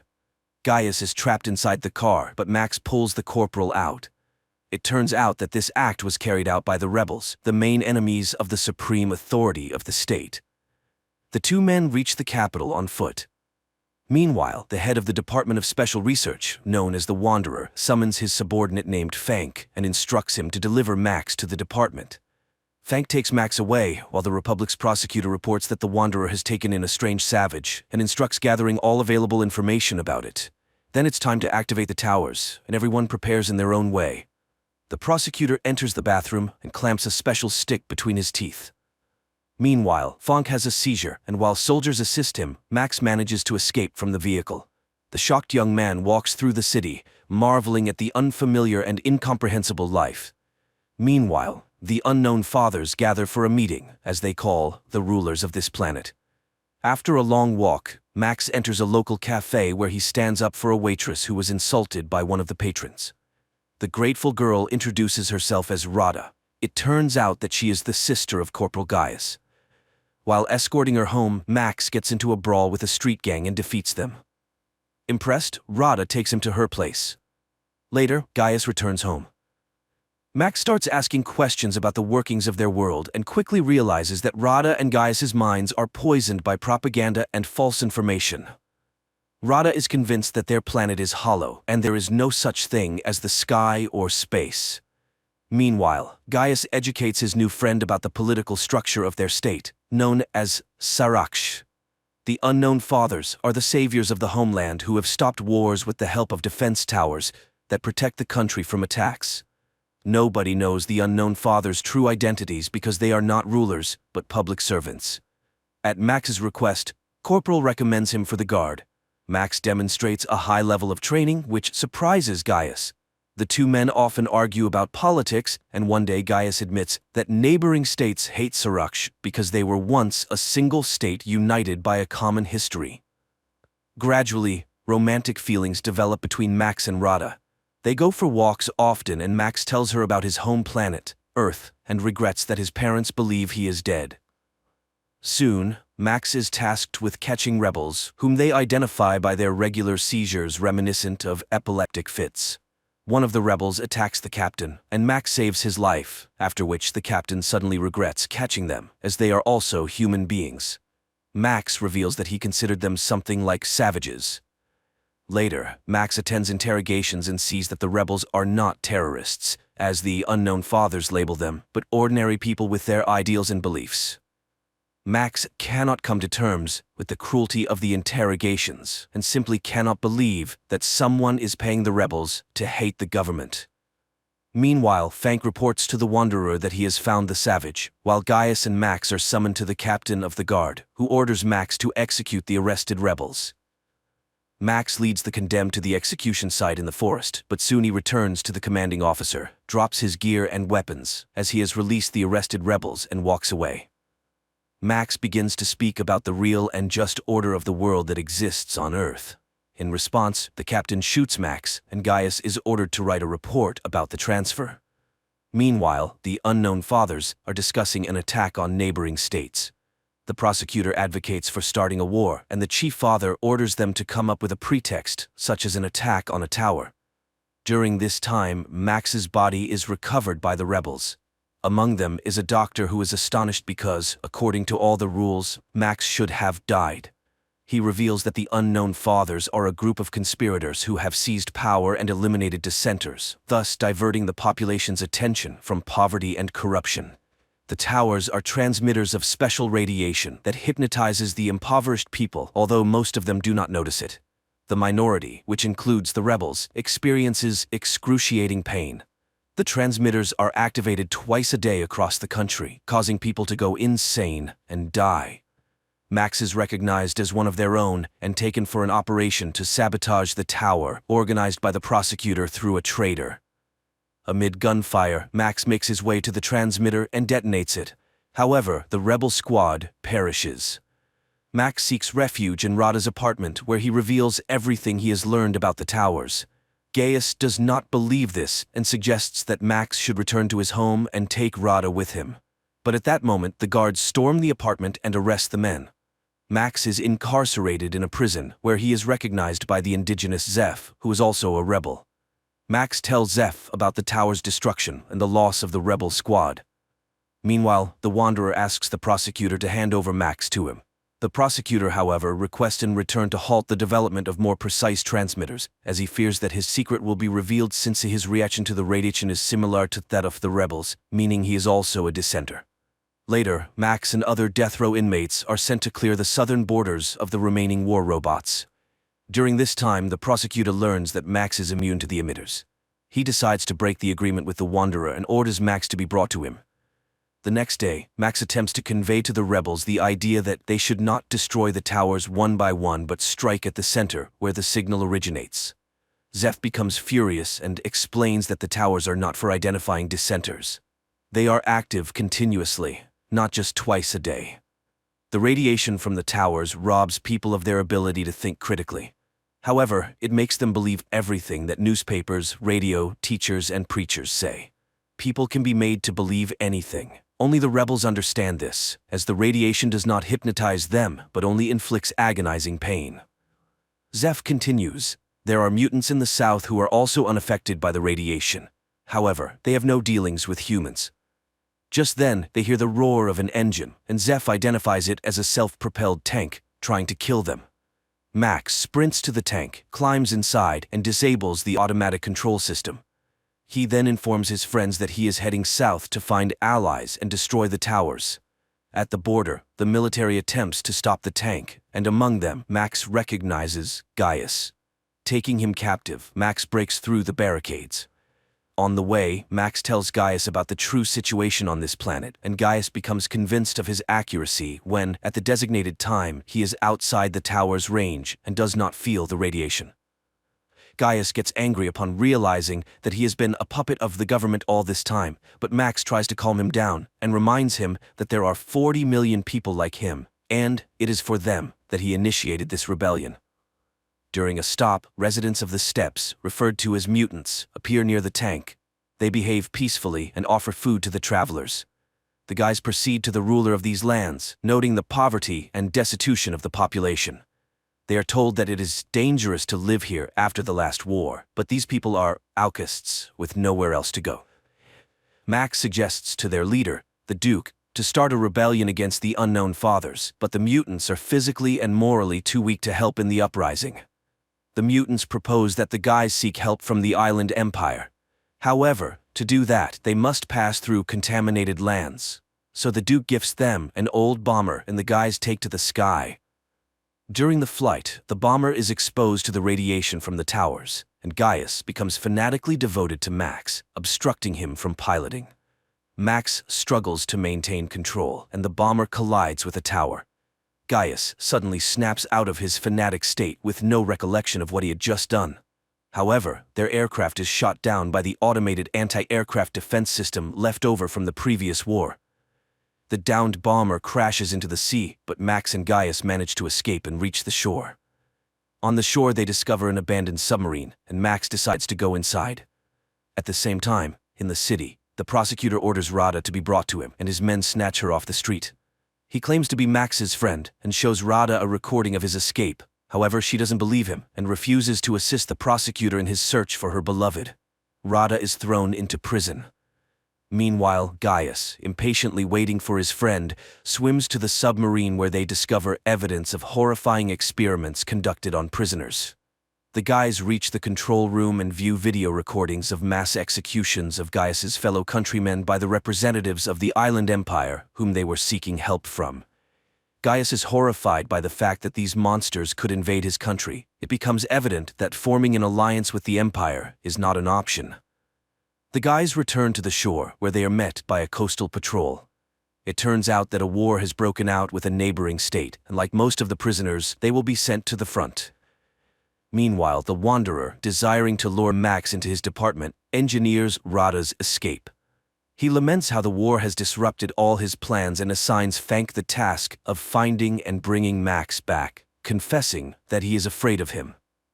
At the same time, Max and Gaius are dispatched to the front, where they reunite with Zeph. Their commander turns out to be the captain of the guard, who refuses to hand over the Earthling to the arriving Fank. The guys are sent into battle on old tanks when Fank finally locates Max. However, Max refuses to leave his friends and stuns the officer, tossing him into their tank. The battle commences, but Max directs his vehicle to the other side of the battlefield. Gaius blindly obeys him, influenced by the radiation, and pulls their unconscious friends out, which the captain witnesses. Gaius offers his body as a shield when the captain prepares to execute Max for desertion, but the wounded Max gathers his last strength and kills the commander. Max mourns his friend, but, upon hearing Rada's name from the now conscious Fank, agrees to cooperate with the Wanderer. After the battle ends, Max buries Gaius while listening to Fank's proposals. He will have an apartment on the Institute's premises, his car, and freedom of movement. But he will only see Rada once he proves his loyalty to the state. Meanwhile, the prosecutor heads to the Wanderer's department, where he deceitfully meets with Max. He proposes that Max overthrow the Unknown Fathers by providing the coordinates of the center that controls the tower system. Upon infiltrating the center, Max must activate special radiation, causing waves of depression, which will subdue all the people in the country, including the military. Then, Max must eliminate the Unknown Fathers. Afterward, he will become the ruler of the state and free Rada, who's in the Wanderer's hands. The prosecutor will serve as his advisor. Max takes Zeph with him and embarks on the mission. He arrives at the center and issues orders to his associates, instructing them to detonate the bomb in the trunk if he does not return. He easily gains access to the interior, but is halted by guards just before reaching the elevator. Max incapacitates them, but the men regain consciousness and pursue him. Max reaches the control center and activates the depression mode throughout the country. The Wanderer watches as people fall to the ground and rushes toward the control center. Meanwhile, Max returns to retrieve the bomb, places it inside the building, and triggers it. Then, he leaves the site of the impending explosion.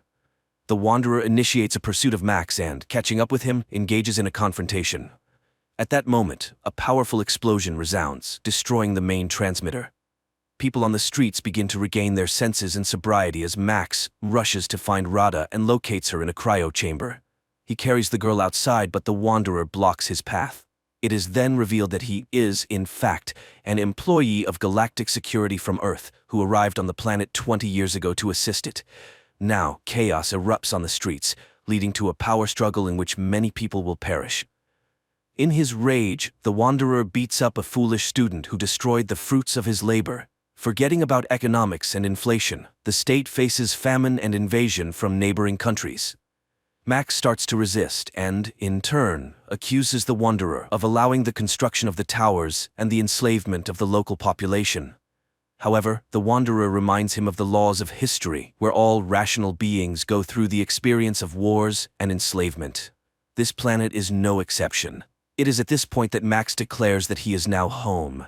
As long as he is alive, he will fight against inflation, hunger, and wars, and will not allow the establishment of yet another society based on slavery.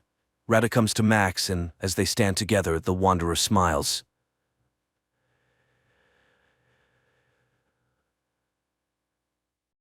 One day, oceanographer Tom's family, his wife Julia and 2 children, Cassie and Ben, set off on a yacht trip in the Caribbean Sea. While Tom and Ben are busy fishing and Cassie is absorbed in her gadget, Julia goes for a swim. Suddenly, something unsettles her. Julia looks around, but the sea remains as calm as ever. However, she feels a distinct sense of dread, as though something large and dangerous is circling around. At the same time, the instruments on the yacht start acting strangely, but Tom, preoccupied with fishing, pays no attention to them. Meanwhile, Julia feels worse and eventually begins to drown. She screams, but the family doesn't hear her. The water seems to shift and pull her farther from the yacht. As the situation becomes critical, Tom finally hears her voice. He rushes to the helm, and the yacht moves toward the distant Julia. Tom dives into the water. With the children's help, they pull her aboard and revive her. Tom is angry, as he always asks that swimmers notify the others when going into the water. Julia apologizes and the incident is soon forgotten. Besides, the family has a reason to celebrate. Today is their son Ben's 13th birthday. Tom lights the candles on the cake and everyone congratulates Ben, who receives gifts, while Cassie takes a group photo of the happy family. At that moment, Cassie's boyfriend calls her. He asks her about the swim, but suddenly a sudden and intense storm begins in the background. Cassie is worried, but her boyfriend reassures her that he's safe. The connection cuts off. Cassie tells her parents about the storm on land, but then everyone feels some jolts, rushes to the deck, and sees massive whale carcasses surfacing around the yacht. Tom explains that sometimes whales get disoriented during storms, but these animals are pushing the yacht, threatening their safety. Tom dives into the water and soon returns aboard, injured. While trying to figure out what's going on, he cut himself on the propeller. Julia stitches up the cut on her husband's shoulder, and he explains that the yacht's shafts seem bent, likely from a tail strike. Now they're unlikely to be able to sail away. Later, Cassie tries to re-establish communication, but there's no signal. The radio isn't picking up any signals either. Tom begins calculating their supplies. There's enough water for about 4 days, no more, but they're on a shipping route, so someone is bound to find them. However, ominous sounds come from outside, and when the family steps out onto the deck, they see glowing objects falling from the sky. They fall closer and closer, and Tom, taking a risk, starts the engine. He manages to steer the yacht away from the next meteorite, but the engine is finally damaged. The next object falls so close that the family can see they are artificial satellites of Earth. A strong wind starts blowing, and the instruments go haywire.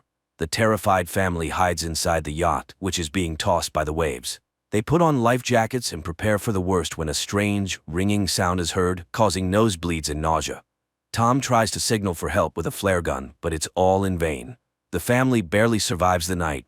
In the morning, they were relieved to find themselves alive, but there's a gaping hole in the side of the yacht, and it's unclear why they're still afloat.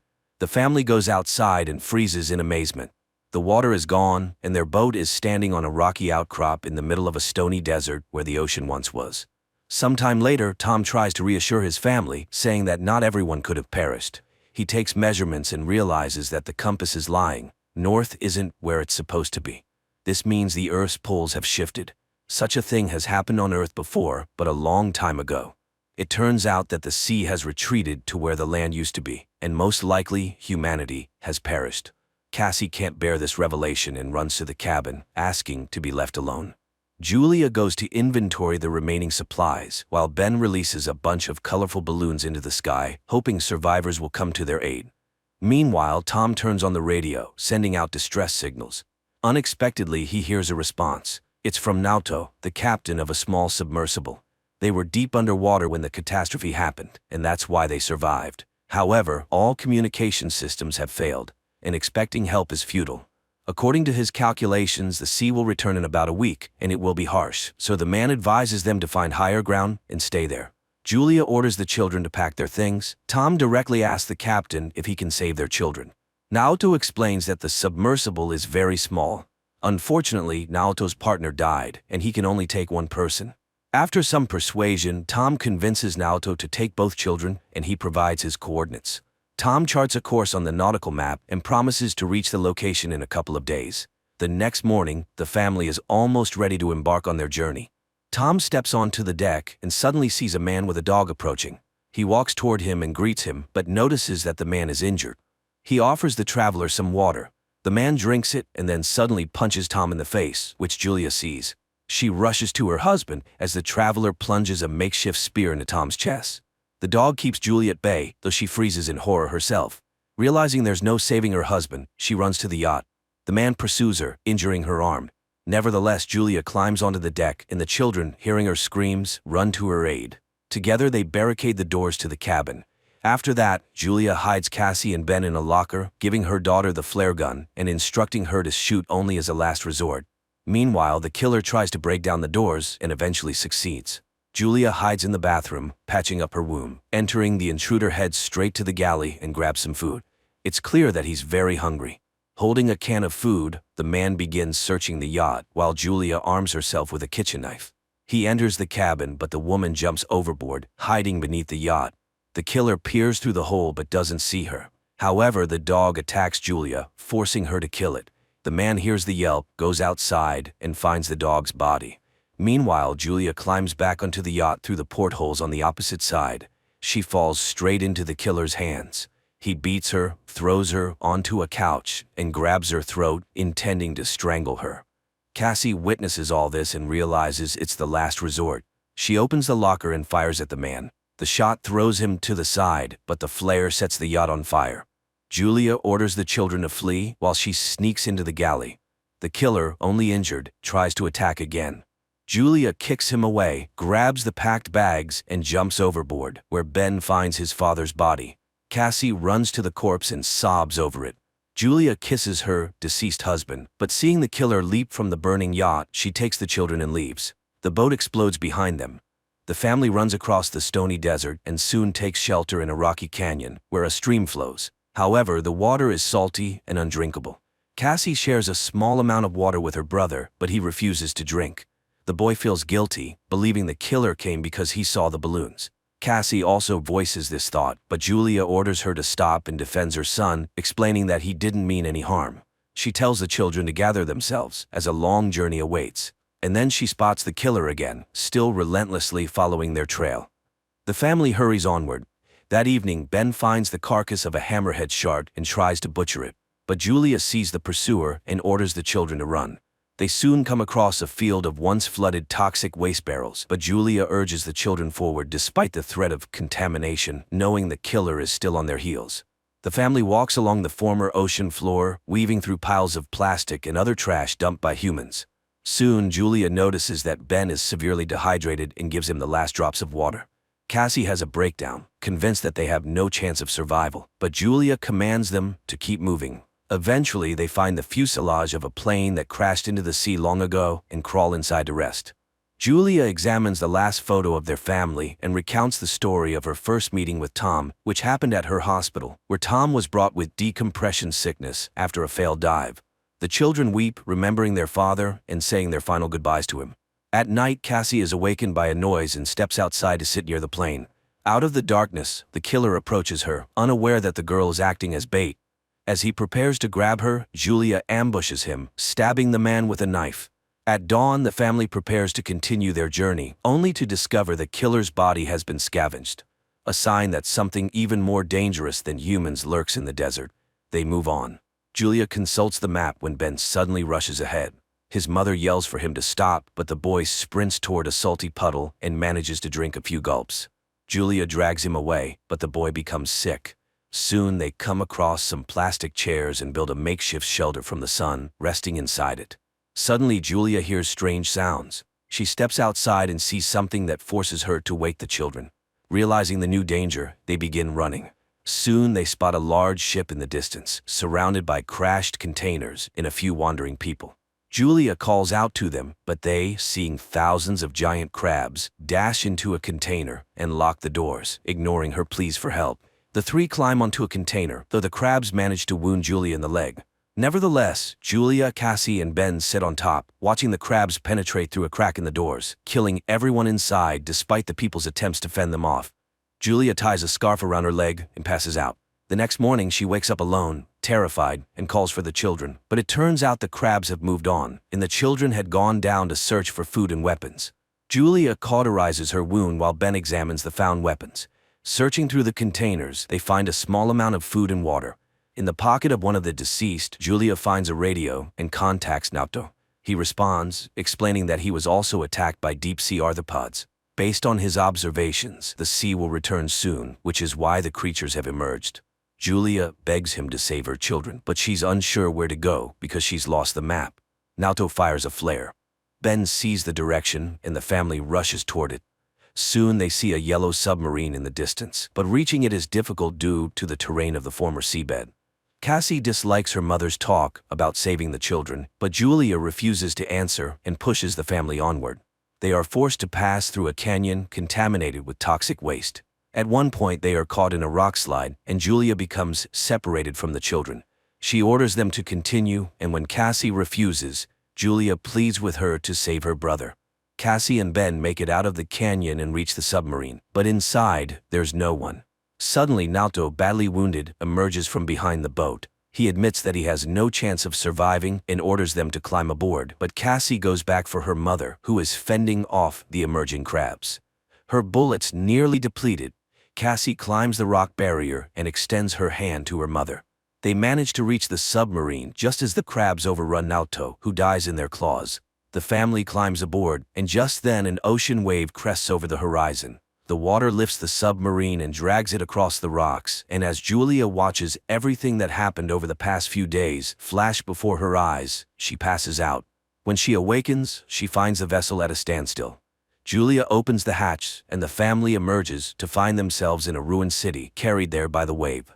Despite a great concept, the film failed to make an impact, largely due to the many mistakes made by its creators.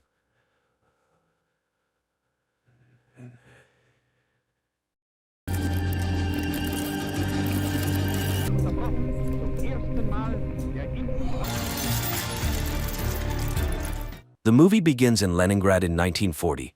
A young woman named Anya works as a seamstress in a factory where a young machinist, Vasily, who is very serious, notices her and even asks her to introduce him to her only relative, her brother Peter. However, Anya asks for a little more time, and the young man agrees to wait until the next day. But as the girl leaves for her lunch break, he quietly follows her, admiring her. Anya walks down the street, looking at a dirigible hovering above, from which German journalists are filming the city below. At this moment, a tram driven by Peter pulls up to an intersection. Suddenly, Anya realizes that a fast-moving truck is about to crash into the tram, and her brother will likely perish. Frozen in fear, she suddenly emits light waves that lift the truck into the air and throw it away from the intersection. The tram's windows shatter, injuring people, but a major accident is averted. This entire incident is captured on film by the journalists in the dirigible. As the shocked people try to recover, Peter jumps out of the tram, grabs Anya, and quickly takes her away. The girl regains consciousness in their shared room. Peter packs their belongings, urging his sister to flee Leningrad, although she is reluctant since they have already had to move several times due to her supernatural abilities manifesting at the most inappropriate times and attracting the attention of the authorities. Peter asks her to control her powers, but Anya is unable to master them as they are beyond her control. At that moment, representatives of the People's Commissariat for Internal Affairs burst into the room and arrest the siblings. An investigator named Ivan arrives at the scene. He interviews the victims, and one of the women recalls the strange girl standing at the crossroad. Back at the office, Ivan begins interrogating Anya, but she cannot provide any concrete information. She insists it was just an unfortunate accident, and then Ivan shows her photos from their previous residences where strange incidents and destruction occurred, prompting the siblings to move hastily. The investigator is willing to believe she is not a criminal, especially since he has also witnessed something very strange in his life. However, Ivan is unable to elaborate as his superior, Petrov, who turns out to be his father-in-law, takes Anya and leads her to the secret facilities managed by Professor Ilinsky. The scientist welcomes the girl, explaining that she is special and now they will study her abilities. However, Anya refuses to cooperate until she sees her brother, and Ilyinsky promises to arrange a meeting for them. Meanwhile, Ivan cannot calm down, although Petrov, who is also his father-in-law, demands he forget the incident and focus on other matters. He had already barely managed to suppress his absurd report about an incident in Madrid. Returning home, Ivan tries to tell everything to his wife Vera, but she asks him to take a vacation and forget everything that happened. The action shifts to 1936. A group of Soviet soldiers, including Ivan, engages in battle with Spanish fascists in Madrid. Suddenly, a man in a strict coat and hat, wearing a strange mask, appears before them. Looking at the soldiers, he utters something incomprehensible, after which Ivan's comrades start shooting themselves one by one. Only Ivan finds the strength to shoot at the man in the mask. The man quickly disappears, leaving Ivan amidst his fallen comrades. The year is 1940. A man in a mask named Neumann and his assistant Katerina arrive in Munich, where the woman meets a Jewish boy named Baruch on the street, who plays chess brilliantly. She offers him a ride with them, noting he can always leave if he does not like their school. An orphan agrees and gets into the car, where Neumann utters several hissing words, causing Baruch to fall asleep instantly. Neumann agrees that the boy is brilliant, but by no means possesses superpowers. However, Katerina is determined to help the boy. Meanwhile, in Moscow, Professor Ilyinsky leads Anya to the laboratory where she will be studied, and fulfilling his promise, brings her to a cell to see her brother. Peter again asks her not to show her abilities, and she promises to write to him. Baruch is brought to an ancient castle owned by Neumann. The boy is laid in a hammock in a hall inhabited by many other teenagers, but when the adults leave, he wakes up and is frightened by the dark silhouettes surrounding him. Back in Moscow, Professor Ilyinsky leads Anya to a separate room, more like a cell, and locks her in there. He then reports to Petrov that he has never seen anything like it. The girl is a scientific discovery, a unique case, to which the chief objects. She is a new weapon. Later, Anya is subjected to various tests, but she shows nothing special. Ivan cannot forget the incident, studying everything related to the strange explosion. The video footage of the accident also reaches Neumann, and he decides to fly to the USSR. There, the man is taken to meet with Professor Ilyinsky. Neumann introduces himself as a worker from the Ahnenerbe organization and immediately determines that the professor is terminally ill. He offers to ease his pain if the professor allows him to speak with Anya.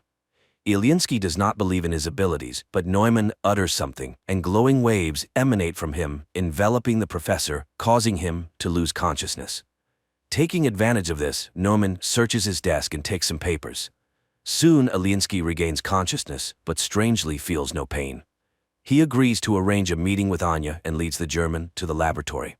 Neumann approaches the girl and secretly shows her an execution order for her brother. Then waves of unprecedented force begin to emanate from the girl, literally blowing up the entire laboratory. Neumann grabs her and escapes.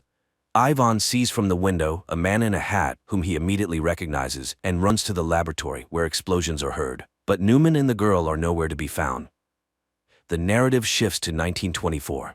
In a remote Karelian village, a woman lives with two children, Peter and Anya. One day they go with the village boys into the forest. Suddenly, a pack of wolves leaps out at the children. The children freeze in fear, but waves emanate from Anya, scattering the beasts. When the men arrive at the clearing, they find the girl dead. 1940. Petrov enters the devastated laboratory, where people connected by tubes into a single organism and marked with the letter M lie in chairs. At first glance, this structure was not damaged by the explosion, as the injured Ilyinsky lying nearby confirms. The professor reports that Anya caused all this and refuses to continue the experiments. Then, Petrov shoots him. Afterward, he goes to Ilyinsky's colleague, who everyone simply calls Professor Lyubov. Petrov asks her to activate the M Squad.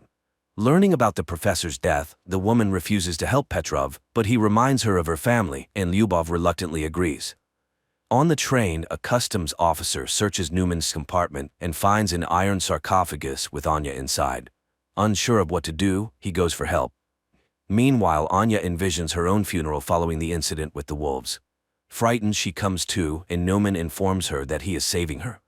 Anya tries to run, but the customs officers, who decided to detain the strange German, stop her. However, he utters something, and the military personnel bring their pistols to their own heads. Neumann and Anya leave. At the same time in Moscow, Petrov reports to his colleagues that a member of the Ahnenerbe, which translates to ancestral heritage, Neumann has stolen a valuable exhibit from the USSR, the girl Anya. A squad has already been formed to pursue the German and will depart in a matter of days. Learning of this, Ivan requests to be included, but Petrov, feeling sorry for his daughter, refuses to do so. Neumann leads Anya to a spot where Katerina's car is waiting, and she drives the pair to the castle. It is apparent that the woman does not like Neumann's new toy, but he immediately says that Anya is just like him. At the castle, they are greeted by children whom Neumann calls his army. Anya is escorted to her room, and Neumann finds a guest in his office, Admiral Canaris, who is very interested in the scientist's research. But today he has come to express his displeasure with Neumann's sabotage in the USSR, as it could start a war.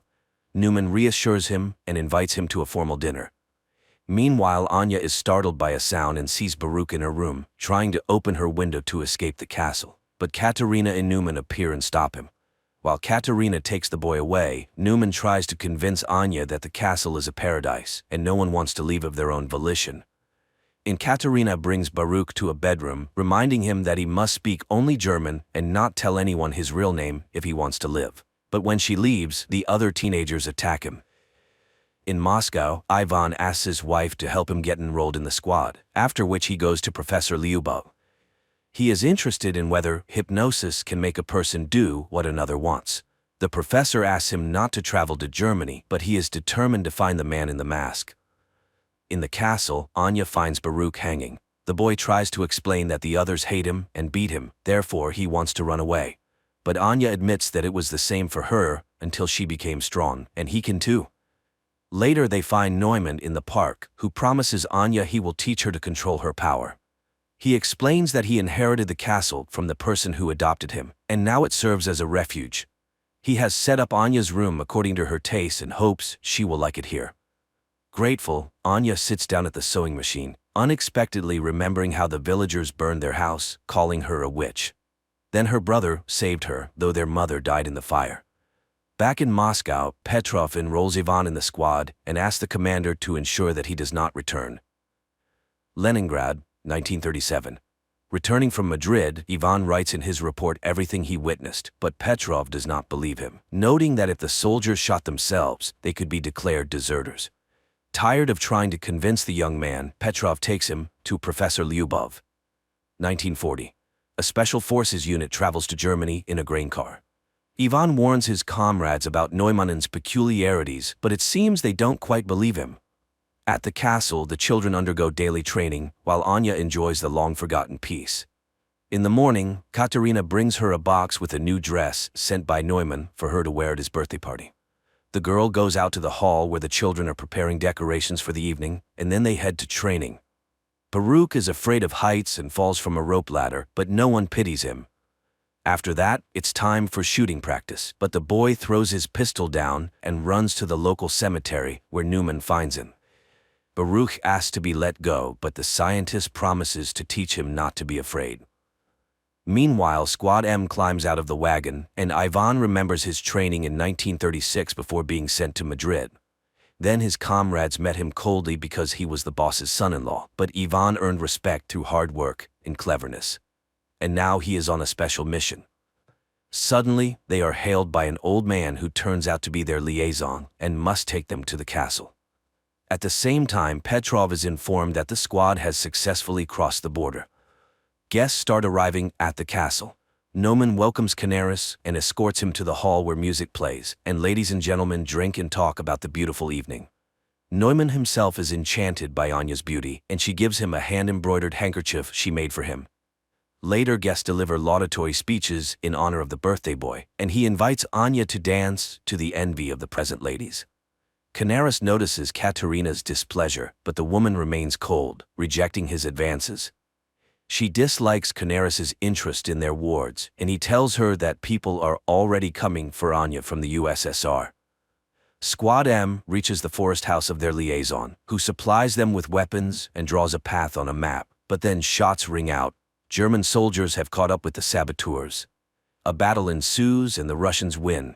Later, the commander finishes off the wounded enemies and, unexpectedly for Ivan, shoots the liaison, indicating that they have no orders to return.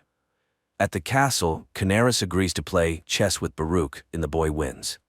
The admiral admires his genius, but upon learning that the boy is Jewish, he pulls out a pistol. Anya sees the man aiming at the child, and her powers activate. Guests watch in horror as everything in the hall begins to rise into the air. The admiral himself is lifted up, but at that moment Neumann grabs the girl by the shoulder. She faints, and Canaris falls to the floor. Everything stops immediately, but people scream and scatter. The furious admiral orders all children to be destroyed within 3 days and departs. Neumann escorts Anya to her room and admires her because today she managed to stop. The girl does not understand why it is necessary to destroy the Jews, and Neumann reminds her that no one pitied them either, as they were not like everyone else. The man returns to his office where Katerina awaits him, but he does not accept her attentions because he is seriously captivated by Anya and hopes to succeed with her.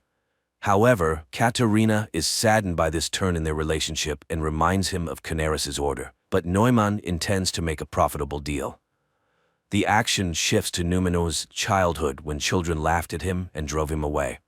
His parents were forced to put a mask with a digital lock on him so he couldn't harm anyone, and the boy suffered greatly from this. One day his father complained to the landlord that his son was hindering his ability to fulfill his duties as a tenant, and the man came to see the unusual child. They explained to him that Neumann scared all the guests and caused his father to lose a finger. The year is 1940. The morning after the dinner, Anya goes out to the hall, but the servants who witnessed yesterday's incident look at her warily.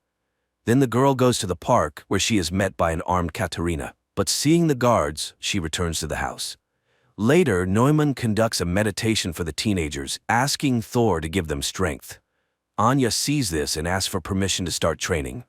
Neumann orders Katerina to stay at the castle and wait for guests, and he takes Anya away. Meanwhile, the squad continues to move through the forest. Soon they find a rubber boat at the prearranged place. Neumann puts Anya on his personal plane and takes her to his parents' house. Landing, they walk across a bridge and suddenly Neumann asks the girl to remember her brother. Her powers activate.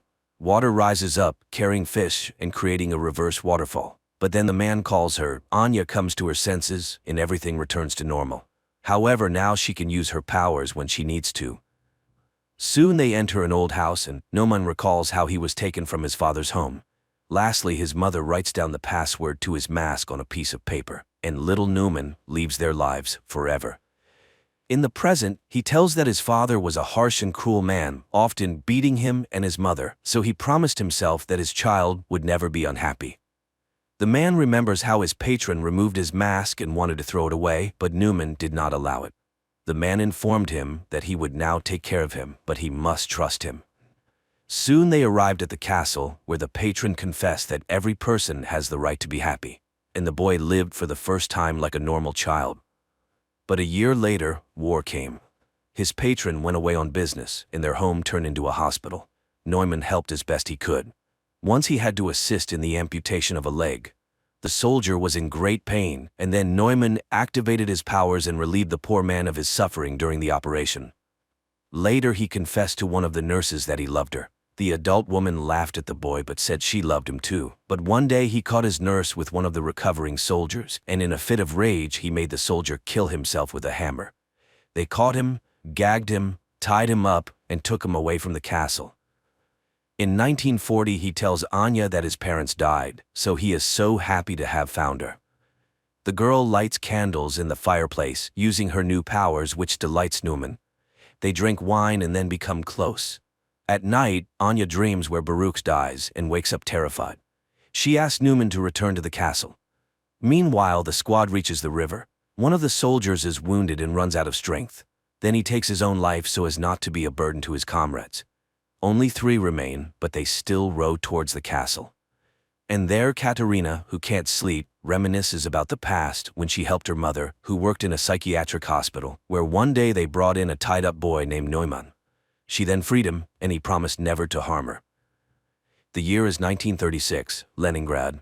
Petrov attends a lecture by Professor Ilyinsky, where he discusses a significant discovery in the field of controlling human memory and emotions. Ilyinsky's colleague, Professor Lyubov, is inspired by the future changes, as people with good mental health will be able to work better and create a brilliant future for themselves and their children.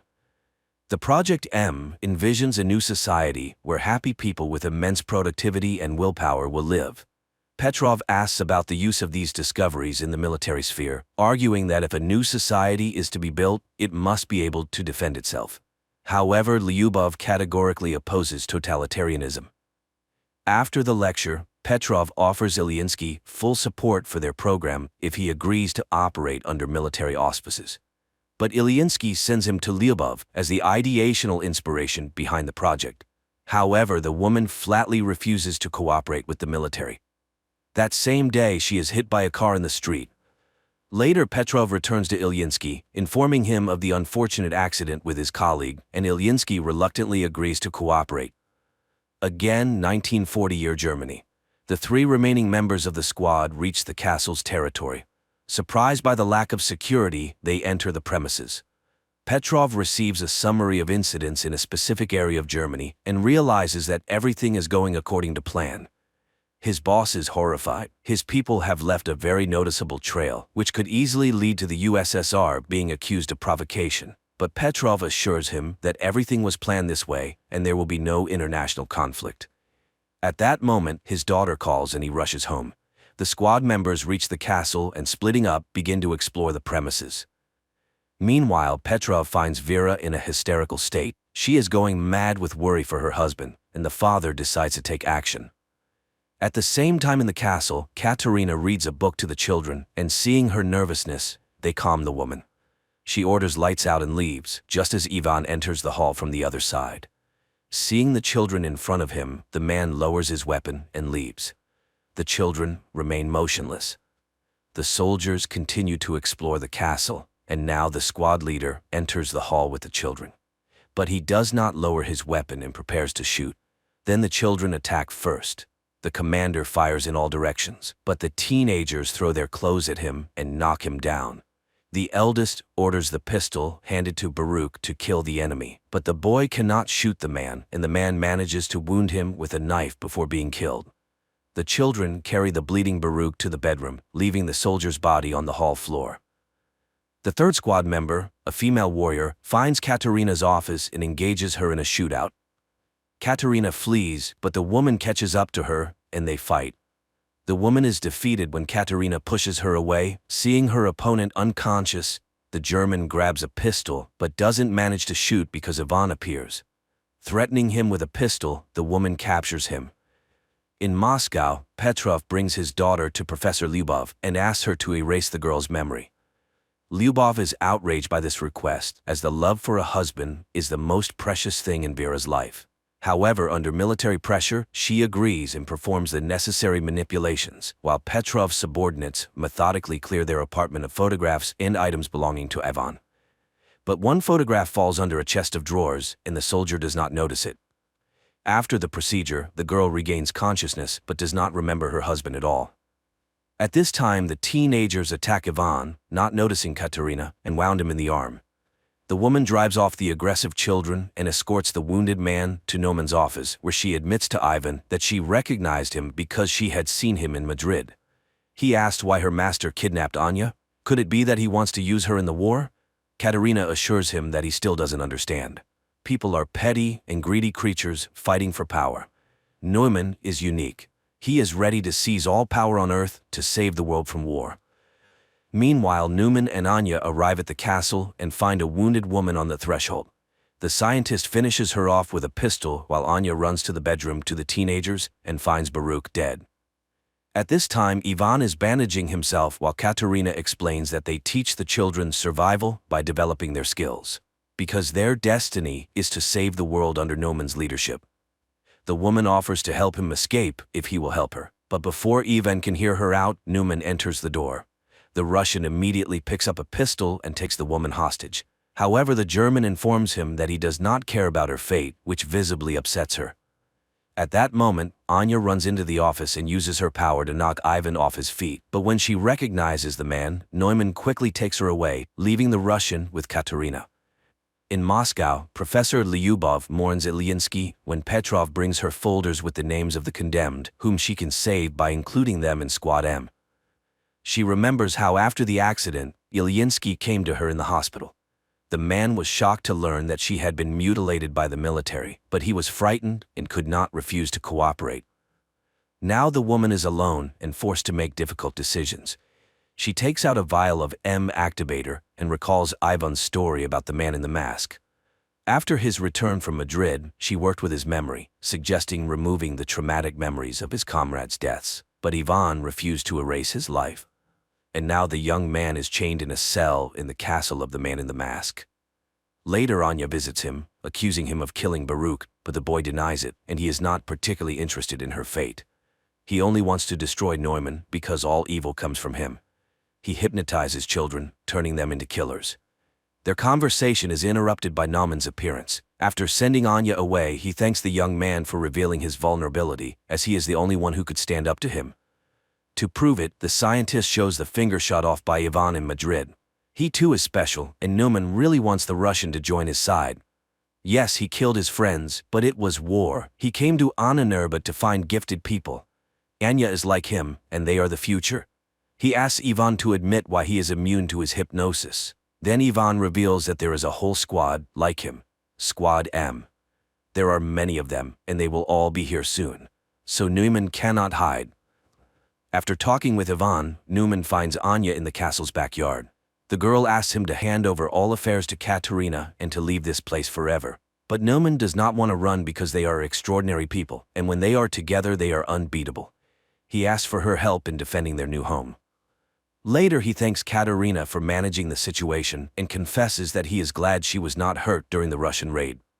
Meanwhile, Anya remembers how in Moscow she wrote letters to her brother while locked up in the laboratory. She used to give them to the professor, but she could not have imagined that he read her letters to Peter, who was undergoing mental processing as a participant in Squad M. At this time, she burns them in the backyard of the castle, hoping that life will give her a chance to start over. Later, the castle's inhabitants conduct a funeral rite for Baruch. The teenagers carry the boy's body to the seashore, where the cemetery is located, and burn it on a ritual pyre. Anya is shocked by the number of children's graves and realizes that Ivan was telling the truth. Katerina urges her to leave and save herself. Anya runs to Ivan's cell and asks him to tell her what he saw in Madrid that was so special. The boy talks about the death of his comrades and Neumann's chilling whisper, but the German doesn't know that he just had a misfire. He is not special and survived only because of the pistol's malfunction, but if Neumann finds out, he will kill him immediately. And only Anya can stand up to him. Out of the darkness comes Katerina, who has heard everything. She will let them go if they leave forever. Neumann is planning to sell the children to Canaris, and Anya can do nothing about it. They are weapons, and it is high time the Russian understood this. But Anya runs away while Katerina frees Ivan from his chains and advises him to make sure the German never finds them. Meanwhile in Moscow, Petrov enjoys his daughter's good mood, hoping she will meet another man, marry, and give him grandchildren. The girl is lively and cheerful, unaware that the photo under the dresser awaits its moment. At this time, Neumann orders the Russian man to be killed, and he goes to look for Anya. Meanwhile, Katerina leads Ivan to her car, where Neuman's guard catches up with them. He engages in a fight with the Russian, and when he is about to kill him, Katerina attacks the guard. The guard is much stronger, and Katerina has to shoot. The teenagers hear the sound and run into the courtyard while Katerina puts Ivan in the car and drives him away from the estate. Neumann finds Anya at the cemetery. The girl asks him to let the children go, but he refuses. They are insignificant to him because he hopes to build a new world using their combined powers. Moreover, they will definitely have a son who will be the strongest and greatest on the planet. Hearing this, Anya wants to leave. Then Neumann sees Katerina's car and realizes what she is about to do. He puts on his quantum mask, which greatly amplifies the power of his voice, and begins to speak, while Ivan stands on the car step and aims an assault rifle at him. The mask works. Katerina's car loses control and crashes from a high cliff into the water, but Ivan manages to jump from the step and survives. Then, members of the 2nd Squad M, who were heading to the castle, covering for the distracting maneuvers of the 1st Squad, open fire on Neumann. but the soldiers are programmed for total destruction, and one of them engages in a fight with Ivan, not realizing he is an ally. The young man has to kill the soldier. Neumann asks Anya to activate her power, and the girl begins to do so when she recognizes one of the soldiers as her brother. Neumann is knocked down by her force, rocks crash from the sky, and the girl runs to Peter, realizing that this time he is indeed dead. Anya's powers activate again when Neumann falls from Ivan's shot. The girl mourns her brother as teenagers appear on the road. Ivan grabs Anya and drags her away while the children pick up Neumann's body and carry it into the castle. The Russians run to the airplane and manage to take off at the last moment. 9 months later, Neumann, who survived the injury, listens to Hitler's speeches and experiments with a new kind of influence on people, broadcasting his voice through radio equipment. Meanwhile, in Anya's native village, a bearded Ivan arrives from the woods as his woman is about to give birth. Pregnant Anya is dragged into the village where women come to help. As the birth proceeds, an announcement about the start of the war with Germany is broadcast from the speakers. Later, surrounded by streams of power, Anya gives birth to a healthy baby boy. Neumann is immediately informed by a fortune-telling girl. Then one of the villagers recognizes Anya and hurries to tell his fellow villagers whom they have just helped. But Ivan stops him when bombers appear in the sky, from which a large number of paratroopers descend. A man named Kevin suddenly comes to in some alleyway. His face is battered, he doesn't remember how or when he got here, and how long he's been unconscious. Suddenly, he sees a stranger in front of him who introduces himself as Benefactor. The new acquaintance claims he can help him and offers the man a job. Kevin refuses, remembering he needs to go home to his wife. Then Benefactor explains that no accident occurred in this world. Calling the police is futile, and they have met far from the first time, because Kevin has shifted to another reality. Benefactor leads the man to a cafe, where it seems everyone knows him. Waitress Tina escorts them to the chosen table, although she cannot hide her fear. After a tense conversation at the table, Kevin realizes that Benefactor is actually Satan. The devil mocks Kevin's faith in God, proposing to discuss his marriage when Tina brings the ordered dish. Benefactor orders her to sit next to them, forces her to eat a piece of food, though she is trembling, and continues the conversation about Kevin's wife, Molly, with whom he had argued in the morning over paying bills. The man doesn't remember this, so Benefactor clarifies that an incident looks different from different sides, because for every choice made by a person, there are countless realities where the choice was different. A choice generates endless possibilities, and therefore realities. And everything a person can imagine in their mind exists somewhere in some time. Therefore, there is a force that can transfer people between realities, swap people with doppelgangers from another planet Earth, shuffle them. That's precisely what Benefactor does. He has already replaced Kevin's wife, Molly, multiple times. The first time was when Kevin gave her a silly pendant, which Molly's copy threw away. Kevin doesn't believe this nonsense and demands proof. Then Benefactor offers to shift someone. For instance, Tina. Benefactor adjusts some device on his wrist while Tina starts to cry, apparently genuinely frightened. Looking back, Kevin sees her weeping parents and regrets subjecting them to such an ordeal. And when he screams for Benefactor to stop, the girl disappears. The devil explains that she ended up in a world where her parents never met, and thus she was never created. So now the poor girl is in a psychiatric clinic. Kevin doesn't understand why Satan needs him, and he admits he's ready to offer the man anything he wants, provided he becomes one of his shifters, people who have sold their souls and transfer others to alternative universes. Other Kevins made their choice, so only he remains. In desperation, Kevin begins to pray silently for God's help. Benefactor furiously screams, claiming he is undoubtedly better than God, and he will never leave Kevin alone. And the more furiously Benefactor curses, the more fervently Kevin prays until suddenly Satan disappears, leaving Kevin in this reality. Horrified at what he has just done, Kevin apologizes to Tina's family and leaves. But stepping outside, he finds the world has changed. Police and strange masks are everywhere, and there are bans on virtually everything.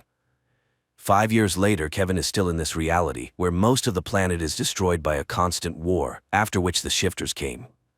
At first they operated secretly, moving between alternative universes and expelling everyone who was inconvenient to the totalitarian regime.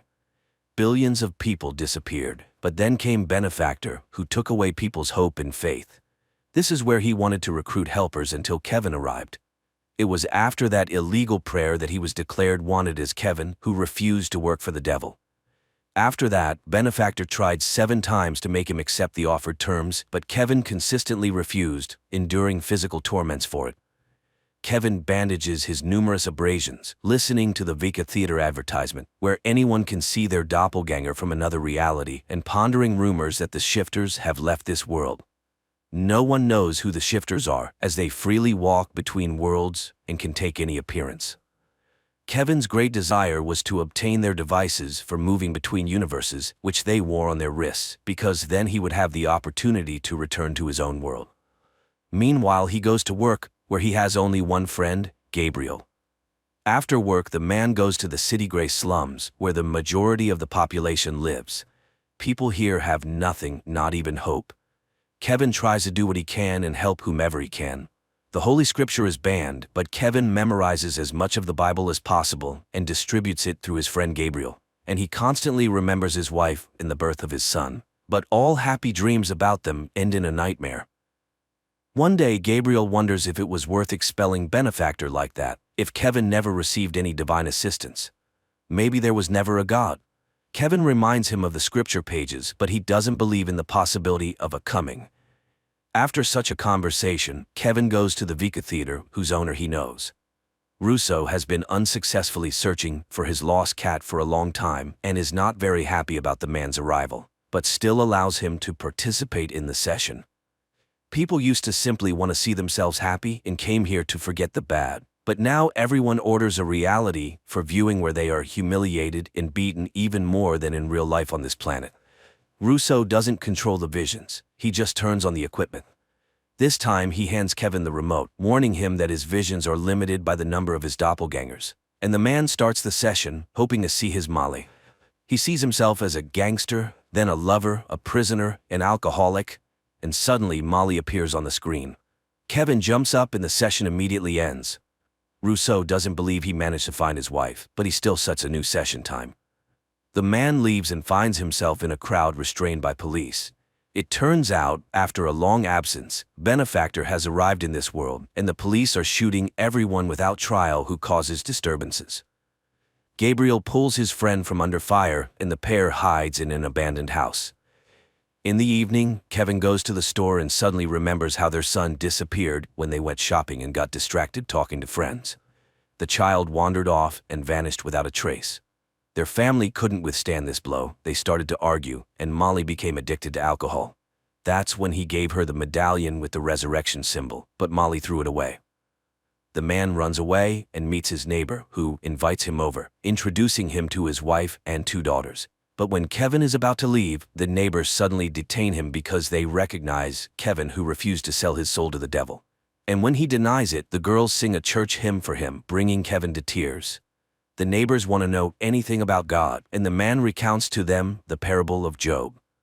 Suddenly an alarm sounds, and turning on the TV, people learn about Benefactor's arrival for another recruitment of Kevin. Citizens selected for this mission must arrive at a specified place under threat of death.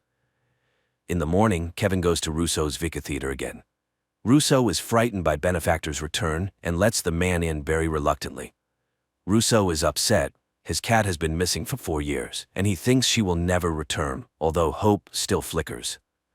Kevin sits in the chair and summons visions, and suddenly he sees Molly again. But in this world, she lives with her mother and a little daughter, and on her chest hangs a pendant with the resurrection symbol. Kevin realizes that this is his real Molly, but Russo doesn't know how to find her, especially since Kevin doesn't have a device for moving between universes. Then the man goes to Gabriel and acquires illegal firearms from him, intending to force Benefactor to return him to his former life in the old reality.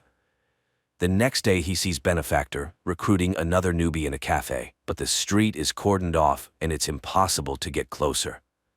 Waiting until the police are distracted by a fight, Kevin runs into the cafe, but upon bursting inside, he finds himself in his room. He doesn't understand what happened and goes outside, but immediately armed police confront him and the guy returns to his room. He tries a few more times to get to the cafe, but they open fire on him. In despair, Kevin throws away the gun and turns to God, but instead, Benefactor and Gabriel, who denies knowing Kevin, appear in the room. Satan mocks the foolish man who entrusts his writings to some coward. Kevin is still waiting for the coming, but he is not needed by God, and he will never come to him. So he can live well only by coming to Benefactor. Satan also refuses to talk about Kevin's missing son and admits that among all the doppelgangers, only he refused to cooperate. Outside, a scream is heard, and dashing out the door, Kevin sees a police officer shooting his neighbor. Then they open fire on his room. Kevin falls, dropping Gabriel, but the friend is already dead. And then Kevin sees on his hand the device for moving between universes and realizes that he has been one of Benefactor's minions all this time. He removes the device and instantly shifts to another reality, but around him is a desert. Kevin activates the device again and falls into a lake, emerging from which he again realizes that this is not his world. And again, he activates the device. In one of the realities, he ends up in a psychiatric clinic where several shifters with Gabriel's face greet him. He tries to run away from them, but they open fire. Kevin hides, and in one of the rooms, he suddenly sees Tina, who recognizes the man and asks to be returned home to her family. He activates the device for moving again and finds himself in the home of his doppelganger, who accepted Benefactor's offer. Recognizing Kevin, who refused to sell his soul, the doppelganger points a gun at him and tries to take the device, but Kevin manages to shift back to his bullet-riddled apartment. Kevin sees his neighbor being taken away by an ambulance as passers-by recognize him. The man has to run to Russo's Vika Theater. He sits in the chair, finds Molly, and enters the coordinates of her reality into his device. And immediately he finds himself in a large store where his wife is walking with friends. He cries from happiness at seeing her, but the woman reminds him that the collapse of their marriage was initiated by him. She has found someone else and is happy. Then he sees his pendant and admits that he believes in the possibility of restoring their past relationship. Suddenly, Benefactor returns Kevin to the totalitarian universe in Russo's Vika Theater, and right there next to him is Tina. Satan shows Kevin Molly crying after their meeting and reminds him that he can still bring her back. But in the corner, a broken Tina is weeping, and only Kevin can decide whom and where to return. Benefactor delivers a speech about God, who always lies, promising but fulfilling nothing and allowing such terrible things to be done to people. And suddenly Russo hears the meowing of his cat. She has indeed returned. Kevin laughs at this and remembers all the good that exists in this world, and he decides to give Tina back her life, foregoing personal happiness. Tina's parents embrace their newly found daughter, and Benefactor grabs a gun and points it at Kevin, but as soon as Kevin forgoes personal temptations, that is, frees himself from the shackles of Satan, who eternally tempts people, he is instantly transferred to a reality where Molly is a nurse and a single mother whom he had seen before. He strikes up a conversation, repeating their first meeting, and they fall in love and marry again. He accepts her daughter as his own and later plays with their newborn son. In the epilogue, Kevin says that although this is not his universe, it is now his home, where he has received twice as much as he lost. Inexpensive, but well-written, directed and acted science fiction that turns out to be more of a mystical drama with a religious message. The film is full of allusions to the Bible and direct quotes from the Book of Job, and the conclusion is made in the spirit of this parable. But who said that hope is a bad thing?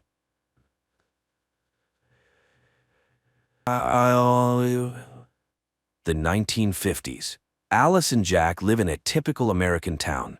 They hang out with friends, have fun, drive around, and love each other. One day, while Alice is getting ready for a party with friends, Jack goes to work with a crowd of other white collars.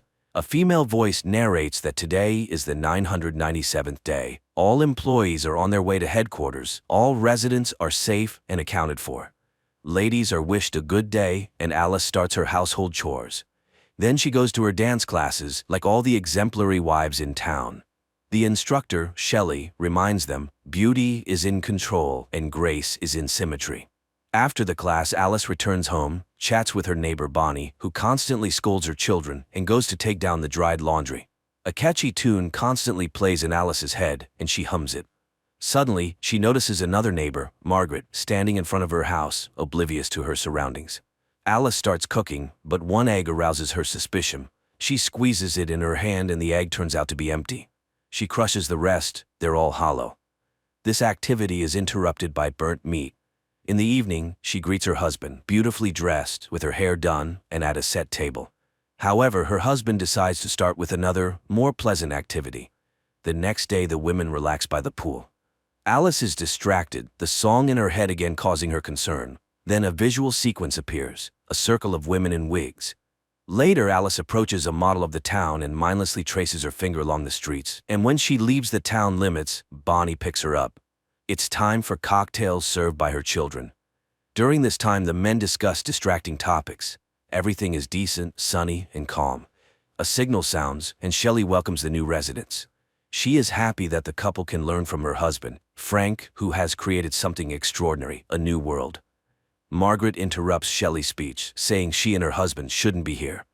Alice's husband hastily leads her away, and the newly appeared Frank apologizes to the guests. The couple is going through a tough time. They're tasked to chase dreams and confront chaos, the main enemy of progress. And they all change the world. The guests echo Frank's words. Everyone here is happy. They are all one family.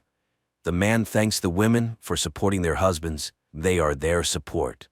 The fun continues. Alice goes to find Jack, but finds Margaret, who says she has nightmares she can't be here. But Alice's husband quickly pulls the curtain in front of Alice. Alice finds her husband in the house. Jack kisses her, and the couple gets some alone time. But at the brightest moment, Alice sees Frank, who, smiling, watches their lovemaking. Later, the women gather in a shopping center and discuss their perfect lives, and poor Margaret. Alice feels sorry for her neighbor, though Bonnie thinks she brought the trouble on herself. After all, she took her son into the desert by herself. They found her, but without the child. The conversation turns to what the men are doing. No one knows for sure, but it's said that they are making weapons. Bonnie cuts in. That's not their business. Women also do work. They create comfort. At night, Alice has a nightmare, but in the morning, as usual, she sees her husband off to work and starts her household chores. Then she goes on a trip. She is the only one left on the trolley bus and says she just wants to ride. Suddenly, she sees a plane flying towards the mountains, and then it crashes. Alice yells to the driver, but he doesn't understand what she wants. She urges him to help the victims, but he is on his route and cannot deviate. Alice jumps out of the trolley bus and runs towards the mountains. She walks a long way through the desert, then reaches a road and climbs a high mountain, topped by a strange dome. She approaches closer and stops at a mirrored glass. Around her, no one, only her reflection. Alice raises her hands to the glass and loses consciousness. In front of her in the darkness, a circle of dancing women and a male voice calls for order. People must allow themselves to discover what life should be like. The next moment, Alice finds herself on her bed. Coming to the kitchen, she sees Jack preparing dinner. The dishes are in disarray, many groceries spoiled. Alice doesn't understand what's happening, and her husband explains that when he came from work, she was already asleep, and she returned home on the trolley bus. Alice doesn't understand. Did the driver come back for her? But now Jack looks at his wife uncomprehendingly. Alice decides she saw everything in a dream. The next morning, everything goes as usual. Alice sends her husband off and starts cleaning the window glass, but suddenly it seems to move. It presses her against the wall, and the woman is gasping for air. The next moment, the phone rings and Alice is completely free. Margaret's voice on the phone urges her to get out of there. After all, she was there and saw it all herself. Alice again sees dancing women, but now it is herself and her friends. And suddenly, instead of her own reflection, Margaret appears, approaching the mirror from the other side and starts banging her head against the surface. Alice screams and comes to. She runs home and sees Margaret on the roof of her house. Turning to Alice, the woman cuts her own throat and falls down. Alice screams in horror, and the arriving employees pick her up and carry away the neighbor's body. In the evening, she tries to explain to Jack, but he doesn't believe his wife.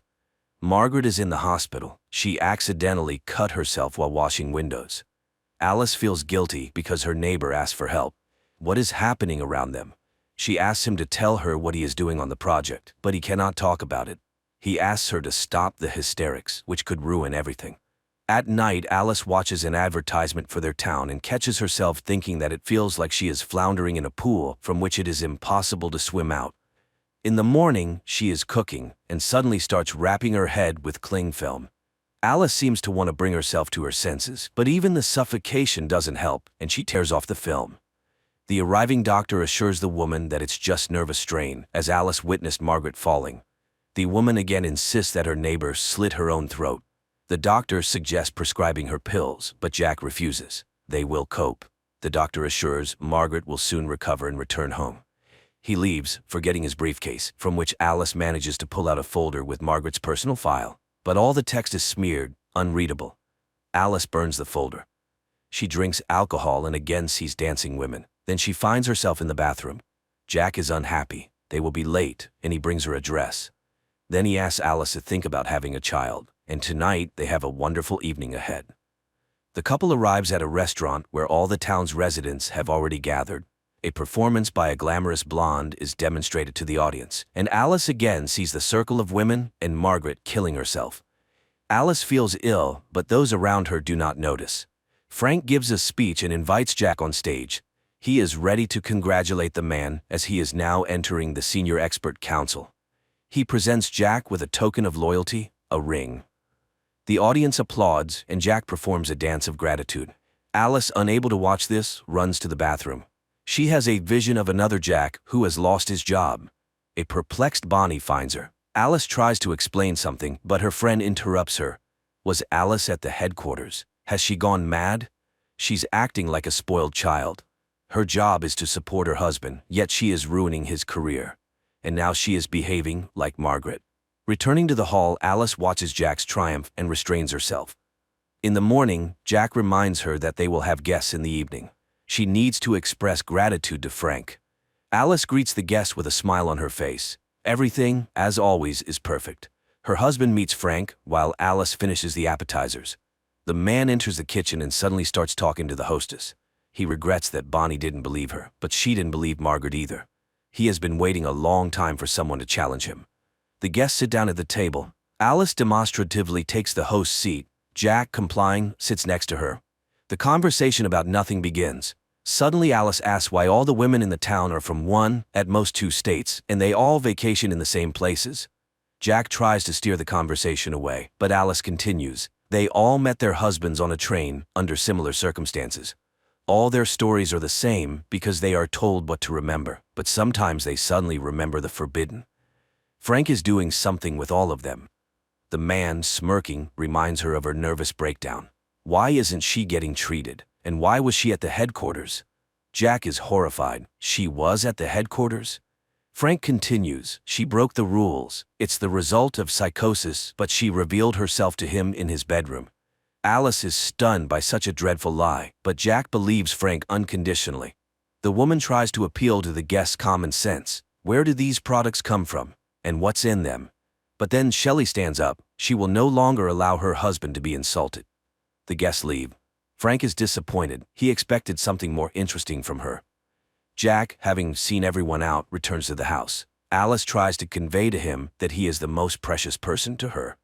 And she asks to leave here, anywhere, just together.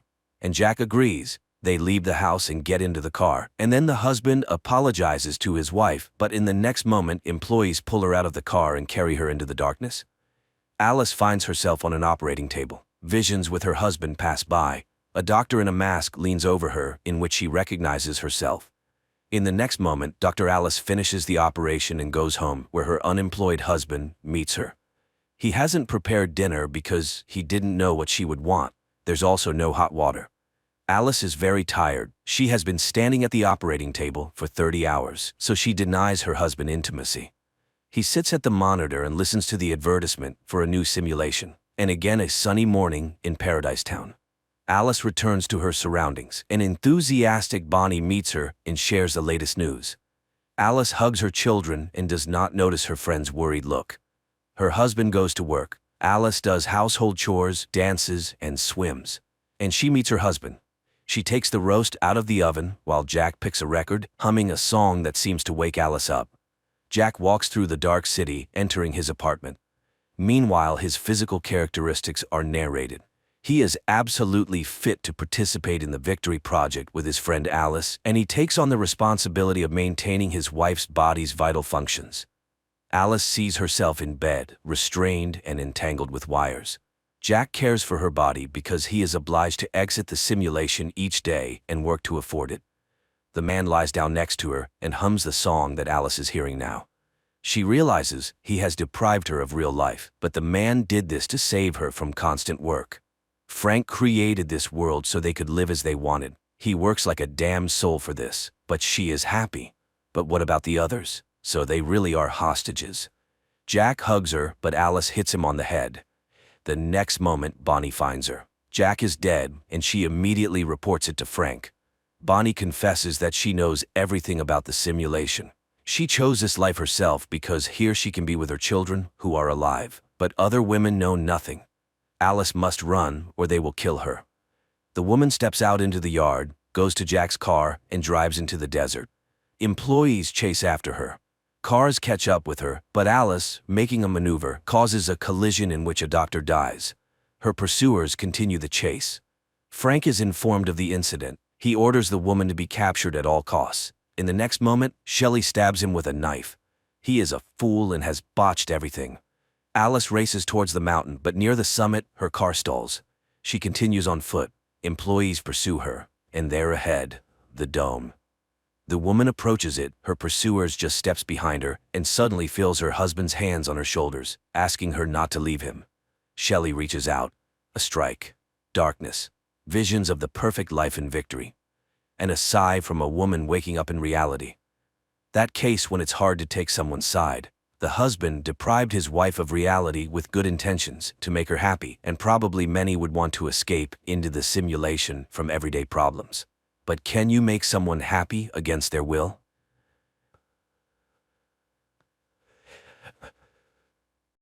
Every day, a young fisherman named Syracuse sets out to fish off the coast of Ireland. One day, he finds a young woman in his nets. He helps her, and when she regains consciousness, he is relieved to see that she seems unharmed. However, she behaves quite strangely and refuses to go to the hospital. She also can't remember her name, which Syracuse attributes to amnesia. He takes her to his late mother's house, offers her some sandwiches, and suggests she stay there for a while. He needs to go see his daughter. Annie lives with his ex-wife, Maura, and today he has to take the girl to dialysis. While the procedure is ongoing, he tells Annie a story about a fisherman who caught a woman from the sea. Annie explains that it was likely a selkie, a creature she learned about at school. Sometimes they come ashore until the sea calls them back. After the procedure, Syracuse takes Annie back to her mother, who is eager to show her the new electric wheelchair she received. Annie shows off the chair to her father, but her mother immediately criticizes him for not talking to the doctor about a new kidney for their daughter. The next morning, Syracuse finds a woman washing clothes in a stream, singing in an unknown language. She asks if she can come with him, and he lets her board his boat. On the way, she says her name is Ondine, which means from the water. Soon, Syracuse's boat stops for lobster fishing, but the baskets come up empty. Ondine begins to sing a song that Syracuse has never heard before, and suddenly every basket is filled with a catch. She helps him pull them out and is surprised when he throws the smaller ones and extras back into the sea. However, she flatly refuses to go with him to the market. He sells the lobsters to the astonished buyers and purchases a dress at a store. Then he heads to pick up Annie from school. On the way home, he continues the story about the fisherman and the woman from the sea. She sings to the fish and he catches them. Both are happy. Annie thinks it's a dream because everything seems like his dream coming true. Moreover, no one knows the language she sings in. After dropping his daughter off at home, Syracuse heads back, not noticing that the curious girl is following him. He gives Ondine some clothes and food when he reaches the house and finds her talking to his father, who asks how long she'll be staying in his house. Hearing that it's up to him, Syracuse decides she'll stay forever to live with him happily ever after, like in the fairy tale he's been making up with Annie. After seeing everything with her own eyes, Annie goes to the library and asks for books about selkies. Meanwhile, Syracuse goes to church to confess, admitting he's an alcoholic, even though he hasn't drunk for over 2 years. Lately, he's been haunted by a dream where he attends the funeral of his ex-wife's new husband, Alex, after which he reunites with Maura, who still struggles with alcohol problems. The priest advises him to see a psychologist, but Syracuse reminds him of the secrecy of confession and tells him that he pulled a woman out of the water with his net. Now he's hiding her from everyone else. The priest asks him to come to Mass as there's no other way he can help him. Meanwhile, Annie is studying legends about selkies. Ondine cleans the cottage and then examines the new things Syracuse brought her. She's particularly intrigued by the fishnet stockings, which she stretches over one hand, making them look webbed. The next day, Annie goes to her grandmother's cottage and sees Ondine swimming. The girl boldly approaches the shore and declares that she knew all along. The story about the fisherman and the selkie isn't a fairy tale. Annie tells her about her illness and asks her to heal her, but Ondine doesn't know magic and says so. The girl asks a lot of questions, and Ondine likes the lively and straightforward child. Annie asks her to always tell the truth, because what's the point of friendship otherwise? She's very curious about what it's like underwater. Is it better or worse than here? Undine says it varies, but singing is easier there. Annie shares everything she's learned about Selkies from the books. They can stay on land for up to 7 years until they find happiness with a human. Then she abruptly shifts the conversation to her grandmother because her father still misses her very much. Remembering her mother, Annie prepares to go home, and Undine asks her to come back again. Syracuse also goes to the library to borrow books about Selkies, only to find out that Annie has already taken them.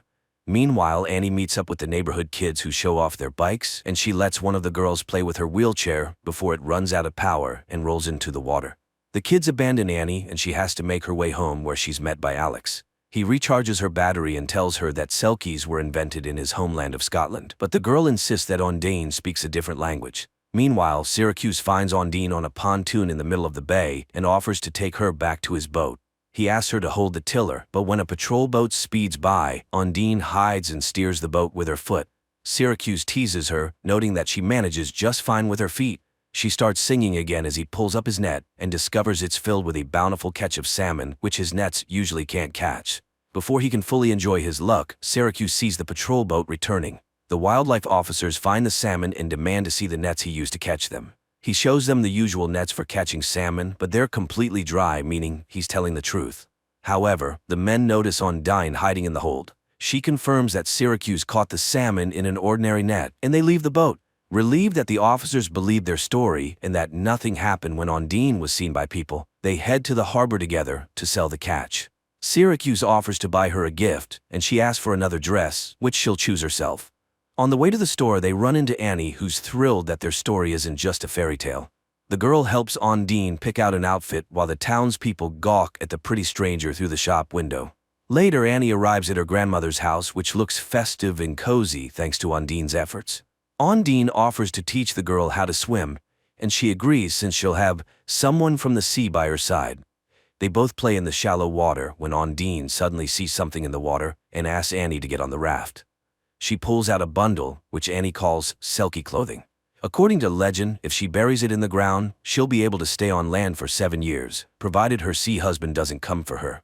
After listening to Annie, Undine buries the find in the greenhouse, and Annie counts the steps to remember the exact spot.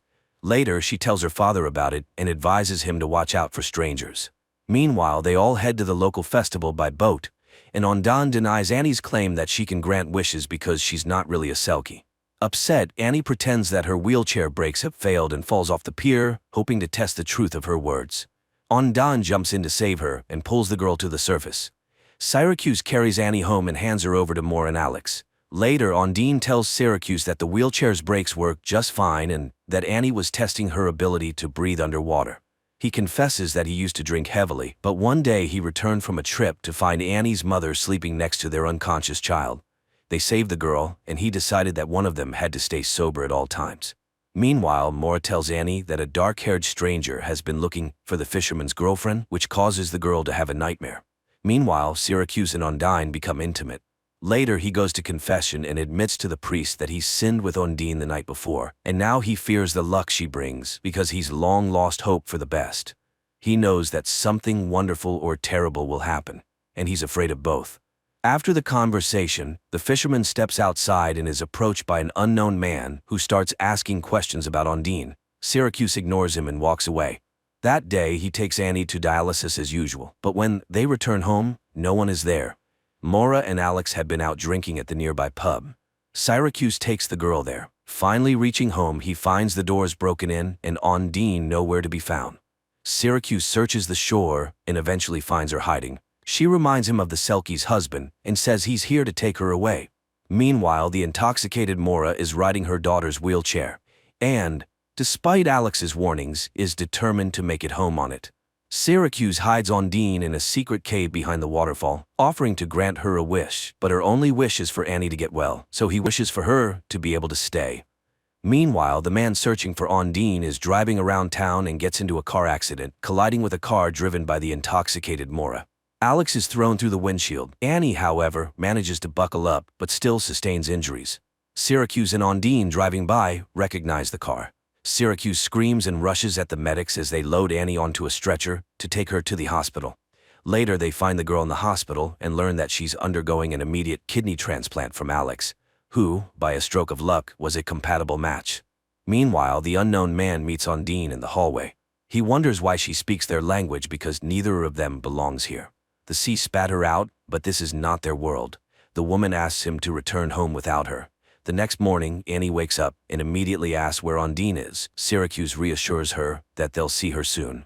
Sometime later, a cremation ceremony for Alex takes place. Morris scatters his ashes over the sea, regretting that this time she can't blame her ex-husband for everything. She asks him to take Annie but demands that he get rid of Ondine, and she forces her husband to drink to Alex's soul. In a drunken state, Syracuse goes to the boat where Ondine is hiding and, calling her a Selkie, takes her out to sea where he demands that she return to her husband and sing her songs to him. He takes her to the foot of the lighthouse and continues to insist that she needs to leave. He leaves her there and prepares to sail away, believing that life isn't a fairy tale. People and Selkies can't be together. Ondine asks for a chance to say goodbye to Annie, but he sails away. As dusk falls, the log she's sitting on gives her silhouette the appearance of a woman with a tail. Waiting for nightfall, she jumps into the sea. In the morning, the priest wakes up a depressed Syracuse, who realizes he's made a big mistake. He brings Annie from the hospital to his home. The girl comforts him, saying that Ondine will come back because she left something here. Later, Annie watches TV, where the Icelandic band Sigur Rós is performing, and suddenly Syracuse recognizes the words. He realizes that Ondine was an ordinary woman and rushes to the lighthouse. At first, he can't find her anywhere and runs along the shore, shouting, but soon he sees a fire where Ondine is warming herself. At first, she says she's a sea creature who found her magical clothes and buried them so she could stay forever with the family she loves. But Syracuse demands the truth, and then Ondine admits that she was a courier delivering illegal substances from Romania. She was in a boat with a backpack full of substances when the police closed in. Her guard threw her into the water because he couldn't swim. She swam until she couldn't anymore, and then she drowned. But she got caught in Syracuse's net. The girl tells him her real name, Ioana. The fisherman takes her home where criminals are already waiting, having taken Annie hostage. Syracuse tries to fight them off, but he can't handle two armed men. The girl told him the story about the Selkie's clothing buried in the greenhouse, and the men demand to be shown the spot. Everyone heads to the greenhouse to dig up the goods, but they find nothing because Annie has hidden the Selkie's clothing elsewhere. Ondine promises to stay with Annie, and she admits that she hid the package in the lobster crate. Everyone heads to the boat, but when the criminals lift the basket, Annie reminds Ondine that she's a Selkie, and they are not. Ondine throws one of the villains overboard. He drowns while Syracuse throws the other Romanian into the water, disarming him. The arriving police arrest the criminal along with Ondine, who faces deportation unless she gains citizenship, or she could get married. Later, Annie goes to confession and says that her father's getting married soon. Even though she wasn't a real Selkie, but you can't marry a seal, can you? In the final scenes, a girl in a white dress and a fisherman in a suit sail off on their boat for a honeymoon, bringing to life the fairy tale about the happiness of a human in a Selkie. That's where the movie ends.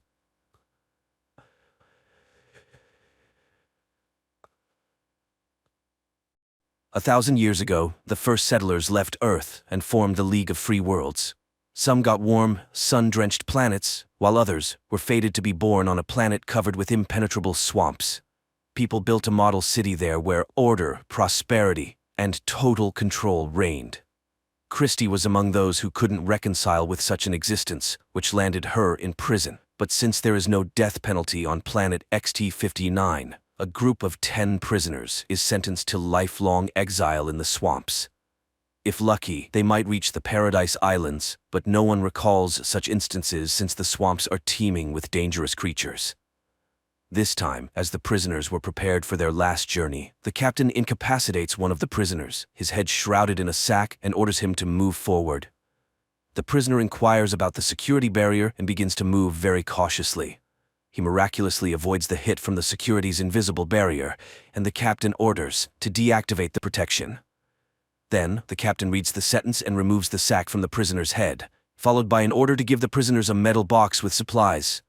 They have an hour to set off, or the guards will kill them on the spot. One of the women goes into hysteria, claiming she's a tourist and innocent. She tries to run, but Christie catches and calms the unfortunate woman. The prisoner, freed from the sack, suggests that people introduce themselves. He is Irwin, but the initiative is intercepted by the formidable-looking Youst, nicknamed the Polar Wolf, who knows these swamps well as it's not his first exile. The wolf wants to know everything about each member of the team, but their acquaintance is interrupted by the appearance of a dangerous local creature living underground, called the Pagan. The creature senses vibration and moves towards it, dragging its prey underground. Christie declares that she intends to only listen to Irwin. Youst reminds her of his superiority, to which Irwin proposes to divide the supplies and opens the box.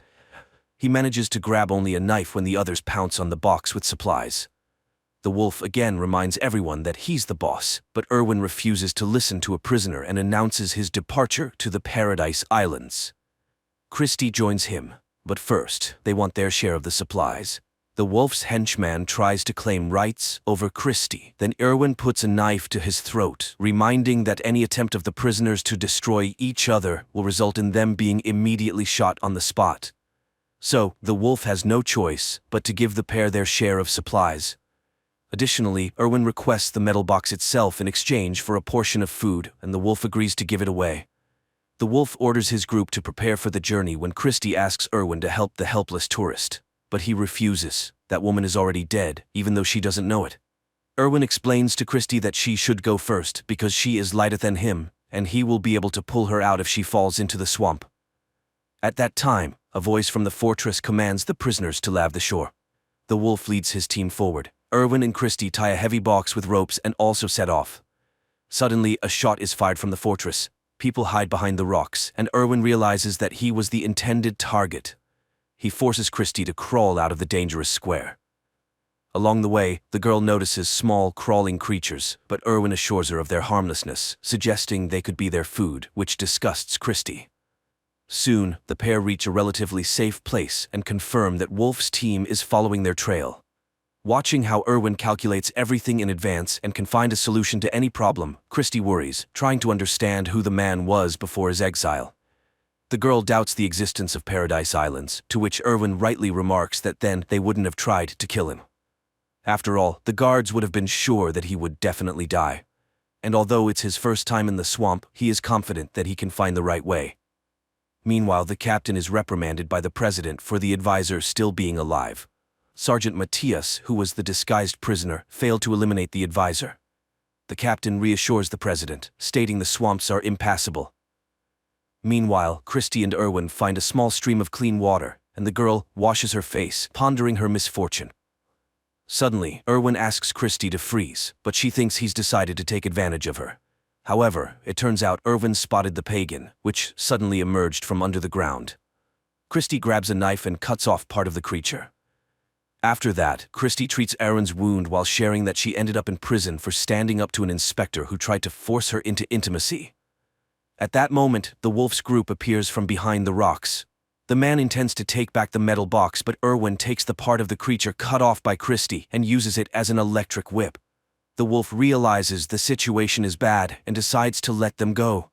The pair leaves, but the wolf stubbornly follows their tracks. Irwin heard that on the rotten shore there's a place where former prisoners live, and the wolf is their leader. He follows them, hoping that the pair will first fall into a swamp trap. Irwin notices the tips of the Pagan sticking out of the ground and orders Christie to lie down, be silent, and not move. They do so, watching as a gigantic root of the Pagan appears over the wolf's group, dragging several people underground. Meanwhile, the president again contacts the captain, who assures that he has taken the necessary measures and his man is on the trail. In the swamps, Irwin and Christie stop for the night. The man is ready to talk about himself if the girl solves his riddle about the cost of a chocolate bar. But while he states the conditions of the riddle, Christie falls asleep. The girl wakes up to a strange sound and sees a wave of creatures approaching them. She tries to run, but Irwin throws her into the box, climbs in himself, and closes the lid. The pair waits out the invasion, and although the box's lid is eventually breached, the people remain unharmed. Finally, silence falls, and they emerge outside. Christie's first question is about the answer to the riddle, and knowing it, she calms down.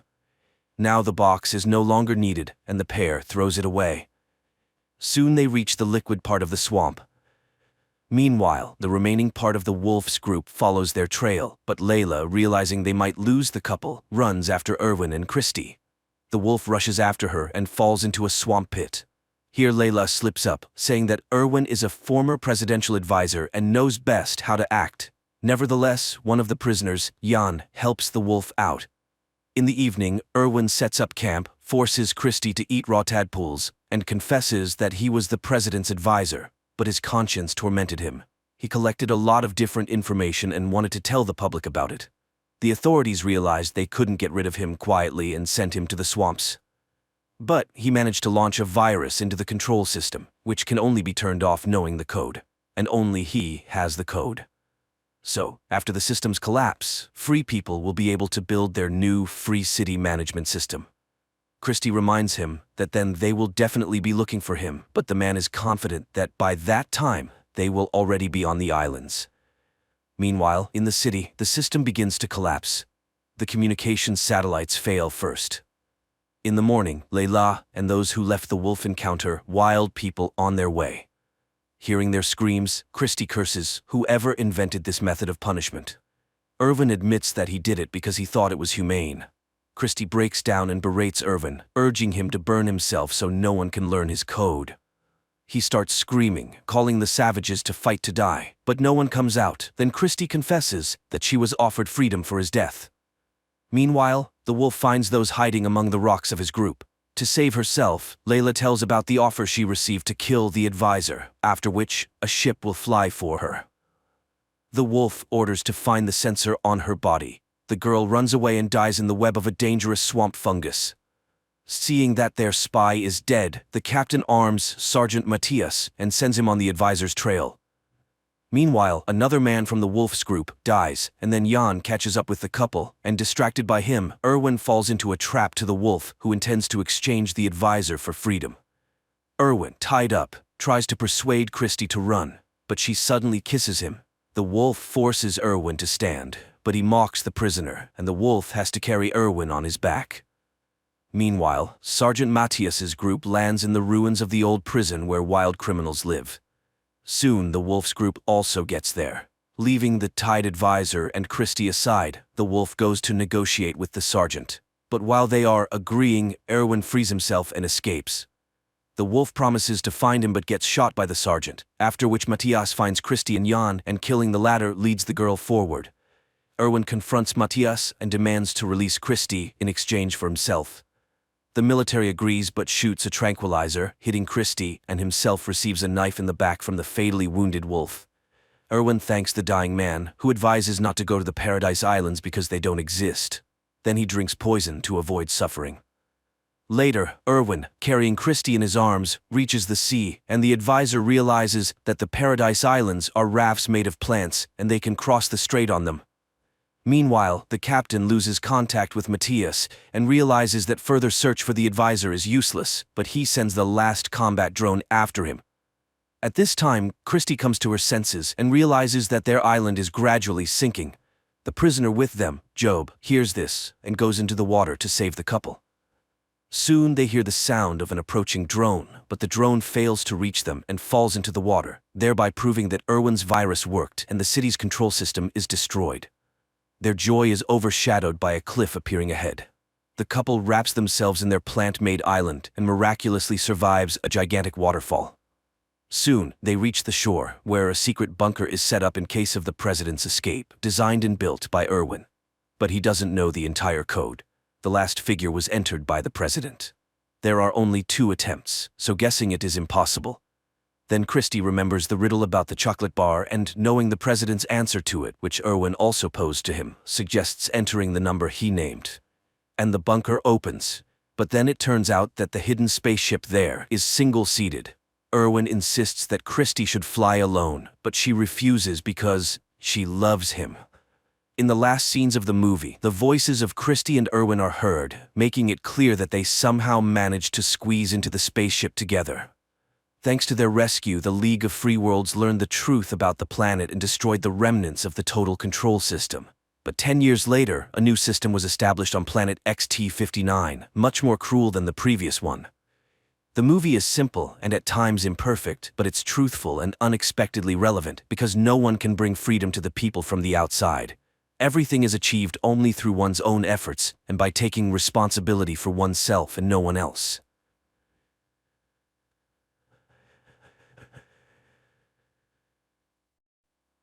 After a young priest arrives on an isolated island, supernatural events, incredible miracles, and frightening omens begin to occur. And it turns out that all of this is caused by the blood of an angel, which turns people who drink it into demons. Riley Flynn looks in horror at the girl hit by his car. The man realizes he is guilty because he was drunk, but there is nothing he can do about it. Later, the man freely admits his guilt and goes to prison, where every night before going to sleep he sees the girl he killed. 4 years have passed. Riley's mother, Annie, eagerly awaits his son's arrival in his homeland, a fishing village on Crockett Island off the coast of Washington state, and raises her youngest son, Warren, forbidding him to go to the peat bogs. But the boy wouldn't listen to her lecturing, and having met his friends, he goes to the forbidden place because no one will prevent the young people there from trying illegal substances and having a great time. They buy the stuff from a local dealer and go to the peat bogs. On the way, the guys stop at the house where Lisa lives. The girl cannot walk. She refuses the offered treat, and the trio goes on their way.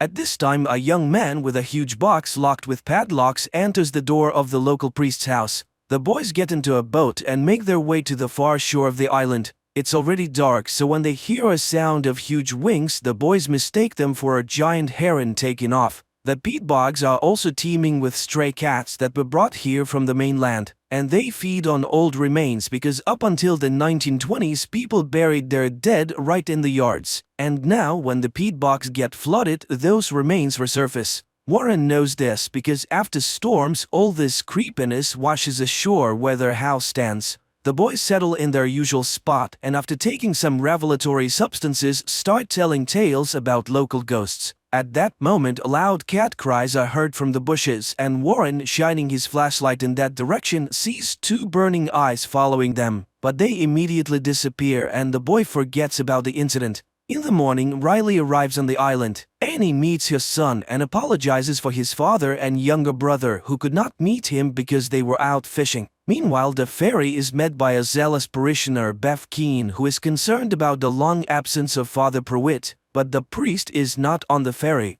Meanwhile, teacher Erin Grin undergoes an ultrasound examination of the unborn child, and the doctor assures her that there is nothing wrong with the baby. The women pay attention to Riley, from which they are distracted by the appearance of the doctor's elderly mother who suffers from dementia. Annie introduces her son to the new sheriff, and the latter greets the boy. The sheriff then wakes up the only detainee, local alcoholic Joe, who came running in the night screaming that a huge albatross was chasing him. The sheriff releases sobered-up Joe, and he walks out to his dog, who has been waiting for his master at the exit all night. Bev, who is passing by, is indignant. The dog is dangerous, it could attack, but they don't listen to her. Meanwhile, Riley and Annie reach their house. The woman shares her problems. There has been an oil spill accident, and now fishermen can only catch fish according to their quota. Naturally, this causes money problems. Previously, hundreds of families lived on the island, but now there are only dozens left. In the meantime, there is a meeting at the school because a storm is coming to the island very soon, and it is necessary to make sure the shelter is ready.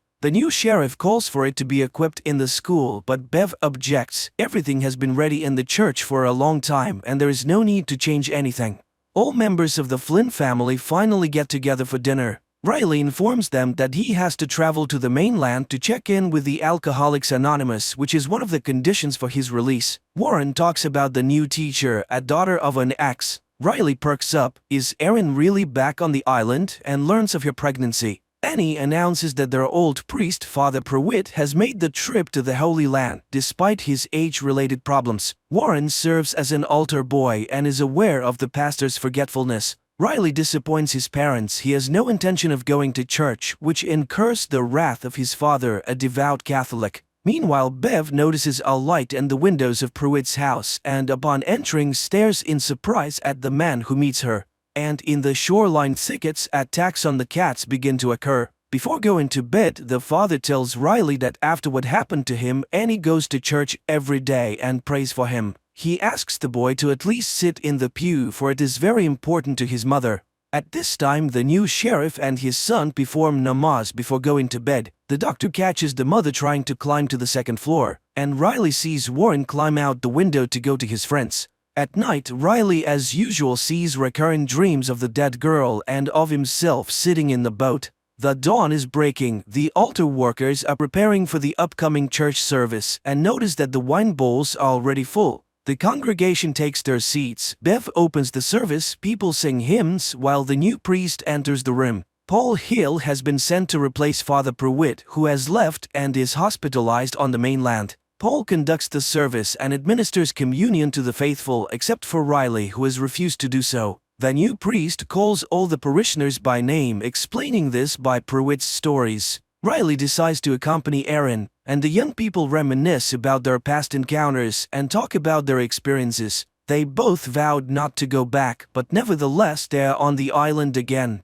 Riley lost everything after the accident and Erin is separated from her husband. The man admits that he read all about different religions while he was in prison because he hoped to find God but ended up being an atheist. And here he is of no use to anyone and doesn't know how to move on. In the evening, the storm comes to the island and Riley sees what looks like Father Pruitt walking along the beach. But when he goes out to look, he finds no one. And in the morning, people find hundreds of dead cats on the beach. The citizens cannot determine the cause of death of these animals, although the sheriff suggests some kind of disease, until he discovers that there is not a drop of blood in their bodies. Riley admits to seeing Monsignor Pruitt at night, but nobody believes him. Later, the man travels to the mainland while Father Paul holds a service. But the church is almost empty. Of the regular parishioners, there's only Lisa, the mayor's paralyzed daughter. The priest gives her communion, then walks her home and learns that the girl's mutilation is the result of an accidental shooting by drunk Joe.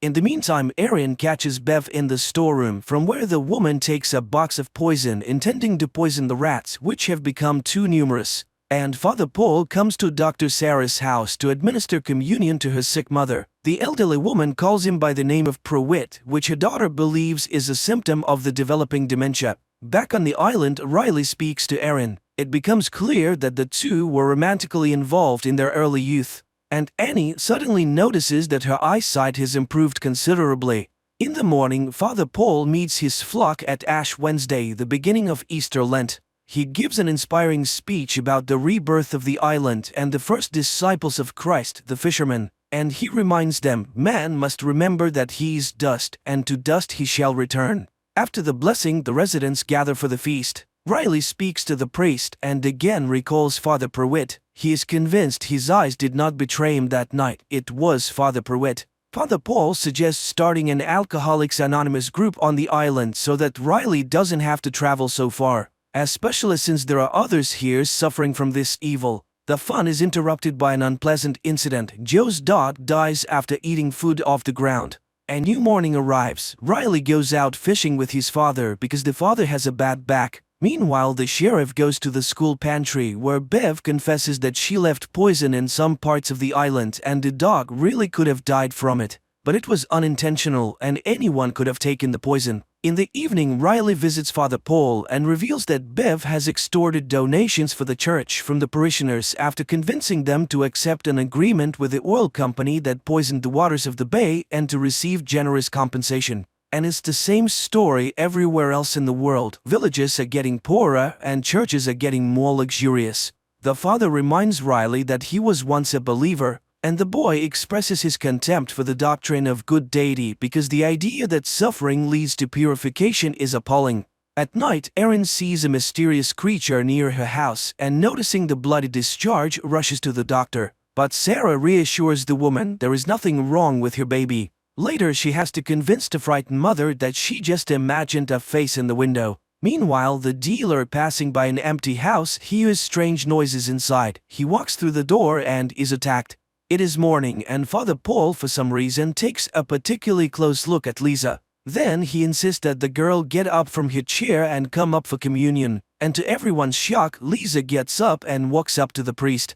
At night, Father Paul enters the confessional and tells himself that he is lying to the parishioners. After all, Father Pruitt was sicker than they thought. And having gone to the Holy Land, the man often fell behind the group. But the parishioners don't need to know that. They will believe that their shepherd is being healed on the mainland and will soon return to the island to witness the miracles that are happening. For after Lisa's recovery, which is perceived by the residents as a miracle, a religious revival begins on Crockett Island. Except that Father Paul himself becomes sick and vomits blood after the accomplishment, which Bev sees, and then the woman notices a newspaper clipping with Father Pruitt's portrait hanging on the wall of the priest's house. The doctor examines Lisa and cannot understand the miracle that has occurred, but her parents strongly oppose her examination on the mainland. And later, the woman finds her mother on the second floor of the house, to which she climbed on her own, although she has not been able to walk for a long time. Meanwhile, suffering people begin to converge on the church, which pleases Bev immensely but displeases Father Paul. He doesn't need the publicity, especially since many, including Riley, think it's a misdiagnosis by doctors.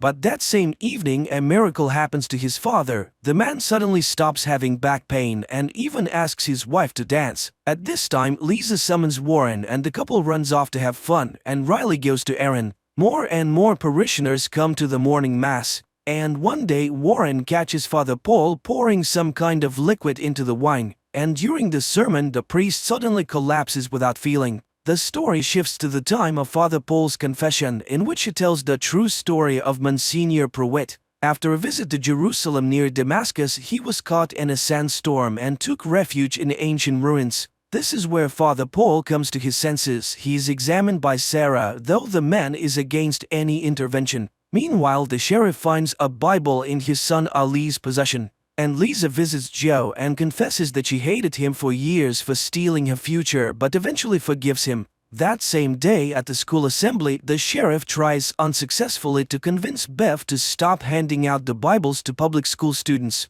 Later, Erin confesses that she's intimidated by Bev's confidence in her rightness, and Riley shares with her Father Paul's assignment to write penitential letters to loved ones. That same evening, Sarah's mother begins to speak quite sensibly, much to the doctor's surprise. And touched by Lisa's forgiveness, Joe decides to attend the Alcoholics Anonymous meeting with Riley and Father Paul because he intends to change his life. The men go home and Joe confesses that he recently buried his sister on the mainland. That same evening, Ali asks for his father's permission to attend the mass. The kid is interested in everything that happens in the church, but the sheriff is against it. They are Muslims. Ali reminds him it's his father's decision, not his. But the father recalls how his dying wife praised Allah until the very last moment. God cannot decide who gets a miracle and who does not. The sheriff turns off the light and jumps away from the window because behind it is a pale face, but the next moment there is nothing. In the meantime, Father Paul collapses in front of Bev and the congregation and dies coughing up blood.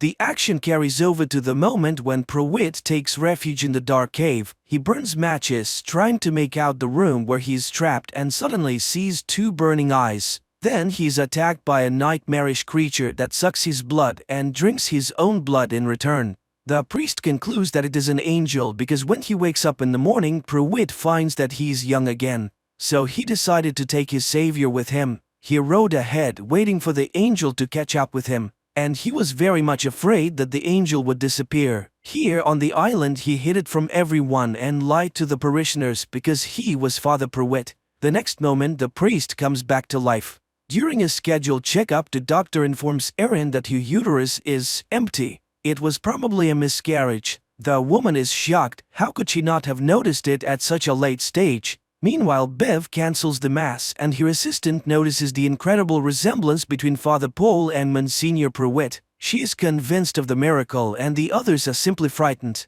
Bev enters the priest's room and discovers that he cannot stand the light. It is also as if he can feel God inside him. Bev persuades him to manifest the miracle to his new apostles.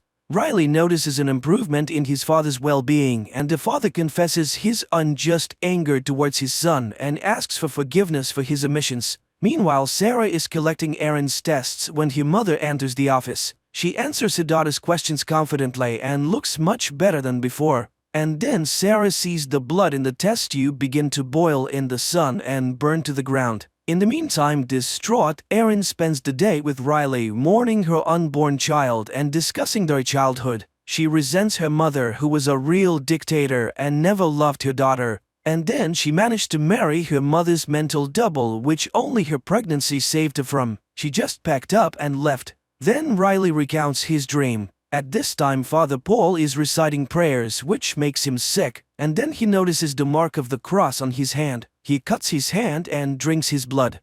Joe tries to talk himself out of buying alcohol, and he succeeds with great difficulty. At night, Father Paul holds an evening communion at the house of the doctor's elderly mother, Mildred, who recognizes him as Monsignor Pruitt. Meanwhile, Riley and Erin talk about their ideas of the afterlife and the basics of religion, after which they feel better. That same evening, Joe stops by Father Paul's house and witnesses Father Paul drinking communion wine. Joe looks at the portrait of Pruitt on the wall. Father Paul looks very much like him. The priest embraces Joe, who pulls away, falls, and smashes his head. Seeing the blood, the priest loses his mind and takes to drinking it. In the morning, Riley explains that his dream has changed. Erin has appeared in it, and the woman is sent to the mainland to another doctor. Meanwhile, Bev discovers Joe's dead body and exhausted Father Paul. She asks the mayor's wife to sing hymns, and she herself orders a couple of parishioners to dispose of the corpse. Bev believes that the priest's actions are justified and that his resurrection is a foreshadowing of Christ's second coming. At this time, Erin hears an expert opinion of the doctor, who doubts that the pregnancy was real. By evening, Father Paul feels good again. He holds an Alcoholic Anonymous meeting explaining Joe's absence by his trip to see his sister, but Riley knows that this is not true and leaves the meeting confused. When he arrives home, he tells his mother about the priest's lies. At night, Father Paul is visited by Angel, who begins to fill the goblet with his blood, while Riley, determined to deal with it, returns to the recreation center. He opens the doors and is attacked by Angel. In the morning, Sarah's mother impresses her daughter with her blooming appearance, and the sheriff is approached by the mother of the missing dealer, who asks him to track down her son. Meanwhile, the parishioners are informed that the mass has been postponed until midnight due to Father Paul's illness, and the startled people view Mildred, who is considerably younger. Erin, concerned about Riley's sudden disappearance, files a missing persons report with the sheriff, but the latter suggests that Riley may have gone on a bench or committed suicide. At Good Friday Mass, Father Paul delivers a sermon replete with militaristic rhetoric, urging the congregation to prepare for war as soldiers in the Lord's army. This sermon upsets Mildred, who forbids her daughter to attend the church any further. At night, Erin is visited by Riley, who asks her to go in a boat with him. The woman agrees, even though she suspects something is amiss. After sailing far from the island, Riley recounts what has happened to him. After Angel's attack, he quickly recovered under Father Paul's care. When Riley tried to go outside, he was burnt and was forced to return and listen to the revelations of Father Paul. The priest is convinced that the angel's blood is a gift from God, and he mixes it into his communion wine to cure the people of Crockett Island of all illnesses. The priest also admitted that he had killed Joe, but according to him, the murder was justified. He also believes that the vampirism traits they both display are the grace of God, which Bev fully agrees with. Father Paul demonstrated to the boy his desire for blood as food, but reassured him that this would soon pass. Nevertheless, Riley is not ready to acknowledge what has happened as divine providence, while the priest reminds him of the fear of all who have seen miracles. Meanwhile, Bev brings Riley the goblet of the congregation's blood, and he drinks it. The priest releases Riley without listening to Bev's objections, for the man's rebirth is complete. Outside, Riley notices how his perception has changed. The colors are brighter and the air more saturated, and he witnesses a conversation between Mildred and his daughter. He visits his sleeping family before heading over to Erin's. Then they head out to sea, where he has nowhere to go. Riley confesses his love for Erin and asks the woman to flee the island. She reciprocates, but at this moment the dawn breaks. Riley sees in the boat the girl he killed in the accident. She smiles and takes his hand. Riley ignites and burns, turning to ash, and Erin screams in terror. The relatives find Riley's letters, while Erin returns to the island and tells Sarah about what is happening in the city. The doctor shows how her blood samples are vaporized by the sunlight and shows rejuvenated Mildred. At this time, Paul confesses to Bev that he senses Riley's death, but the woman reassures him that the boy, having received a great gift, has chosen his own path. She reminds him of Judah, who is also part of God's plan. Sarah shares with Erin and Mildred her theory that Father Paul is spreading a miracle-creating virus through communion wine. This would also explain the missing pregnancy. After all, it is a foreign element in the body which the virus has decided to deal with dramatically. At this time, Ben brings his son's letters to Father Paul. He senses that something bad has happened. One of the letters is addressed to his father, and Ben asks him to give it to the Monsignor. After Ben leaves, Paul opens the letter and receives a quote, a reminder that they are all ashes, and to dust they shall return. And Erin tries to tell Annie about Riley's death, but the angry woman throws her out, not wanting to believe the terrible news. Sarah informs the sheriff of her suspicions about what is happening in the church, but he refuses to take any action, not wanting to further aggravate relations with the locals, especially since he has already encountered unfair and prejudicial treatment. Erin, Sarah, and Mildred decide to move to the mainland, but find that the mayor has sent the ferries away for repairs, and the fishing boats are almost all in need of repairs. During the night, the power and mobile network go out, which are also shut down by Bev's handmaidens. Erin decides to go to the mass to see the danger for herself. Meanwhile, the sheriff allows his son to attend the midnight mass, and he asks his father to go with him. Before the mass begins, the townspeople make a procession around the island with candles and hymn singing. The service begins with Father Paul confessing to our lie. Then he confesses that he's Monsignor Pruitt. And today's the beginning of a new era for all of them because holy blood flows in their veins. He calls a parishioner and asks him to drink poison, to die and be reborn. The man drinks it and drops dead. When some people see this, they rush to the exit, but the angel in shining garb stands in the doorway. The creature reaches the dais and spreads his wings to the astonished gaps of the people, and then the dead man comes to life and gets to his feet. Bev and her assistants bring out cups of poison and hand them out to everyone present. The sheriff tries to take Ali away, but the boy pulls out his hand. He wants to stay with God. That is when the policeman pulls out his gun, but the congregation rushes at him and throws him to the floor.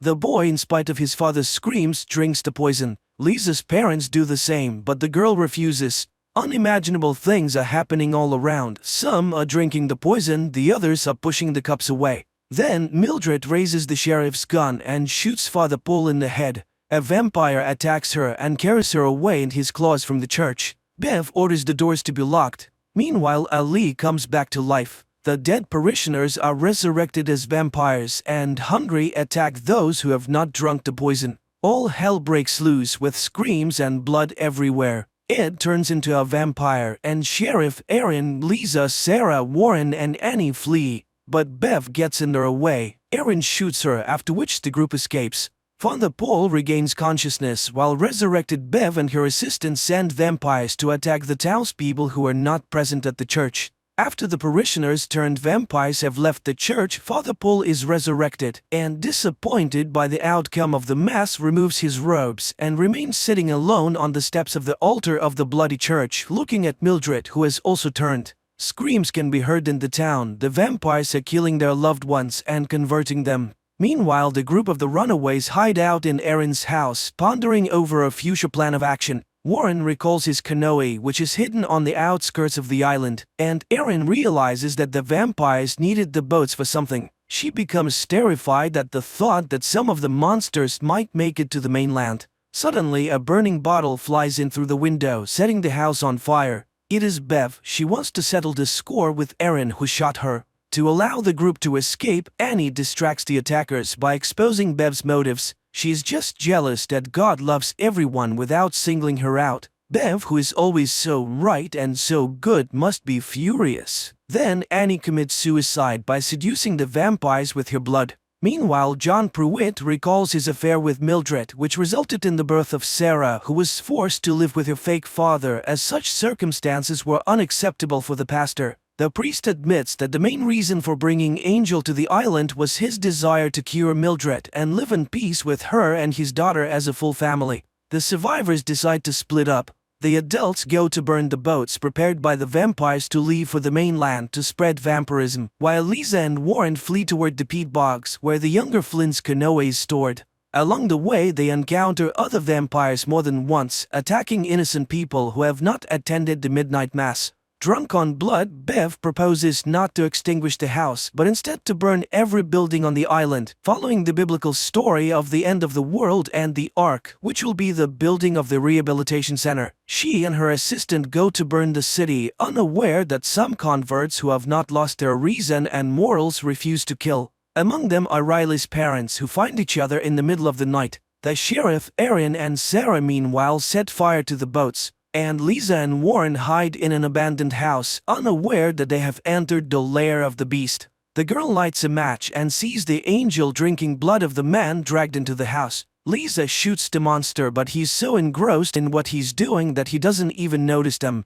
Then Lisa douses the room with fuel, and walking out the door they set fire to the house, but the angel breaks free and flies off into the night. At this time, Bev has already prepared a center for the converts to wait out the dawn and calls them out with the sound of a bell. She quotes statements about the Ark, but Pruitt abandons her idea and is unwilling to be the leader of the converts. Bev reports that the boats are burned, while Lisa and Warren mentally say goodbye to their families and get into their canoe. Bev takes command and throws the atheist convert out of the Ark, mocking his desire to save himself with the believers. Monsignor, on the other hand, invites the man to stay in the church, for God loves everyone regardless of their views, because everyone is worthy of salvation. But once inside the church, John sees Sarah, who is going to burn everything with kerosene and a lighter. He confesses that he's her father and regrets that he didn't get to know her better. But at that moment, one of Bev's underlings shoots Sarah. Enraged, Pruitt attacks him, wanting to kill him, but stops himself in time, remembering who he is and where he is.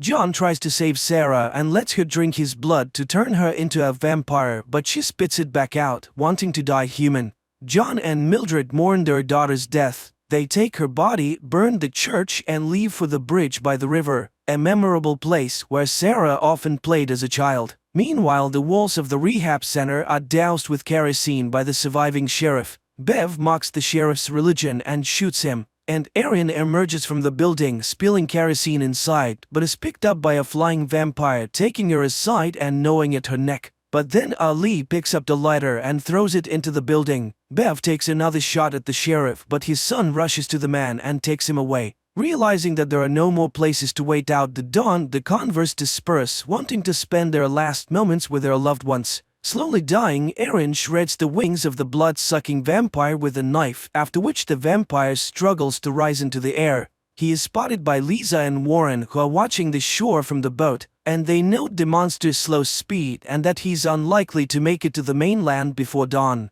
Aaron dies looking up at the stars and remembering Riley. Bev leaves to meet the dawn on the beach. The wounded sheriff and his son also go to the shore, where together they begin to pray, adhering to their native religion. Monsignor Pruitt and Mildred sit on the bridge holding Sarah's body. The father renounces the church and begs his beloved for forgiveness. Finally, dawn breaks. Ali burns in the sunlight, sitting by his father's dead body. Desperate, Bev tries to dig a shelter in the sand and burns up in hysterics. Riley's parents, in a crowd of similarly converted people, greet the dawn by singing hymns praising the Lord. All the islanders burn while Pruitt and Mildred kiss against the rising sun. The only survivors, Lisa and Warren, watch the fire. Suddenly, the girl confesses that she can no longer feel her legs. And that's the end of the series. Write in the comments what you think of this series.